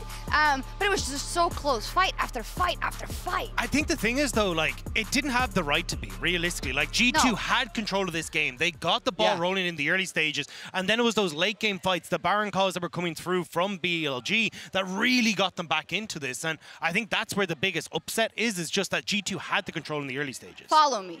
In a way. Okay. You know when G2 came into this World Championship, yeah? And they had that game versus D+. That they had no right losing. They won that game. They threw at Baron phenomenally. They won that game. They played versus Weibo. Harder game. Very much. Actually, were at the advantage at some point. Still had a really hard time. Maybe no business winning it. They win it. They're back to G2 classic ways. Give your fans, not me, of course, no hope, heart attacks and make it happen. But I think that would be kind of discrediting how strong BLG has been, you know, that they came back into this game as well, and how difficult of a series this still is for G2. I believe you in the momentum, but my God. Degda, I know there was a mechanic with the Nico. I want to expand on the draft afterwards, but this is important. I really wanted to go into this Nico mechanic that we saw from Caps in the start of the game because it was actually really, really thick. And it was APA who was actually talking about this on Twitter, and Medic was highlighting it for me as well. One of the things with Nico is that when she turns into a minion, she gets all the attributes of a minion. So she doesn't proc second wind, she doesn't get the ramping tower damage, and most importantly, she also gets access to the, hey, you're going to take 14% of your health off these turret shots. So this was sick to see. Caps was able to set it up, and that was the start of that really strong early game, because then you hit the level 6, then you're diving in mid, then you're getting the early ball rolling, and I hope we get to see that again from G2 coming into the next game. Yeah, and it did actually, like we were joking about it, but Yagao had a really rough game. Was targeted very heavily, but the Jace into Nico matchup is one where Jace actually generally is able to hold himself pretty well, but between the Nocturne and the Nico, kind of bullying right from the get-go, it was really hard to play out. Yeah, and let's talk a little bit about draft also, keeping in mind that we need another one. Jack, you brought up a point. You said before that you just do it. Go ahead. So listen, Nocturne, Olaf, Lissandra, those are G2 picks. And even having the Nocturne Nico and the confidence to make that dive is because they are really familiar with their picks, even though everyone plays Nico. This is different than the G2 drafts we saw literally yesterday, where it felt like they were trying to fit into the tournament meta. But now, when they're on elimination point, I love these types of things when they are playing the stuff that other people aren't. It'll give them that edge. We know through interviews that G2 has played a lot of this weird stuff in scrims, and they were winning with it. That's why they thought they had the answers to the meta before this tournament started. So I think after this win, we're going to see more similar crazy G2 stuff in the Game 3 draft. Which, you know, most likely they won't get blue side for the third time this series. I don't think so, indeed. And, you know, G2 totally with their backs against the wall. They couldn't be, they were in the wall, basically, I want to say. But they still have to bring it home. And I was in this position a while ago with Fnatic, and they did not do it. G2 has a chance. BLG don't look that tilted, and they know that they have the individual ability as well as the team fight ability to bring this one home as well. They really don't. Elk seems pretty okay about it. Yeah. Because you know what? If they win this game, people don't remember that play. No, but I'm going to post it on my... I'm kidding. I won't. I won't. Of course I won't. Wow. I mean, this is the very last game of the Swiss stage that has delivered so much, and it's just the tension keeps on building. And that's the thing with BLG now taking to the blue side. They've got access to, hey, we can open up the draft. We don't have to ban things like Xayah in game 1. We can get rid of things like the Draven answer. Like, there's a lot of stuff that you can actually now open up here. I made this earlier. And yeah, I think that's the big one for me, is like, well, what the hell now is the opportunities for G2 coming into this? Because it feels like we've now got them struggling game 1, very much struggling game 2 on what's supposed to be the strongest side. But I don't really know anymore, to be completely honest. I mean, even though, is game 3 kind of like a tiebreaker to make it through? Yes. Is that a good thing or a bad thing? That's what we're going to see. I think it's generally a good thing for you and tiebreakers. We got to keep cooking. We got to bring the copium up for that that LEC seed, at least for me. I think we have to go over to the casters, and it's good because I'm flustered and I'm nervous. But it gets the blood pumping, and that's what we're here for. Let's go, Captain. Let's go, Shocks. Adrenaline. That's what it's all about. For you, for me, for G2, for BLG, for game 3. Let's do it. Man, it has just been so fun casting this series so far. absolute incredible team fight after incredible team fight after incredible team fight in that last one. You know, it really looked like G2 was just going to cruise to an easy game 2 win. Yeah. How it started, BLG absolutely battling back, showing their class. But Mickey and Cap stepping up so huge for G2 when it counted most. That flank, I swear, 99 out of 100 pros would have bailed out of that situation. They just would have recalled. Like, I've been here too long. You know, you get nervous. You're like, they're going to find me. Something's going to go wrong. If he had not waited, if he had not found Elk, I think this is a completely different game. So beautiful stuff to see from G2. And I loved that they were confident to just full send it on this total dive comp with their whole year on the line. And now it's back to the draft, and we got to find out with BLG on blue side, are any of the bans changing? The Draven, the Callista, 7 games in a row now will remain banned out. Okay, those are going to stay off the table. G2 are banning the Nico away themselves. Remember, when they were on blue last game, that was their first pick. They're saying, we think you'll do the same if given the opportunity. We don't want to let you. And I wonder, do G2 try to prioritize kill lanes, ways that they can set up and pressure Yagao? Because Yagao, at times, does have these games where he gets behind and he stays behind. He gives up kill after kill after kill. And that's really what put Caps in such a good position, what put Yike in such a good position early. But it is going to be the Orianna left open because they have to ban out the Jax, because they have to add in these kind of flavor picks that BLG are so terrifying on. And with G2 not prioritizing Rumble at all, they still have yet to pick it throughout Worlds, that's likely to go unpicked. Bin, though, doesn't really feel like a Rumble guy either, so it's kind of interesting that neither of these top laners want to play the most highly prized top laner at Worlds. And talking about highly prized champions, the Orianna being locked in, Yagao's last game, he got pummeled. They just beat him to death. And on a champion like Jace, whose only real role in the game is damage, that meant that he had a real struggle trying to actually contribute. Orianna can at least have utility. She can have big moments with shockwaves. I will say, though, Orianna into Azir, you can chain dive in a similar way to how you did it last time. Maokai Azir is not an easy duo to escape from, right? You know, you go forward on cooldown, post level 6. You're not going to kill him before level 6 likely, but post level 6, you go in every time the Azir ulti is up, force a flash. As soon as that's down, you look for the repeat, you look for that kill. Similar to the Azir Victor matchups that we used to see this kind of similar strategy. So Yagao is either going to have cover around these timings, or he's going to have to play exceptionally far back, but that can lead you to give up CS, to give up advantages that way as well. So I really want to see if Caps is on point on the Azir, if Yike is on point on that Maokai, as they were in the last game. And Han's going to be locking in the Kai'Sa once again. I think had a really strong showing on it in that second game. And he's going to have to be playing at that level because Elk was on something, man. Like in that second game, he was going crazy on the Zeri late game, and that's what Elk can do to you. Well, we've got the Renekton for Bin yet again with his Jax banned away. He just wants to lock in this evergreen general strength pick for the top lane. We've got the Jarvan for Xun. Very powerful playmaker, very powerful jungler right now. Rakan banned out by BLG. So Rakan likely to be Nautilus based on their prio and bans in the last game.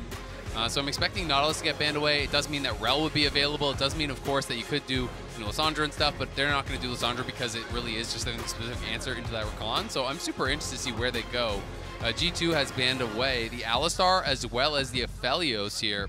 So Elk could go back towards something like that Zeri, but G2 obviously less concerned about it. Yep.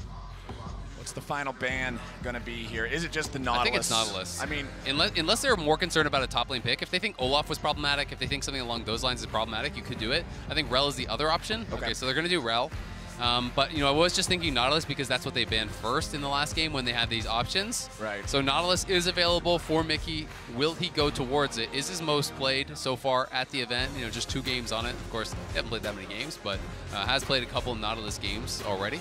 Yeah, they could lock that in. They could also just go for their top lane pick if they want to see the entire enemy comp before picking support. There it is. They're going to lock in the Gnar for Broken Blade. That leads me to believe that Mickey's cooking, right? Like that he has something that at least he's considering. If X and Y happen, I will pick, this special pick. I will look for something that can win us the lane in the 2v2. Right. Or that is maybe even a compositional counter. So now we have to see BLG pick both of their bot laners. Trist was banned out in the last game, and I love Trist In this meta, I think it's incredibly strong if you can pilot it well. But it's going to be Ashe. So now is it going to be Ashe plus Renata? That's my expectation when I do see this. I love this as a duo.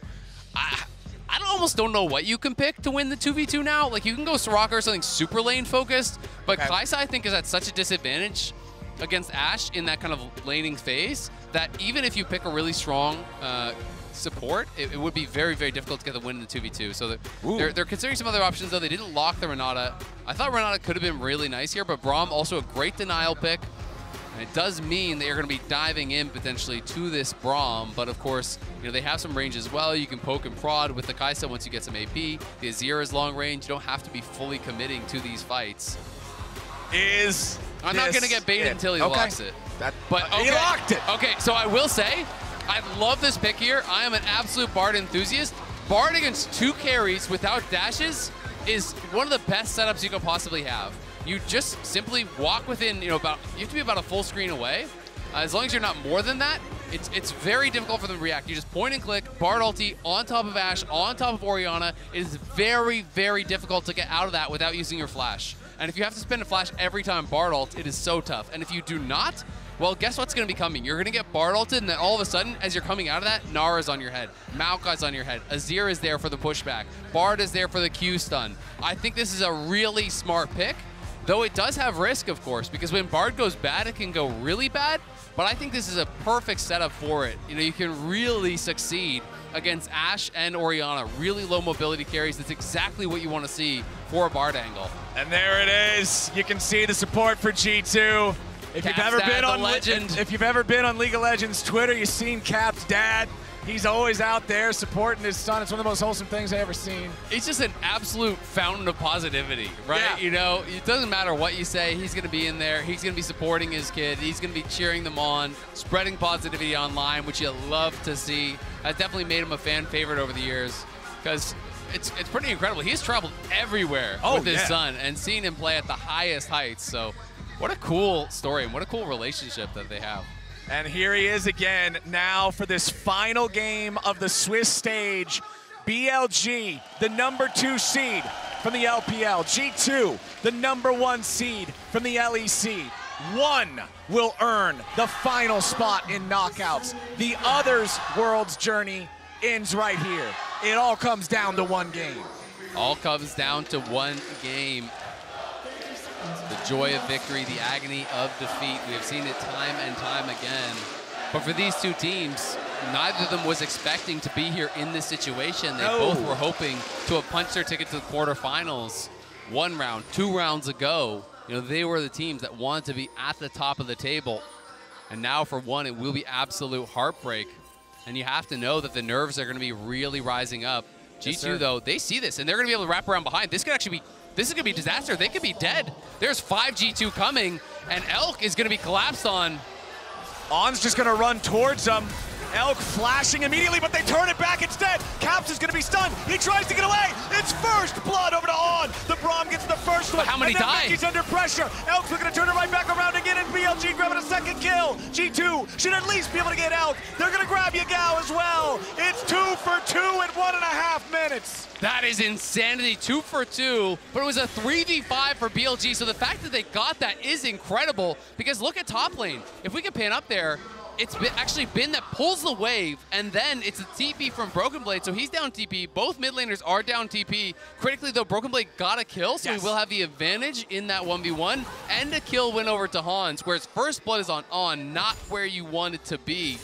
So G2 happier about where the gold went. We have to see, though, can Bin make something happen with the TP advantage? Wow, that was... Insanity, man. They just laid a trap here really, really well. Hans is waiting in this brush, and as soon as he sees them coming up, they already had the Bard and the Azir were right here. They go for that long wraparound play. Broken Blade was moving. Yike was moving. Yagao, On, and Elk, though. Great target selection here. Great target fire to be able to get those 2 kills.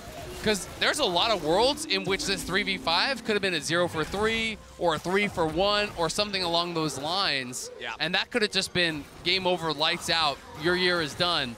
It is not that, but it is still a great spot, I think, for G2 overall. That's the kind of level 1 of 2 teams that are willing to just throw everything into this final game before the knockout stage. Bin versus Broken Blade, that sidestep was huge. He also made him miss the crunch, I believe, as well, so that really was massive. And now, if you can get that HP advantage, this is what I'm talking about, where the TP advantage can come through.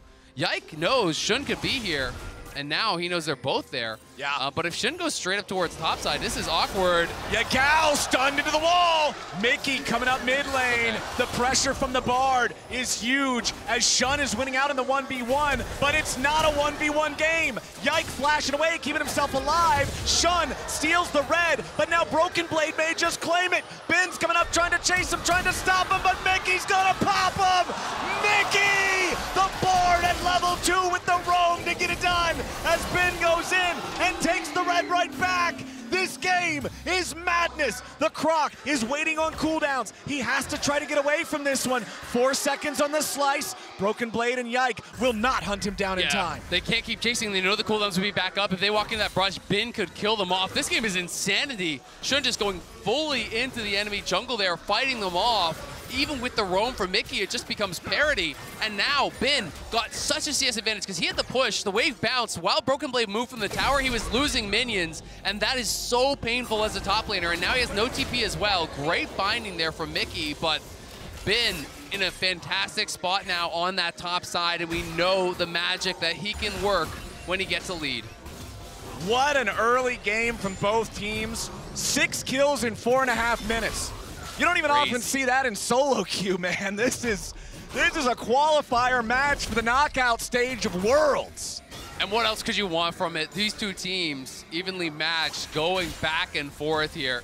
Both supports on the roam, both junglers around mid here as well. Mickey's coming. Mickey trying to answer the roam from On, who just wants to allow Yagao to shove this wave up. Shun is here in top side. If they get the stun from Renekton, the flag combo is guaranteed. Broken Blade doing a good job getting away for now. He uses the hop to try to get out, but they've still got the dive. Yike wanted to try to come up and cover, but BLG get the job done in time. And now it's disaster. This is what I was talking about. If you can punish the missing TP, you lose so much more as Broken Blade than what you gained from that kill on the bottom side. Because he has no TP, look at the CS disadvantage. He's gonna walk back, the entire wave will be dead and pushing to his opponent. Bin will base now with likely 2,000 gold is what I'm going to estimate, but we'll see if Elk can get out. Yeah, Elk's in some trouble. Sidestepping away from it. Nicely done. Plasma proc might still bring him down, and it's Mickey getting the kill. Great sidesteps from Elk, but again, Mickey so active on the map here. He's been everywhere, and they're able to get that kill.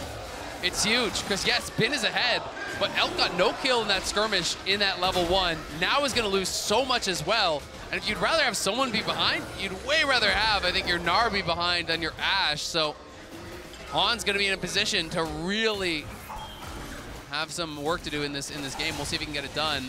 As Yike just scrapping here, push back in, maybe a little bit early. Broken Blade was on the roam, so he wanted to go for it. And there's the flash forward, as well as the flash out.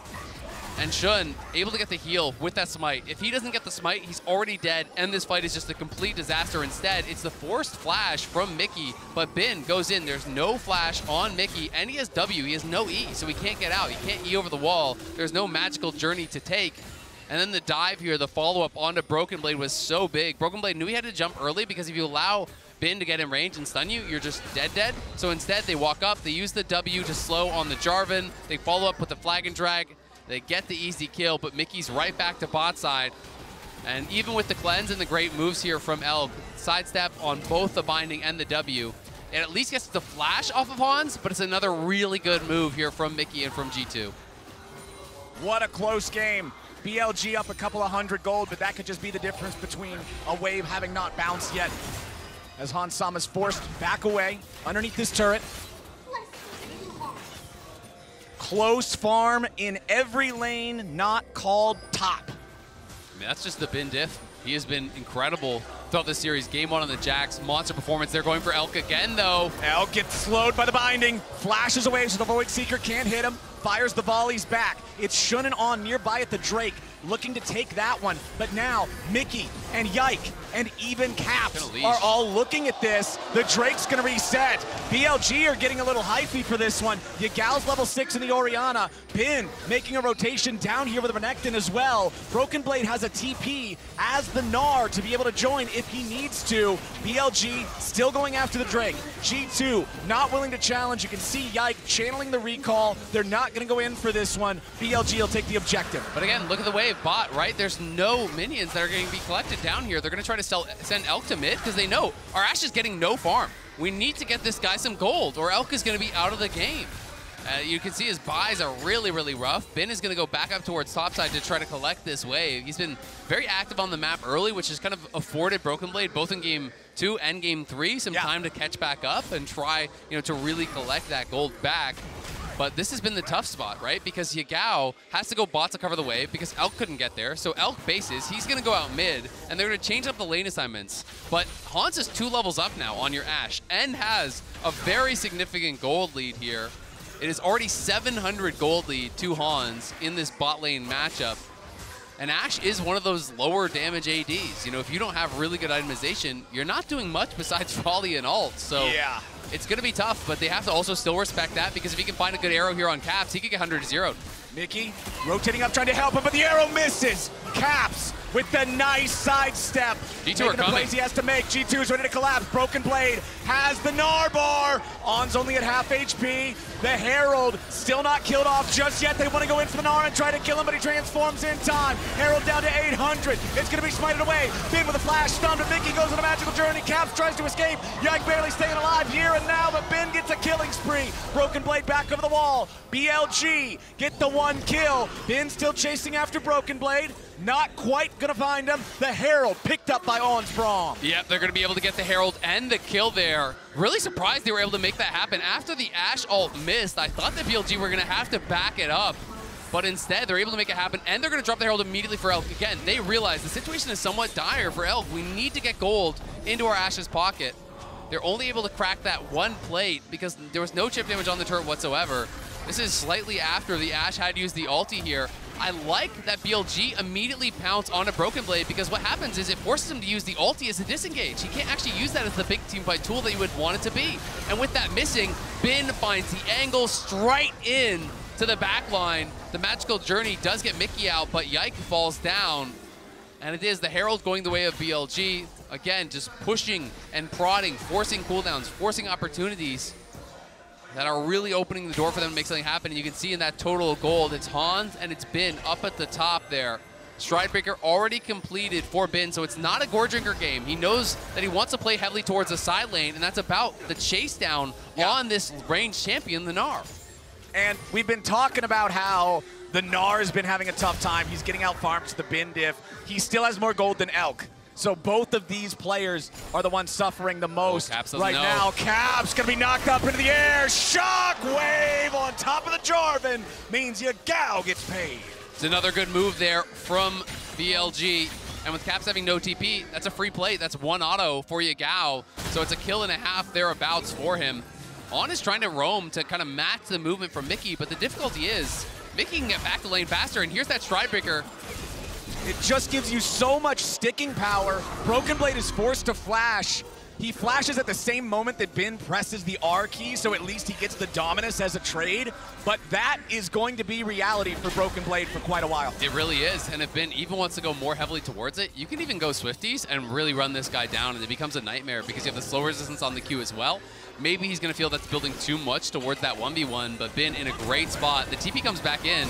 And they could be looking at dive. I'm looking at Jarvan. They're going to go for this dive potentially here. There's no flash on Broken Blade, but he is getting close to Mega. This would be risky. It could be another punish. Shun is going to take the turret aggro for now. Drops the flag on top of him. They don't want to overcommit for it. Meanwhile, Twisted advance here in the bottom lane. They want to bring in the Braum to try to save the Ashe. Mickey going to take the damage here at the start. The Braum dropping the ulti here in the turret, but a TP is coming in to reinforce for BLG. Hans, Yike, Mickey, all going on a magical journey straight to Blast Cone City. Get the hell out of town, boys. It's not looking good. Yeah, good job on the disengage there. They're able to get out. They get the TP again off Bin, who's just been so active on the map. So again, it buys time for Broken Blade to push that out. And critically, Caps moved down and cut off Yagao, who was trying to make the roam down, because when G2 retreat up into the jungle, if Yagao collapses, it could be a disaster for G2. But Caps making a good move, pulls down, keeps Yagao away from that bot side.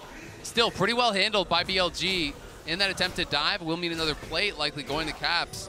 And we have got ourselves a very even game. It's not even going to be 1,000 gold, the difference. And we got 10 seconds until Drake #2 is on the table. Remember that BLG took the first one. G2 jockeying for position around it, thinking about contesting it, but ultimately decided not to. We'll see if they want to change that here for this one. You can see 3 players on the G2 side in this bottom side jungle. Some big item completions coming through, though, on both sides. Goredrinker done for Shun. Yagao just based and got his loot in. So you can see Demonic done on the other side there for Yike, as well as the Storm Raider for Hans. But I feel like BLG are in a much stronger position right now, especially with Bin again moving. He's been so active on the map, constantly moving towards the team. He creates a big advantage against Broken Blade, and then he gets active on the map. But there's a cost to this, and that is allowing Broken Blade to push out waves for free, allowing this wave to crash that you're going to lose and a plate, if not 2, going over to Caps. And we have to remember he got 1 in mid lane as well, so Caps is getting a lot of free gold on this map, but Bin's behind him. Bin coming in, looking for Caps here. Finds the slow with a stride breaker. Dice is back around him on the other side. Wanted to try to avoid the ulti if he could, but there's no way to do it. You talk about, oh my goodness, hold on now. Broken Blade looking for Elk, wants to stop him, but now On jumps in. Winner's bite, focus fire. Broken Blade is down. Elk gets himself a kill. Broken Blade trying to go for the big play there, wanted to scoop him into the tower and clear the wave at the same time, but critically there was 1 minion left, and now Bin. Flash is coming up, he has Dominus. He could look for Caps here. We'll see if he wants to go for the play. He goes for the slice, finds the stun. Caps, good job with the shifting sands to buffer through the CC and get himself away. Exactly, very quick there from Caps. Great reaction from him, but they're looking again for Elk, who has no flash. Glacial Fissure over the wall. A lot of damage here into Mickey. He saves himself for a moment. Hans looking to take down Elk. He's gonna get him, and Mickey lives. Meanwhile, the dive coming out from Bin, but Cap stays alive too. Massive moves coming out from G2 as Shun wants to go in and find that mid laner and finish what Bin started. The dunk goes through. It's good, and BLG finally gets something back here. Now they're going to take the tier 1 turret on the top side as well. They're going to be able to get this tower, but G2 still staying so active on the map here, and Hans has been the benefactor of some of that action. Being able to, excuse me, the beneficiary of some of that action, being able to get some of that. I don't know the difference. That's the same word to me. Was able to receive the rewards, let's say, as Mickey staying so active on this map. And here's the Broken Blade play. Again, he wants to clear out this entire wave, doesn't quite get that last range means the tower doesn't go immediately on him, and then On is just right here. W's in, gets the passive up on him. But again, Mickey so active on the map, makes the move down, the long magical journey here. In comes Hans. It's a great peel from Bin, though, to really make him work for it. I love the self-ulti from Mickey, as he would have surely gone down there. They do proc the stun onto Hans, but it's 1 auto away from getting that kill onto Mickey. Mickey really riding that line. And then here's this dive up on the top side. Flash, stun, shockwave. But the flash out, the shifting sands, means that it had to be Shun coming in, had to be more committed. Shun was not wanting to mess around because they knew the Broken Blade could be coming, so he looks for the flash ulti. At the very least, G2 force out those additional cooldowns. Yup, Bin's back up in the top side now. His TP almost ready to go. You know, in League of Legends, we joke around. We talk about top laners being on an island. Bin's an aircraft carrier. He's the size of an island, but he moves around. This man is not afraid to get out atop and move that weight to the rest of the team, as Caps is going to be thrown back by the shockwave. Stun into the turret thanks to the Bard. Yagao is low, stays alive with the Guardian proc from the Braum, and the arrow from Elk from a long way away finds the first target. Yike, flashing out of the Cataclysm's walls, dropping the Nature's Grasp to stop BLG's pursuit. Nicely done. Going to be able to disengage there. But Yagao barely stays alive. Critical for him. It is Broken Blade again, pushing on that top side. Not going to join. Bin TPs once more down towards bot side. Such a focus on being able to group, and G2 are playing a massive focus on side lanes. They want to push out, they want to hit towers, they want to scale, they want to play it that way, spread the map and look for picks, and I think it's really intelligent when you are playing with the Bard. Bard doesn't want to just walk into 5v5 after 5v5. Bard wants people answering a side lane that you can then pick off with Magical Journey into that Bard ulti, so that is why G2 are so heavily focusing on it.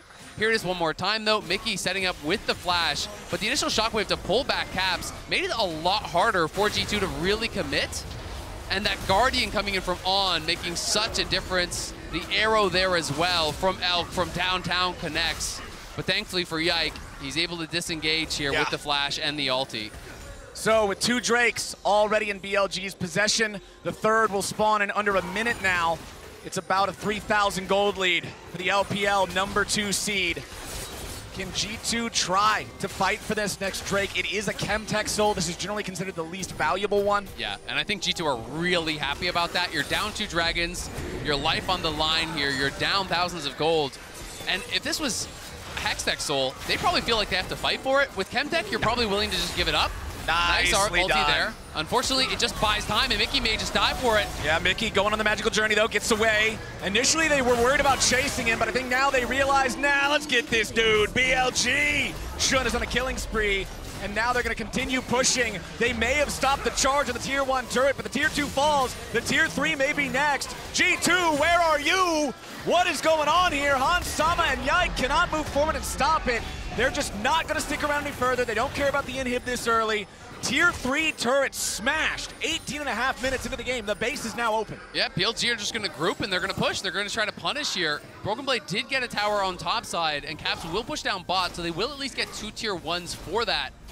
You can see the goal difference over time, powered by AWS, though, heavily in the favor there of BLG. It's kind of up and to the right besides that little dip down now. And they are going to grab that 3rd dragon, but at the very least, it is the weakest soul. It does give you some hope that, hey, G2, even if you lose the soul, it's not necessarily a death sentence, and they're trying to get as much gold on these carries as they can, and then maybe you have that big moment where you can come back in a fight. You win a fight at the 4th dragon, you get that dragon, you deny soul, you take Baron, you're trying to look for that sort of thing. Take the Elder. Yeah. Let him have the Chemtech dragon if you absolutely have to, and then go for the Elder if you can get the money at that time. Yeah, we'll see. Even though it is weak, it's still a soul though, right? So they have to really make that judgment, because it is definitely the weakest, but it's still thousands of gold worth of stats, right? And especially on some of these champions, like a Renekton, who is likely to throw themselves in the middle of a fight, get low, and then get value out of it, it makes you that much harder to deal with. I mean, there's 3 mega objectives in the game. There's Baron, there's Elder Dragon, and there's Dragon Soul. Yeah. Even if it's the weakest mega objective, the word mega is still in there. It's like, come on, man, that's like the least cool Ferrari you could have. Yeah, exactly. Well, they're still driving a Ferrari. It's still pretty cool. So BLG are liking the game state they're in right now. Again, about 3,500 gold lead. They've got the 3 Drakes. Elk is still trying to maintain some relevance here. He's almost got his 2nd item done with a Mythic. The Kraken Slayer is completed, working towards that Trinity Force. Yep, exactly. And this is actually a pretty high damage build. I think people do sometimes underestimate, as long as he stays close to parity, you really can put out some damage, especially when paired with that Braum, create the space. And he is only about 600 gold behind. He was down 700 gold, I want to say like 3 to 5 minutes into the game behind Hans. So the fact that he's only down 600 now, not really a big deal. And has a little bit of additional combat stats, obviously, with those couple dragons that they have grabbed. BLG, though, trying to move in towards this top side, deny vision. They want to take away these camps, and they're looking for Mickey. Another good shot from Elk. They may have set him behind, but he's on one of the best utility AD carries in the game, and he's still making his presence known. And G2 have to be careful because they didn't use Shockwave or Jarvan ult for that. They did not overcommit. They spent just the Braum and the Ashe ulti there, and there's the Shockwave. Shockwave on Caps, but he gets away with the shifting sands. Shun falling back as the Acathian Rain from Hans Sama scares him away a little bit, but hey, they got what they came for. They got the kill, they got the tier 2. But it was nice from Caps. He gets out, and they get the flash off of Shun. So that is down, but the gold lead is building. About 5,000, well, now exactly 5,000 gold there for BLG. They will reset. They're going to buy up their items. And it's solo AP game for Yagao, and he's going fully flat pen, which I love when you're the solo threat AP. Yes, he has the Shadow Flame, he's got the Sork Boots, he's got the Ludens. There are going to be some Merc Shreds because there's some decent CC, but that's not going to be that much. You know, when he gets towards the third item, you're going to be terrified because he's going to hit third item, he's going to hit 16, and Yagao's going to be at that point of the game where if Hans or Caps get caught, they are just going to die to the shockwave combo. Total damage dealt this game. It's Elk on top of the charts, despite the way the early game looked. Still putting in that work. Look at Mickey, though. Mickey, third highest damage in the game. I mean, the man knows how to play some Bard. Oh, yeah. He's been everywhere. He's been everywhere. He's really making it happen. But we're seeing kind of both sides of the coin when you do play Bard. You can be such a playmaker, but you are still very vulnerable. Even when you go for the more tanky builds, he's got Mercs, he's gone Locket. But when he gets tagged by an Ash Arrow, you're kind of just dead. He's got 80% kill participation. He's also got nearly 50% death participation. So he's making stuff happen. Yeah, Bard is definitely, you live by the Bard, you die by the Bard. Let's see, it's 22.5 minutes into the game. Baron is alive, but this has been Baron's been quite a contentious place this Worlds. It really has. And so while G2 are still down in gold, 2 items are coming through. And this is generally when you go behind. You talk to pros, they'll tell you this. You want to fight around item completion. So sure, you're down gold, but it's 2 item completions, 2 item completion. BLG will not have their third items, very likely, before this soul point fight, right? So you take that. Exactly. So that means that is your time to fight. And that's what G2 were farming for. That's what G2 were pushing for. They're trying to get to their second item before their opponents get the third, because components are much less efficient than completed items. So this is when the gold lead is going to mean the least, basically. And I do think that G2 are going to fight for soul. If they elect not to, I would be surprised. But it's a really hard call to make, because if you fight at soul and you lose, they get soul, they get Baron, it's probably lights out. The big difference I'm looking at right now is in top and jungle, because that's where you have the 2 fully completed items compared to not, and it's also where there's stopwatches. Look at these stopwatches on BLG. It is a clock shot. All 4 of the top players have them. Only Braum is missing one. Yep, they are getting them for everybody at this point, because they know this could be their year on the line. This fight, you win this fight, and maybe the series is over. So G2 fighting for mid prio. I don't think they want to give it up. I think they are going to look for it, but it's going to be all down to the engage. Can you find the beautiful Bard ult? Can you find the beautiful Ashe ult? Can you have that follow-up? So much pressure on these 10 players right here, right now. Keep your eyes on Elk, keep your eyes on Mickey. Those long-range engages, they can catch people off guard. Also looking at Cap, 0-3-0 right now on the Azir. We have praised this guy. We have praised how many times he has been a part of the biggest victories that Europe has had on the international stages. Dragon now active, and G2 clearly were trying to threaten, hey, we could start topside. We could go towards that Baron. We could do this. But now they're going to send down Xun and Yagao and get this Dragon. And G2 are no longer in position to actually fight for it. They've moved up towards the top side. They've based on Yike and Broken Blade. So they're saying, you know what? We don't have the angle. We can't fight here. And that's what I was talking about earlier. It's the difference in those completed items. It's Yike and Broken Blade, the ones that have to go back, because they're the ones that didn't have the completions. Now Elk, mistiming there on the binding from Mickey afterwards. It's not like it would have stunned him anyway, but it doesn't connect at all. So that's Bard ulti down. Cap with a nice shuffle back, but now it's going to be a Cataclysm on the 2. Hans forced to flash away as the Twisted Advance tries to stop BLG from going forward. Instead, it's going to be a flash from Ben. Ruthless Predator to stun up the enemy jungler. Focus Fire comes through. One more hit, and Yike is down. G2 falling back towards the mid lane, but remember, there's not even a tier 3 turret to protect them. BLG has control of the rift, control of the jungle, control over the Baron pit. Yeah, that's the critical thing. They get the kill there. They force the flash off Hans, off Caps, off Yike, but they chase down Yike. They focus him down, and they get that kill. And G2 now, hearts in their mouths. No, this game is falling away from them. They're down 5K. They've lost the soul. Hans gonna try to find an angle for Baron Seal. This would be heroic if they could do it. No, not quite. I respect the attempt. You gotta go for something there. Have to. That's about all you could go for.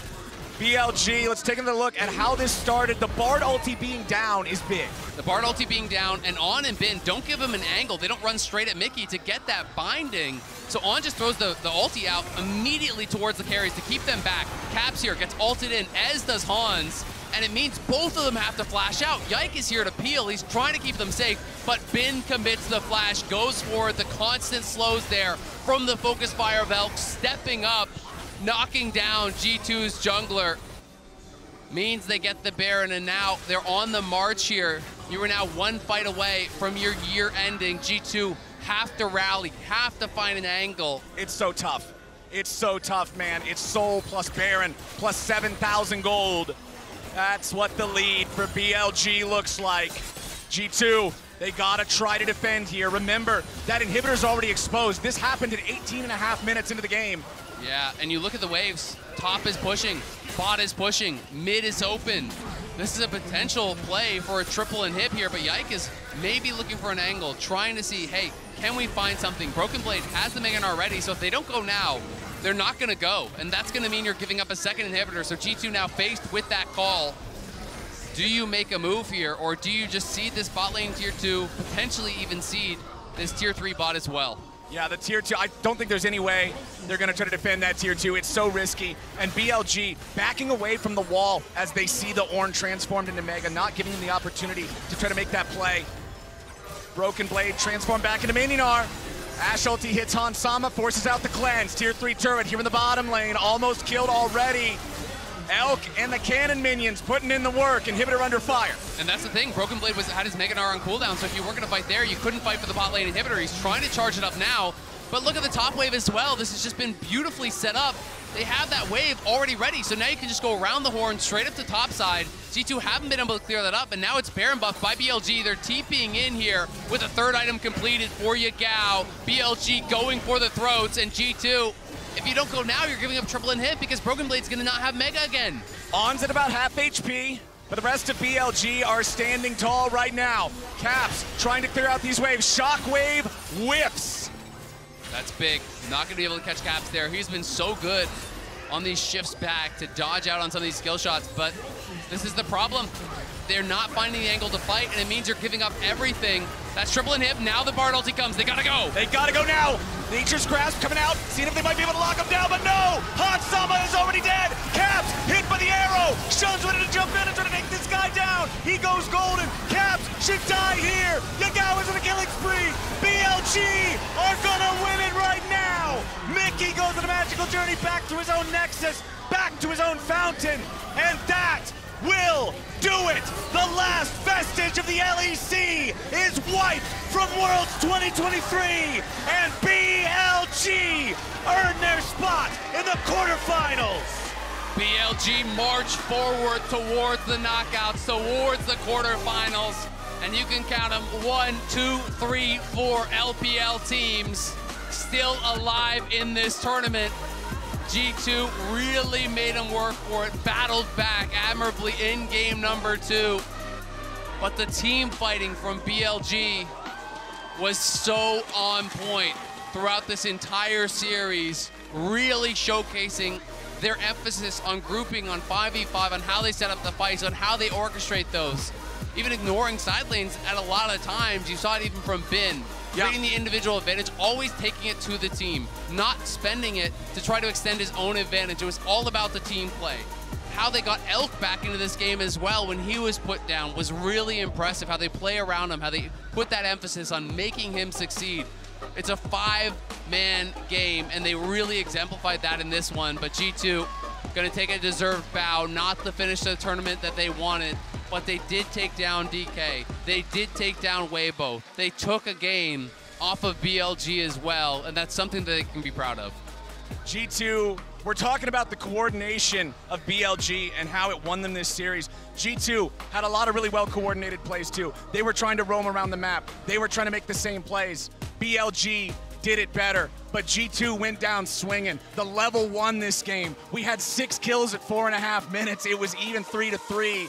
They came out fighting. I love the fact that they started playing those picks that are unique to them, those LEC unique flavors. Things like the Lissandra support, things like the Olaf top, just trying to use those special powers they have to fight back against these guys. But it was BLG who were built different today. And to talk more about it, we're gonna toss things over to the World's Cooldown. BLG built different, built like gods. Maybe you could ask some people if you're playing versus them in some of those key moments and try their hardest. G2, I think maybe, you know, in some of the games we saw the best G2 that we have all worlds. But the key is that it wasn't enough in their whole run. And when you run into someone like BLG because you came from a 2-0 position and dropped all the way down to 2-2, unfortunately, it's going to be a hard road. Commiserations to G2, and we can talk about it in a second, but first though, BLG, we talked about Elk, we talked about kind of how after that game too, we should be tilted to all heavens, but they weren't at all. And I think they did an incredible job in this one of like realizing what G2's next move was. Every single time we saw G2 trying to go for a dive on bot lane, it was like Shun, we got the TP in from Bin. Everyone on BLG was ready and in action to curb everything G2 wanted to do. And then as, I mean, Flower said before he tossed, like set up then BLG's bot lane to get back into the game and actually be in a position where they could carry. They also tricked G2 into thinking they were tilted with the level 1. And then after that, they looked, it's so funny because that play, that was a 3 versus 5 that they updated. And then after that, I think they were played a super composed game, and as you point out, particularly in the way that they were able to start up team fights and be very aware of what G2 was trying to do, how they were trying to start the fights. They looked as composed as I think they have in maybe the entirety. Like, I'm looking back, like the KT game wasn't that clean. Obviously, the T1 series. Yesterday. Well, I mean that wasn't a high barrier. I mean, BLG eliminated G2 at MSI. They eliminated G2 here at Worlds. Regionally, the big story is that LPL has gotten all 4 teams through. Yep. They are half of the quarterfinals, which is the first time that has ever happened for the LPL. And for G2, it's a massive disappointment, not only for them with their lofty expectations and goals, but for the whole of the LEC. For the first time since 2014, the LEC will not have a team in the quarterfinals. A little less under a decade since the last time that EU did not get, okay, then groups before, but a team into the quarterfinal. I can only hope there will be a reckoning, like whenever LCK had that reality check years ago, when we come back and we hope even higher. Right now, though, I want to take a minute. I'm sad. I'm destroyed. I'm really sad. Like, this is, especially for the team, I think, that has made it so clear that they didn't want to make these mistakes internationally, that they wanted to go higher. That started a road and that disappointed, I think, in MSI for their standards. And then, unfortunately, I think one got drawn against Gen G. That wasn't easy, but they didn't really show anything, and they had to show a lot of cards in terms of the matchups they played later. NRG should have been something that they should have, I think, approached differently, most likely, but you end up at this place all the same, not just with yourself, but with BDS and with Fnatic and with Mad. Yeah, I think the thing for me was, at the end of the day, every team that they went up against was the better team on the day. Like, when we saw Energy yesterday, Palafox and Contracts ran that game like there was no tomorrow. Like, it was unfortunate failure from the mid-jungle. And then when you come, I know to me, Mickey as well, and then coming into today, we got that game too, where it looked like maybe they could draw it, and then again, little mistakes crept in and made it difficult and gave the opportunity for BLG to come back into that game. And it's that lack of consistency that I think has really come back to hurt G2, and it's something that we didn't see as much in the LEC. There were a few happy games here and there, but like when they got a lead, they were very good at closing it out. We just haven't seen that so much in the international stage. We have not. We will have another draw, though, soon for the quarterfinals. But first, I want to throw it over to an interview we recorded earlier when KT secured their berth in the quarterfinals and Lore caught up with their top laner Keen in the Verizon post-game interview.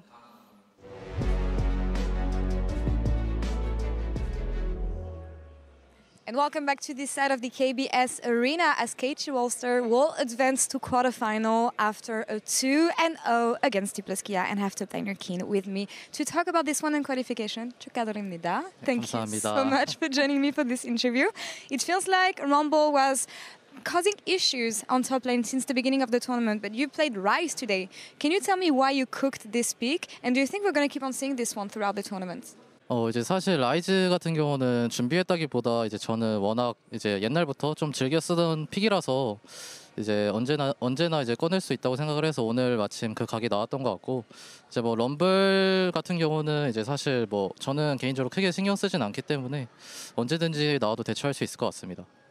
Well, about the Ryze pick, you know, it was not something we prepared for this moment. It was more about my very old comfort pick. So I can just play Ryze whenever I feel it's the right moment. And today we saw the angle. We wanted to give it a shot today. And also about Rumble. I don't really mind playing up against Rumble, so it's not a big deal for me. Super confidence here. And we know that your Ryze is really good in the end. You kind of lost the early game hard in that game. How confident were you in your ability to turn this one around? And what did it take for you guys to come back in the game?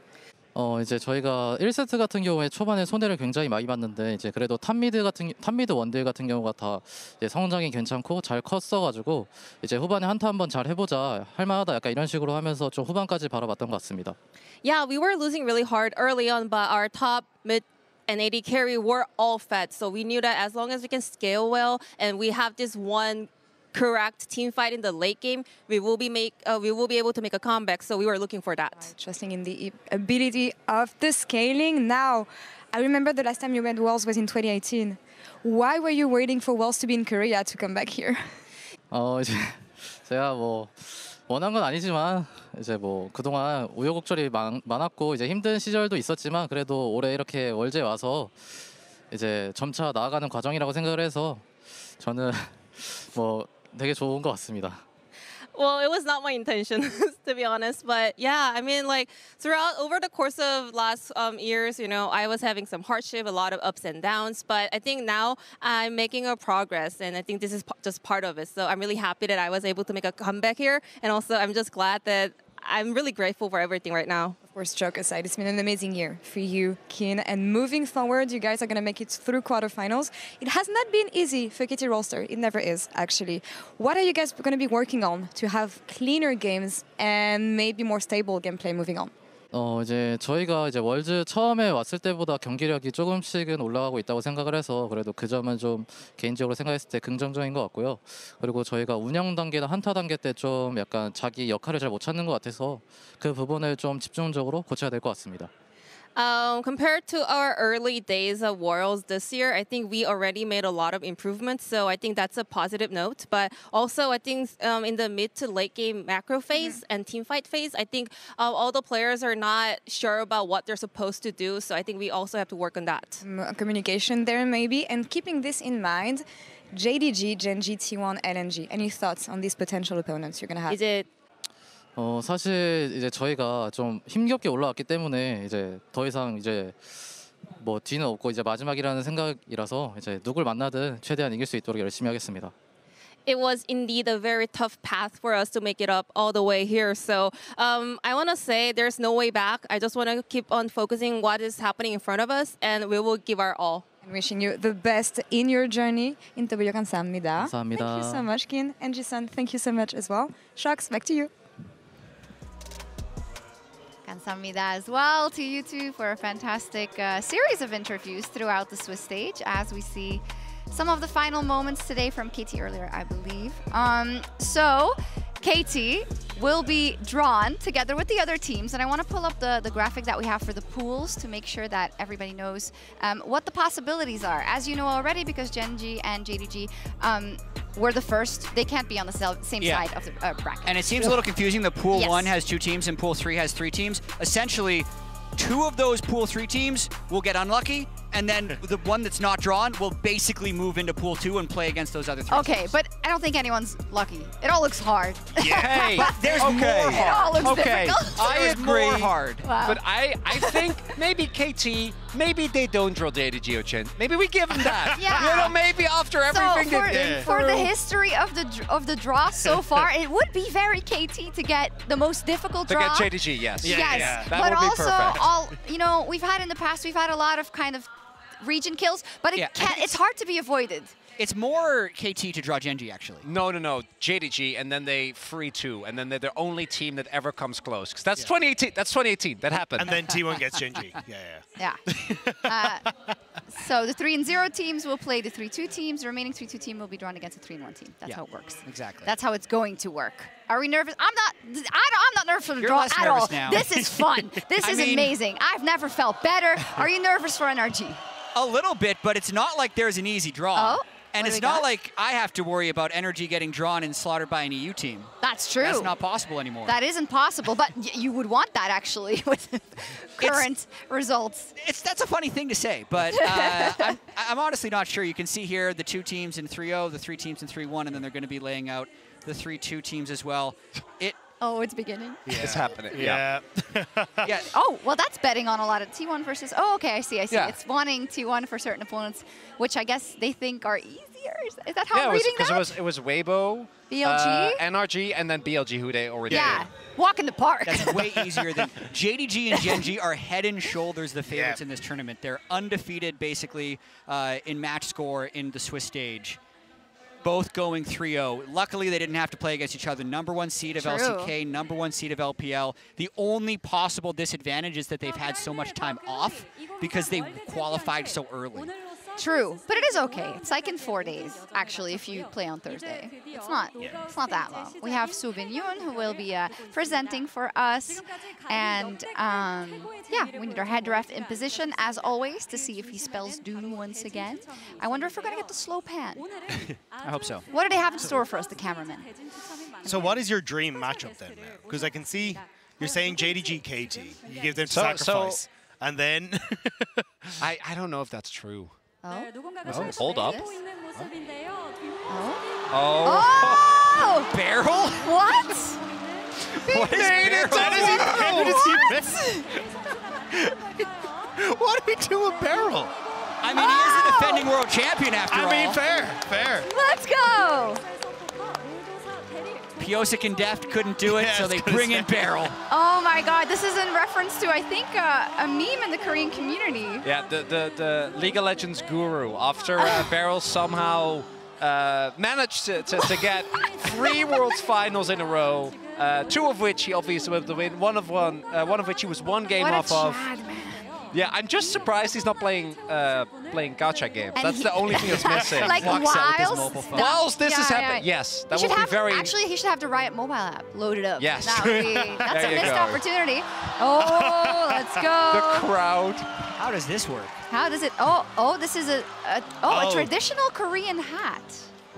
To be given out just to feel like guru. passing along the crowd, yeah. Oh my gosh. Let me tell you, if these two, if Barrel manages to draw the LPL into 2 team kills, LPL is going to be furious.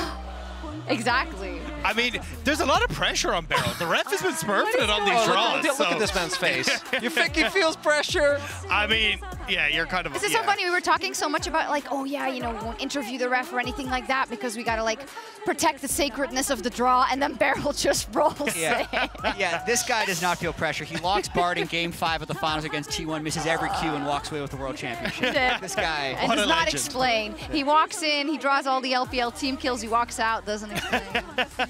Okay, so he's going to draw the 3 and 0 teams first, and he's going to put them on different sides of the bracket. Yeah. Then drawing the 3 and 2 teams as their opponents.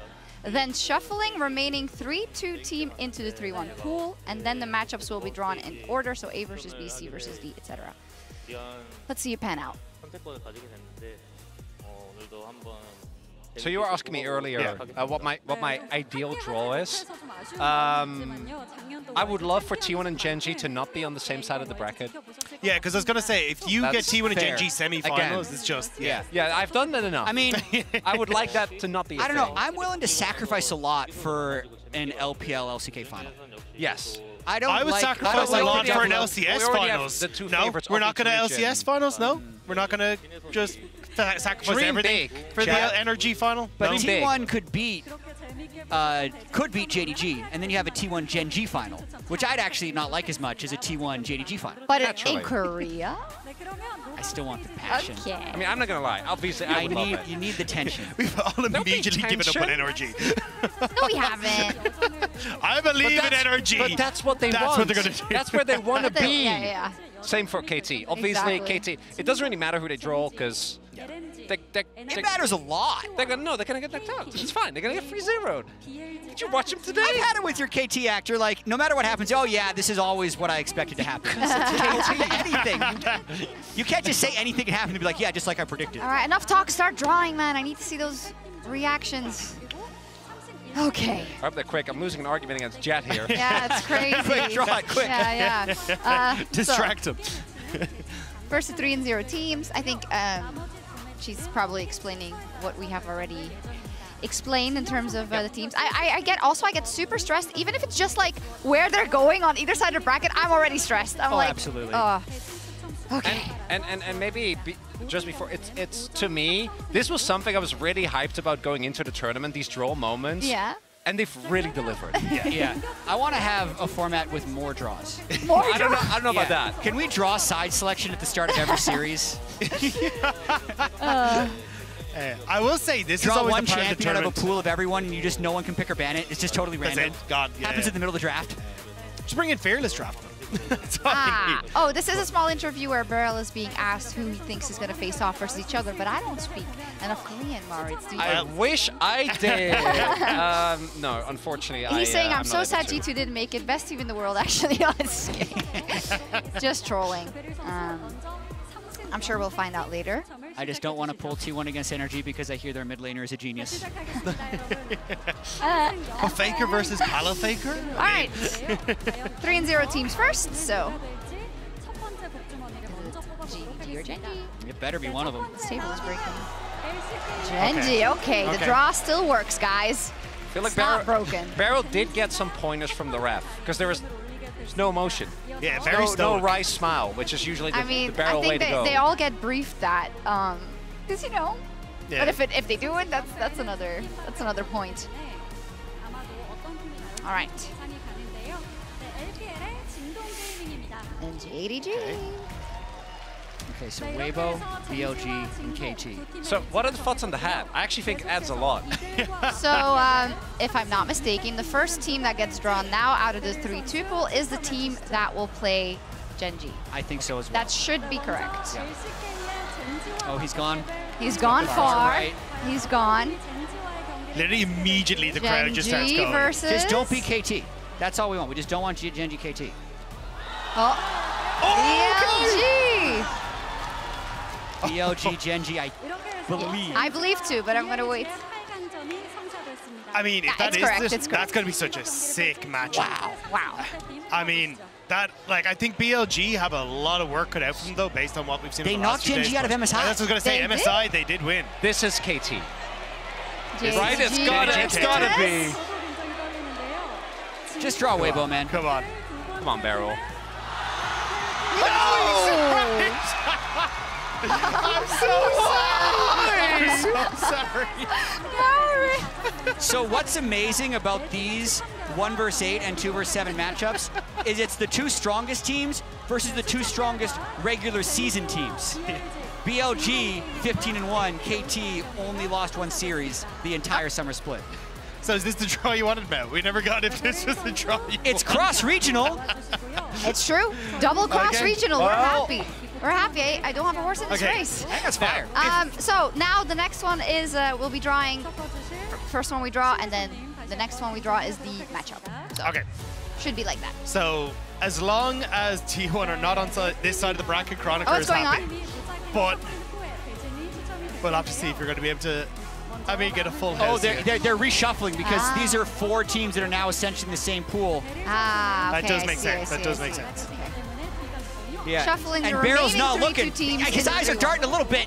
Not that it matters at all. Don't. But, yeah, because you don't. Basically, if he was paying attention, he would be able to know where Weibo was. Ah, right. And rig the matchup. So that's Right, why right, why they're shuffling and Barrel's not looking. Exactly. Oh, okay, here we go.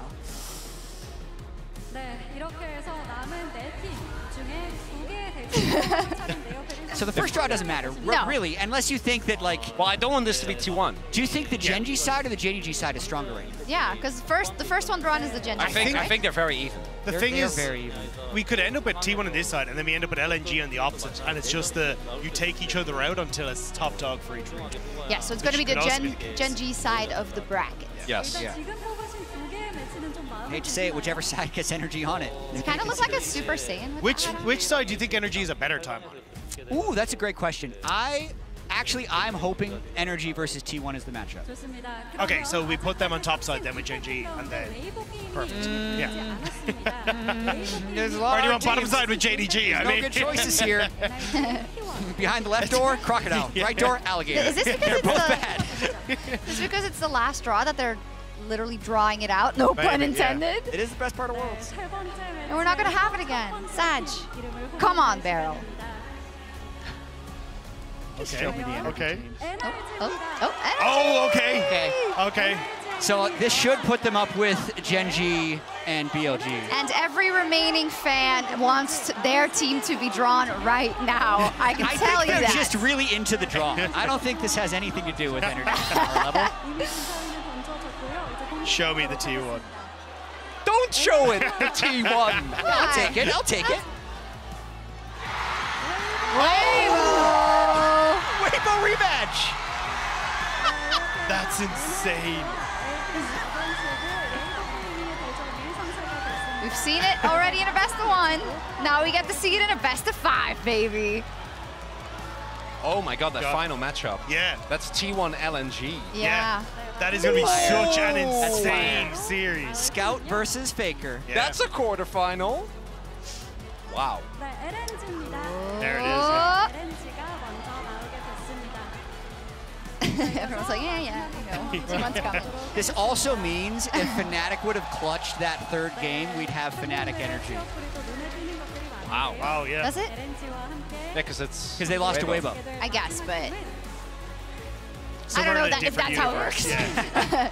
T1 versus LNG on the side of JDG, right? Yeah, and I think that's going to be an insane series to watch. It definitely feels like for Gen G, I think they're going to be pretty happy with how their one turned Hey, out. I'm so And happy we getting get so much LPL cross-regional 4. play. Yeah, definitely. Gen G versus BLG Energy versus Weibo, JDG KT, and LNG T1. I like the look of this bracket. I actually think this bracket is pretty well balanced. Yeah. Well, it is. Energy Weibo, I think, are the 2 teams that are the happiest. Like, even though Energy might have a mental block against Weibo, I think objectively from the 9 days of Swiss we've seen, of the teams you're going to play against, that's kind of the one you might be targeting. Yeah, I think Weibo and NRG are probably from all intents and purposes, the 2 quote-unquote like easiest teams to take. I mean, your LPL seed 4, and then, I mean, NRG did look absolutely fantastic, but as you say, I think over the course of the Swiss round, they haven't looked as strong. So if you're Gen G and KT, it's kind of a case of, right, can we deal with our opposition and then maybe have the easier one? I have a treat because we have been standing by with Lore for a reaction to the draw and, of course, making it into the quarterfinals.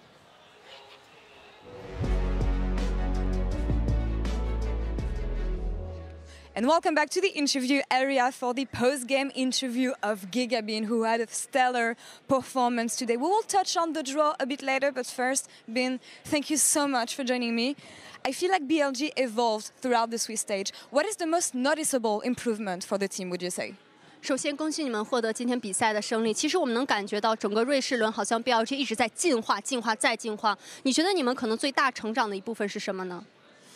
其实我觉得我们瑞士人整体打得非常的坎坷吧，有输也有赢，所以我觉得我们的状态还没有达到一个最佳的状态。我们需要在淘汰赛让我们打得更好，让我们变得更强。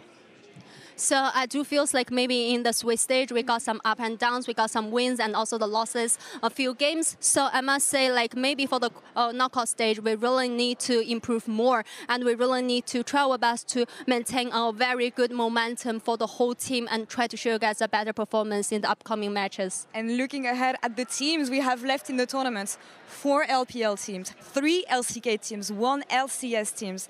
Is this the strongest year for the LPL? 那其实我们看一下，现在留在场上的8支队伍，4支来自 LPL， 3支来自 LCK， 还有1支来自 LCS。那你觉得这是不是 LPL 最强的一年呢？这个其实我也就是不太知道，我只知道就是看淘汰赛的结果吧，看一下就是别的其他3个 LPL 队伍会打得怎么样吧。然后我觉得这个世界赛其实是很有含金量的一届，因为今年 LCK 队伍也非常强嘛，然后 LPL 队伍也非常强，加上我们4个都进了，所以我觉得。 不管怎么样，我会打我们自己的比赛，然后我们看到底谁是最强的。 To be honest, it's not that easy for me to say now because I must say maybe at this stage, like all the teams are super strong, and I believe for this year's Worlds, I believe it's one of the most competitive matches tournaments because like we have 4 LPL teams and 3 LCK teams. Definitely all the teams are super strong, and I must say maybe we'll just look at the performance of all the other teams performed in the knockout stage, and then after that we'll see like who will just do better in the future. And we know that a lot of things can change throughout a week and best of 5 as well. But thinking more about your next opponent, Gen G is going to be your first best of 5 here at Worlds. What can we expect from this one? 那么接下来在淘汰赛第1场 BO5 当中，也将面对到 GNG 这支队伍。所以说，在下一场的比赛，我们能从你们身上期待到些什么呢？就是 MSI， 其实我们也是赢完了 G2， 然后去打根基，我们3比0了他们，所以这次我们还是会一样的，赢完 G2 打根基3比0。So back in MSI, we win against G2, and then we face against GNG, and we have the 3-0 scoreline. So I think maybe the history will happen again. So face against GNG now, and now we'll try our best to get the victory with the 3-0 again. For sure, an exciting matchup ahead. But now, last question for you, Ben. You've been amazing throughout the entire Swiss stage. You've been one of the best, if not the best top liner we have at Worlds so far. Last time we talked, you told me you want to be the champion, you want to be the best. Is this your final form yet? I think I'm the best top in the world, and I will be the champion. I promise.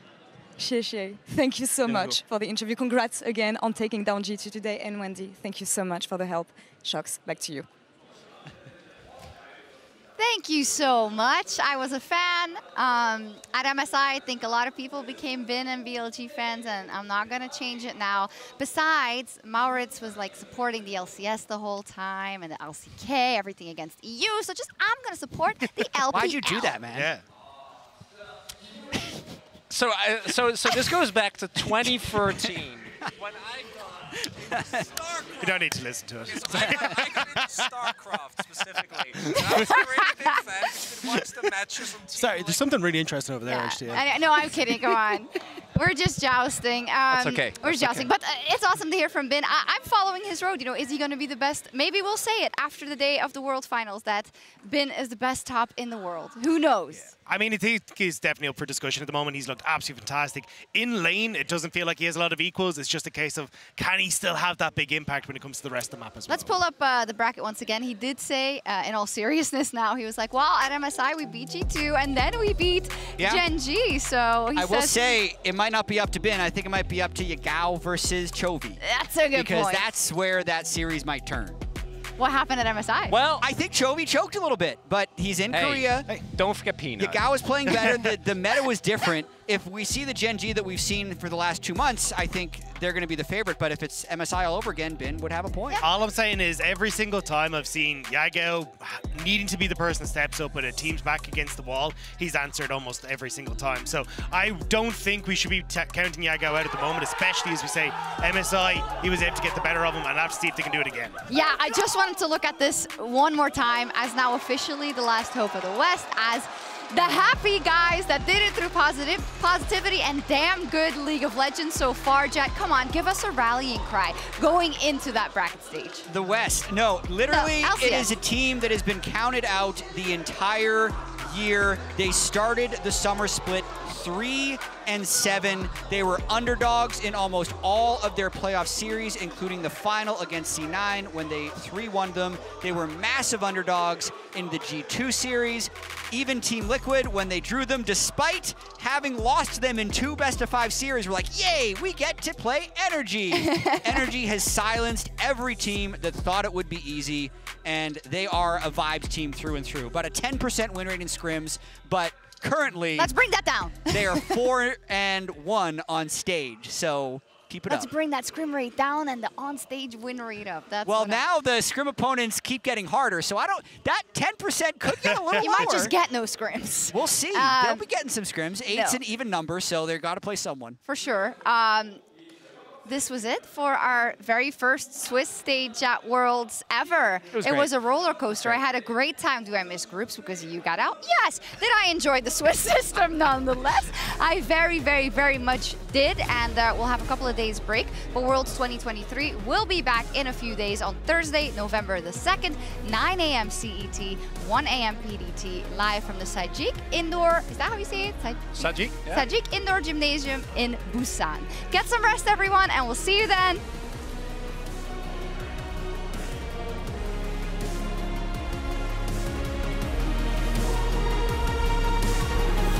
Not gonna find too much. Pop Blossom, the flash picks up 2. BDD gets the Empress Divide off, but he's still going to die. And there is the Rune Prison onto Canyon. The equalizer comes down. Pop Blossom under 2 though. Immediately they dive in though. Cuz is already gonna go down. That is a 3-man ulti from BDD. Goes down. It's an ace in trade for just Cuz. First one to be zapped down. And there is the skater. He gets over the wall, but Amy's just gonna get punished. I don't know about that one. Ace, and what happened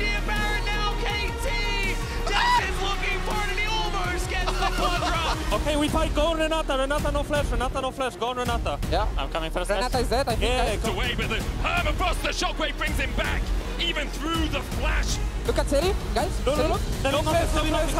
Yeah, nice.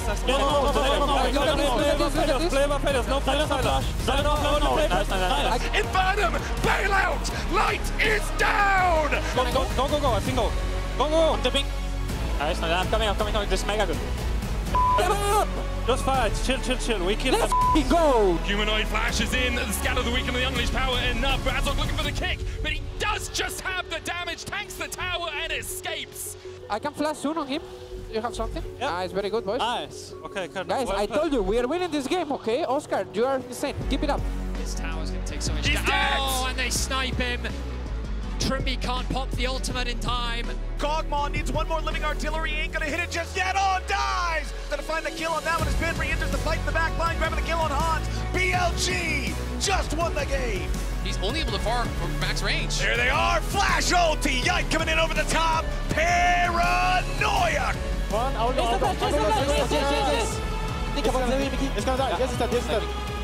looking Zeri with you. Yeah, look at Zeri, Zeri. Oh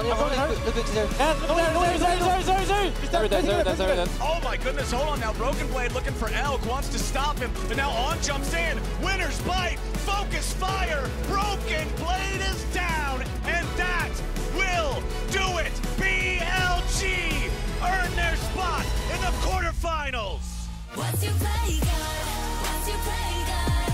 They gotta crumble one by one. Then we gon' ride into the sun like it's the day my kingdom come. Baby, we're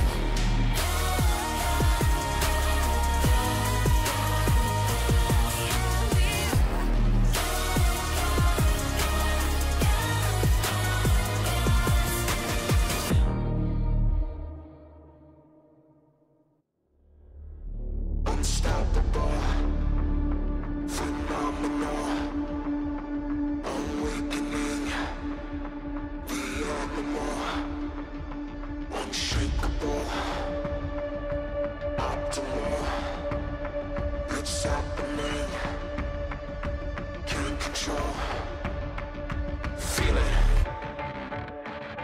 feel it, feel it. Feel it. Feel it. Feel it. Feel it. Feel it. All this power. Power. All this power.